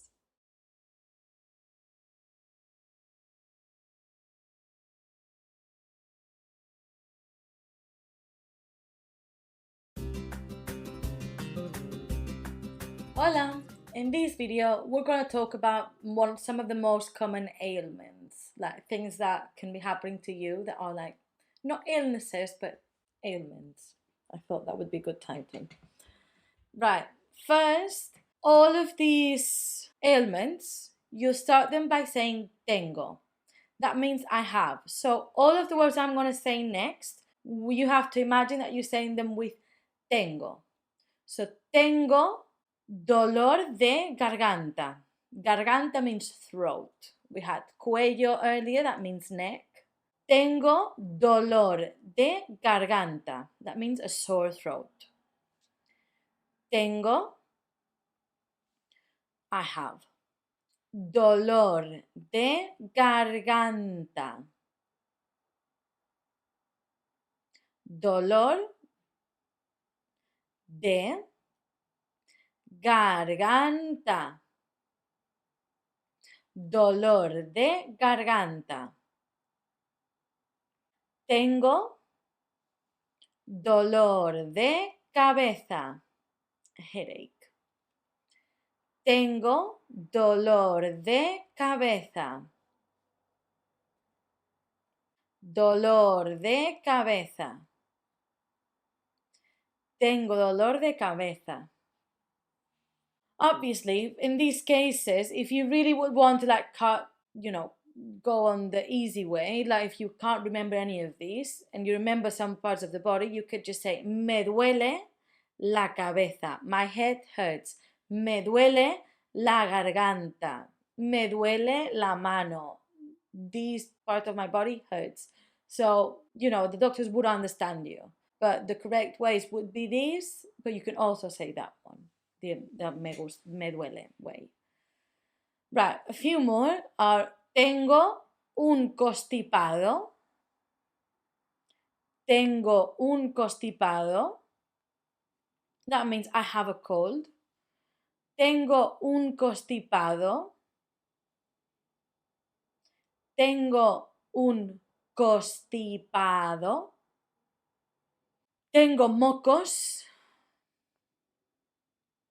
Tengo mocos. That means that you feel a bit snotty. Tengo mocos. Tengo mocos. Tengo tos. Tengo tos. Tengo tos. I've got a cough. Tengo tos. I have a cough. Tengo fiebre. Tengo fiebre. Tengo fiebre. I have a temperature. Tengo fiebre. Tengo fiebre. And last one, tengo la gripe. I have the flu. Tengo la gripe. Tengo la gripe. Tengo la gripe.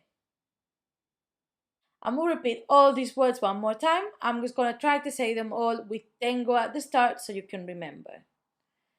Tengo dolor de garganta. Tengo dolor de garganta. I have a sore throat. Tengo dolor de cabeza. Tengo dolor de cabeza. I have a headache. Tengo un constipado. Tengo un constipado. I have a cold. Tengo mocos. Tengo mocos.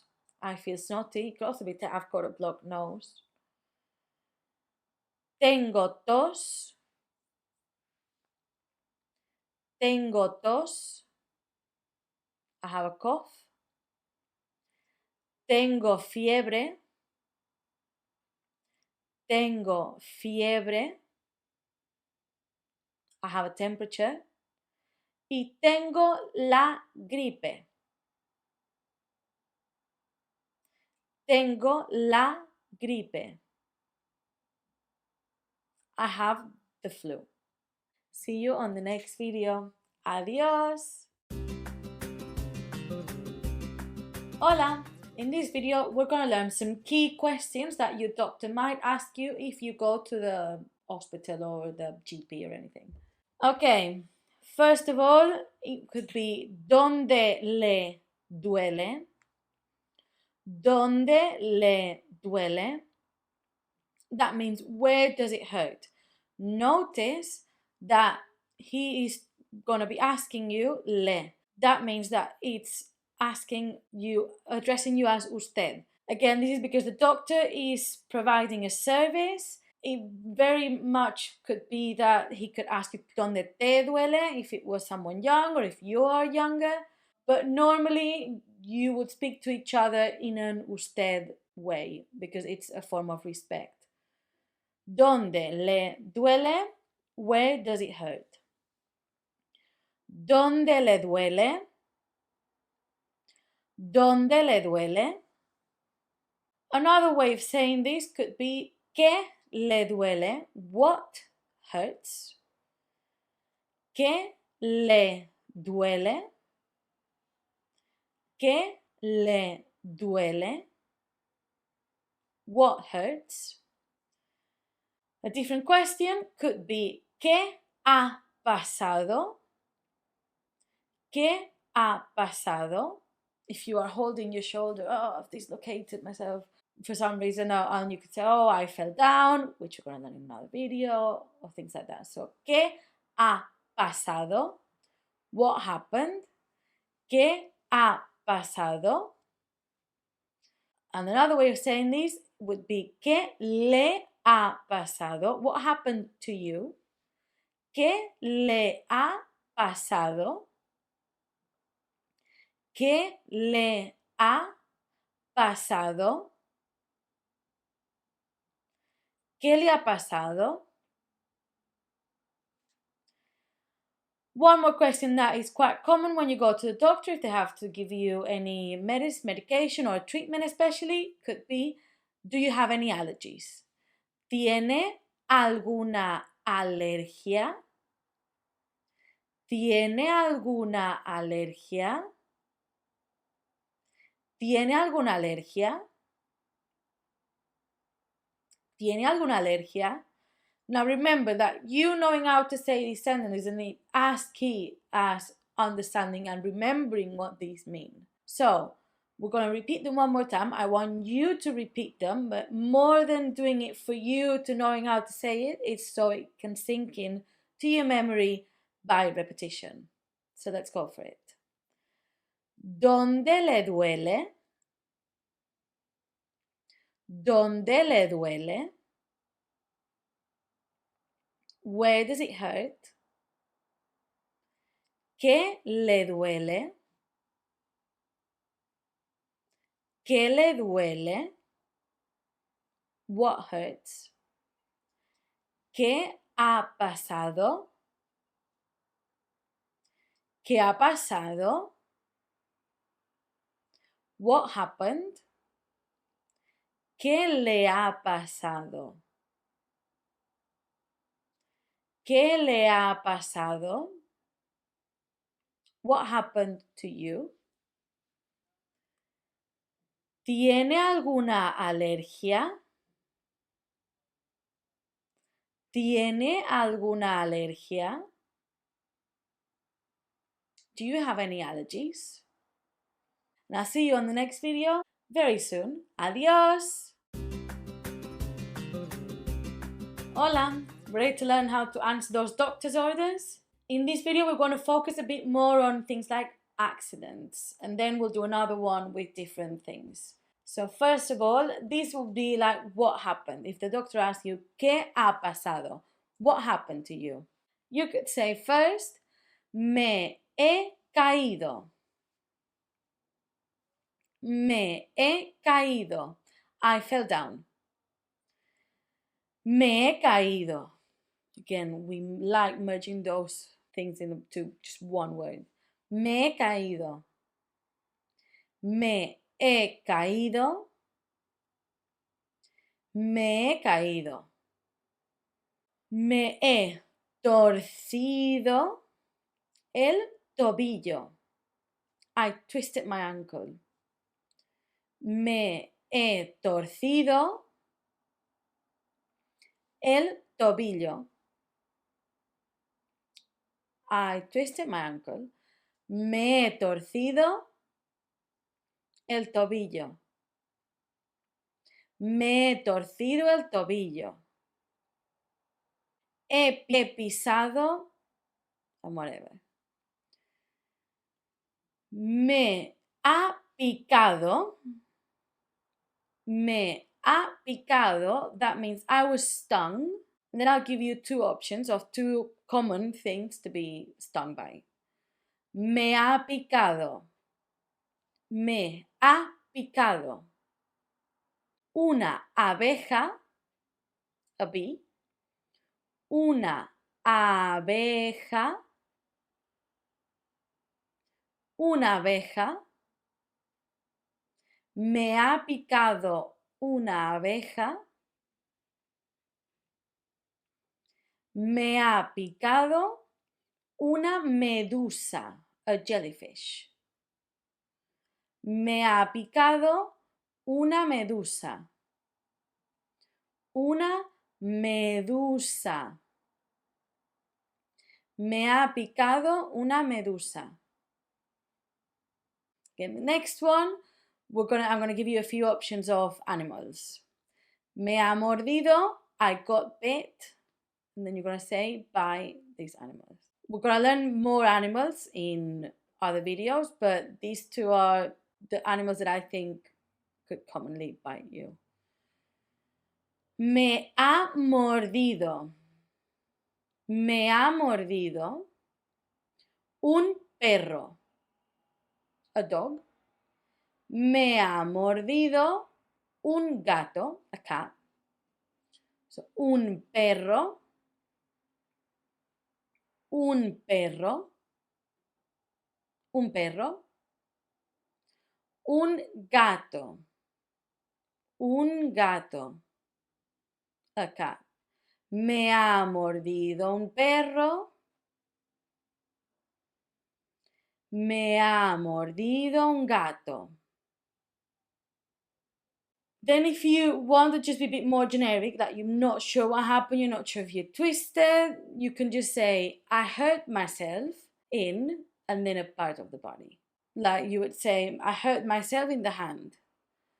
Me he hecho daño en la mano, for example. Me he hecho daño en. I'm going to break it down a bit. Me he hecho daño en. Me he hecho daño en. Me he hecho daño en. Me he hecho daño en la mano, for example. And last one, it would be if you pulled something. In this case, we'd say, I felt a pull in my leg, for example. He sentido un tirón. I felt a pull. And then the doctor would presume that you're feeling still that pull. You've pulled the muscle. He sentido un tirón en la pierna, for example. He sentido un tirón. I'm going to break it down. He sentido un tirón en la pierna. He sentido un tirón. He sentido un tirón. Right, this would be all. I'm going to repeat them one more time. Me he caído. Me he caído. I fell down. Me he torcido el tobillo. Me he torcido el tobillo. I twisted my ankle. He pisado. He pisado. I stepped on. Me ha picado. Me ha picado. I got stung by una abeja. Una abeja. A bee. Una medusa. Una medusa. Me ha mordido.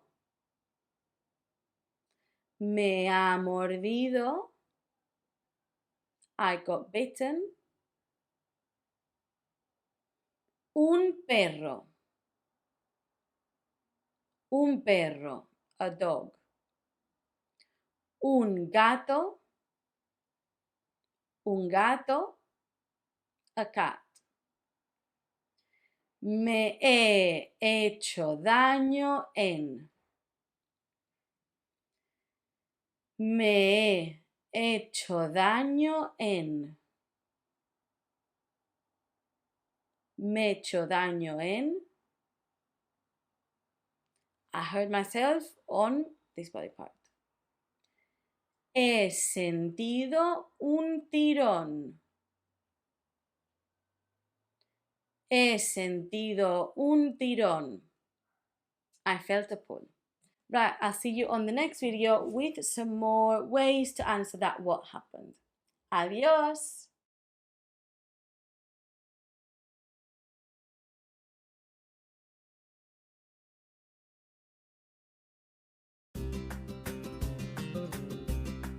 Hola!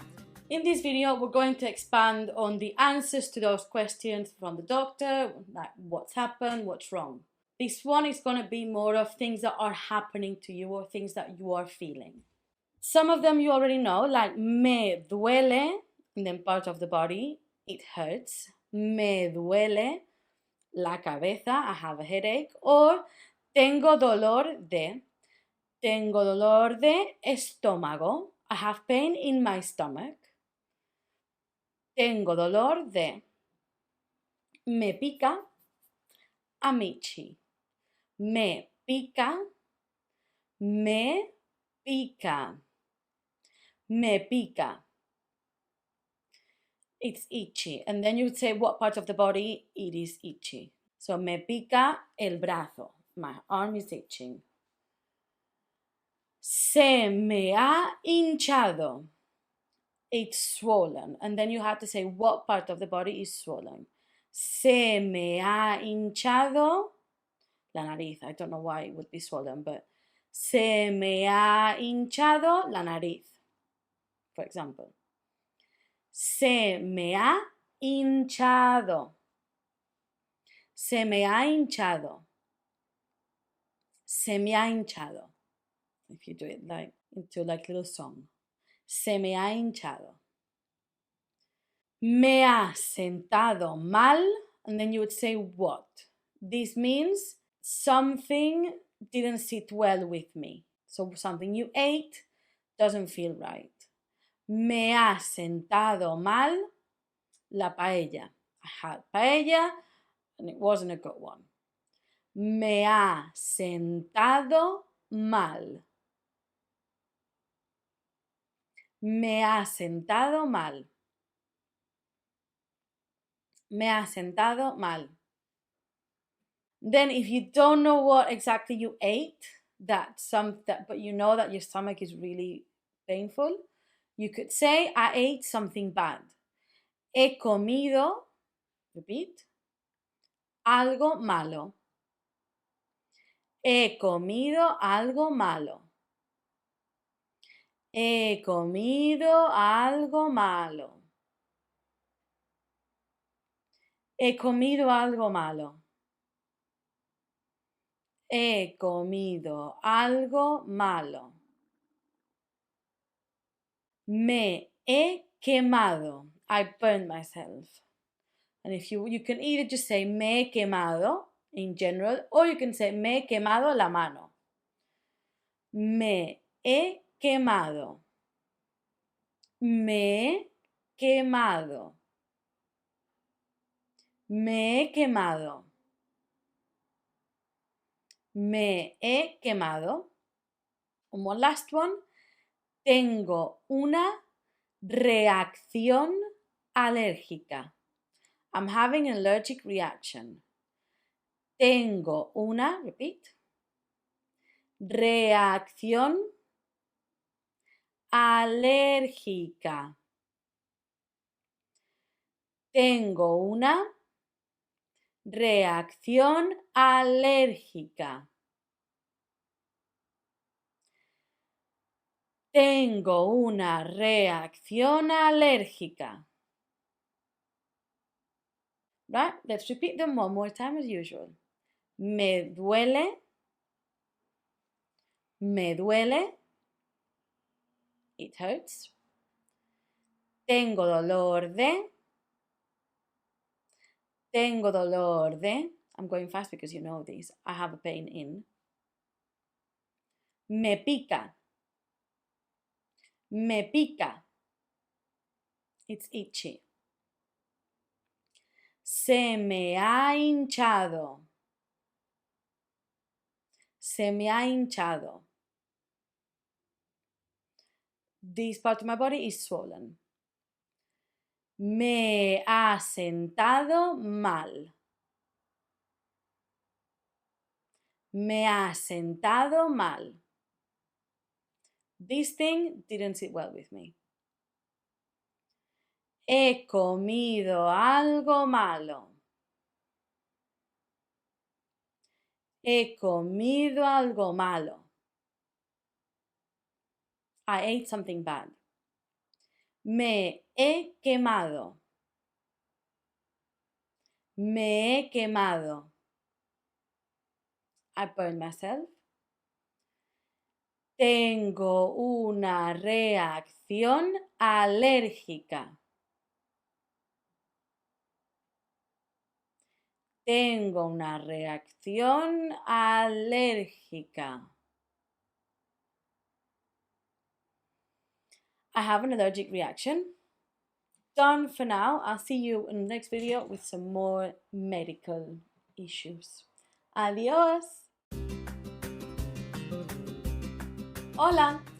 Right, for the last video of this section, we're going to be learning about treatments. Hopefully you've been to the doctor, it's nothing serious, they're going to give you something to help you. And these will be some of the most common things that the doctor can tell you and some questions that you can ask as well.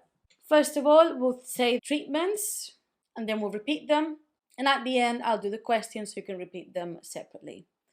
So, medicina or medicamento, that means just medicine. Both of them are fine. You can say either.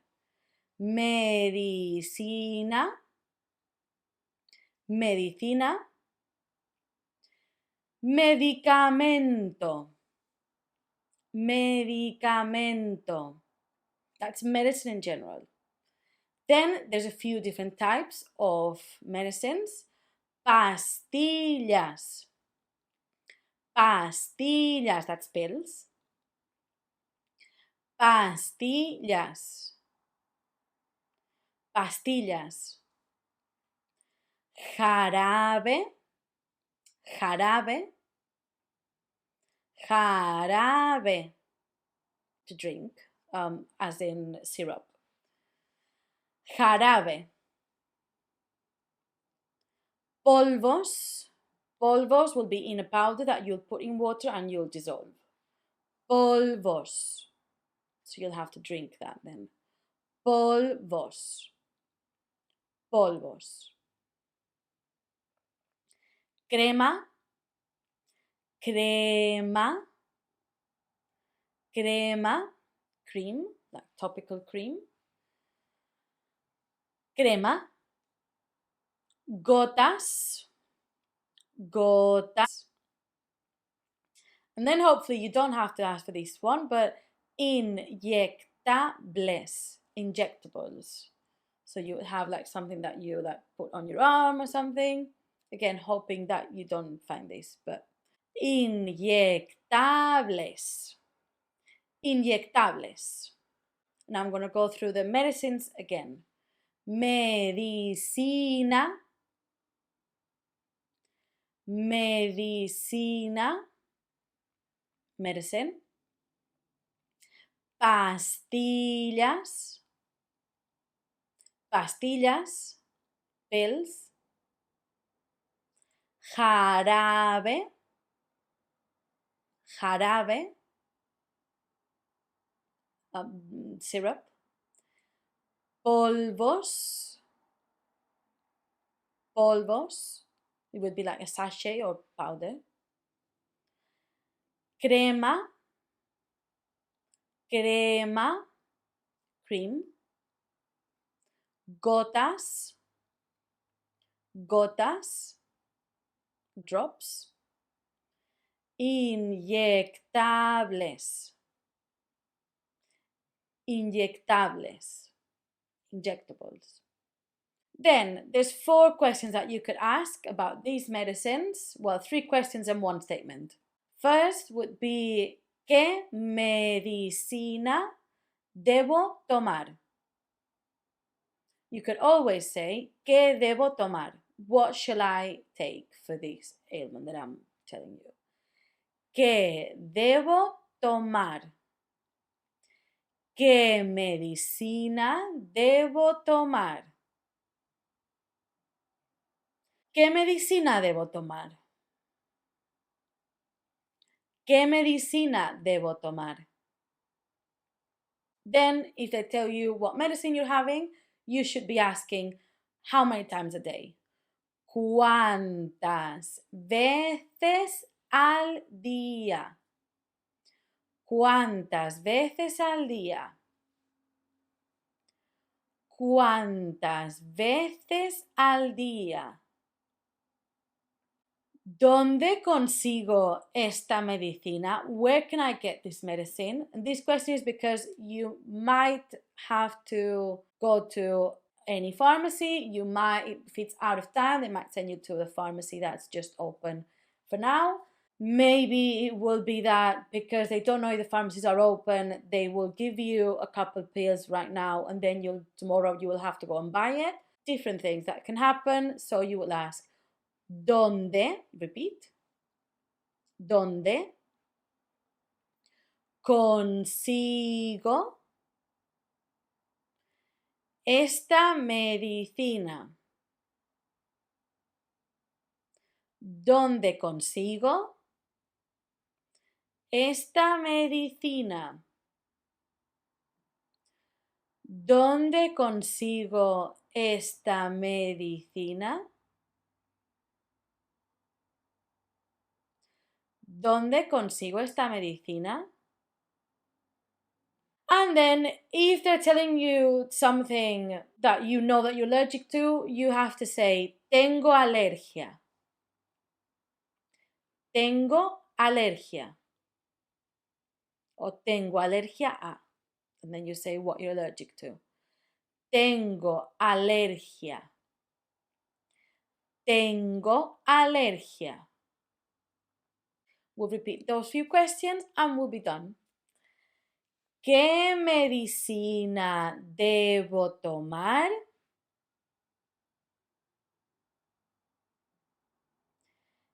¿Qué medicina debo tomar? What medicine should I take? ¿Cuántas veces al día?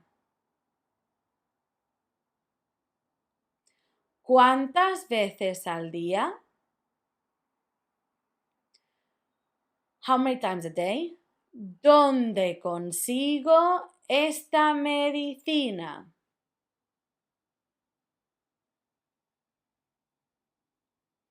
¿Dónde consigo esta medicina? Tengo alergia a.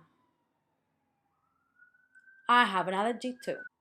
And that would be all for this big section about doctors and ailments and parts of the body. I know it was a lot, but make sure that because it is vocabulary that you go through it one more time at least so you can have that practice. As usual, there'll be some worksheets on the side on different topics that we've seen on this big section. And I hope to see you on the next one. Don't forget that reviews really help us, so I would love it if you could leave us one, please. Adios!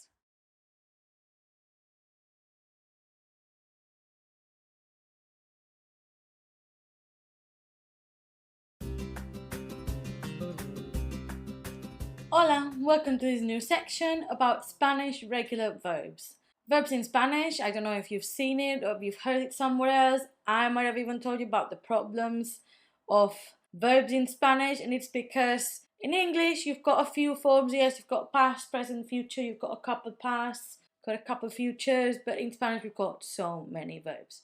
And the issue is that every verb gets conjugated into each person. Now, hold on, we're going to break this down a lot. So now in this video, I'm just going to tell you how it works and how the next couple of videos are going to work. And then we'll take it one step at a time. First of all, we need to remember the personal pronouns. So I'm going to show them on the side. And they're going to be, from now on, in this format. So it's going to be yo, tú, él, ella in one because they go with the same verb ending. Nosotros, nosotras, same verb ending. Vosotros, vosotras, same thing. Ellos, ellas. Okay? So verbs, One good thing that it has is that don't care about gender. They care about who this person is as a human, let's say. So every verb is going to change depending on who is doing that action. Obviously, it's going to change according to the verb tenses as well. So it's not going to be the same if it's past, future, and the many verb tenses that we have. But it's also going to change according to the person. The first thing that you will do, it's going to be on the next video, it's going to be to identify the ending. Because for now, if I've given you a verb, I've either given you the form with yo, and I've probably normally given you the form in infinitive in case you need either of them. What you will learn how to do now is how to find that ending, and then you have to get used to changing it according to what person. The good thing about this is that because the verb is conjugated according to the person who does the action, in future sentences, we might not even need to have the person. Because it doesn't matter if I say yo como pizza, I'm saying I eat pizza, or I just say como pizza. Because that verb is telling me that the person eating that pizza is me. It will make more sense once you get into it, but this is it for now. I hope you understand how it works and what's going to be happening in the whole section, basically. Okay, I'll see you on the next video. Adios! Hola, are you ready for step 1? Don't worry, this is not like a 50-step thing. It's basically 2 steps, but step 1 is very important. In this first step, we're going to learn how to find the stem of the verb and the ending. The stem of the verb will be that thing that will not change unless the verb is irregular. But we're doing regular verbs, so for now, we're going to say that the stem is the part of the verb that does not change. How do we find it? Remove the ending. You've got 3 different endings. So every verb has got an ending, and it can be in 3 different forms. So it's ar, ir. All of them end in ar. So what you will do is look at the verb in infinitive, look at how it ends. Is it ar, is it is it ir? Remove that ending, and what you're left with is the stem of the verb. Now, next to me magically appears a worksheet that you're going to do in a minute. How is it going to work? On one side, you've got 3 examples. Sorry if I'm looking down, it's because I've got the worksheet right here. You've got cantar, what you get, cantar, the ending, ar. Remove ar, what you get is the stem is cant, ar is the ending, done. Second one, comer, com. Remove that's the ending, com is going to be the stem. Last one, vivir, ir, that ending that we know, remove it, you're going to get ir. What you will do with these stems in the next videos will be that instead of having those endings, you will add the right conjugation for that verb tense. We're going to just do present on this course because we're leaving the different verb tenses for the next course that's coming out who knows when. But the main thing that you need to do in this video is you can see that on the other side you've got a list of verbs.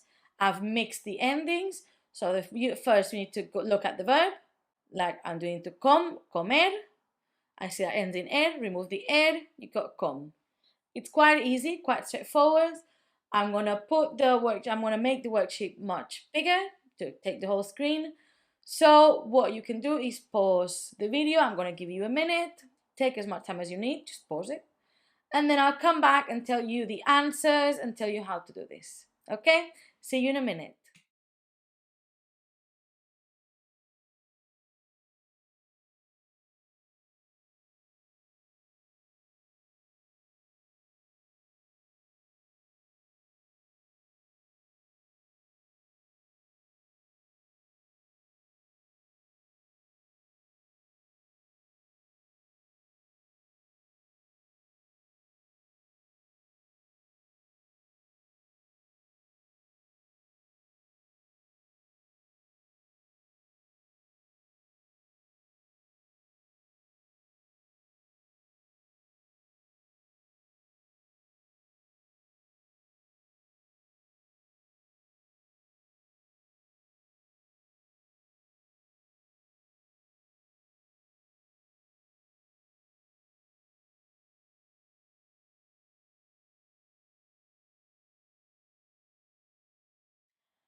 Okay, time for the answers. Bailar, ending ar, so the answer is going to be bail. That bail, that's your stem. That's not going to change. Yo bailo, tú bailas. Can you see that I'm keeping the bail, bail, bail? Next one, correr, correr. Er is the ending, cor stem. Subir, subir is the ending, sub stem. Hervir, hervir. Herv is the end, the stem, ir will be the ending and it will go away. Romper, is the ending, so romp, it will be the stem. Hablar, ar ending, habl stem. Partir, ir is the ending, part stem. Temer, is the ending, so we get tem. Viajar, ar is the ending, so we get viaj. Viaj. Don't worry, I know now it might be a bit strange to say, like habl, viaj, but these you'll never see these on their own. You always see them with the right ending, just changed. Next one, trabajar, ar ending, trabaj. Trabaj is the stem. Vender, is the ending, vend stem. Last one, dormir, is the ending, go away, dorm stem. I know this was an easy first step, but it's important that you get used to know what bits you need to remove from each one. If you had the verb conjugated and you had to find the ending, the infinitive ending, what you would do is look at what bit of the verb would not be changing if you tried conjugating it, like I said, bailó, bailas, bailan. Okay, I can see that bail is not changing. So the verb in infinitive will be bailar. Not too bad, I hope. I'll see you on the next video where we're going to learn about how to conjugate in that first ending ar. Adios. Hola, ready for that first ending? Okay, first I'm going to show you these and we'll go through it together. So, what you see are the pronouns and the ending that will go at the end of each word. You'll see what in a minute. So, what we've said, for example, with the verb saltar, which is the one that we're going to work in a minute, saltar has that ending, saltar. We know ar gets removed, and we're going to add one of these depending on who's doing the action. So, for example, with yo, it would be yo, salt, that stem, o, the ending, the right ending for me. Okay, let's go through the endings first. So it's yo, o, tú, has, él, ella, ha, nosotros, nosotras, hamos, vosotros, vosotras, hais, and ellos, ellas, han. It looks a bit strange right now, but we're going to do it now with a verb so you see an example. So have a look. Yo, salt, o. See, you change the ending. Tú, salt, has. So see, we're changing the ar for these endings. Él o ella, salta. Salta. So saltar, salta. Nosotros, nosotras, saltamos. Saltamos. We jump. And if I'm just telling someone, saltamos, I'm asking someone, do you want to jump with me? Should we jump? Because we know that amos means that it's us. Vosotros, vosotras, saltáis. Saltáis. Ellos, ellas, saltan. Saltan. Okay, I know it's a bit strange because in English you just you add an S if it's the third person. This is the same, but it changes for all of them. And it's not just an S, it's several letters in most cases. It's not too hard.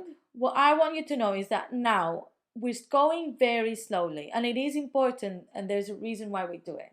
Each section is going to have a separate worksheet for every different ending. So A is going to have a worksheet, A is going to have a worksheet, and E is going to have another one.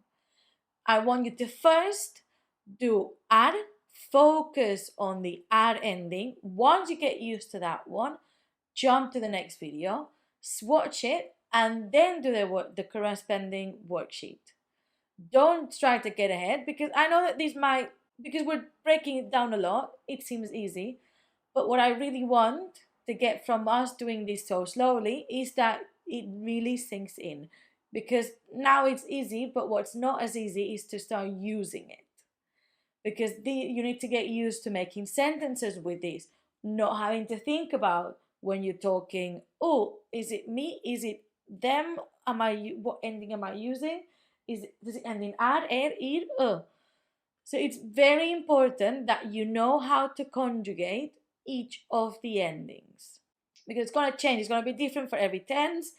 It's a whole mess, I've told you. So take it easy, go step by step, don't rush it, okay? So take your time, do the worksheet, and I'll see you again for the air endings. Adios! Hola! I'm ready for the air endings. Now, if you've really listened to me and you've watched the first video with Anne, you've done the exercises that you needed to do, now the video with Ed and Ir should be far easier because now you know what it is. It just has different endings. They're not that different, but they are. Okay, let's have a look. Let's just go through them and we'll just do these endings, just the endings, and then we'll work with the verb comer, to eat.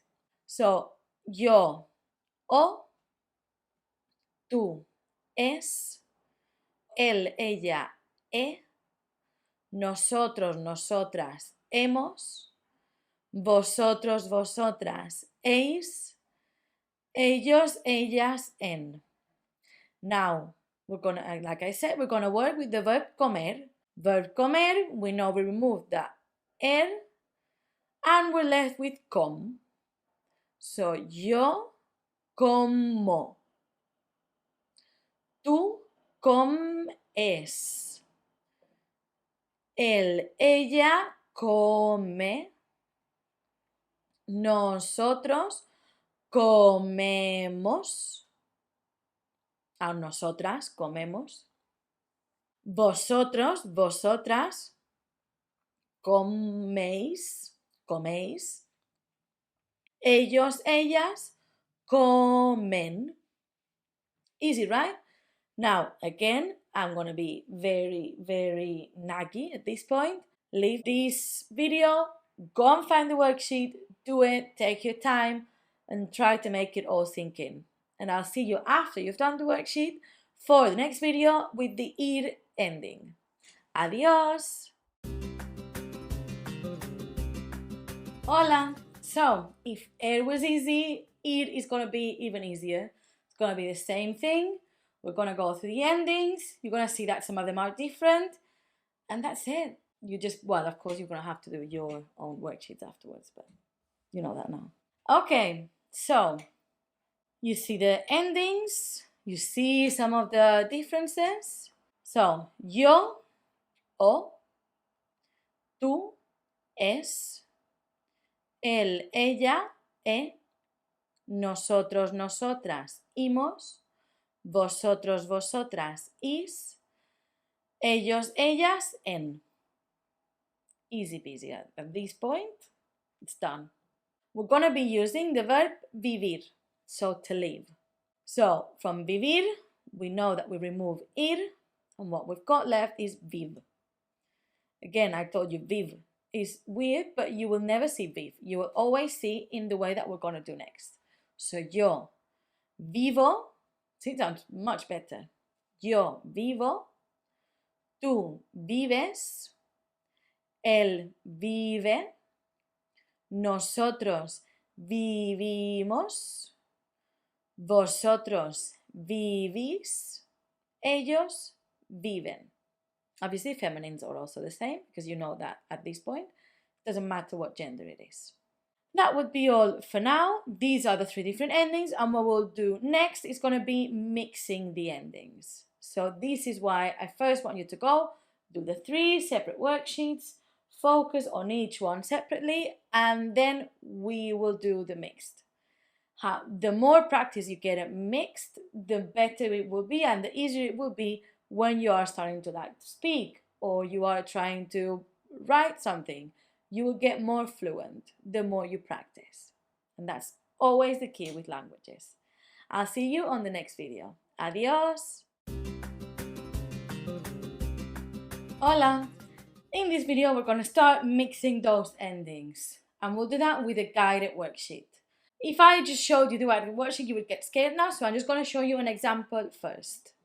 This is you'll see a lot of these, but this is what you will see. A picture, a pronoun, or sometimes you will see names, a space, and the verb in infinitive. I've put the picture so you kind of know what the verb means. So in this case, we've got saltar. The picture, again, is only for you to know what the verb means. Saltar, you can see someone jumping. So what you need to do is yo, and what's going to be the ending for that one? Right. First, we need to get saltar.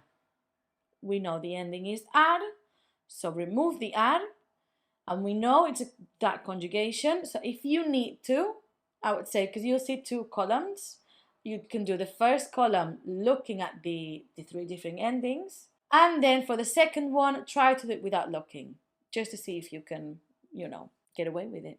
And if you can't do it, just look, it's fine. This is just practice. The more practice, the better. You know that by now. So, saltar, we know remove the ar, we know it's ar ending, so yo salto. Done. Now, let me show you the worksheet on the side. You see that there's a lot more. I told you there's 2 columns. Try to do the first one looking and the other one without looking. And I don't know if you can see, because it might be a bit smaller, but some of them have got a name. So for example, Pedro y yo. So you have to think, who is Pedro y yo in those pronouns? Is it me? Well, yeah, I'm in there, but someone else is there, so it's not just me. Is it them? No, because I'm there, right?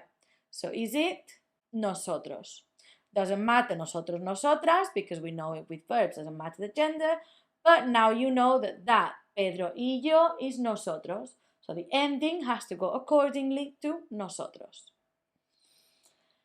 Bit overwhelming, don't worry about it. What I'll do is I'll disappear for 1 minute, pause it if you need to, you know that, and then I'll come back, I'll show you the answers, and then I'll make the answers a bit smaller on my side so that you and I can talk about why certain things are the way they are, and if they got tricky, I'll tell you why. Okay? Now, I'm going away.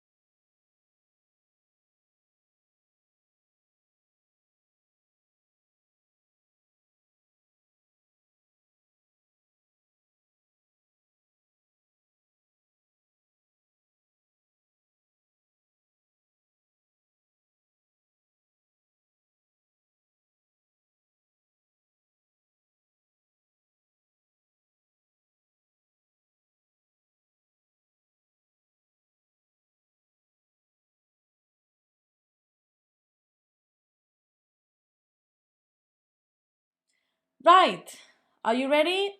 In 5 seconds, the answers will show up instead of me. I'm gonna go away, and when I come back, I'll still have the answers next to me, and we're gonna talk about it, okay? See you in 1 minute.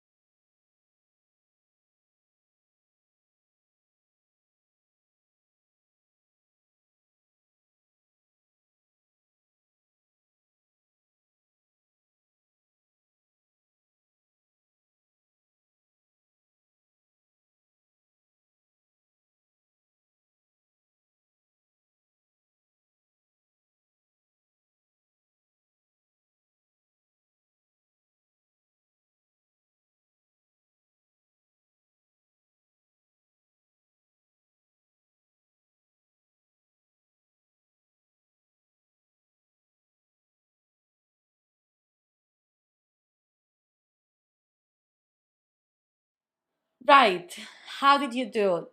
Were you able to do it without looking at some points or not? Let's talk about it, okay? So the first one, yo canto. It was cantar, remove the ar, canto. The first column, I feel like the first couple ones are quite easy. Tú bebes. The verb was beber, remove the er for tú bebes. And it was to drink. Nosotros vestimos. Vestimos is to wear. In case that picture was not very clear. Okay, so vestir, remove the ir, vestimos. So far, I hope so good. This one sounds a bit strange. Leer, remove the ending and you add another e and it gets lee. Looks a bit strange. We say le, Maria le, and it's completely fine. It's perfect. It's normal. It's good. So if you got a bit confused, don't worry. I kind of did it on purpose. Next one. Ellos hablan. Hablan, because hablar goes away. It gets changed by hablan. Talk. Vosotros abrís. Yo abro. Abrir, remove. Vosotros abrís. Now, this is the bit that you could have done without looking. I told you kind of the answer on this first one, but I'll give it to you. You know, I'm such a kind person. So, Pedro y yo. Who is Pedro y yo? Nosotros. Nosotros, so caminar, remove the ar, caminamos. In this one, mi perro. I know it's a person who's running in this case. The other one was walking, this is running. Don't know if you can see the difference. So, mi perro, my dog. Who's my dog? If you call it a he or a she, so that's it. He runs. Él corre. Escribir, to write. Yo escribo. Escribo. So, escribir, remove, escribo. Tú y yo, you and I, viajamos. Viajar, remove ar, amos. Tú y yo, I know that there's two, which is you, but doesn't matter because I'm in it. And if I'm in it, I'm the main character, so it's nosotros because I'm in this. I'm traveling as well. Next one, José y tú conducís.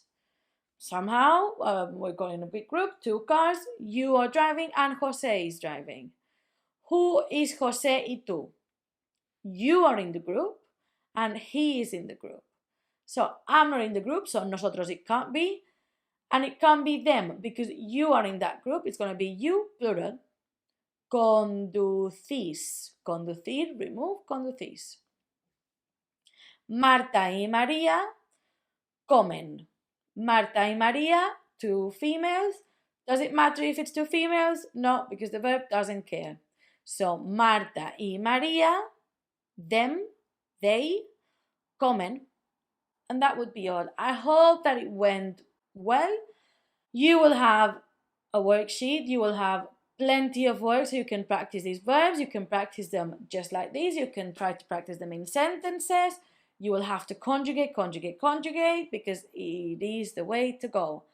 Now, I can't promote other apps or apps in general, but if you type on your phone in your app store regular verbos, there's apps online that are focusing just on you practicing that conjugating of verbs. There's one that I might know that's called conjugato. Just dropping it there. And it's again, you select what tense. We are doing present simple regular verbs because if you go irregular, you could, go crazy. Try to practice that. If you've got it on an app on your phone, I know that it's easy when you're commuting, when you're waiting somewhere, just when you're avoiding work, it's a thing. Conjugate verbs. Oh, sorry, I can't go to that meeting. I'm conjugating verbs. Practice. Practice with artworks, practice with apps, practice with anything. Just do it. And that will be all. And I'll see you on the next section. Adios.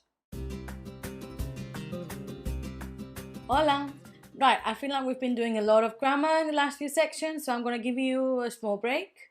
a 3-section break where we'll do different vocabulary. Like obviously I always try to put some things that might be a bit more proactive, a bit more useful that you can use day to day. But yeah, this is going to be a bit more vocabulary to give it that grammar a rest. Don't forget that it's always good to do different exercises and practice, especially like verbs and genders and all that. Practice. Okay, so section about houses and accommodations. In this section, we'll do different types of houses and accommodations. The first one would be casa, casa, house, easy as it is. Casa. When I say I'm going home, I don't specify if I'm going to a flat, if I'm going to a mansion. I'm just saying casa. So casa is the most generic thing that you can say. It's not like if you say house. It is a house. If you say what type of house is it? Oh, just a house. They'll imagine like the house with like 4 walls and like the little rooftop. But if you want to specify what type of casa it is, I can give you a few more. But casa, in general, specific, it can also mean home. So casa, casa. If you want to say you live in a flat, you can say piso, piso, piso, flat, piso. If you live in a farm, granja, granja, granja. Then I'm going to give you 2 types of accommodation. Hotel, basically a hotel but with the silent H, as you know. Hotel, hotel, or hostal. Hostal would be a hostel. Hostal, quite similar, I think. Hostal, hostal. Then, not accommodation or houses in theory, but I'm going to give you 3 places where you could be living. Ciudad, ciudad, city. Ciudad, ciudad, ciudad. Pueblo, pueblo, town. Pueblo, pueblo. Or campo, in the countryside. Campo, campo, campo. Obviously, we've not specified if you live in a boat, if you live in an igloo, but hey ho, we can't cover all of it. So I hope these ones are useful to the majority of people, and we'll go through them one more time. Casa, casa, house. Piso, piso, flat. Granja, granja, farm. Hotel, hotel, hotel. Hostal, hostal, hostel. Ciudad, ciudad, city. Pueblo, pueblo, town. Campo, campo, countryside. I'll see you very soon with more vocabulary about houses. Adios. Hola. In this video, we're going to learn just parts of the house. Again, I'm going to skip like wine cellar, but hopefully the words I'm going to give you are going to be useful for, again, that majority of people. First, baño, baño, bathroom, baño, baño. Habitación, bedroom, habitación, habitación, habitación, bedroom. Now remember that what all the vocabulary I'm giving you is what people would say in Spain. I'm not sure if I can give you all the words, how it goes in different countries. I don't think I can. So this is, remember, Spain. if you went to another country, they would probably understand if they see that you're speaking mostly in like Spanish words. But just for you to be aware, some words might not be exactly the same. Cocina, cocina, kitchen, cocina, cocina, cocina. Salón, salón, living room, salón, salón, salón. Comedor, comedor, dining room, dining room. Garaje, garaje, garage, that's one's easy. Garaje. Jardín, jardín, jardín, garden. Sótano, sótano, basement, sótano. Ático, ático, attic, ático, ático. Right, let's repeat all these words.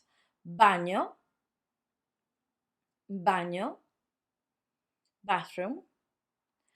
Habitación, habitación, bedroom. Cocina, cocina, kitchen. Salón, salón, living room. Comedor, comedor, dining room. Garaje, garaje, garage. Jardín, jardín, garden. Sótano, sótano, basement. Ático, ático, attic. That would be all for now. See you on the next one. Adios. Hola. In this video, we're going to talk about some furniture and some utensils. Bear with me because it's going to be a lot of vocabulary, but I think it's quite doable. Okay? Let's go for it. Ventana, ventana, window. So obviously some of these can apply to different places. Not windows are not exclusive to houses. So ventana, ventana, window.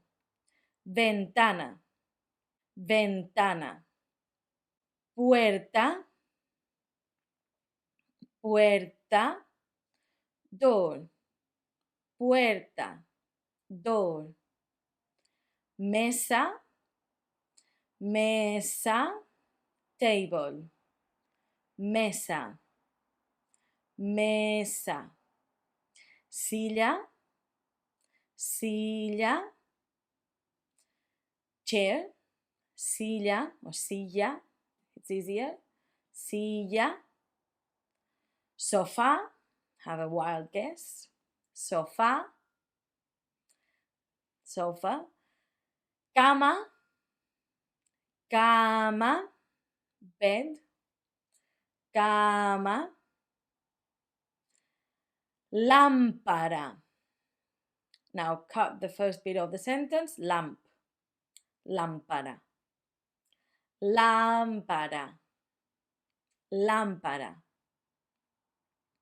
Lámpara, lamp. Armario, armario, wardrobe. Armario, armario. Estantería, estantería, estantería. Bookshelf or just shelf if you don't keep books. horno, horno, oven, horno, horno, fogones, fogones, that would be the stove, fogones. Now, fogones comes from fuego, which comes from fire, so it would specifically mean the fire ones. But because in the latest years we've had, technology and new types of stoves, we just keep saying fogones and that would be okay. Fogones, fogones. Microondas, microwave, that's an easy one. Microondas, microondas. Basically microondas wave, microondas, just stuck together. Microondas. Ducha, ducha, shower. Ducha, ducha, ducha. Lavabo, it's the sink where you wash your hands. Lavabo, lavabo. Váter, toilet. Váter, váter. And last one, lavadora. Lavadora, washing machines. Washing machine, just one. Lavadora, lavadora. Let's go through the words one more time as usual, and then a bit more practical on the next video, don't worry. Ventana, ventana. Window. Puerta, puerta. Door. Mesa, mesa. Table. Silla, silla. Chair. Sofá, sofá, sofa. Cama, cama. Bed. Lámpara, lámpara. Lamp. Armario, armario. Wardrobe. Estantería, estantería. Shelf. Horno, horno. Oven.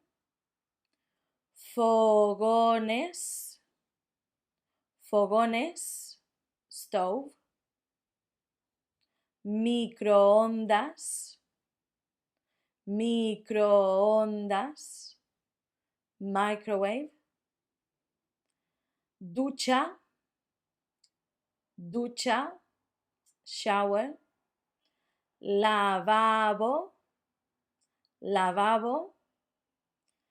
Sink.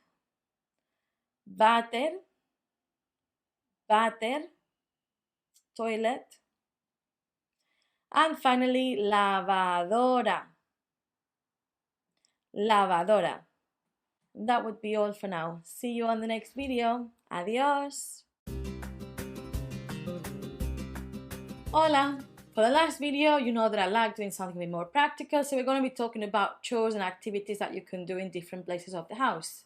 Now, I'm going to give you the verb conjugated, so as I'm doing this. I'm giving you this because you'll see that some of these verbs are irregular, some of these verbs are reflexive, so it's a whole mess. What I'm going to do then is going to tell you this verb is irregular, this verb is this is that, so that you know that some of them you might be able to change them to you are cooking in the kitchen. Then obviously if you want to change the rooms, I don't know why you would be cooking in the bedroom, but it is a thing. Everything is a thing sometimes. So I'm going to give you the most common ones, okay? So, first one, cocino en la cocina. O sea, cocino es cocinar. To cook, regular verb, you can use it in different ways. So, cocino en la cocina. I cook in the kitchen. Cocino en la cocina. Cocino en la cocina. Sounds a bit redundant, but there we go. Next, me ducho en el baño. This is a reflexive word. You will learn about reflexive verbs in one of the last videos or the last sections. Me ducho, I shower. It kind of means I shower myself in the bathroom. Me ducho en el baño. Me ducho en el baño. If you wanted to conjugate that, you would have to change the me to whoever else is doing it. So this one, I would leave it for now. Me ducho en el baño. Me ducho en el baño. Next. Como, to eat, en el comedor. Como en el comedor. Como, from the verb comer, to eat. So, I eat in the dining room. Comer is a regular verb. So, yo como, tú comes. Tú comes en el comedor. You can change that one as you wish. Como en el comedor. Como en el comedor. Now, the next one, duermo en la habitación. I sleep in the bedroom. The issue with this one is that it's irregular. It comes from dormir, so as you can see, it changes that dorm to duerm. And it's not even going to be the same because then when it's going to be nosotros dormimos, so it goes back. It's not even irregular in all of the conjugations. So, bit of an issue, I would also leave it. Focus on the regular verbs that you can actually change and you know how to. Duermo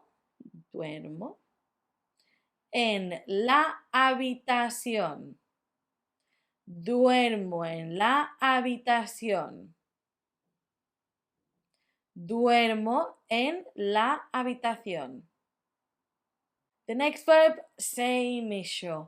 Riego en el jardín. But it comes from the verb regar. So yo riego.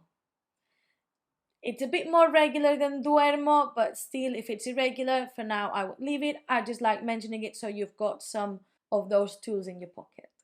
Riego, yo riego en el jardín. You know that I don't say yo normally because all these words are telling me that I'm the one doing these activities. Riego en el jardín. I'm watering in the garden. Riego en el jardín.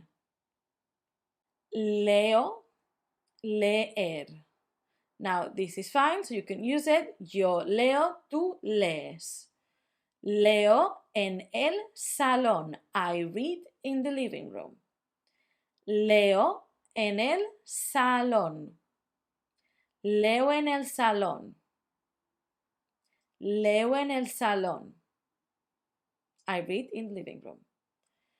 And last one, another beautiful verb, limpio. Limpio means to clean. I clean the house. Limpiar is a regular verb, so yo limpio, tú limpias. Also, this one is a bit more, I would say, more versatile than the others because you can be cleaning the house, you can be cleaning the living room, you can be cleaning the bathroom, so you've got a bit more to play with. Limpio, limpio la casa. I clean the house. Limpio la casa. Limpio la casa. Limpio la casa. Now, I know that it's full sentences, but we're going to repeat them one more time, and I'm just going to tell you the translation. We're going to do it just once. Cocino en la cocina. Your turn. I cook in the kitchen. Me ducho en el baño. Como en el comedor. So, me ducho en el baño. I shower in the bathroom. Como en el comedor. I eat in the dining room. Duermo en la habitación. I sleep in the bedroom. Riego en el jardín. I water the plants or water wherever in the garden. Leo en el salón. I read in the living room. Last one, limpio la casa. I clean the house. And that would be all for now. I'll see you on the next section. Adios. Hola, welcome to this new section where we're going to be talking about directions, and I've slid in the demonstrative pronouns, which means that these or that, like depending on how far away it is. We're going to start with talking about places in town. We know about shops and groceries because we've seen it in another section. So now we're going to talk about things that are not shops, but that you find in town. Okay, let's go for it. First one, escuela. Escuela. School. Escuela. Escuela. Escuela. We also have comisaría. Comisaría. But comisaría can also be called just policía. And by that, you're going to guess that that's the police station. Policía or comisaría. Comisaría. Estación de bomberos. Estación de bomberos. Estación de bomberos will be the fire stations. So where firefighters work.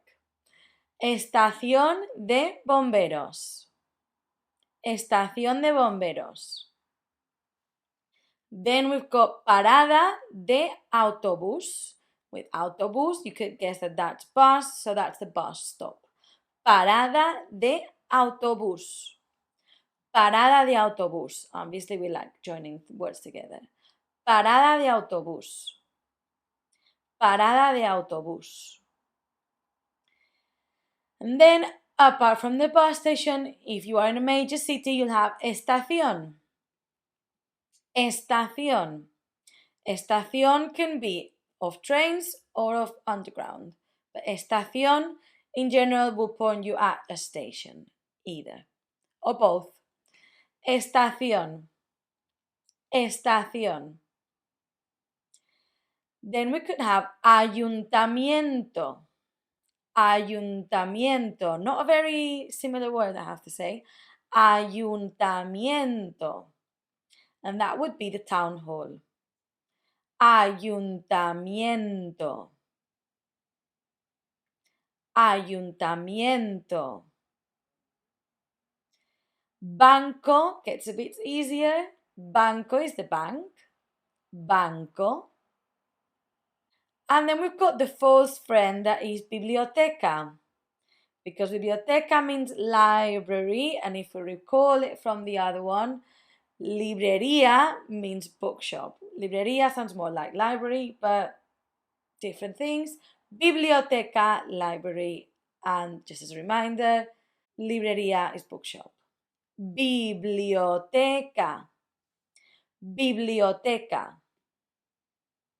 Biblioteca. Hospital, another easy one. Hospital. Hospital. Hospital. Farmacia. Farmacia. Pharmacy. Campo de deportes. If we try to think, deportes, sports. Campo de deportes would be the sports center or sports field. Obviously, you can have like gimnasio, gym. But campo de deportes is more what we usually find as owned by the city. It would be like a running track and more like public sports places. Campo de deporte. Campo de deportes. Campo de deportes. So, we'll review all these words one more time. Escuela.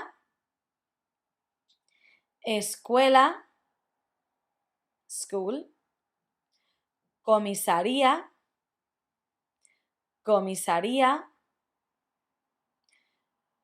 Policía. The police station. Estación de bomberos.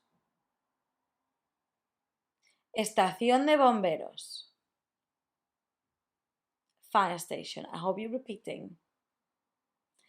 Parada de autobús. Parada de autobús. Bus stop. Estación. Estación. Station of tube or train. Ayuntamiento. Ayuntamiento. Town hall. Banco. Banco. Bank. Biblioteca.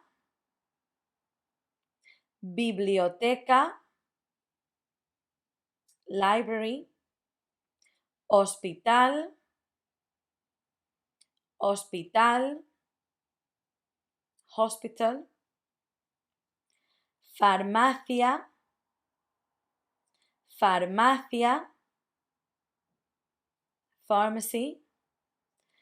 Campo de deportes.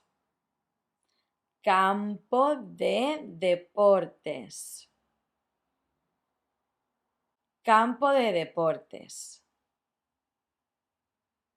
Sports Center. And that would be all for this video. I'll see you on the next one. Adios! Hola! In this video, we're going to talk about different things that we can find in a city or a town. From urban furniture to like sidewalks, squares, roundabouts, things like that. Let's just go for it. The first one would be acera. Acera. Acera. And that's a sidewalk. Acera. Acera. Paso de zebra. If you think that zebra means zebra, so it's going to be a zebra crossing. Paso de zebra. Paso de zebra. Paso de zebra. Rotonda. Roundabout. Rotonda. Rotonda. Rotonda. Semáforo. Semáforo. Traffic lights. Traffic lights. Semáforo. Semáforo. Semáforo. Plaza. Plaza. Square. Plaza. Plaza. Parque. Park. That's an easy one. Parque. Park. Parque. Calle. Calle. Street. Calle. Calle. Calle. Edificio. Edificio. Building. Edificio. Edificio. Edificio. Building. Señal de tráfico. Señal de tráfico. Traffic sign. Señal de tráfico. That traffic is a clue. Tráfico. Señal de tráfico. Banco. Bit confusing because that we think that means bank, but it also means bench. Banco can mean bank and bench. Banco, banco, bench in this case. And last but not least, farola. Farola, the lights that are in the street. Lights, lamppost. La farola, farola. We're going to go through all the words one more time. Acera, acera o acera. Sidewalk. Paso de cebra. Paso de cebra. Zebra crossing. Rotonda. Rotonda. Roundabout. Semáforo. Semáforo. Traffic light. Plaza. Plaza. Square. You could also say plaza. Parque. Parque. Park. Calle. Calle. Street. Edificio. Edificio. Building. Señal de tráfico. Señal de tráfico. Traffic sign. Banco. Banco. Bench. Farola. Farola. Lamppost. I'll see you on the next video for some demonstrative pronouns. Adios! Hola! In this video, we're going to talk about demonstrative pronouns. Demonstrative pronouns, if you don't know, are these pronouns that we use to say how close or how far something is. So in English, you've got these and these, that, those. So in English, you would say this pen for this one right here, or you'd say that pen for the one that's right there that I can see, but it's like it's not here. In Spanish, we've got three. So we've got close distance, medium distance, and far away. And we also have the complication, as usual for Spanish, that it has to agree in gender and number with the object that we're pointing at. So if we're saying pen, bolígrafo, it will have to be masculine and singular. And if we're saying houses, talking about those houses over there, those will have to be in feminine and plural. But we're used to these now because, again, we've been doing this for a while, so hopefully this should be quite easy. Let's start with close distance, so these or these, equivalent in English, which would be in masculine, este, and estos in plural, esta for feminine, and estas feminine plural. No complications there. And these will be for these and these. So, este bolígrafo, esta casa. This pen right here and this house right here. For medium distance, we've got ese. Ese bolígrafo. Or if we're using plural, esos. Changes a little bit. It's not as intuitive as normal.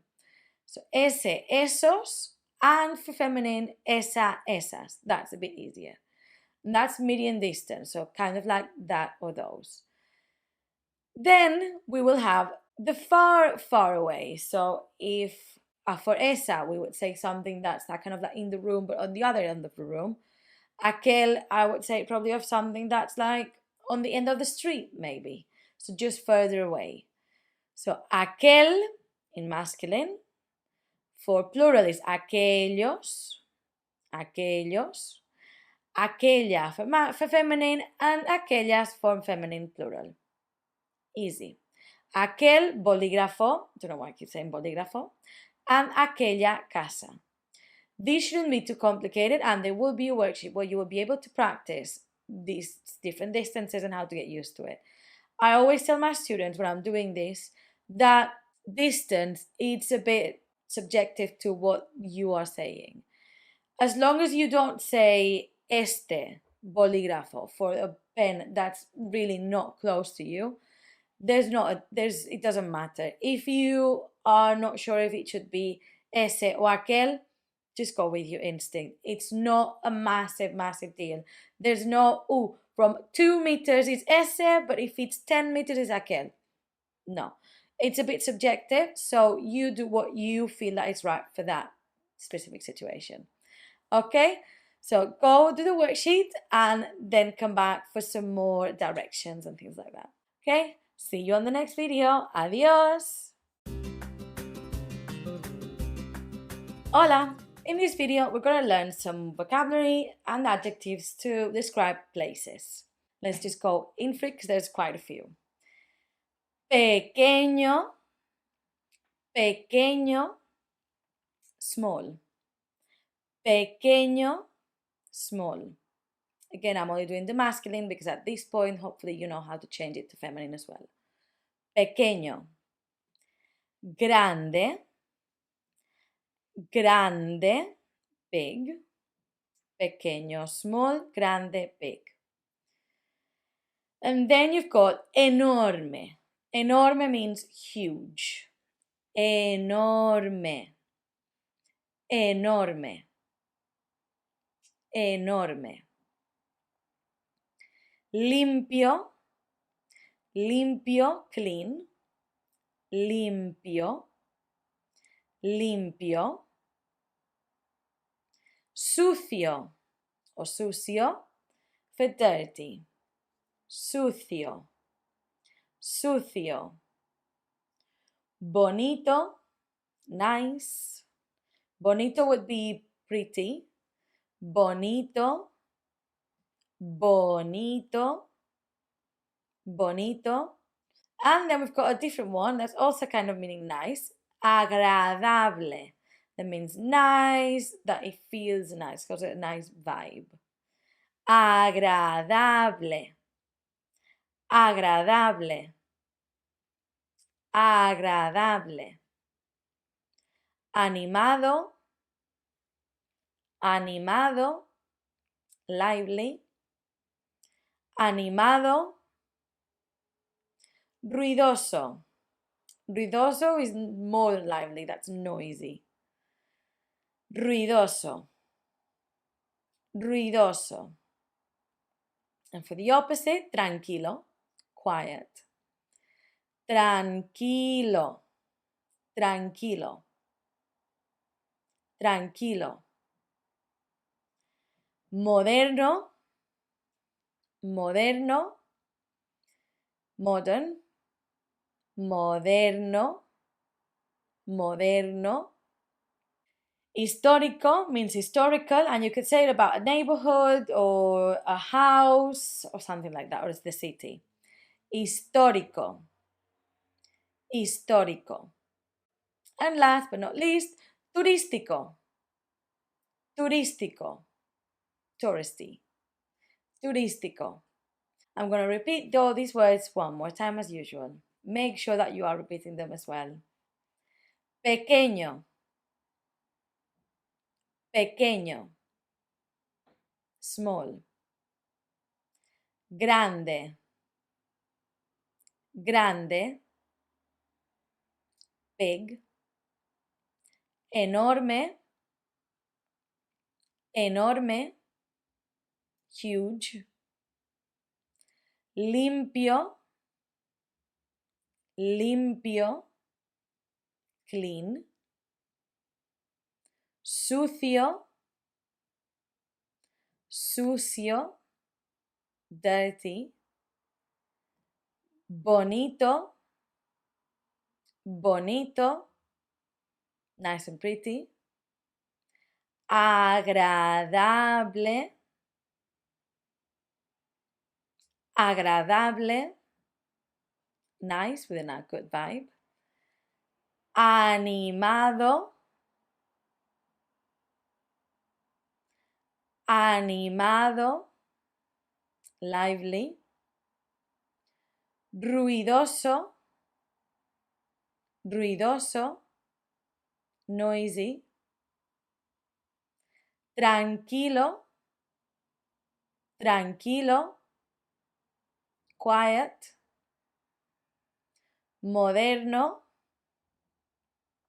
moderno, modern, histórico, histórico, historical, turístico, turístico, touristy. And that is it for this video. Hope that you enjoyed, and I'll see you on the next video where we can learn how to use these. Adios! Hola! In this video, we're going to learn how to make some short sentences. Now that we know some of the things that we can find in a city and some adjectives, we can learn how to make some sentences. So first, to describe a city, we would say, en mi ciudad hay, that ciudad means city. En mi ciudad hay, that means in my city there is or there are. We don't make a differentiation on that. One of the only things that we make easier. Or mi ciudad es. When you say en mi ciudad hay, that means you're saying things that there are in your city. Then you can say hay un banco, hay una plaza, una rotonda, hay paso de cebra. You can say different things that there are in your city. But if you want to say my city is touristy, my city is noisy, my city is beautiful, then we would say mi ciudad es, and then we'd say an adjective. In this case, because ciudad is going to be feminine, the adjectives will have to be feminine. So mi ciudad es bonita, ruidosa, turística, and many different things. So that's how you do make sentences about your city. Shouldn't be too hard, I think. And then we've got how to describe your neighborhood. Since I live in London, so it's a massive, massive city, but every neighborhood is very different. So to describe a neighborhood, we say barrio. That means neighborhood. En mi barrio hay. That's in my neighborhood there is or there are. And mi barrio es. My neighborhood is. That barrio, in this case, barrio is masculine. So barrio, or the words that go with it, will have to be masculine.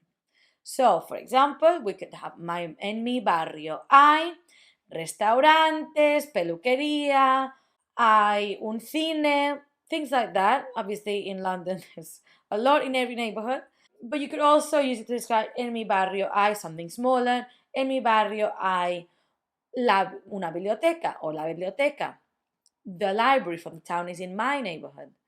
And then to describe your neighborhood, you could also say mi barrio es tranquilo, bonito, turístico if you live in central London for some reason, and things like this. So we've got the two words, which are ciudad and barrio, meaning ciudad, city, barrio, neighborhood. Now we've seen the two formats to make sentences, so I would like you to go try to do the worksheet and make some sentences that are relating to a city or a neighborhood. And also that means that you get to try out those new adjectives on those new parts of cities that you've learned. See you on the next video. Adios! Hola! In this video, I'm going to teach you how to give and how to get directions. So maybe it will be instructions, saying, like different things. There's a lot. It's going to be a very long video. So I would recommend checking the worksheet that's attached. These will help you to have the worksheet printed so you can follow as I'm talking to you through it, to have something to have in your hands or on your phone or somewhere else so you can follow with the two resources. Let's just get straight into it. Todo recto, straightforward. Todo recto, straightforward. Todo recto. Todo recto. Todo recto. Todo recto. Gira a la derecha. That's turn right. Gira a la derecha. Turn right. Gira a la derecha, if you make all into one. gira a la derecha, gira a la derecha, gira a la izquierda, gira a la izquierda, turn left. So far we've got todo recto, straightforward, gira a la derecha, turn right, gira a la izquierda, turn left. Now we're going to say to the first, second, and third street. So that's as if you can use it to the first street to the right or the second street to the left.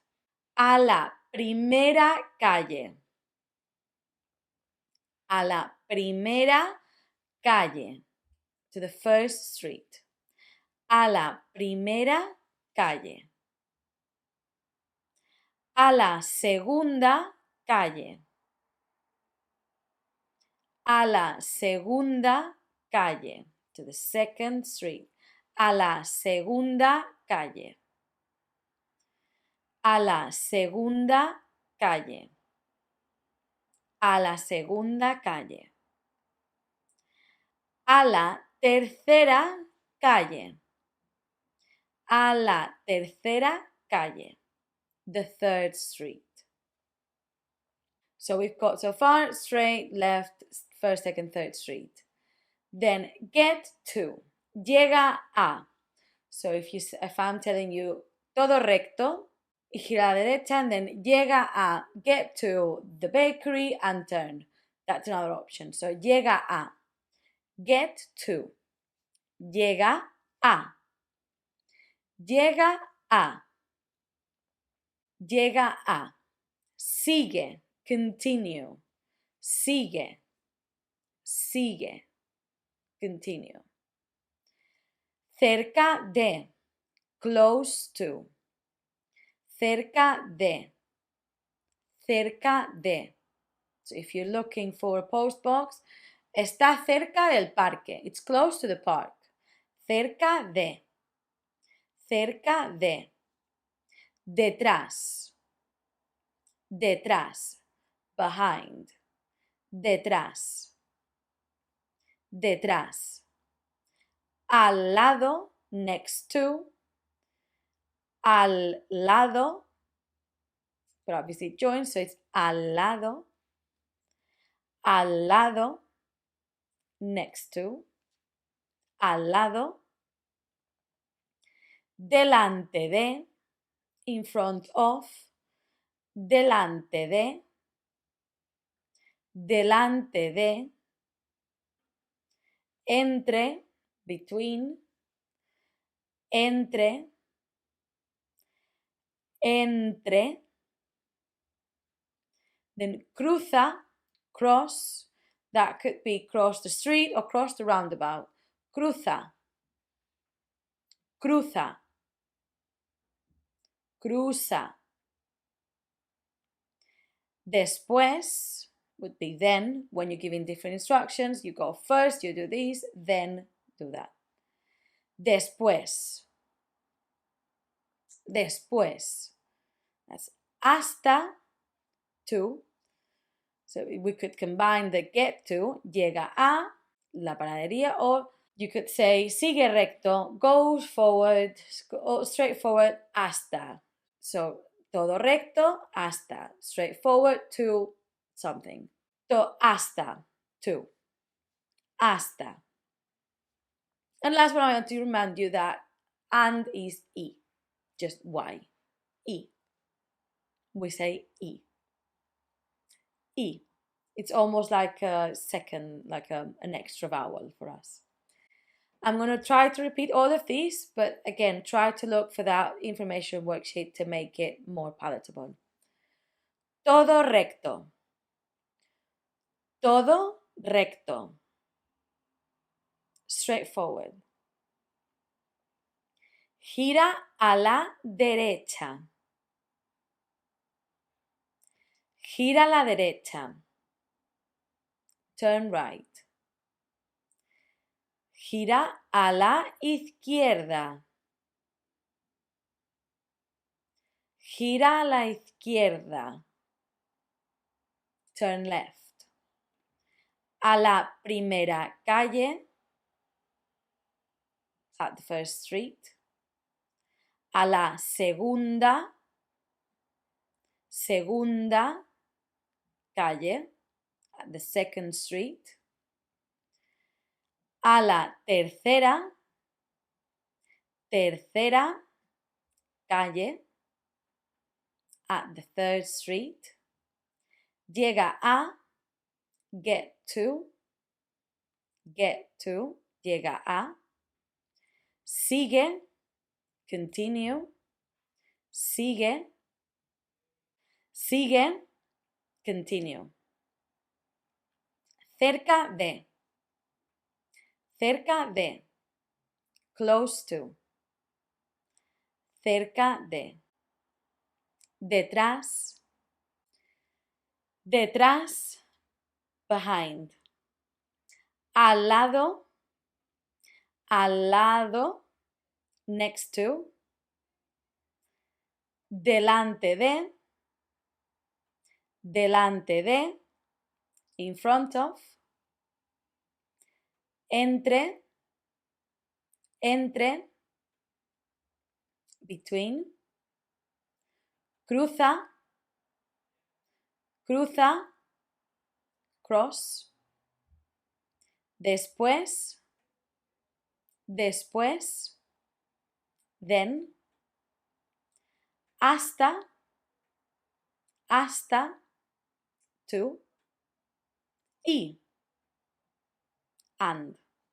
See you on the next video when we get to practice all of these. Adios!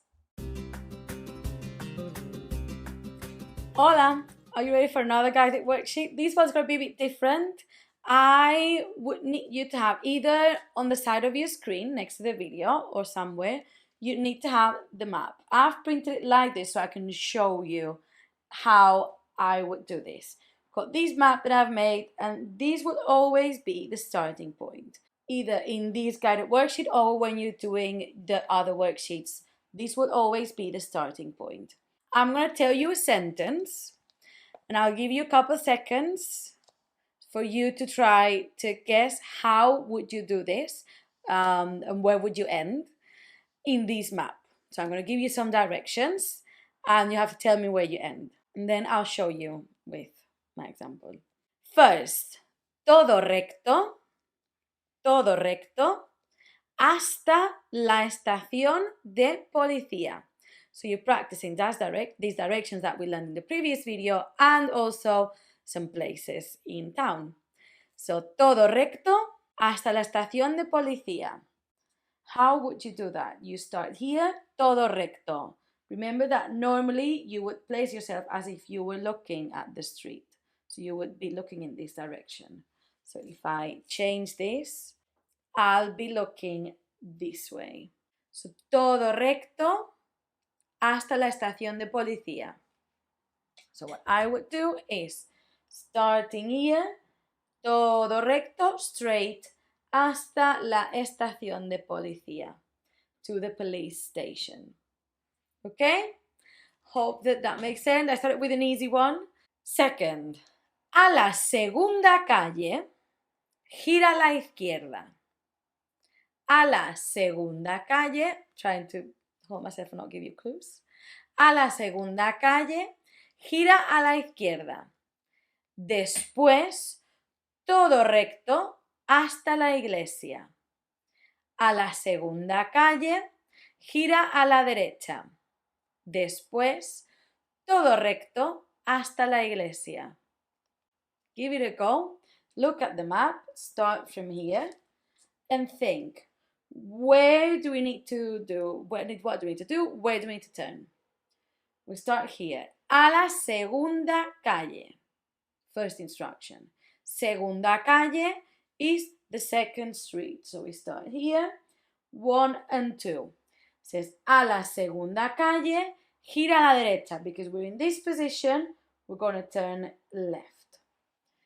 And then it says después, and then, todo recto, straight forward, hasta, to, la iglesia.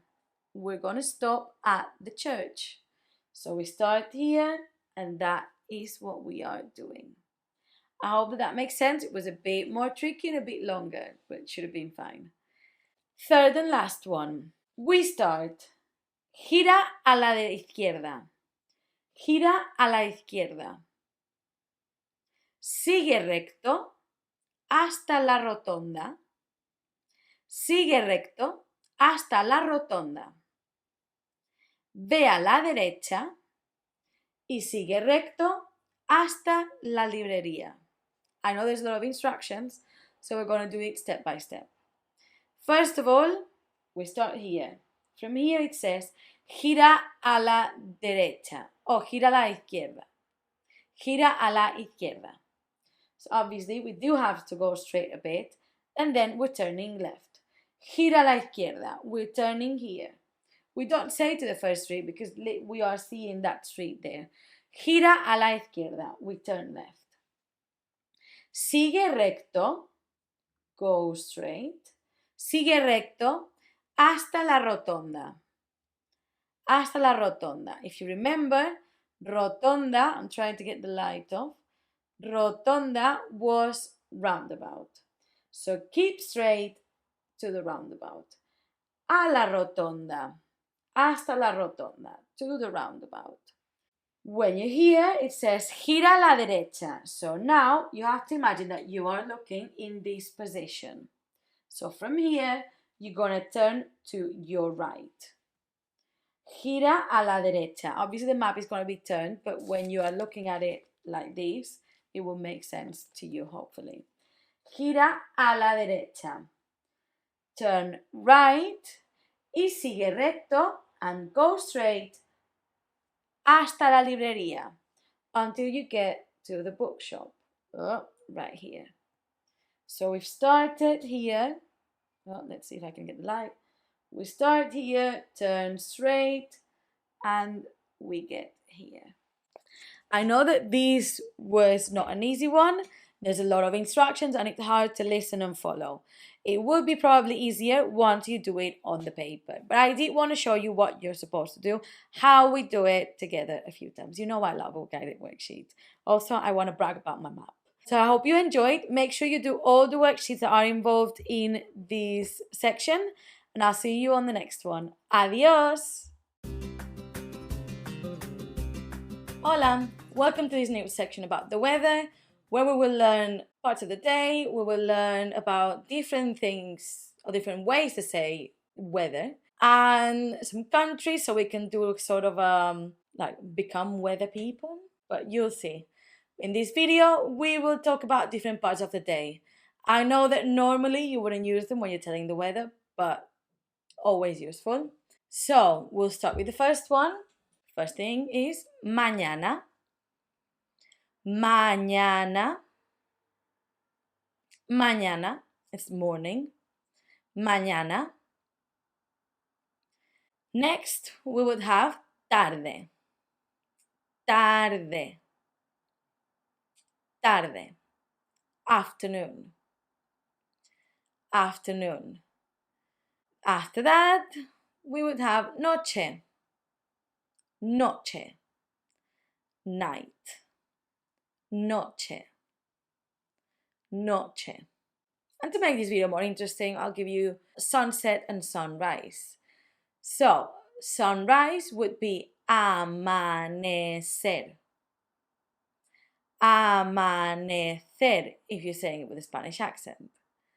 Amanecer. Amanecer. And if you want to say sunset, is anochecer. It's got the word noche in it, so you know that it's when it's becoming night. That's your trick. Anochecer. Anochecer. Let's go through all these words one more time. Mañana. Mañana. Morning. Tarde. Tarde. Afternoon. Noche. Noche. Night. Amanecer. Amanecer. sunrise. Anochecer. Anochecer. Sunset. And this will be all for this one. We'll keep it easy and simple to start the section. See you very soon. Adios. Hola, welcome to this first video where we'll talk about weather itself. Now there's two ways of talking about the weather. You can either say sun, rain, clouds, or you can say it's sunny, it's raining, it's cloudy. We will do both, but we will separate them into videos. In this video, we'll do like the sun, rain, clouds type of video, okay? Let's get started. The first one is sun, sol. Sol, sun. Lluvia, rain. Lluvia, lluvia. I'm trying to think of how to help you. Lluvia might be the easiest. Lluvia, rain. Lluvia. Nieve, nieve, snow. Nieve, nieve. Nubes, clouds.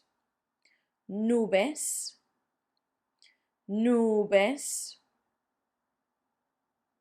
Here my kids always make fun of it because it's like noob video game stuff. I don't know. Nubes, very different pronunciation. Nubes.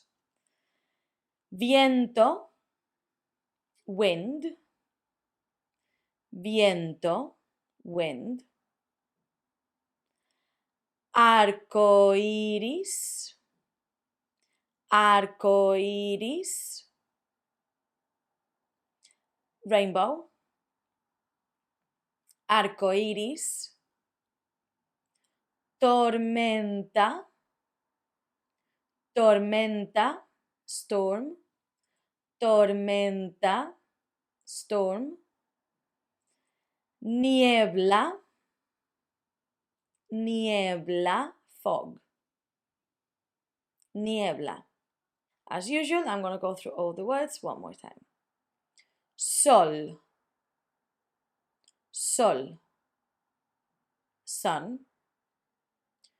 Lluvia, lluvia. Rain. Nieve, nieve. Snow. Nubes, nubes. Clouds. Viento, viento. Wind. Arco iris, arco iris. Rainbow. Tormenta, tormenta. Storm. Niebla, niebla. Fog. This is it. Not too hard, I think. I'll see you on the next video. Adios! Hola! Hope you enjoyed the other video, and this will be the one where we'll say things like it's sunny, it's raining, it's cloudy. Okay? But we were also going to add things like it's nice outside, it's cold, it's hot. Okay? Let's go. We will start with two expressions that mean the same thing. You can use them equally, which are está soleado, or hace sol. So you know that sol means sun, this is sunny. Soleado, está soleado, está soleado.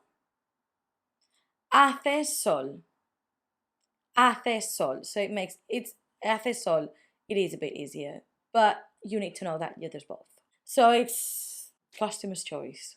Soleado, está soleado, hace sol, sunny. Llueve, rainy, it's rainy. Llueve. llueve or llueve. Llueve.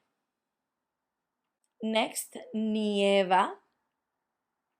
Nieva, it's snowy, it's snowing. Nieva. Nieva. Está nublado. That means cloudy. Está, so it's, nublado. Nublado. Está nublado. It's cloudy. Está nublado. Hace viento.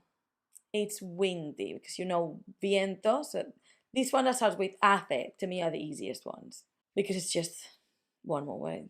Hace viento. It's windy. Hace viento. Hay tormenta. There's a storm. Hay tormenta. So again, an easy one. Hay tormenta. It's stormy. Hay niebla. There's fog. Hay niebla. Hay niebla. Hay niebla. Then we're going to have it's cold and it's hot. They're quite easy. They both start with hace. So hace frío. Hace frío. If you say está frío, you can say that about a drink. Oh, how's that drink? Oh, está fría.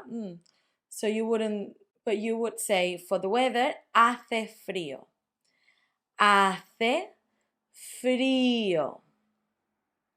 Hace frío. It's cold. And it's hot would be hace calor. Hace calor. Calor. Hace calor. Hace calor. Hace calor. It's hot. And last two will be the weather's good, the weather's bad. The way we say it, it's we change one word to differentiate. So hace buen tiempo means the weather's good. Hace buen tiempo. So that buen means good. Hace buen tiempo. Hace buen tiempo. And to turn this into bad, we just say hace mal tiempo. Because that mal means bad. So to say it's bad weather, hace mal tiempo. Easy, because you basically just need to name one different word. Hace mal tiempo. We're going to go through these words one more time as always. Está soleado. Está soleado. And one that means the same is hace sol. They both mean it's sunny. Llueve. Llueve. It's raining. Nieva. Nieva. It's snowing. Está nublado. Está nublado.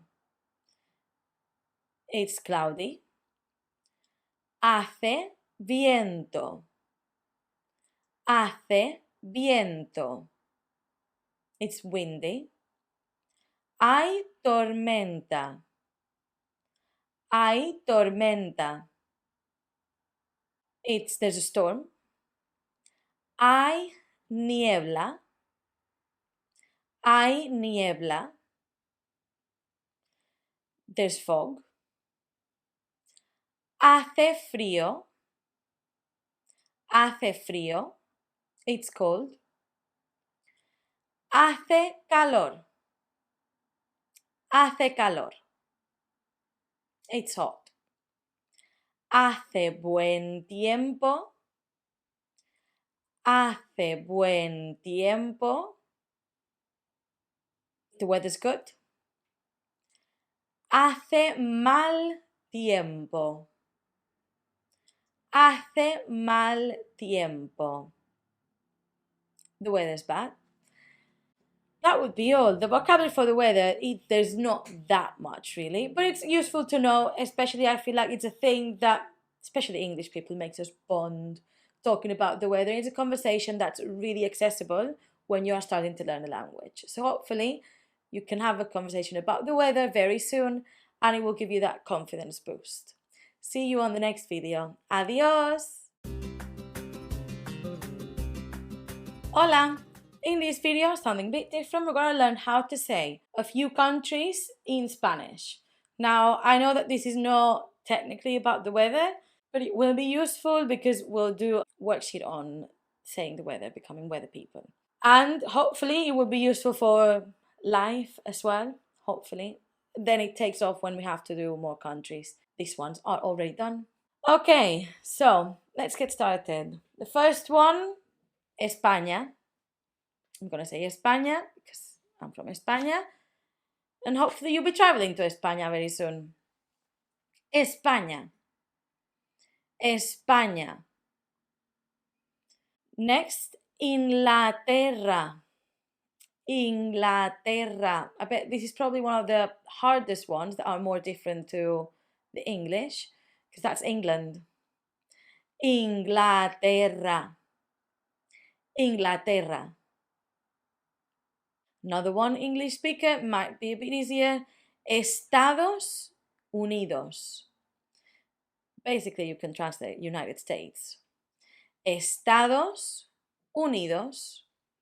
Now, I promise most of the next countries will be much easier than Inglaterra. Portugal. Portugal. Portugal. We just say it differently, more open letters. Francia. Francia. France. Italia. Italy. Italia. Noruega. Norway. Noruega. Suecia. Sweden. Suecia. Suecia. Finlandia. Finlandia. Finland. Alemania. Alemania. That one's also a bit different. It's Germany. Alemania. Alemania. And last one, I'm going to do Islandia. Iceland. Islandia. I've kept it mostly European because these are the countries that I will be using in the weather forecast worksheet. So just giving you these few and we'll go through them one more time. Just a bit fast because they're easy. España, España, Spain. Inglaterra, Inglaterra, England. Estados Unidos, Estados Unidos, join the word. United States. Portugal, Portugal. It's easy, Portugal. Francia, Francia, Francia if you want, France. Italia, Italia, Italy. Noruega, Noruega, Norway. Suecia, Suecia, Sweden. Finlandia, Finlandia, Finland. Alemania, Alemania, Germany. Islandia, Islandia, Iceland. And I'll see you in the next video for a more practical one. I hope you like them. Adios!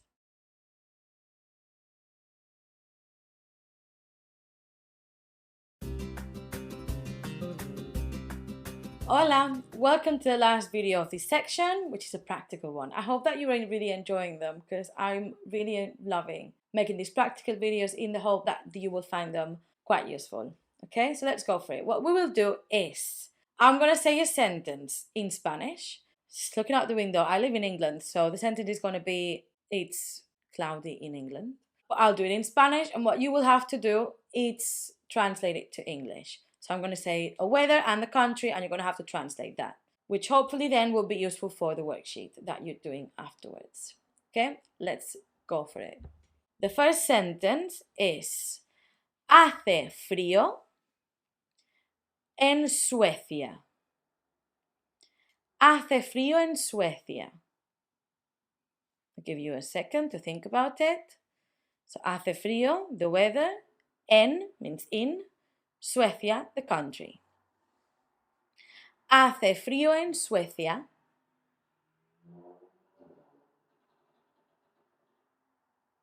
Hace frío en Suecia means it's cold in Sweden. Hace frío, it's cold en Suecia, in Sweden. Easy peasy. Hace calor en España. The next sentence. Hace calor en España. Hace calor en España. Hace calor en España. The weather, the country.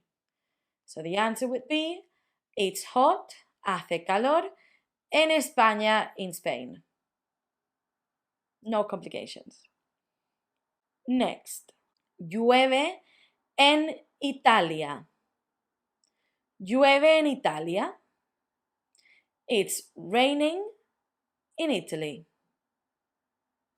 Llueve en Italia. I feel like that one was as straightforward as it goes.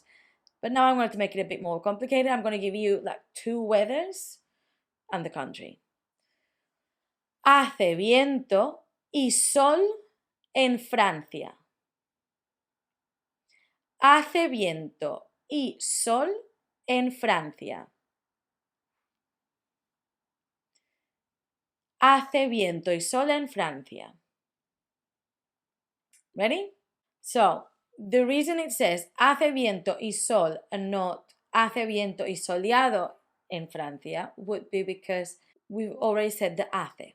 So, we got the hace, we don't need to repeat hace, and saying soleado doesn't match. So, we say hace viento y sol en Francia. Now, translation would be hace viento, it's windy, y sol and sunny. We don't need to say y hace sol, because we've got hace already. Hace viento y sol, it's windy and sunny. En Francia, in France. Done. Easy. I hope that you found it useful, and again, go now to find the worksheet where you'll be able to apply that knowledge that you've just acquired in this section. You'll have a map, so go do the worksheet, have fun. If you want, try to make sentences yourself, like the ones I've just done or the ones that you'll see in the worksheet, because it's always very useful when you try to create your own. Like I said, the weather, it's an easy conversation to start having with someone Spanish. I do it with my primary school kids a lot because they always find it like a very good boost to have a conversation or say sentences. And these are a very good place to start. Have fun with this and see you on the next section. Adios! Hola! I hope you're ready because we're going to be talking about ser and estar, which to me is one of the most difficult things for English people to understand.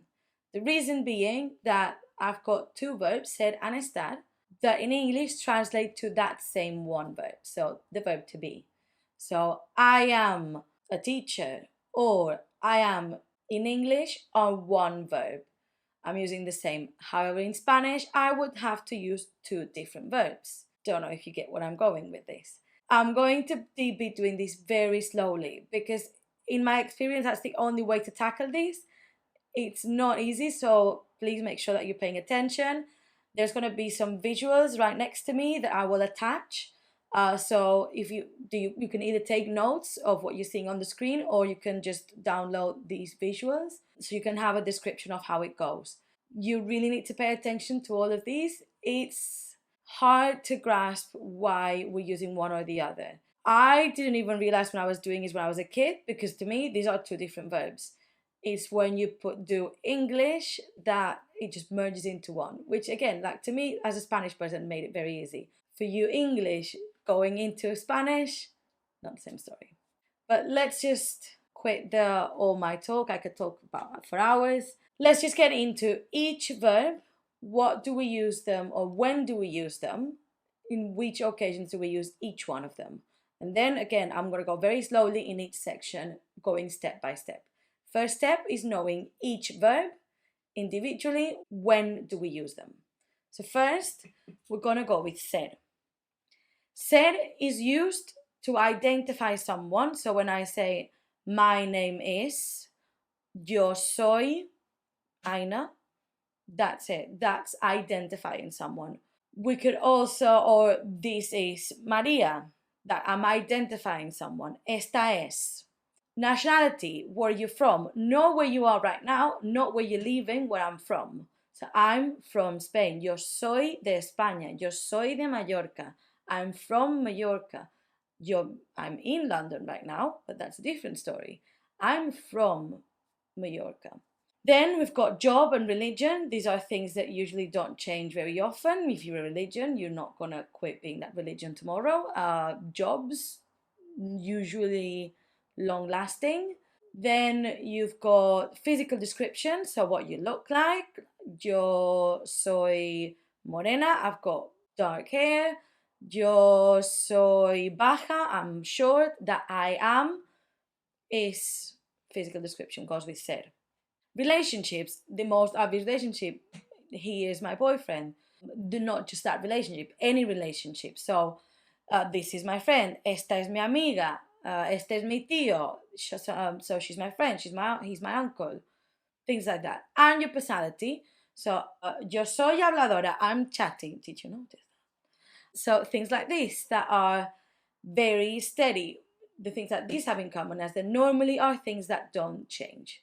We'll talk about this in another video, but normally these are all things that will not be changing, not very often anyway. Then we're going to move to estar. What cases do we have where we use estar? It would be things that will be changing more often. So one thing would be position. So where or how something is. So it's on the table, or the pencil is bent. So it's that position. Location. Again, that I'm in Spain, I'm at work, all of these things are easily changing. I'm at home now, in a couple hours, I'm meeting a friend, I won't be home anymore, I'll be somewhere else. That yo estoy en casa changes easily. Actions, yo estoy caminando, I am walking. But the second I stop, I'm over. I'm not walking anymore, so it changes easily.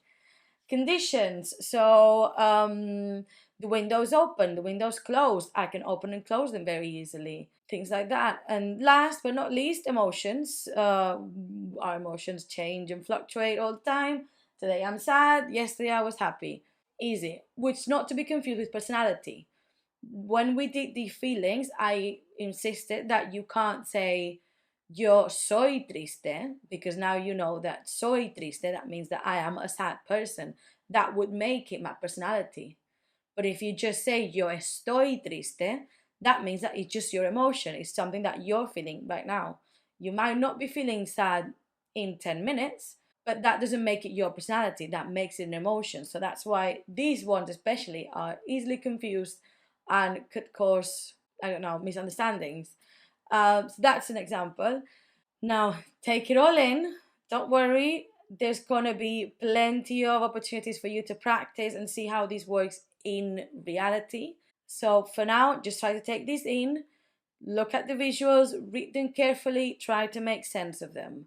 Hopefully I will have help with this video, but we're going to go into it a bit more in the next ones. So I'll see you there, and take it easy, relax. I'm not stressed, so you shouldn't be either. See you on the next video. Adios! Hola! This video should be quite easy because we're just going to focus on the verb ser. Now, I've told you in the previous video when we use the verb ser.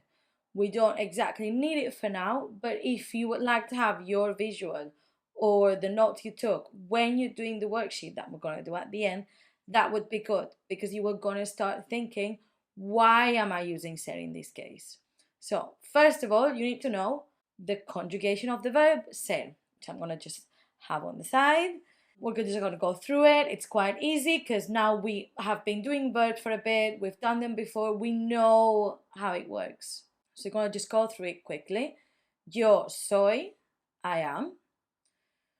Tú eres, you are. Él o ella, he or she is, es.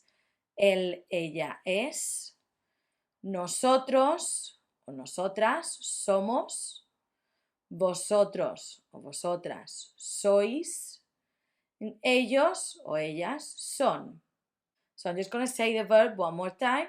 Soy, eres, es, somos, sois, son. Now, you've been conjugating for a bit, so what I want you to do now is take this verb, conjugated, go to the worksheet where you're only going to be practicing and focusing on the verb ser. Just to not get confused. We first need to know how to do one, then we need to know how to do the other, and then they're going to clash and they're going to mix, and then it's going to be a bit messy. But fun. I think it is, while it is complicated, I think it is fun once you know this. It's such an advantage to know how this works because it distinguishes you from someone who's just learning a bit of Spanish to someone who's actually a good Spanish learner, someone who is taking their Spanish seriously. So let's go and do that worksheet where you're only doing ser. Again, as a challenge, I would say it would be really good if you could think about why each sentence is being used with ser. Like, is it because it's a personality trait? Is it because it's someone's nationality? Is it because it's their job? Think about those things. Don't worry, we will have practice when they're mixed, but this is what I want you to do. Focus on ser. You're just conjugating. You've done that before. You know the drill.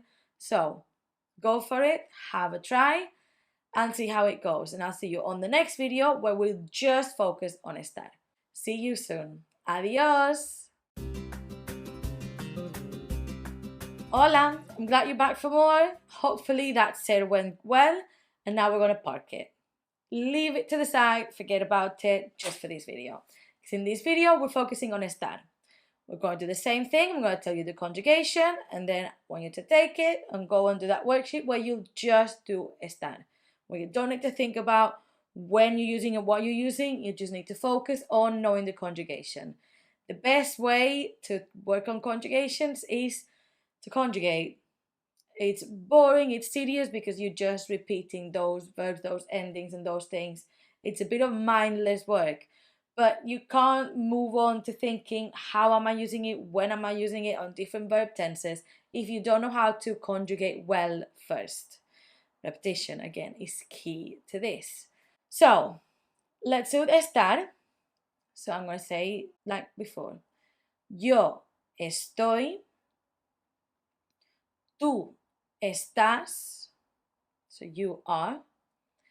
Él, ella, he or she está. Nosotros o nosotras estamos. Vosotros o vosotras estáis. Ellos o ellas están. I'm going to read just the verbs so you can listen to that pronunciation and repeat if you can. Estoy. Estás. Está. Estamos. Estáis. Están. So that's it. Now let's do the same thing, and I'm going to again challenge you to go onto that worksheet where you're only doing están, but if you really want this to sink in, get that visual or your notes and try to think, Why am I using estoy? Is it because it's a location? Is it because this is the condition something's in? Is it because it's a feeling and not your personality? Why in each case are we using estar? That will be all, and I'll see you on the next one where we will compare the first clash of these verbs. Okay? See you on the next video. Adios! Hola! Welcome to this video where we're just gonna clash of the verbs.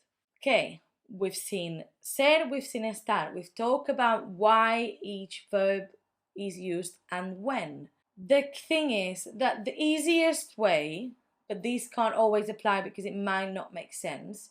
If you're in a struggle where you're in a conversation where you don't have time to think, oh, ser or estar, don't worry. Again, I always tell my kids, I'm not stressed. You shouldn't be stressed either. It's the thing, permanent or non-permanent. We said identity. If I tell you that my name's Aina, that doesn't change, does it? Or a relationship. This is my grandma. If my grandma was not here anymore, touch wood, she'd still be my grandma. So that relationship doesn't change. My kids always say, oh, but why if this person is not my friend anymore? You don't change friends that much. Maybe a little bit when you're a kid, but you normally don't argue and lose a friendship forever very often. You have to think of it as something actually permanent. Things that are not permanent that might be a bit confusing. Positions. Why is it that when something is bent is not permanent? It could be permanent. It could be that once you've bent this piece of iron, it will not unbend. But in general, we have to think about it as non-permanent. That's why I say, in general, try to think of those that list that I made you. But if you're in a pickle, non-permanent, permanent, because it is a bit tricky. It could be that something is broken. You will use estar. If something's broken, you might be able to fix it or not. But because it is a condition, like close or open, the condition of this pen is that it's broken. I can't fix it. Technically, it is permanent, but being a condition makes it part of that verb estar. There will be many exceptions.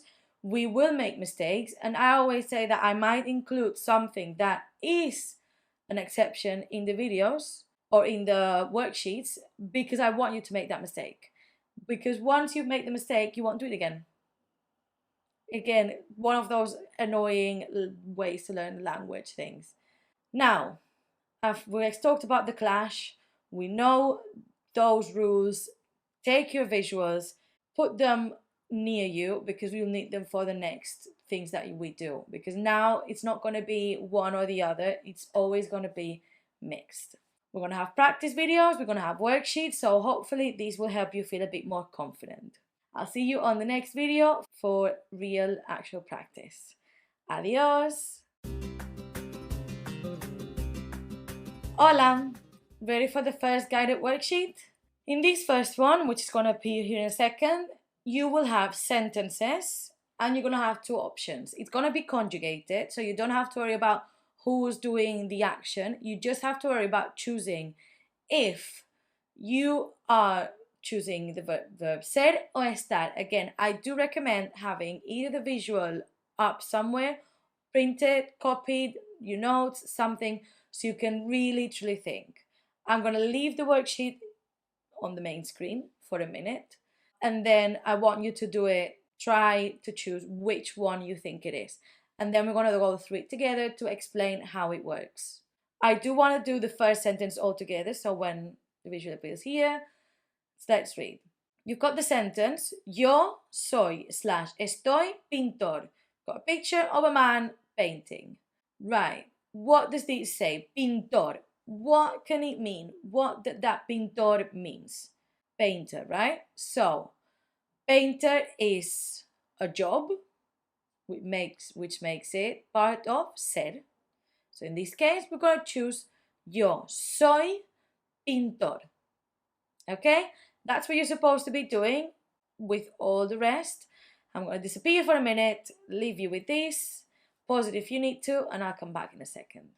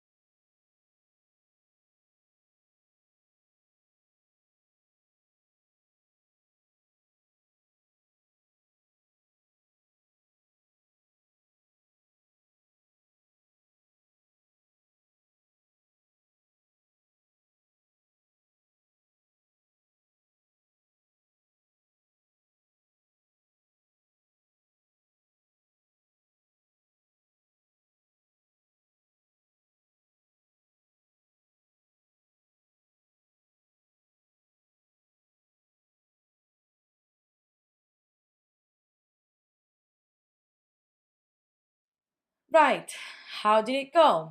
I'm going to keep it to the side so you can still see it while I'm going through it. We've done the first one. We said it was yo soy pintor. Sorry if I'm looking down, it's because I've got it on my screen. Yo soy pintor. The next one is ahora soy/estoy pintando. You've got a picture of a girl doing her painting. Ahora means now. That is a clue that it's going to be something that's only happening now. Now I am painting, pintando. So that makes it something that's an action. That also makes something not permanent.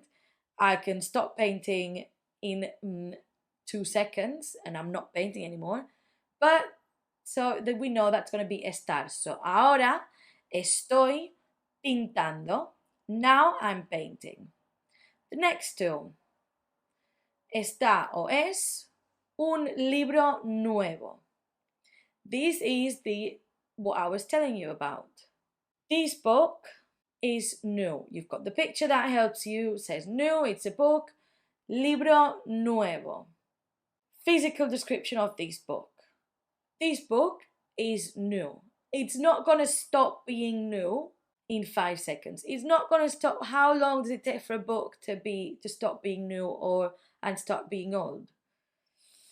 I don't know. It's quite tricky. So we're going to say it is a physical description of something or someone.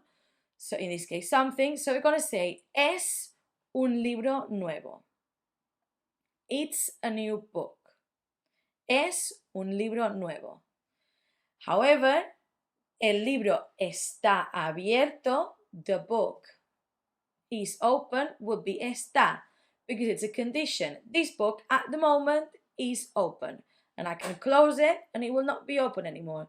We know how that open and closed is not permanent, so it always will belong to estar. Next, somos en la playa. La playa is the beach. You got the picture of it. Are you the beach or are you at the beach? Just think about that. So, you are not the beach. Sorry to disappoint. So, it can't be somos la playa because that would be you trying to identify as the beach. You are saying that you are at the beach. So, it's the location. So, it's going to be estamos en la playa. Hopefully, it makes sense. Estamos en la playa, location. Next one, Americanos. We've not done those nationalities yet, but we can guess that Americanos means Americans. You also have the flag next to you. It's not that you are in America now, it's that you are American. That makes it nationality, which will be with ser. Somos Americanos. We are Americans. We could be anywhere else in the world, but we are Americans. That doesn't change. Next, last two. Son o están en el parque. En el parque, that en tells you that it's in the park. They're at the park. That is in itself a location. What does location go with? Estar. Están en el parque. They are at the park. And last one, conejos. Son o están conejos. If you try to translate it in English, this one, I can't translate it and make it sound different. But you would say you are rabbits, meaning that you are identifying these rabbits as rabbits. They're not going to stop being rabbits tomorrow or ever. They're always going to be rabbits. These are rabbits. So it's going to be something completely permanent. So it's going to go with ser. Son conejos. Son conejos. We're going to have a worksheet at the end after these guided worksheet and the next one where you'll be able to practice a few more of these without my help. So you will just be able to choose which one is it. Am I choosing ser or estar and why? We have to think about it. I wanted to do it with you first so that you would know how it goes and what's the train of thought that I would want you to have while you're doing this. Okay? Hope this really helped, and I'll see you on the next video with, you guessed it, another guided worksheet. Adios! Hola! Ready for one more guided worksheet? Okay, this one's going to be more classic. It's just sentences. You've got a sentence and you've got a gap. I'm not saying which verb you need, and I'm not saying any conjugations, because you're going to have to choose between said and estar, and also you're going to have to think about that conjugation. Who is doing this action? So, can you see it's on the side, hopefully? We'll do the first one together and then I'll give you a minute for you to do the rest. So you've got the first one. Laura, española. We know Laura is a she, so it's ella. We know española means Spanish. So that's a nationality. Nationality goes with ser. So, ser, now I'm going to have to conjugate it to make it go with Laura. So, Laura es española. I know it's a lot to think about, but I just want to guide you to that train of thought. So now you can do it yourself. Just 1 minute, pause it, and then I'll come back and talk about all those answers, okay?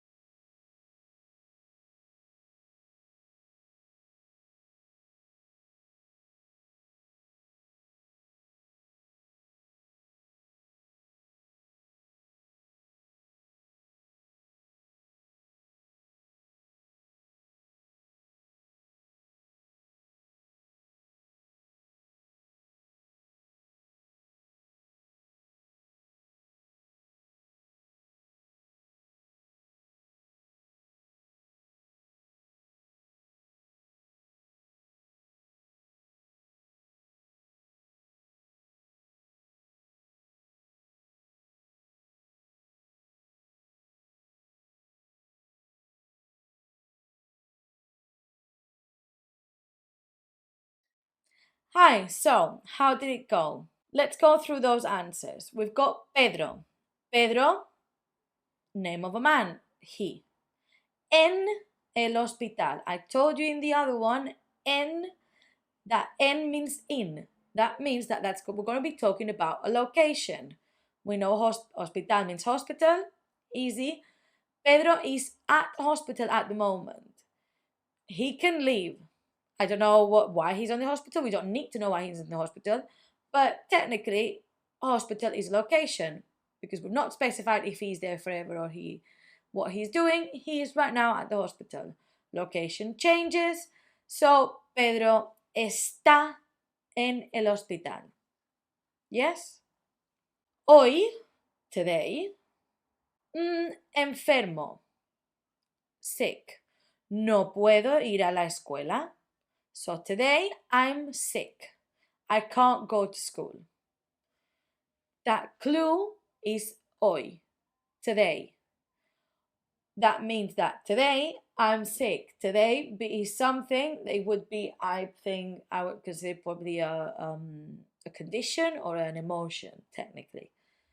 Again, it's not permanent because you're just saying today. If it was a serious illness, it would still go with estoy enfermo. You're still sick, even though, unfortunately, it's something that you can't change. But this sick has fallen into the category of non-permanent things. That means it's going to go with estar. I'm telling you that I can't go to school. So it's going to be me. Yo hoy estoy enfermo. No puedo ir a la escuela. Hoy estoy enfermo. Okay? Next, mi perro, de color blanco y negro. So, mi perro, it's my dog. In English, you would have it as it. But for this exercise, we're going to say that it's a he. Mi perro. Because we end in o, so we know he's a he. Mi perro, de color blanco y negro. The color of my dog will not change. He will get dirty. My dog gets quite filthy on a regular basis. But he, underneath all that dirt, he will be still black and white. That makes it a permanent thing. It makes it also a physical description. We know that those don't change. So it's going to go with ser. Now, it needs to go with he as well. So, mi perro es de color blanco y negro. Easy. Now we've got two in one sentence. The good news is that means that Maria then turns into she. So it's going to be the same person. María, estudiante. Ella, en la universidad. So, saying Maria, it's a female name, so it's a she. You can see that it's a she as well because afterwards it says ella, which means she.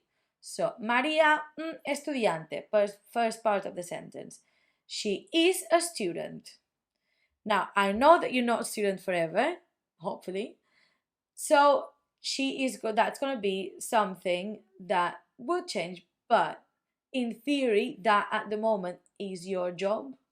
So student falls into the job category. So we're going to say she is a student. Ella es estudiante. María es estudiante. Then says ella en la universidad. That means that right now she is at university. I know that it could mean that she is at university like for a while, but university is a location.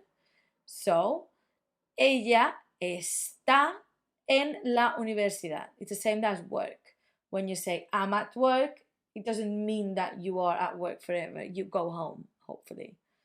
So, ella está en la universidad. She is at university. Does it make sense? I really hope so. Right, like I said, these were guided worksheets so that you could see the train of thought that I want you to have while you're doing them.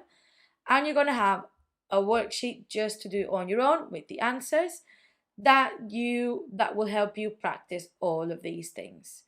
Again, repetition is key. There's no other way for languages. So if you want to come back, if you want to do more, if you want, I don't know, try these again in some time. If you're like me, you will have forgotten the answers to these in a while, or the same worksheet that you've done. Maybe once you finish the whole course, go back, do these again, also do the other verbs, mix things together. I know it's a lot. Again, I don't think it's too much. It is one of the most complicated things of Spanish as a language, again, because you don't have it, but I think it's actually quite fun, like a bit of an investigation. If you think about it as you're a detective trying to figure out the clues and those little things, makes it a bit more interesting, hopefully.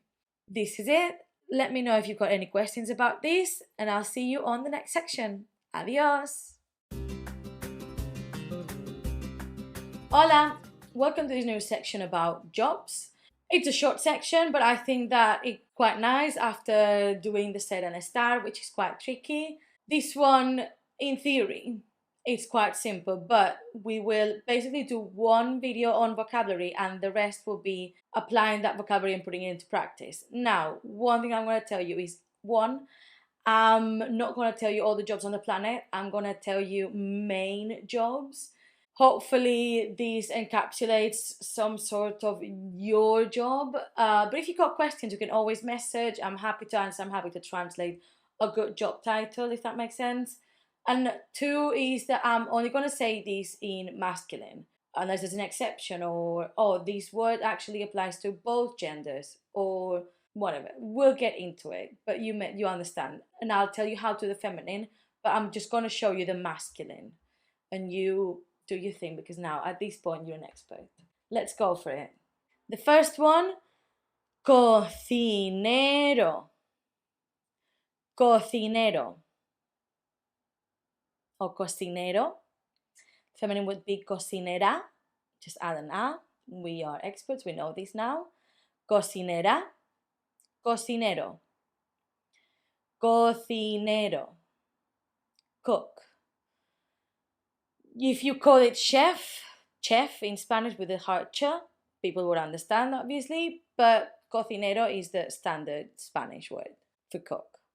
Next one, still in restaurants, camarero. Camarero, waiter. And for waitress, we just change it to camarera. Camarero, camarero. Next one, médico. If you think about it, médico, medic, doctor, basically. You can call them doctor, which is like doctor, but the normal term that we use day to day is médico. Médico. Now, for women, we would normally also use médico, but these days, médica, I think it's also accepted. Normally, just go for médico, to doctor. Next one, still in hospital, enfermero, which is a nurse. If you want a female nurse, it's enfermera. Enfermero, enfermera, enfermero. Next, in the medical field, veterinario. Veterinario. A vet. Veterinario. You can call them veterinaria if it's a woman. Veterinario. Veterinario. Next, bombero. Bombero. You might recall estación de bomberos, so that would be a firefighter. Bombero. Bombero. And I would call them also bombero if it was a woman, bombero. Same for the next one, it's going to be policía. Policía only has one gender. Policía can be male or female. It ends in a and it applies to both. Policía, like police. Policía. Next, panadero. Panadero. Baker. Panadero. Panadero. Panadera if it's a woman. Next, carnicero. If you listen to the word, carne, so meat, which makes it a butcher. Carnicero. It also should remind you of carnicería, which means butchers. So carnicero, carnicera for female. Carnicero. Next, peluquero. Hairdresser. Peluquero, peluquera should also remind you of peluquería, which we learned when we learned the places. Peluquero. Next, juez. Juez. Judge. Now, juez does go for both male and female. Juez. Juez. Judge. Abogado. Abogado. A lawyer. Abogado, abogada for female. Abogada. Abogado. Abogado. Next, ingeniero. Engineer. Ingeniera for female. Ingeniero. Ingeniero. And last one, which hopefully applies to many, many jobs, artista, artist. Artista applies again like police, policía, to male and female, even if it ends in a. Artista. Artista. And hopefully that encapsulates actors, singers, musicians, painters, many, many things. Right, as usual, we're going to go through all these words one more time, and please try to repeat them. Cocinero. Cocinero. Cook. Camarero. Camarero. waiter, médico, médico, doctor, enfermero, enfermero, nurse, veterinario, veterinario,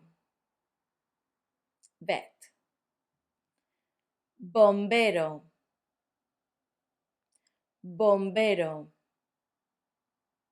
firefighter, policía, policía, police, panadero, panadero,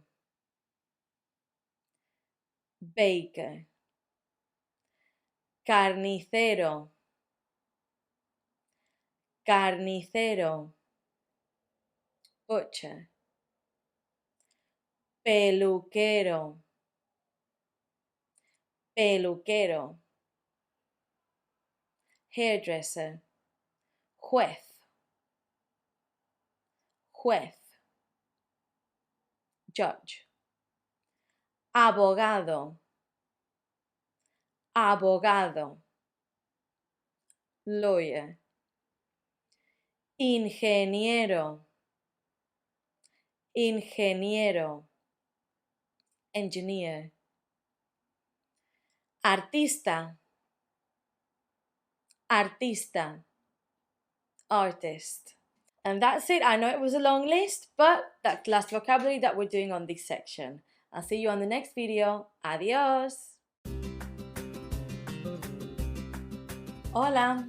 Welcome to this new video where we're going to talk about where each person works. So first I'm going to give you the cheat code or the trick, the template if you wish, for how to make these sentences. And then I'm going to show you some examples and how it works, because for these there will be a worksheet. So it will be really useful for us to have a bit of a practice and then go to your worksheet to make sure that you know how it works. This is something that you can change for different words. So I'm going to say, for example, the hairdresser works at the hair salon or the hairdressers. But you can change that, the hairdresser, for Tim. Tim works at that hair salon. He is the hairdresser, because he is, we're going to use it on the next video.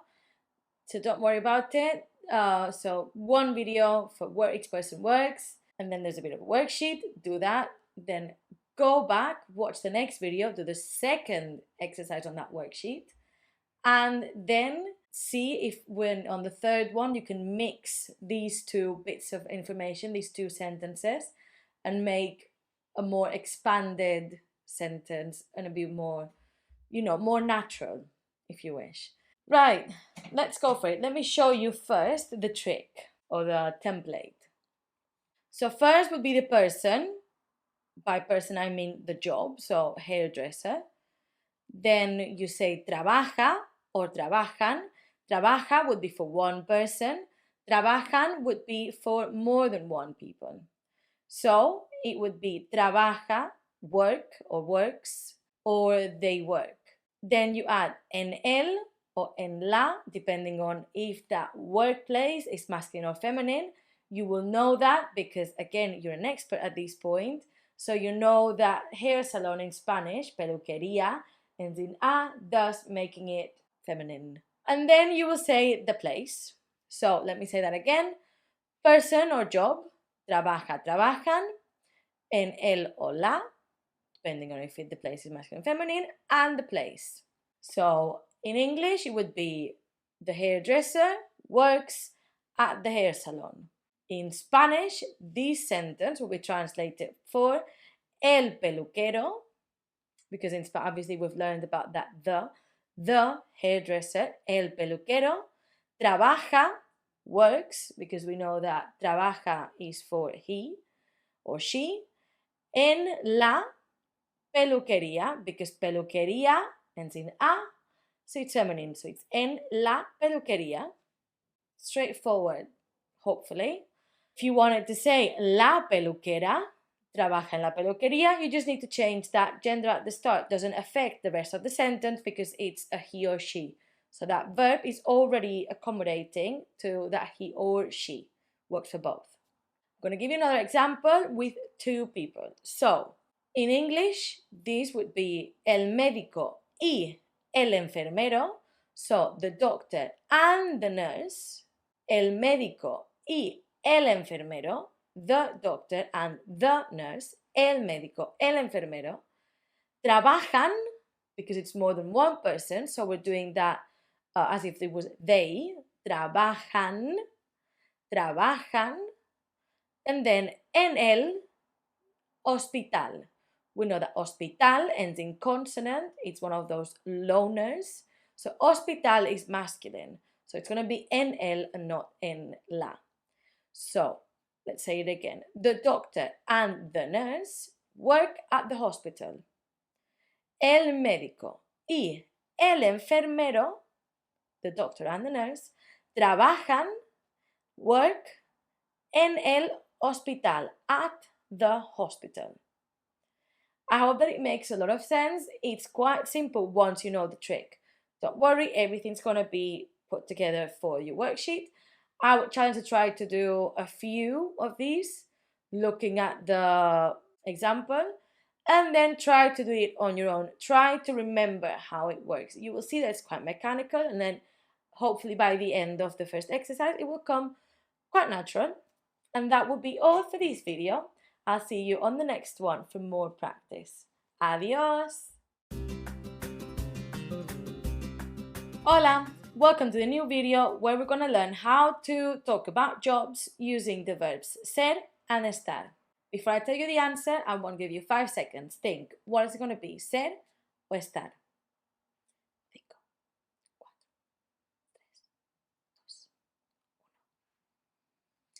The answer is ser.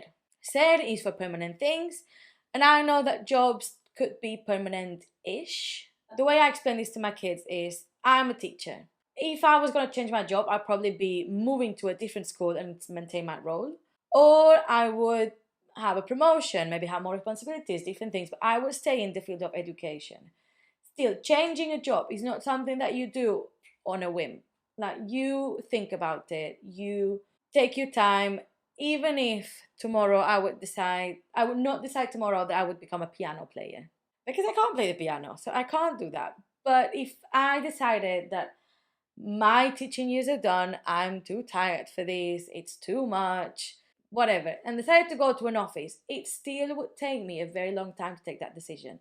It would need probably some preparation, maybe going to courses, maybe some studying, maybe a different degree, depending on what I would decide to do. But it's not something you decide very quickly. You take your time. So I call jobs permanent-ish. They normally are permanent. You normally stay on that range. You don't go from one extreme to the other. It can happen. Obviously, everything has their exceptions, but think about it as permanent-ish. So now that we know that it was with S, it should be quite straightforward because we know how to use these verbs.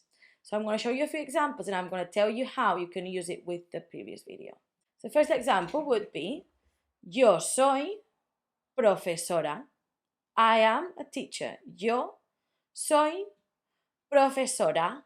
I'm saying profesora because it's me and I am a woman, so I'm saying profesora. Next example, Manolo. Manolo is a man's name. So Manolo he is abogado. Abogado and not abogada because Manolo is a man. Easy as anything.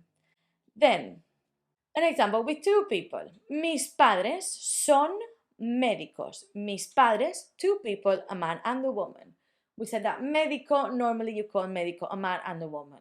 If it was teachers, profesores, it would still be profesores because one, a man and a woman, make that you say it as two men because Spanish is backwards like that. But hey ho.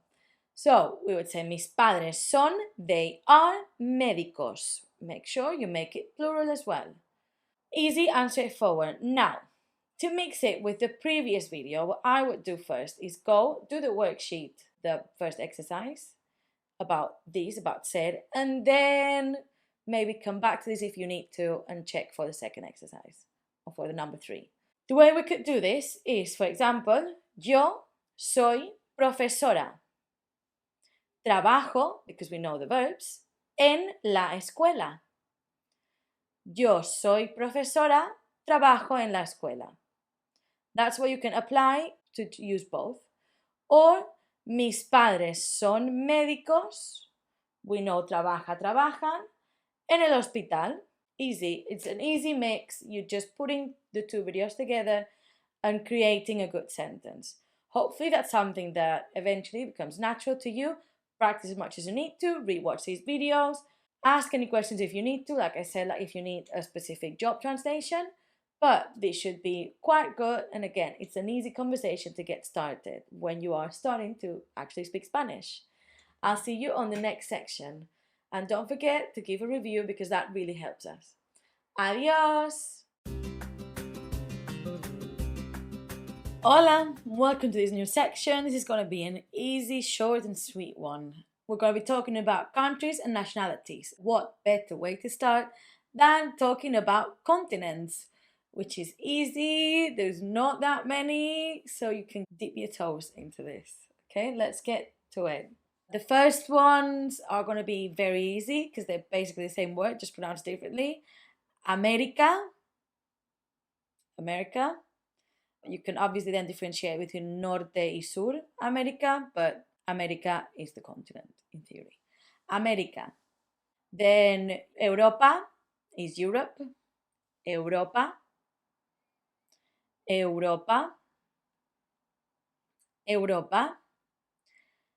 Asia, just following that Spanish phonics, instead of Asia, we just say each letter for what it is. Asia. Africa, don't even need to translate that one, it's literally the same. Africa. And then there's the two that are a bit different. So we've got Antártida, which is Antarctica. Antártida. Y Oceania. Oceania is Australia, but because there's more countries than Australia, in Spanish we just say Oceania. Oceania. We're just going to repeat them. Just make sure you're saying them out loud since there's not much more than the pronunciation in these. America.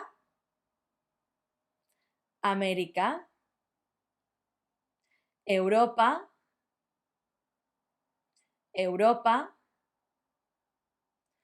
Asia. Africa.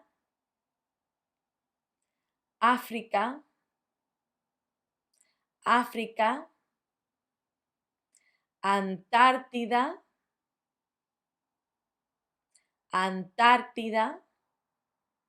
Antarctica. Oceania. Australia.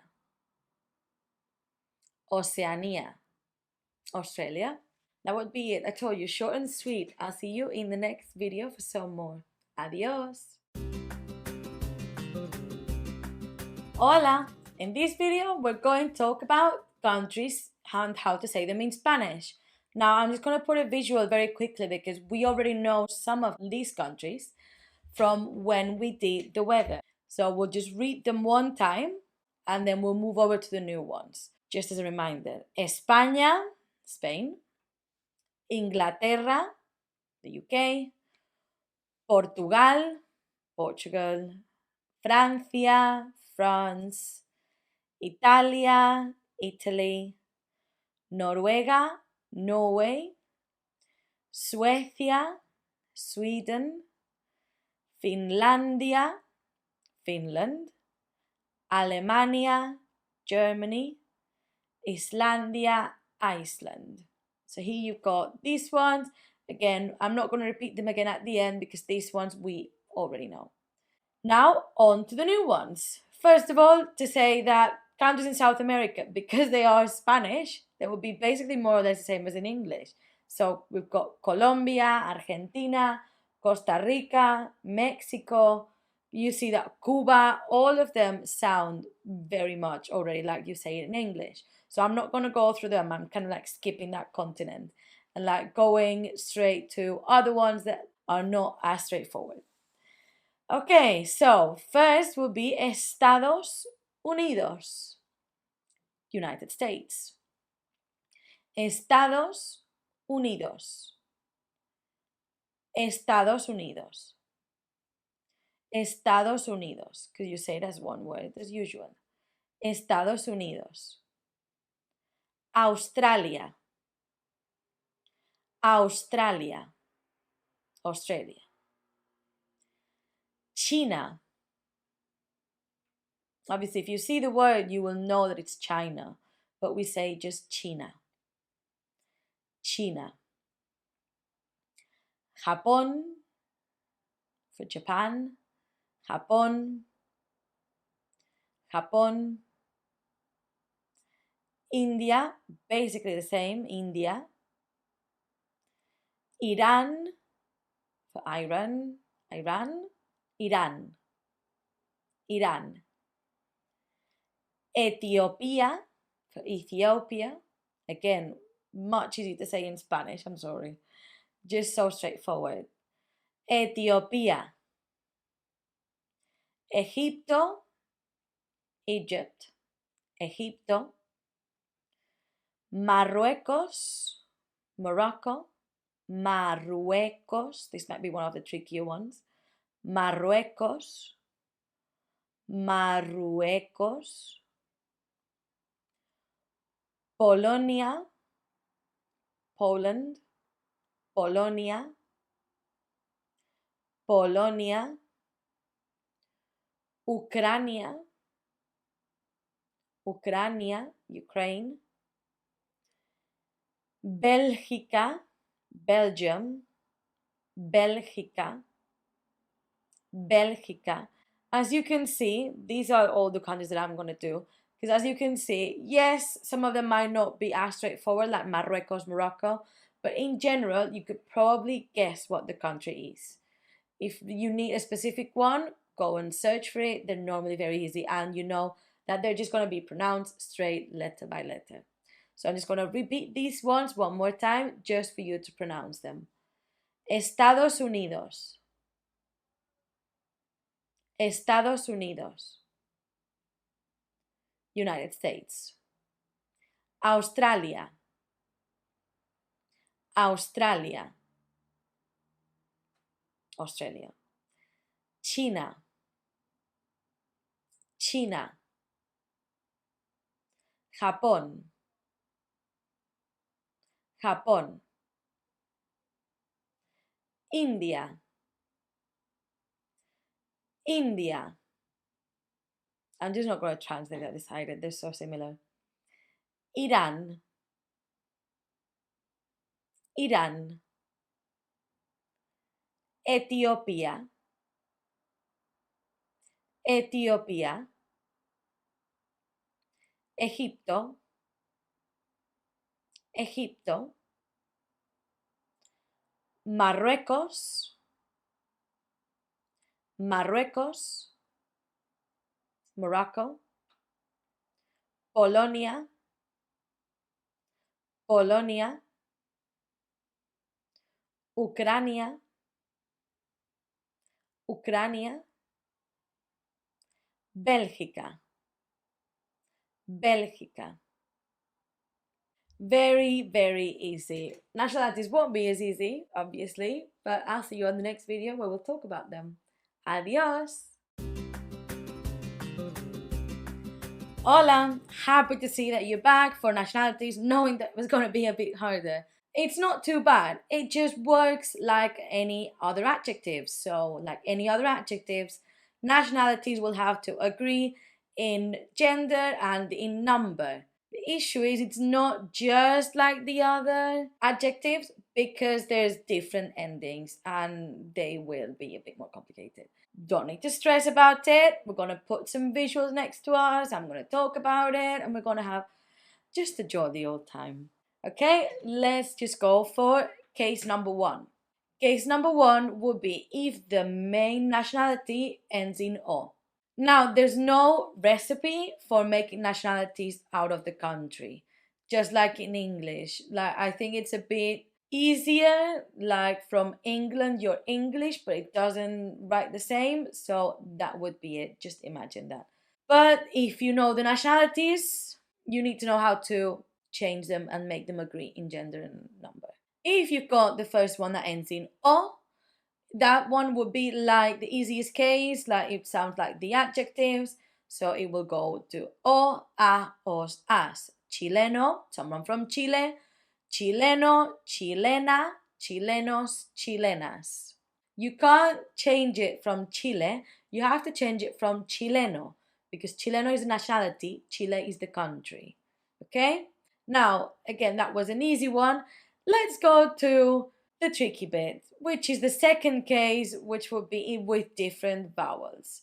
These ones, the lucky thing is, are the same in masculine and feminine. But if a nationality ends in a, like Belga from Belgium, it will just change in plural to belgas. Female and masculine, again the same. So belga, belgas. If it ends in e, like canadiense from Canada, from in Spanish Canada, canadiense, canadienses, both of them. So there's no ending in any other way. Canada, country, mates, canadiense, the nationality, and in plural it would be canadienses. Easy because it doesn't change from masculine to feminine. So one less thing to worry about. These visuals, don't worry because I know that they're a bit scary maybe. So I will attach them as worksheets on the side. It's the same visuals, you just will have them. You can either take notes or use our visuals as you will have them. Then you've got the case where it ends in E. If it ends in E, like Marroquí, coming from Marruecos, Morocco, makes Marroquí, the nationality. Marroquí. And you've got that it can be Marroquíes or Marroquíes. That is indifferent. It's whatever sounds best. There's no rule for E or ES. Marroquíes or Marroquíes. But Marroquí is ES. Okay?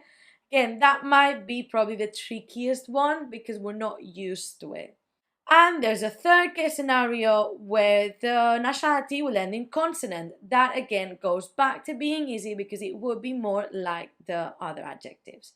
So if it ends in consonants, to make the feminine, we'll add a, and then for the plurals, we'll make es and as. So Portuguese, from Portugal, you make the nationality Portuguese.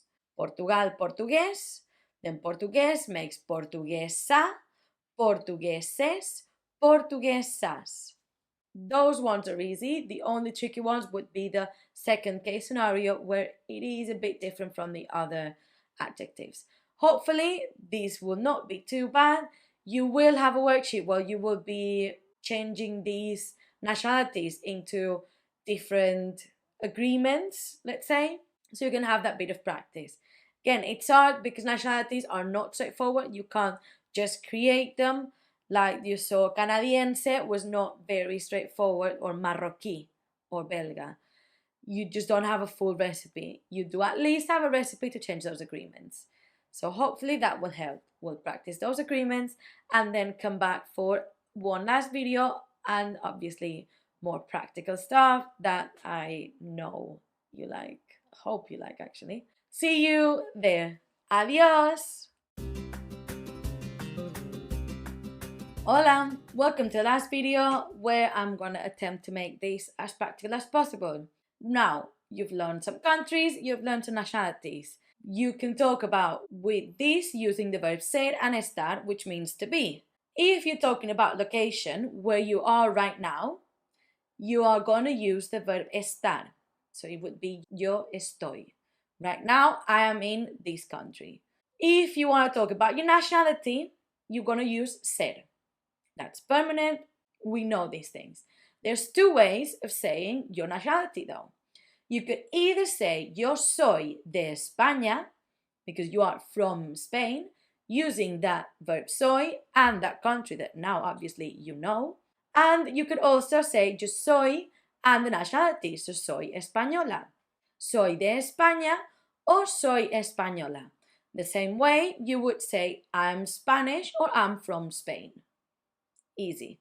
We've learned the countries and the nationalities. So let's make 2 sentences so you can see how these will roll.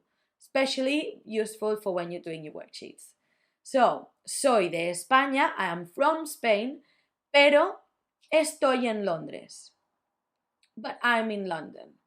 Or we can also say it this way. Soy inglesa, I'm English, pero estoy en Cuba. But I'm in Cuba. Again, another place that you now know. And that would be all. It's quite simple, quite straightforward. It's a conversation that you can start having, even if you don't have a lot of Spanish, which we really do love when we can start having those conversations.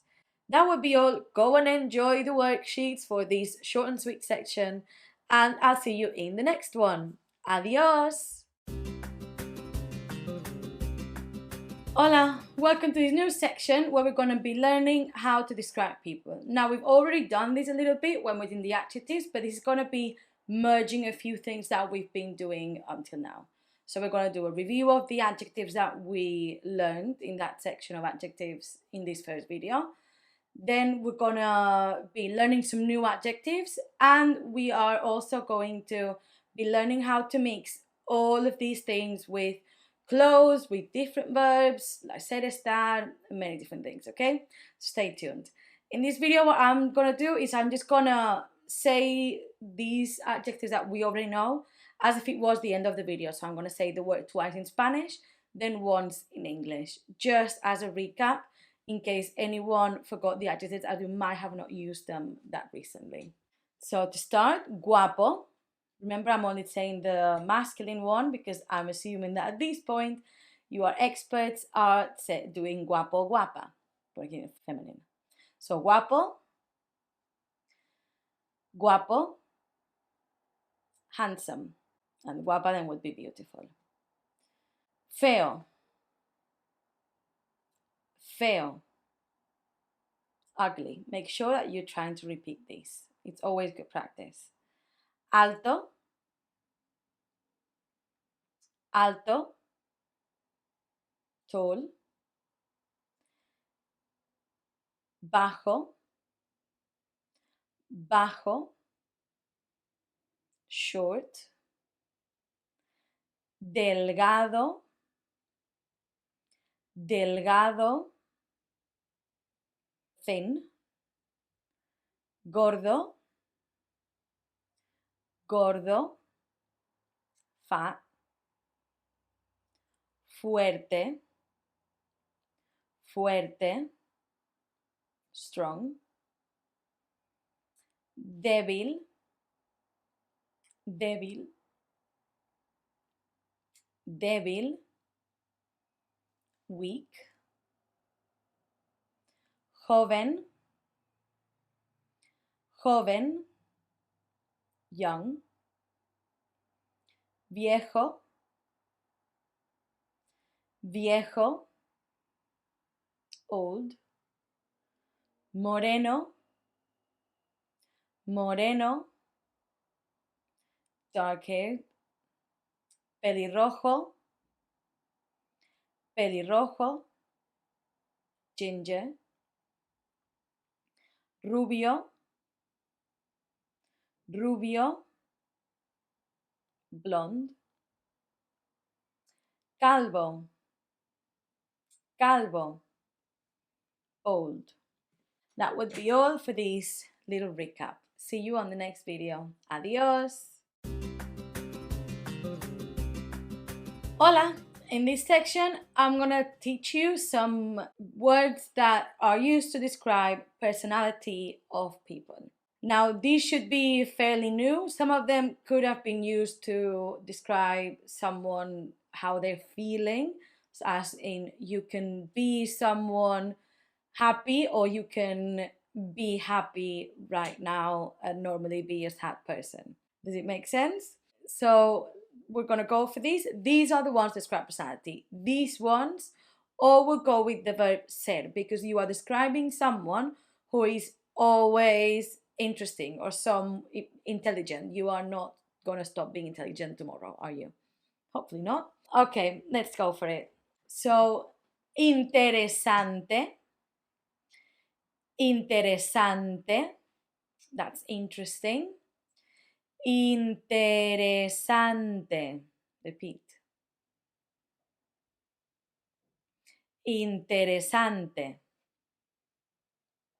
Next one, inteligente. Easy to guess what this one will be. Intelligent. Inteligente. Inteligente. Inteligente. Then we've got alegre, which is cheerful or happy. Alegre. Alegre. Alegre. Optimista. Optimist. Like again, easy to guess. Optimista. Optimista. Optimista. And the opposite, pesimista. Pesimista. Pesimista. Pessimist. Generoso.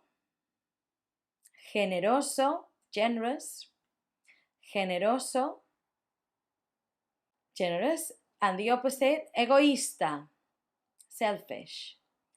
Egoísta. Egoísta. Egoísta. Aburrido. This one's one of the ones that could be either your personality or you could just be bored right now. Aburrido. Boring. Aburrido. Aburrido. Aburrido. Hablador. Chatty. Hablador. Surprising to hear probably that this was one of the most used adjectives when I was a kid in my reports. How dare they? Hablador. Hablador. Hablador. Chatty. Simpático. Simpático. Now this would be kind of a false friend because it just means friendly or nice. Simpático. It sounds like sympathy, doesn't it? Not really. Simpático. And we've got the opposite, which is antipático, unfriendly. Antipático. So unfriendly, kind of rude. Antipático. Antipático. Now let's go through all these words one more time as usual. Make sure you're trying to repeat as it really helps. Interesante. Interesante. Interesting. Inteligente. Inteligente. Intelligent. Alegre. Alegre. Cheerful, happy. Optimista. Optimista. Optimist. Pesimista. Pesimista. Generoso. Generoso. Generous. Egoísta. Egoísta. Selfish. Aburrido. Aburrido. Boring. Hablador. Hablador. Chatty. Simpático. Simpático. Friendly and nice. Antipático. Antipático, unfriendly or rude. Right, and I'll see you on the next video where we're gonna get our hands dirty. Very practical. Adios.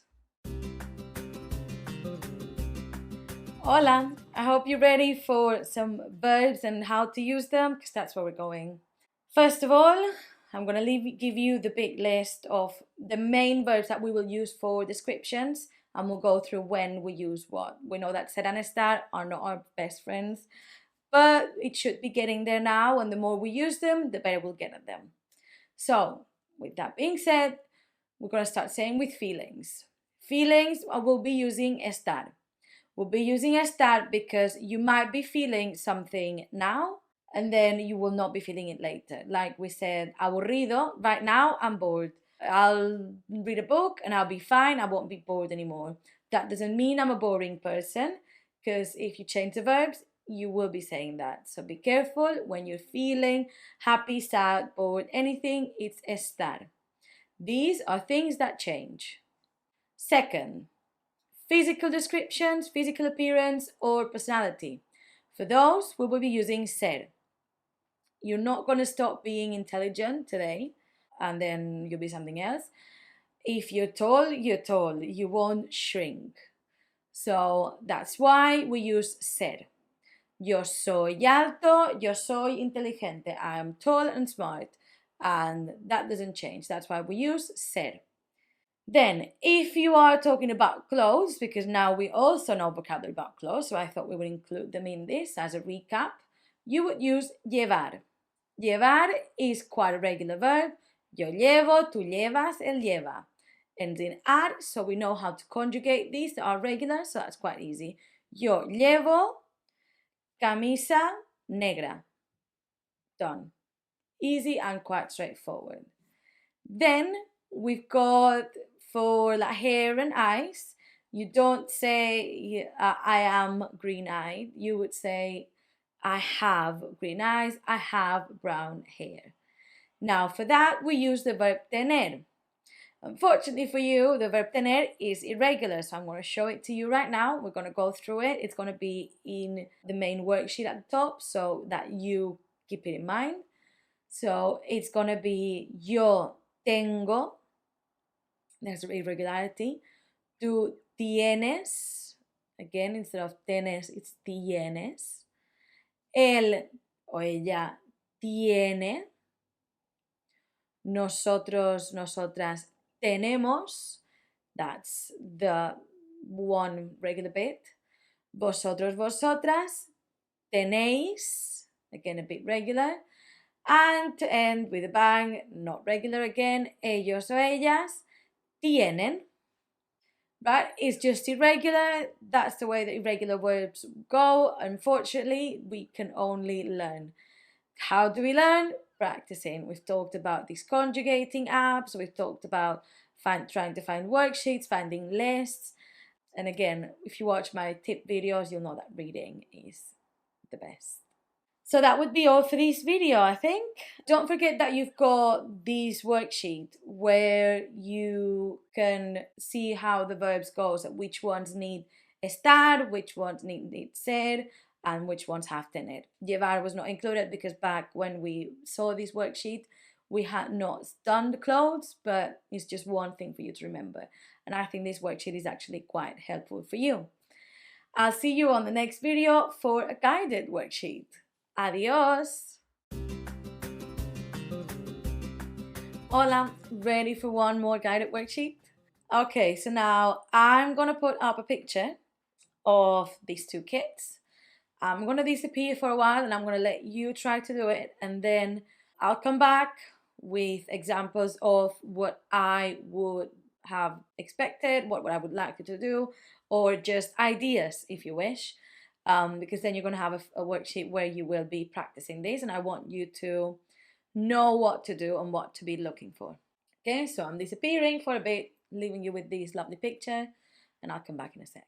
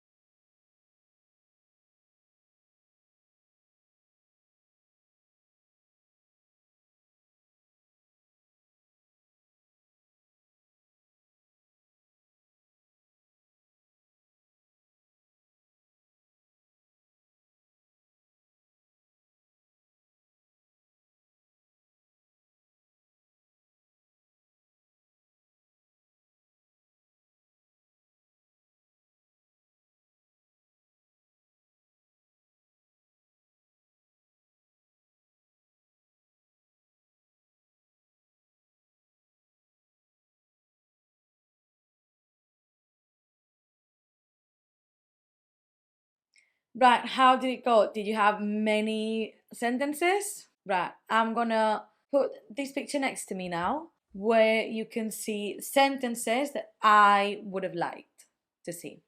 So we start with him, the sentence is about the boy. Él.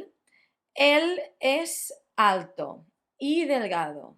So I'm saying this. He is tall and thin. Él es hablador. Here I'm just making up his personality because we don't know. But for the purposes of learning, él es hablador. He is chatty. Él es moreno. He's got dark hair. Él lleva.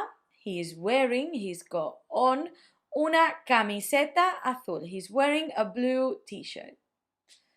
Camiseta, we use it often for long sleeves, short sleeves, as long as it's like cottony vibes.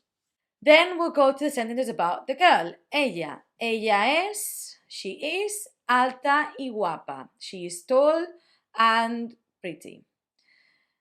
Ella es simpática. She is nice. She's quite smiley. Again, I'm making it up, but personality doesn't change.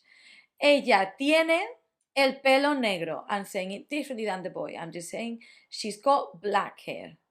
Ella lleva un vestido rosa. She is wearing a pink dress.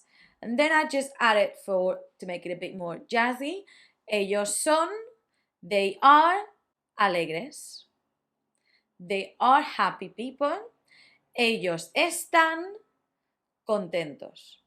They are happy right now as well. So I'm trying to use all these verbs that we talked about, trying to use as much vocabulary as I can, just for the purpose of these worksheets. So you're going to have one worksheet where you'll be practicing these, and then I'll try to give you some examples of things that you could have said about these characters. The important thing is that we give it a try, is that we try to make as many sentences as we can. The very, very important thing is to use the right verb. If the information is true, is not true, it's very subjective when we're describing people. It's subjective to the person who's describing. The verbs are not subjective. The verbs need to be the right ones. Okay? So give it a go. Go and do all of that. Have you practice, and I'll see you in the next section. Adios! Hola! Welcome to this new section called Animals. We're going to see different animals, different parts of the animals, and then obviously at the end, I always like to give you a reason to learn animals. It's not this thing that, like kids learn animals. We'll make it practical, okay? So let's start with the vocabulary for animals. Learn some names of animals. Obviously, there are thousands of them and millions, I don't even know.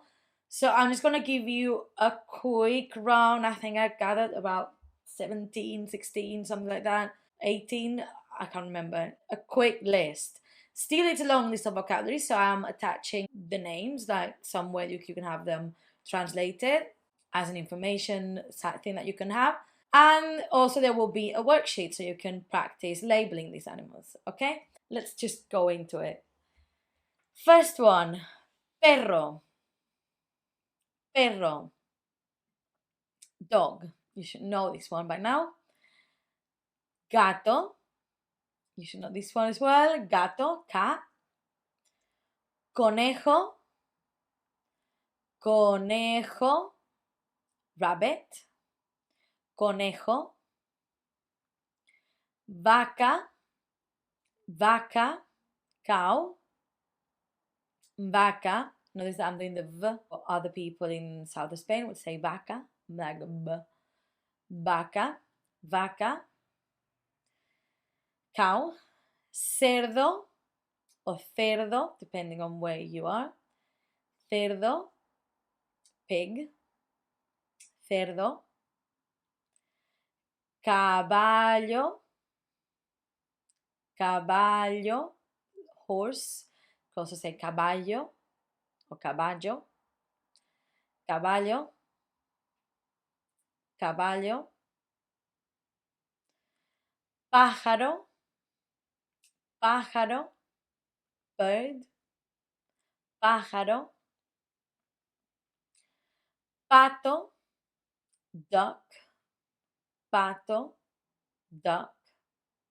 Now this one, technically it's the same animal, chicken, but I'm giving you gallo and gallina because gallo is rooster and gallina is hen. Okay, but technically they're both chickens. But I think we call in Spain we don't call them as much pollo, which would be like like a roasted chicken. We call them more for their names. So gallo for rooster, gallina for hen. Gallo, gallina. Gallo, gallina. Then two more that technically are the same thing: insecto or insect or bug, bicho. Insecto, bicho. Insecto, bicho. Insecto, bicho. Next, pez. Pez. It's one of these exceptions. It doesn't end in, it's not a usual sound for Spanish. Pez, fish. Pez would be considered masculine, just let you know. It's a bit unusual, so it would be pez. Un pez. Fish. Tiburón, shark. Tiburón. Tiburón, shark. Ballena, ballena. Whale, ballena. Pulpo, pulpo. Octopus, pulpo. Now, some of these jungle animals I always find are the easiest because they sound, you could guess what they are without me telling you. Like león, lion. León. Jirafa, giraffe. Jirafa. Elefante, elefante, elephant.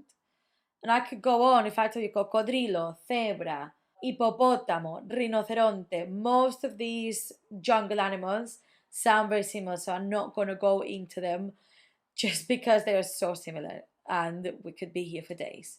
So now that we've gone through the whole list, I'm going to say the names again and translate for you to be able to repeat. Perro, perro. Dog. Gato, gato. Cat. Conejo, conejo. Rabbit. Vaca, vaca. Cow. Cerdo, cerdo. Pig. Caballo, caballo. Horse. Pájaro, pájaro. Bird. This one's quite generic, you can use it for anything. Pato, pato. Duck. Gallo, gallo. Gallina, gallina. Rooster and hen. Insecto, insecto.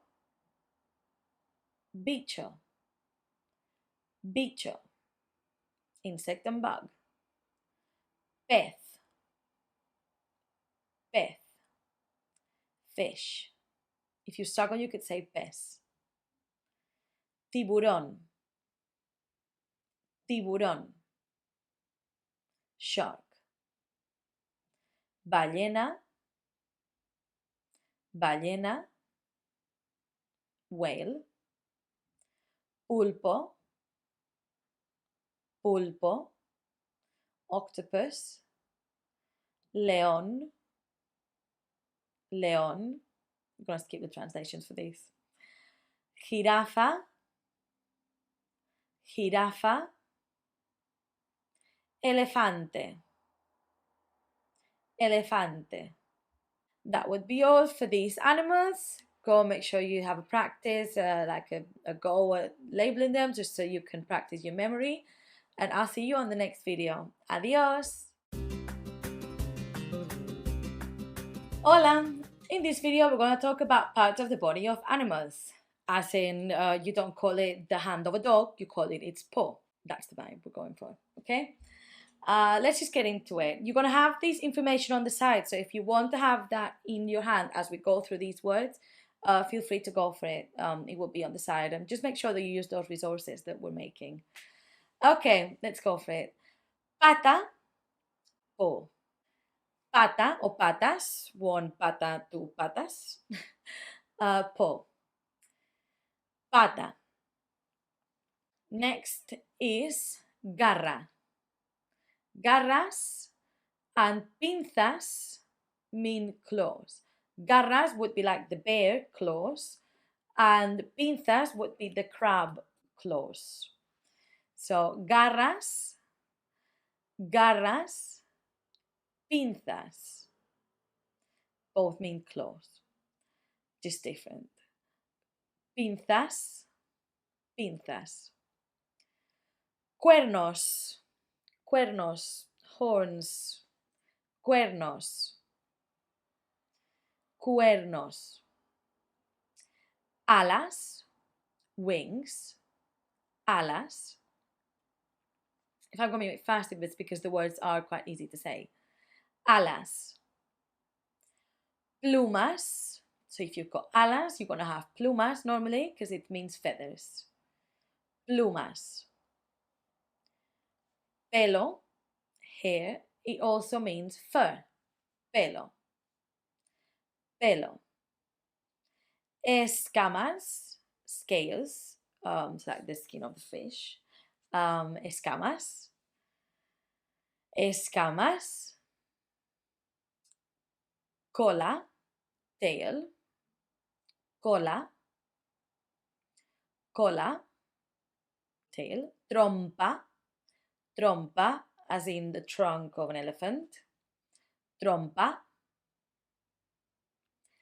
Tentáculo. Tentáculo. Tentacle. Tentáculo. Aleta, fin. It sounds similar to alas, but alas is the animal wings, and aleta would be the fin of a fish. Aleta. Aleta. Fin. Púa or púas are spikes, as in like the hedgehog has got púas. Spikes. Púas. Or púa. Púas.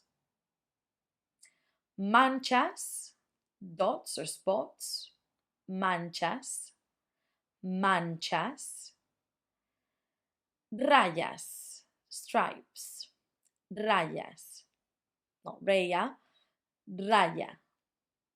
Raya. Let's go through all these words again. Pata. Pata. Paw. Garra or pinza. Both mean claw. Garra. Pinza. Claw. Cuernos. Cuernos. Horns. Alas. Alas. Wings. Plumas. Plumas. Feathers. Pelo. Fur. Escamas. Scales. Cola. Cola. Tail. Trompa. Trompa. Trunk. Tentáculos. Tentacles. Tentáculos. Aletas. Aletas. Fins. púas, spikes, púas, manchas, manchas, manchas, spots or dots, spots, rayas, rayas, stripes. Right, make sure you all have a look at the worksheets and I'll see you on the next video. Adios! Hola, let's talk habitats, shall we? First, I want to show you these two types of animal depending on where they live. First, we've got animal doméstico. Animal doméstico is an animal that we humans keep. These would be from pets that you have in your house, like dogs and cats, or it could be cows or sheep or horses or things like that. Then we've got an animal salvaje, which would be the wild animals. Those are animals that just exist. Those would go from like lions or sharks or fish that are, swimming around, or like foxes. They do exist. I do see them almost every day living in London, but I don't keep a fox. I don't have a fox. They just exist near me. Especially if you live like in a farm, I bet you see foxes all the time. They're not. Obviously, there's people now that own foxes, but that's another story. Normally, it would be considered wild. So let's repeat these two words because I'm not going to repeat them at the end of the video, as I think that this is a bit separate. Just wanted to encapsulate it here. Anyway, repeat with me. Animal doméstico. Animal doméstico. Animal doméstico. And the other one is animal salvaje. Your turn. Salvaje. Salvaje. We'll say them one more time, each one. Animal doméstico. Animal salvaje. Now let's get into the real habitats, okay? We've got granja. Granja is farm. Granja. Granja. Selva. Selva is a jungle. Selva. Selva. Sabana is the savannah. Don't say sabana because that is a bed sheet. Very confusing, I know. Savannah. Savannah. Savannah. Then we've got mar and océano. They're the sea and the ocean. Océano sounds really familiar. Mar. Mar is also a very common Spanish name. Mar. Sea. Océano. Océano. Océano. Río. Río. River. Río. Bosque. Bosque. Forest. Bosque. Desierto. Desert. Desierto. And last, Ártico, like the Arctic. Ártico. Ártico. We'll go through the words one more time. Granja. Granja. Farm. Make sure you're repeating. Selva. Selva. Jungle. Sabana. Sabana. Sabana. Sabana. Mar. Sí. Mar. Océano. Océano. Ocean. Río. Río. River. Bosque. Bosque. Forest.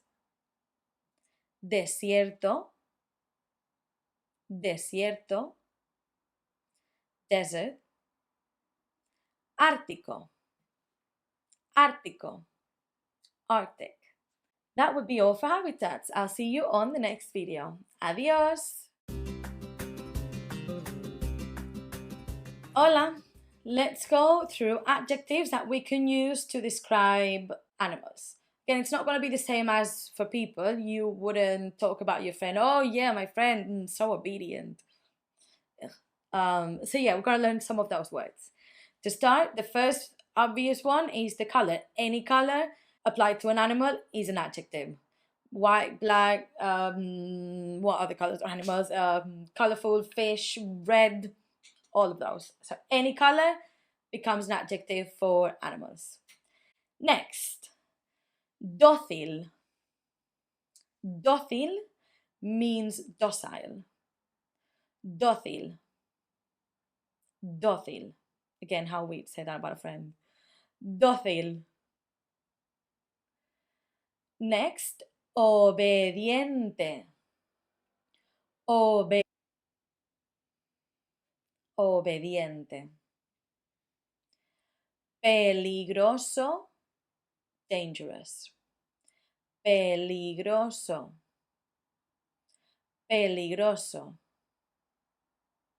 Peligroso, dangerous. Agresivo. Agresivo, aggressive. Agresivo. Rápido. Rápido, fast. Lento. Lento, slow. Lento.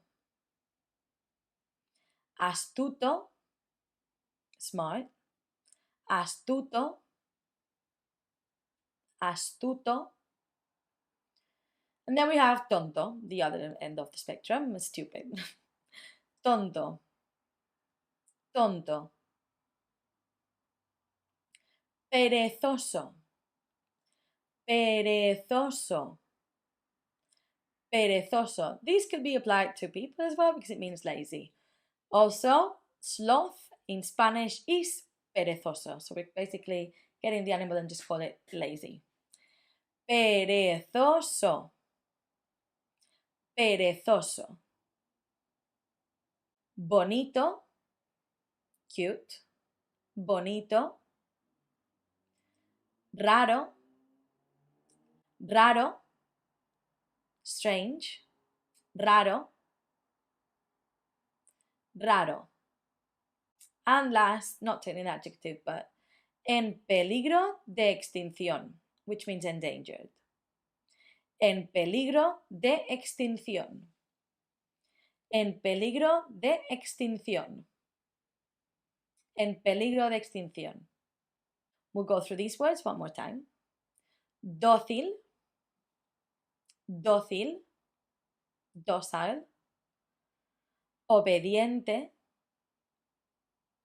Obediente. Obedient. Peligroso.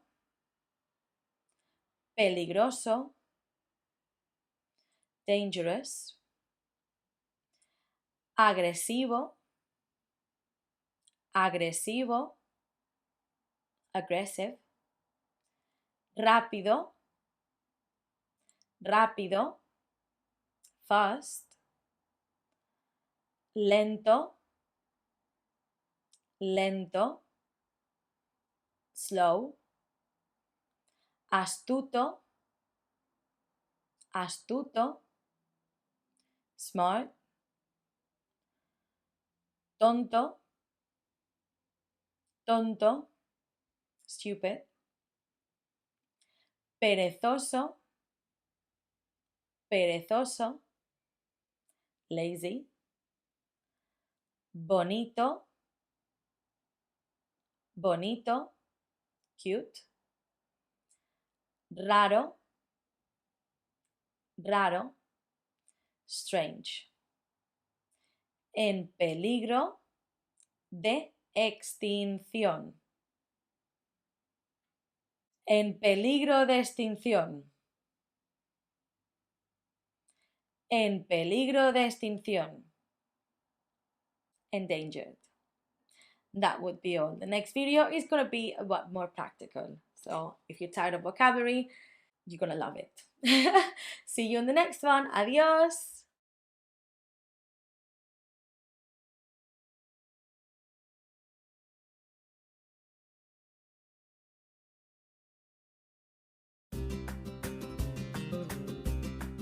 Hola! In this video, finally, last one of the section, a bit more practical, as you know I like to do, we're gonna learn how to describe animals. So, I'm gonna put the visual next to me so you can see as I'm talking. The 3 tips to describe these animals is that to say an animal has a specific thing, you're gonna use the verb tener. This verb is irregular, so unfortunately you're gonna have to do tiene. Tiene would be for it. Tiene. A description in general will be ser. So ser. You know the verb to be is ser, so now you're going to be es. Then when you want to say where it lives, you're going to use vivir. Vivir is a regular verb, so it's going to be vive. Let's go through it just to make sure that we know what it means. So it's to say specific things, like it has horns, it has a tail, or it has spots, we say tiene. To do a generic description is es, like you would do it with a person. This animal is big, this animal is cute, this animal is small. And where it lives, that's self-explanatory. We've done the habitat, so now we can say where this animal lives. Right, as an example, I've used this very cute cow.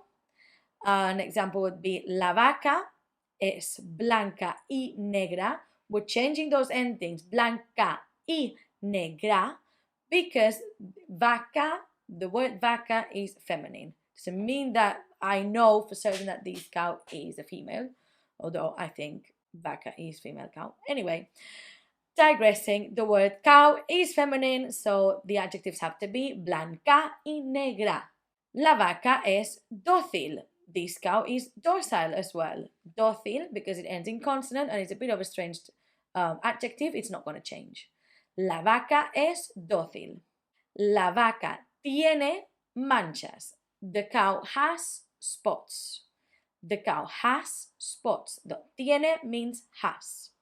Then we can also say that it has some horns and a tail. Tiene cola y cuernos. Tiene cola y cuernos. We know y means and. And last one, la vaca vive, it lives in a farm. Vive en la granja. Should be quite easy. And obviously, the reason I'm doing this in such a practical way is because I'm going to challenge you to describe some animals. You'll find the worksheet in the usual places, as well as this information worksheet, let's say. So you can have it as you do your work. I hope that you enjoyed this section. It was a bit more lighter than the verbs. It was a bit easier than some of the stuff that we've been doing, even if you had lots of adjectives. I hope it wasn't too heavy. I'll see you on the next section and have fun with the worksheets. See you soon. Adios. Hola, welcome to this new section, which is about direct object. Complemento directo. It is a bit technical in the sense that it's something that in England you don't talk about direct objects, although you have them.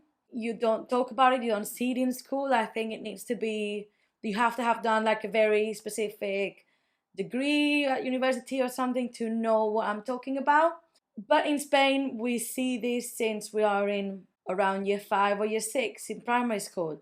But it's because of the way that English works. You don't need to know it as much. I think it's useful to know for everyone. But for the way Spanish works, we do need to know about it. So, get ready. It's going to be a bit of a technical whole section, but I'm going to take it step by step to make it as easy to understand as possible. And we'll have fun. Again, something interesting. It's good to know. The more you know, the better. And this will be useful for many, many things. Okay, so let's get to it. What is the direct object? So in a sentence, it's the thing or the person that receives the action. Don't worry, we'll talk about this with a sentence. So the thing or person that receives the action. So when you in a sentence, you've got the person that does the action or the thing that does the action. Like I run, in that sentence, I am the person who does the action. In I run, you don't have anything or anyone who needs to receive that action. But in some cases you do. So we'll see about it in a minute. In the direct object, the verb acts directly on it or on them. So this direct object will not only just receive, it will be that the action will be affecting this thing or person directly. And it could also be a person, because it's quite confusing, especially you'll see at the end of this, don't worry about it. So an example, a sentence would be, let me move. Yo veo la tele. I watch TV. If I just say I watch, you just say, you watch what? That what is direct object. I watch TV. TV is receiving me watching it, if it makes sense. That TV is receiving the action. And I am acting straight on the telly. What I'm watching is that TV. I need that something to make my sentence make sense in this case. If I just go around and say, oh yeah, what did you do this weekend? Oh, I watch. What? I watch TV. Veo la televisión. That la televisión is receiving. If you did it in passive, the TV is being watched by me. I think makes more sense because you are that by. I am watching this TV.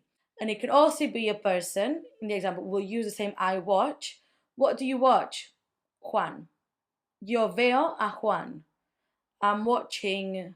What I see? Oh, in this case, it would be, oh, I can see Juan. You're looking for him. Oh, veo a Juan.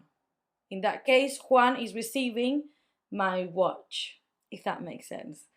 Again, it's all gonna make more sense when we start using it. In the next section, we're gonna learn what questions, how to find these, how to know if there even is one in this sentence. But stick with this. It's a thing or person that receives the action or that the verb acts directly on it or the person. Okay? Don't worry if this sounded a bit like I know you're talking gibberish. It probably is gibberish to you at this point, but don't worry. Again, I always say to my kids that I'm not stressed, so why should you be? We'll see you on the next video where we will move on, we will move forward. Don't worry, we will do practice in very small steps. Okay, see you on the next video. Adios! Hola, I hope you're still with me for this video where we're going to learn how to find that direct object. So we said it's the thing or person who receives the sentence. So if you're going to have one, it would be in a sentence where the verb needs something afterwards. Like I said, like, I run, you don't need to say after. No one's going to ask you more. Well, they could ask you more, but you know what I mean. You don't need to say more. What did you do yesterday? Oh, just ran, just went for a run. No questions asked. You don't need to give extra information. You can say, I went for a run in the park with my cousin, but you don't need to. But if I say, I prepare, oh, what did you do yesterday? I prepared. I prepared what? What did you prepare? You see that you normally wouldn't say, I prepare. It would sound strange. You would need that what thing you prepared. That what will be that direct object. Hope you see the difference. So I run doesn't need to give you more information. You know what it is. I prepare, yes, you do. You need to say what you prepare. Then, if you're in that situation, you will, if you are in a long sentence where you need to find that direct object, you would be asking the verb. So you would ask what or to whom. So, ¿qué or a quién? It's not the say so who, because that who will be a different thing. So if you're saying who prepares dinner, that's not going to help because it's me, but I'm the one who does the verb, so I'm the subject of the sentence. You need to say for whom or to whom you are doing this or you're helping. Does it make sense? Yeah, I think we'll see more with a sentence. So let me show you. So one sentence would be with prepares. Sara prepara la comida. That Sara is who prepares this meal. So if you asked who, it would not make sense. ¿Quién? That would be the subject. Prepara is the verb. And then you would ask, but she prepares what? Lunch. La comida or food. Sara prepara la comida. That comida, that is your direct object. If we do it with a person, then you see Juan ayuda a María. That a is your key. So Juan ayuda. That's your subject and your verb. Juan, who's helping? Juan is helping. He is the one doing the action. He's not receiving anything. He is the one helping María. Then who is getting the help? ¿A quién ayuda Juan? Who's Juan helping? A María. In English, you wouldn't have that. It would just say Juan helps María. But in Spanish, that a gives you a clue as to what bit will be the direct object. If it goes a in front of a name, that will be the person receiving. If you put it into passive, it would be María is being helped by Juan. That it means that Juan is the one making this and María is receiving the help. Again, we're going back to who the direct object receives the action of the verb. Okay? Hopefully now these start making a bit more sense. You will see that in the next section where we'll have a guided worksheet. This will all fall into place very, very slowly. Okay? See you on the next video. Adios! Hola! I hope you're ready for one of my favorite things in the world, which are guided worksheets, because I feel like those will help you then do your own thing. And me explaining the answers at the end will help you not make the same mistakes when it's your turn. Right, we're gonna have this beautiful picture with a few sentences. So all you have to do in this occasion is find that direct object. We just need to find it. At the moment, we're just working on knowing what this direct object thing is. Okay? So I'll give you 1 minute, I'll put the picture, I'll disappear as usual, pause it if you need to, and then I'll come back and I'll explain the answers. Think, so just to remind you, your train of thought should be, what is the thing that's receiving the action? We said, if we had a long sentence, think, what bit of this sentence does the verb really need? Does it need to say where you're going? Do you need to say something else? You really need to know what's the thing that the verb demands. Okay? Think of that. Try to really keep it in mind. And I'll see you in 1 minute.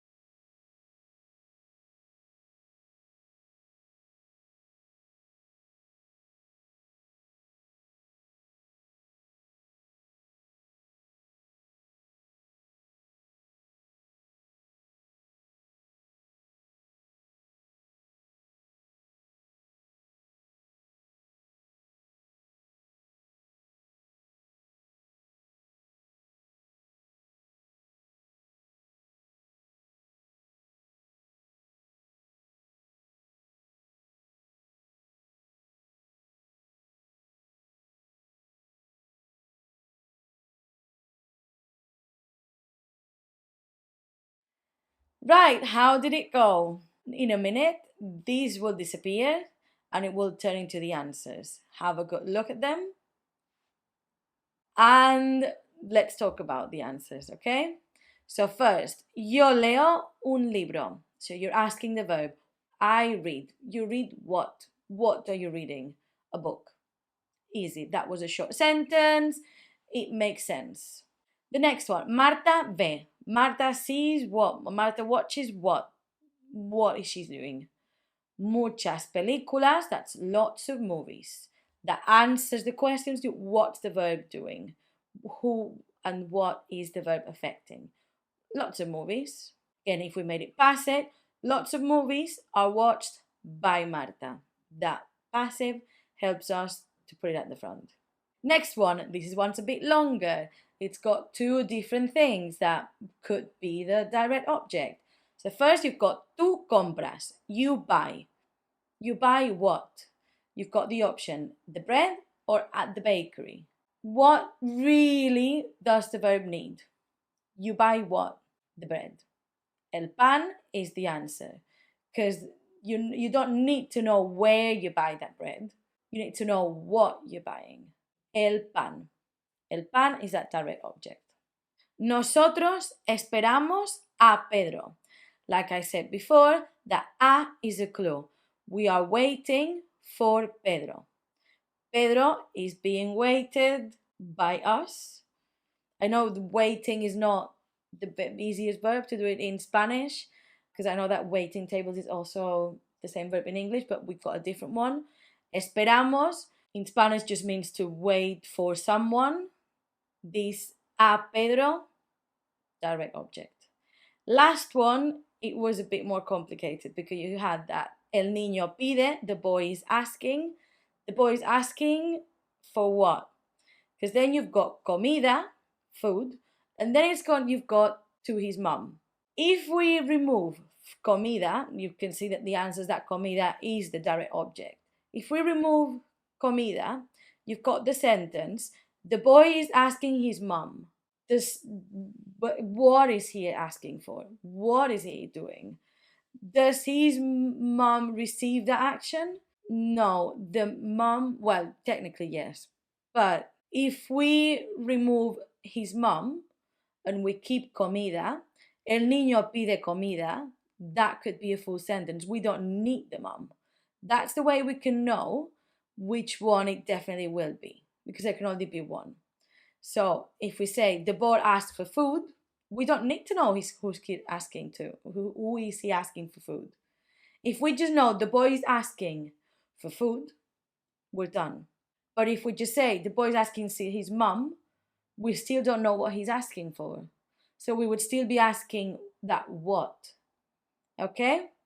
I know that one was confusing, but it will help you in the future. It will help you with the worksheets. It will help you with other things.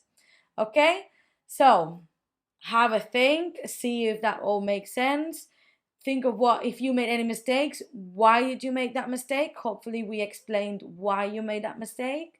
And take notes, make sure that you're not making that mistake again. Okay? I'll see you on the next video. Adios! Hola, hope you're ready for a bit more direct object. In this case, we're going to be talking about the direct pronouns, which is the point of learning about direct objects basically altogether, so that we can swap. When you speak Spanish, we love a shortcut. That's something we do. We do love a shortcut. These pronouns will help you make sentences shorter and will be able to change. For example, if we're talking about dinner, instead of saying dinner, dinner, dinner all the time, we'll be trying, doing our best to not mention dinner more than once and to change that dinner with different things. In this case, with the direct object. Let me just show you what these will look like, and then we'll talk about what these even are for. So each one corresponds to a pronoun. The ones you will use the most normally would be lo and la. But let me go through all of them. So yo would be me, tú would be te, él o ella or any object would be lo and la. This is where you will need to use to make the direct object agree in gender and number. So if it's masculine or feminine, it would be lo and la. Nosotros, nos, vosotros, os, y ellos, ellas, los, las. Again, los, las will be the ones that you use the most. So it will be lo, la, los, las. because they have direct object, even when you swap it for these, you need to make it agree in gender and number. So normally if it's yo, if you're changing me, you normally won't change it. I'll tell you in a minute. But this will be just singular. But if we're talking about an object that you're changing for these pronouns, it can be obviously masculine and feminine, and masculine plural or feminine plural. So you need to make it agree with that object, direct object that you're saying. Don't let me get ahead of myself. Okay, so these direct objects will replace the direct object to avoid repetition, like we said. In a sentence, I'll show you in a minute, it will look like you've got, again, you are talking about dinner a few times, and you will take away dinner and put one of these. Dinner would be cena, so you will be changing cena for la. Okay? Or if you were saying las comidas, the different meals, you would be saying for las. Okay? You will change the order of the sentence as well if you are substituting the object for a pronoun. So when you've got a standard sentence, you've got subject, verb, and direct object. If you swap it, you will have subject, direct pronoun, and then the verb. But let's remove this picture and bring in the sentences so that you can see what I mean. So a normal sentence would be Juan prepara la cena. Juan prepara doesn't make sense. We know how to find the direct object, which is cena in this case. Juan prepares dinner. What does Juan prepare?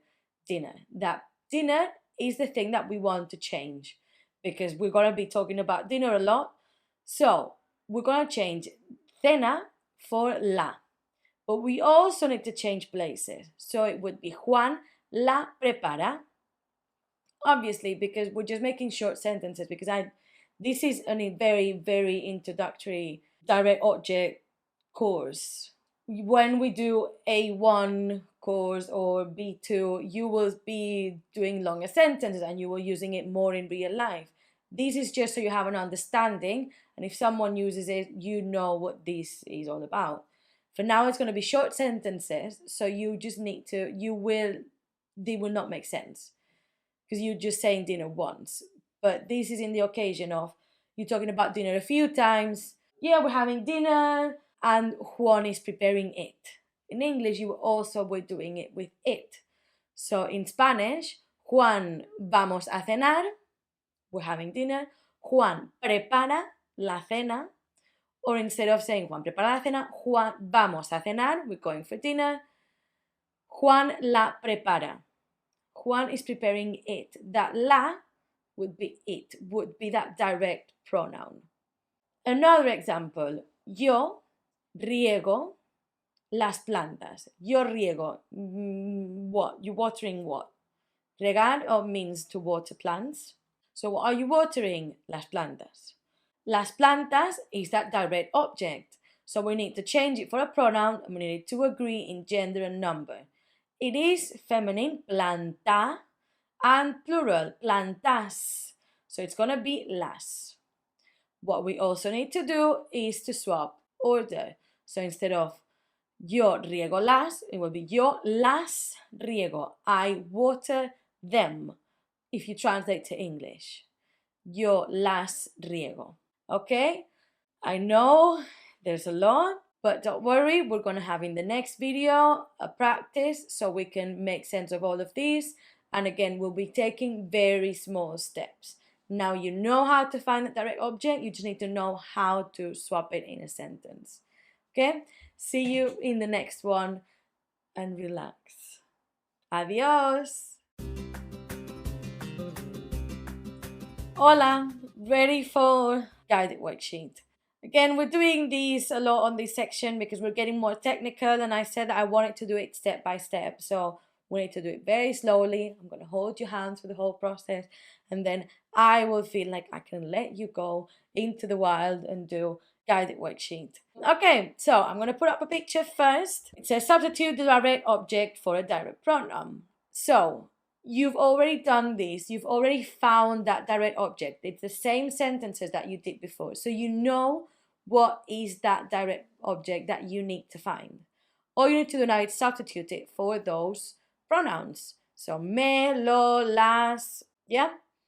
So I'm going to disappear again as usual, and then I'll bring you back the answers so we can talk about it.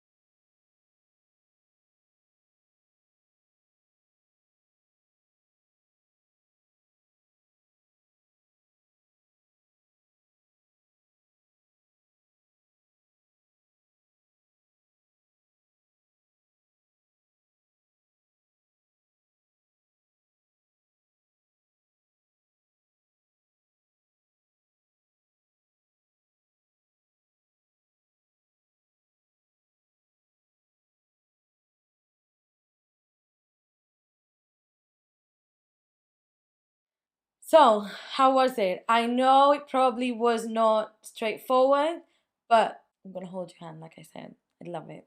Okay, so the first one. These are the answers. Yo lo leo. The sentence was yo leo un libro. We knew that that un libro was direct object and we need to substitute. It's masculine, it's singular, it's it. So we're changing it for lo. Instead of yo leo lo, it's yo lo leo because we know that the pronouns go before the verb. Next one.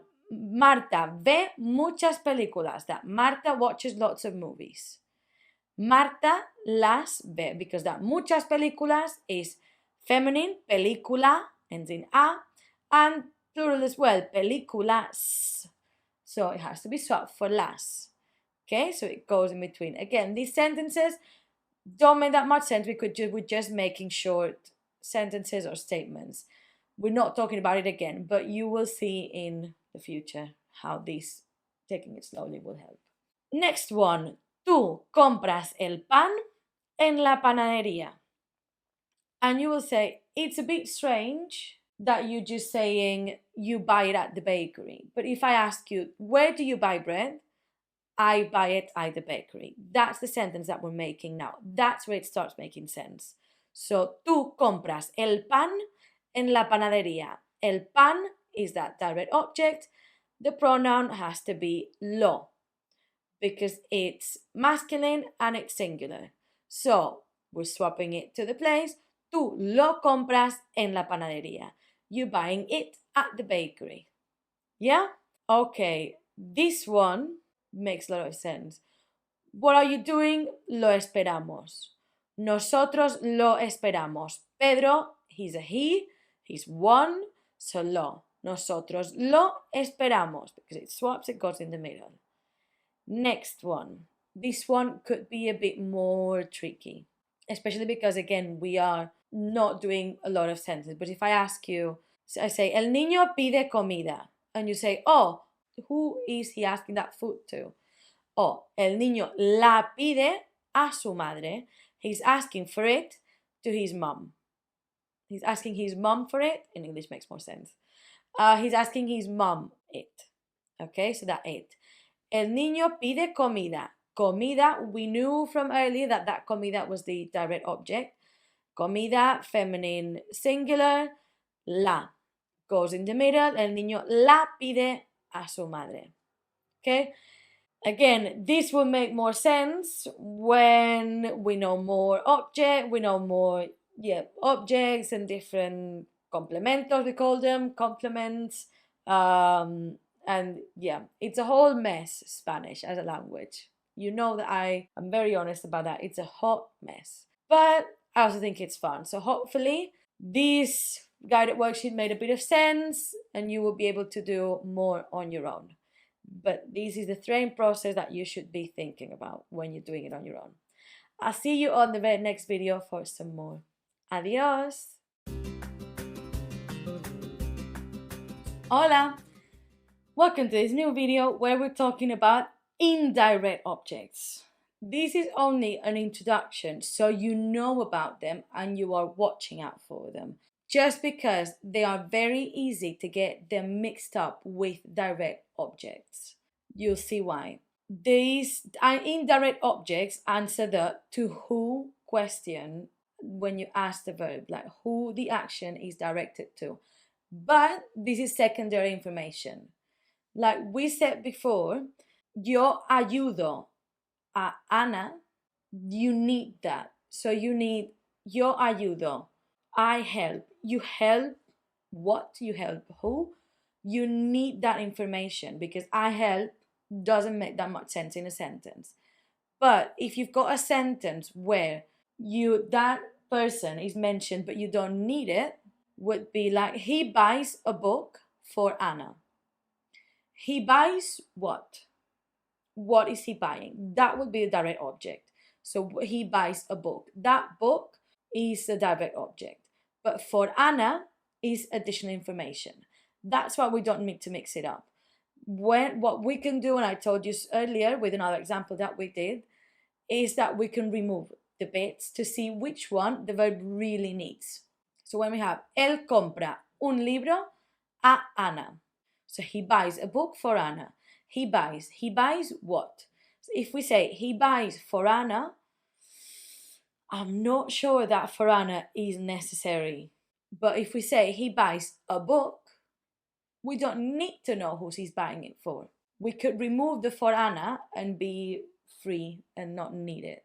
But if you want to say that actually what you want to communicate to someone else is that he's buying this book for Anna, you need to be able to say it, and that would be an indirect object.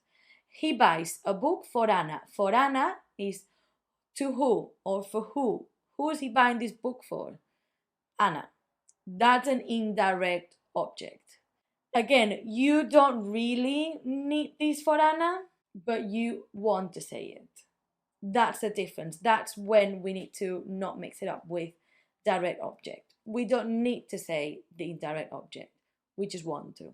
Now, I'm going to leave you after dropping this bomb because you don't need to worry about it until the A2 course. I just want you to know, so if you get mixed up, you need to know how to remove it. You need to know that actually it's an indirect object. I don't need this. You're going to have worksheets to practice all that you've learned in this section. It's a tricky one. It's a long one. But hopefully with my help, it will make sense. Rewatch the videos if you need to. Listen to my jabbering for a long time. Use it, take notes, do what you need to do, and get on with the worksheets. You can always ask me for help, and I'll be very happy to answer your questions. I'll see you very soon in a new section. Adios! Hola! Welcome to this new section about reflexivos, reflexives. These are some very special verbs that Spanish has, which we use when we are performing an action on ourselves. Let me explain. So when you are taking a shower, in English you just say I shower. In Spanish you say me ducho. But technically that me ducho doesn't translate to I shower, it translates to I shower myself. In the same way that if I'm talking about someone else, we would say se ducha. That means that he or she showers himself. In English it doesn't make sense because we just assume that you just say I'm gonna shower. You are gonna shower yourself and not your neighbor. But in Spanish we need that reflexive to say that you are saying I'm showering myself. Again, we like making things a bit complicated. When you want to say the infinitive of form of these verbs, you transform that as well. So when you're saying duchar, you could technically conjugate duchar, ducho, duchas, ducha, but it sounds unnatural because we normally are talking about these other reflexive form. So we would just add se at the end of that duchar. So instead of saying duchar, we'd say ducharse, like this. Duchar would go to ducharse. Ducharse would indicate that this verb is going to be a reflexive, and then you would know to transform and conjugate it as you need. It will make more sense probably as we start using it. It sounds a bit confusing, but you just need to think, right, this is how this verb is going to work, and that's all. So I'll see you on the next video where I'll show you how to conjugate these special verbs. Until then, adios! Hola! Are you ready to learn how to conjugate the reflexivos? When I said that the reflexivos are very special verbs, I mean that it's not just that it means that you're performing an action on yourself, it also means that the conjugation is going to be different. Let me show you what I mean. First, you will need un pronombre reflexivo, so kind of like reflexive pronoun. That's these words that are in the table. So, me, te, se, nos, os, se. That means that you're going to put one of these pronombres in front of the verb, and this verb is going to need to be in that presente indicativo. In this case, we're putting it in presente indicativo because that's the verb that we know. We could then conjugate the verb in other tenses to indicate if it's in the past or in the future or whatever. At the moment, we are just doing presente indicativo, the present, regular present tense. So these reflexive pronouns are just going to indicate that it's a reflexive verb. And then you will need to change the tense to say when this is happening. Okay, so I've shown an example. What we will need to say is first, who's performing the action with the pronoun. So, me ducho, I shower myself now. Te duchas, so you are showering yourself. Notice that I'm not saying the normal pronouns, I've just put them next to the reflexive pronouns, just so you know which one belongs to who, kind of. But we're not using it. Then, se ducha, he or she. Nos duchamos, we are showering ourselves. Os ducháis, you shower yourselves as a group. And se duchan, it's also the same as he or she, but we're going to know that it's they because of the verb. The verb is duchan.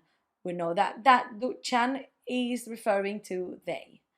It sounds like a lot. It is one of the most difficult things that we are seeing in this course, but we will break it down very slowly so you know what it means. For now, just remember that these reflexive pronouns go in front of the verb, and then the verb needs to be conjugated into the verb we know, which is presente.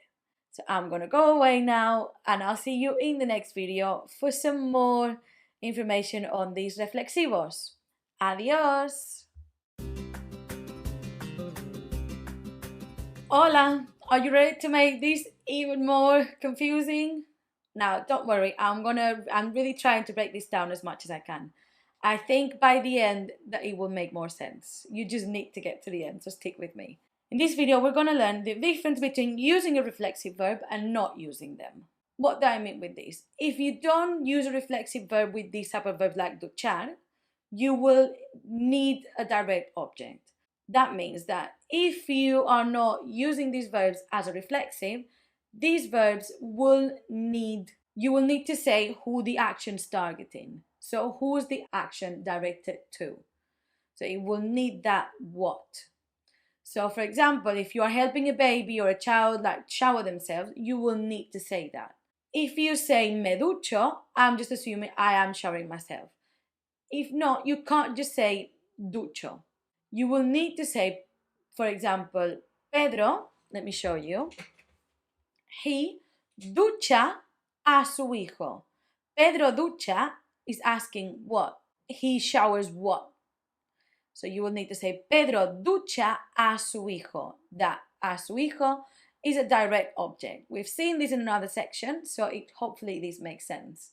This means these special verbs, they either need to be reflexive, so you do them on yourself, or you need a direct object. You can't have them on their own. You will always need to be one or the other. Another example would be me despierto a las 7:30. I wake up every day at 7:30. I wake myself up. I don't need to wake someone else up.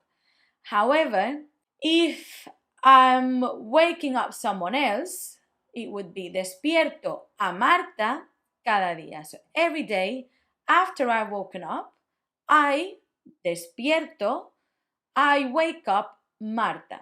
I go to the next room and knock on Marta's door because she can't wake up on her own for dear life, so I need to do that job. So every day I wake Marta up, and that's it. No more information. If you say despierto, wake up what?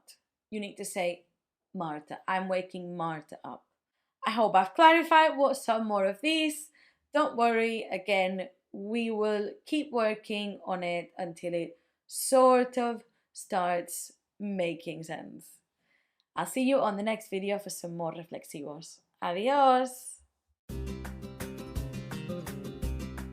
Hola! In this video, I'm just gonna show you and teach you some verbs that will need to be reflexive. We must be careful because a lot of these will be irregular. Now, don't worry, if there are any worksheets, you will either know that they are regular, or if you have to conjugate them, they will be regular. And otherwise, I found another way for you to be able to choose, like, for able to practice reflexive without having to worry about irregularities, because that's a lot for anyone. Right, so a lot of the verbs that are reflexivos will be about your daily routines. So we will learn about that in the next section, which will be daily routines. And in this one, I'm just going to show you a few because I want you to know what they mean before we even go into worksheets or anything. Okay, so let me get started. So one of them is peinarse. Me peino. I'm going to say it like this all the time. So peinarse, me peino. So you know how to work it out. Peinarse, me peino. And that is to like comb your hair or do your hair. Peinarse, me peino. To do your hair. Peinarse. In general, you won't need to say peinarse. You would say just me peino, te peinas. So me peino, I do my hair. Ducharse, my favorite example apparently. Me ducho, to shower. Ducharse. Me ducho. Me ducho. To shower. Me ducho. Despertarse, to wake up.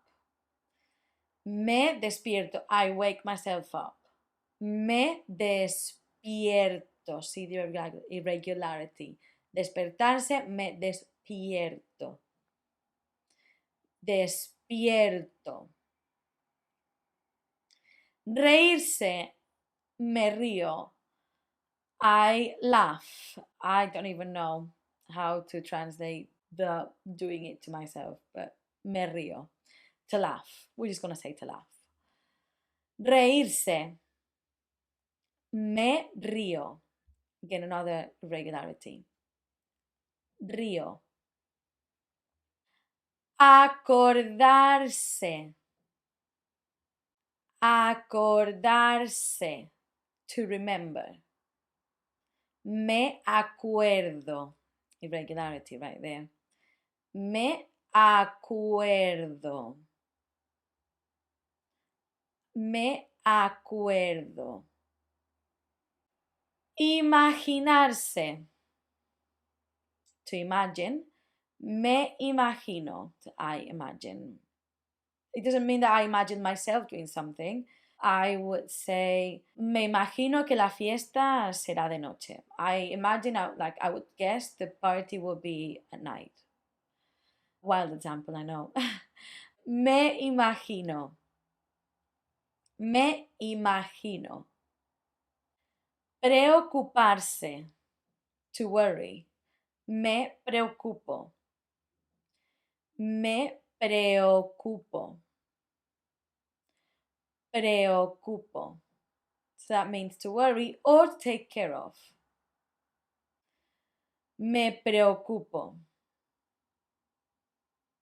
Casarse, to marry. Me caso. Me caso. Me caso. Divertirse. To have fun. Me divierto. Again, very regular. Me divierto. Me divierto.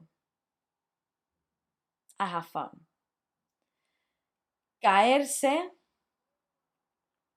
Caerse. Me caigo. And that's to fall down. Me caigo. As you see, pretty irregular. Me caigo. Me caigo. And morirse. Me muero, to die. Me muero. I'm dying. Me muero. Me muero. Doesn't even need to be that you are actually dying. You could say, me muero por un vaso de agua. I'm dying for a glass of water. So I'm not being creepy. Okay, morirse, me muero. And I'm just going to repeat all these words one more time. Peinarse, me peino. I'm doing my hair. Ducharse, me ducho. I'm showering.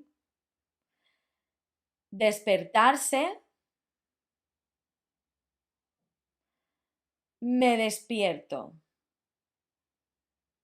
To wake up. Reírse, me río. I laugh. Acordarse, me acuerdo. I remember. Imaginarse, imaginarse. Me imagino. I imagine. Preocuparse, preocuparse. Me preocupo. I worry. Casarse, me caso. To get married. Divertirse, me divierto. To have fun. Caerse, me caigo. To fall. Morirse, me muero. To die. And with that, I'm gonna go and I'll see you in the next and last section of these reflexivos. Adios! Hola, are you ready for one of my favorite things, which is a guided worksheet? Okay, let me show you what we're gonna do. You're gonna have this, it's multiple choice, you've got a picture, and there's two sentences. So you will have to choose which one will be the appropriate sentence for each little picture, okay? I'm gonna disappear for a minute, leaving you with this, and then we come back to talk about it.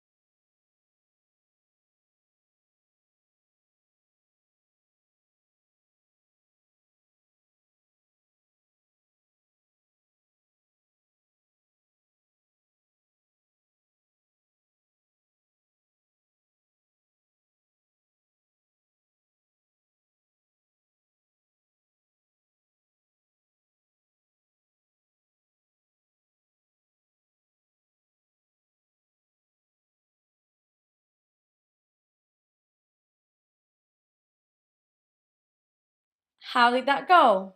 Okay, first, we'll keep this worksheet around so that you can see what I'm saying. So the first picture is someone just brushing her hair.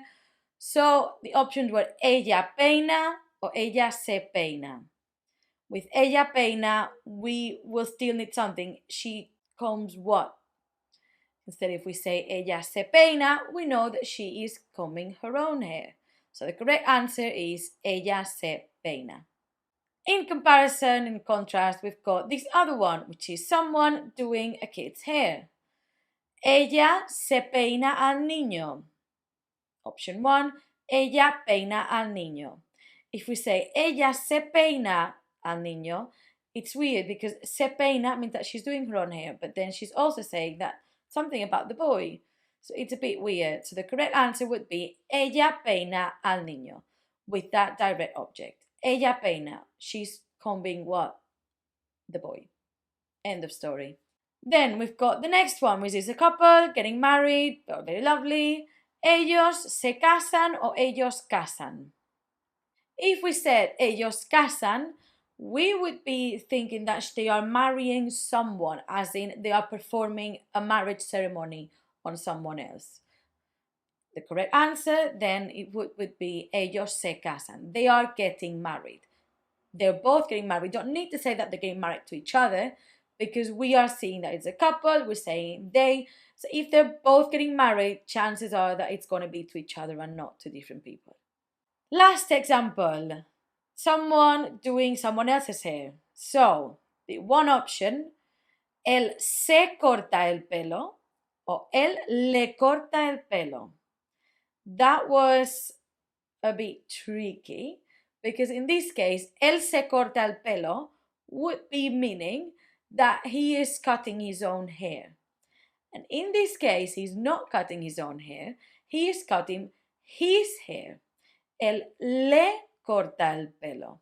If you remember, it was that direct object that was turning and was switching places. That was a bit cheeky of me, but I like to keep you on your toes. So the correct answer, él le corta el pelo, because it's a man cutting someone else's hair. If we just said él corta, what? El pelo, but we need someone to be receiving. So él corta el pelo a Juan. So we need that. Él se corta el pelo would mean that he's cutting his own hair. We're seeing that the picture that's not the case. So again, by default, if not, you could have seen that it was the second one. Right, with this, I hope that you are ready to tackle this on your own. Don't worry, the worksheets are going to go quite slowly. It's going to be conjugating some regular reflexive verbs and multiple choices like these. So do not worry, I'm not going to just throw you in the pool. Anyway, in the next section with daily routines, you're not going to be able to forget about reflexives. I'm very sorry. See you there. Adios.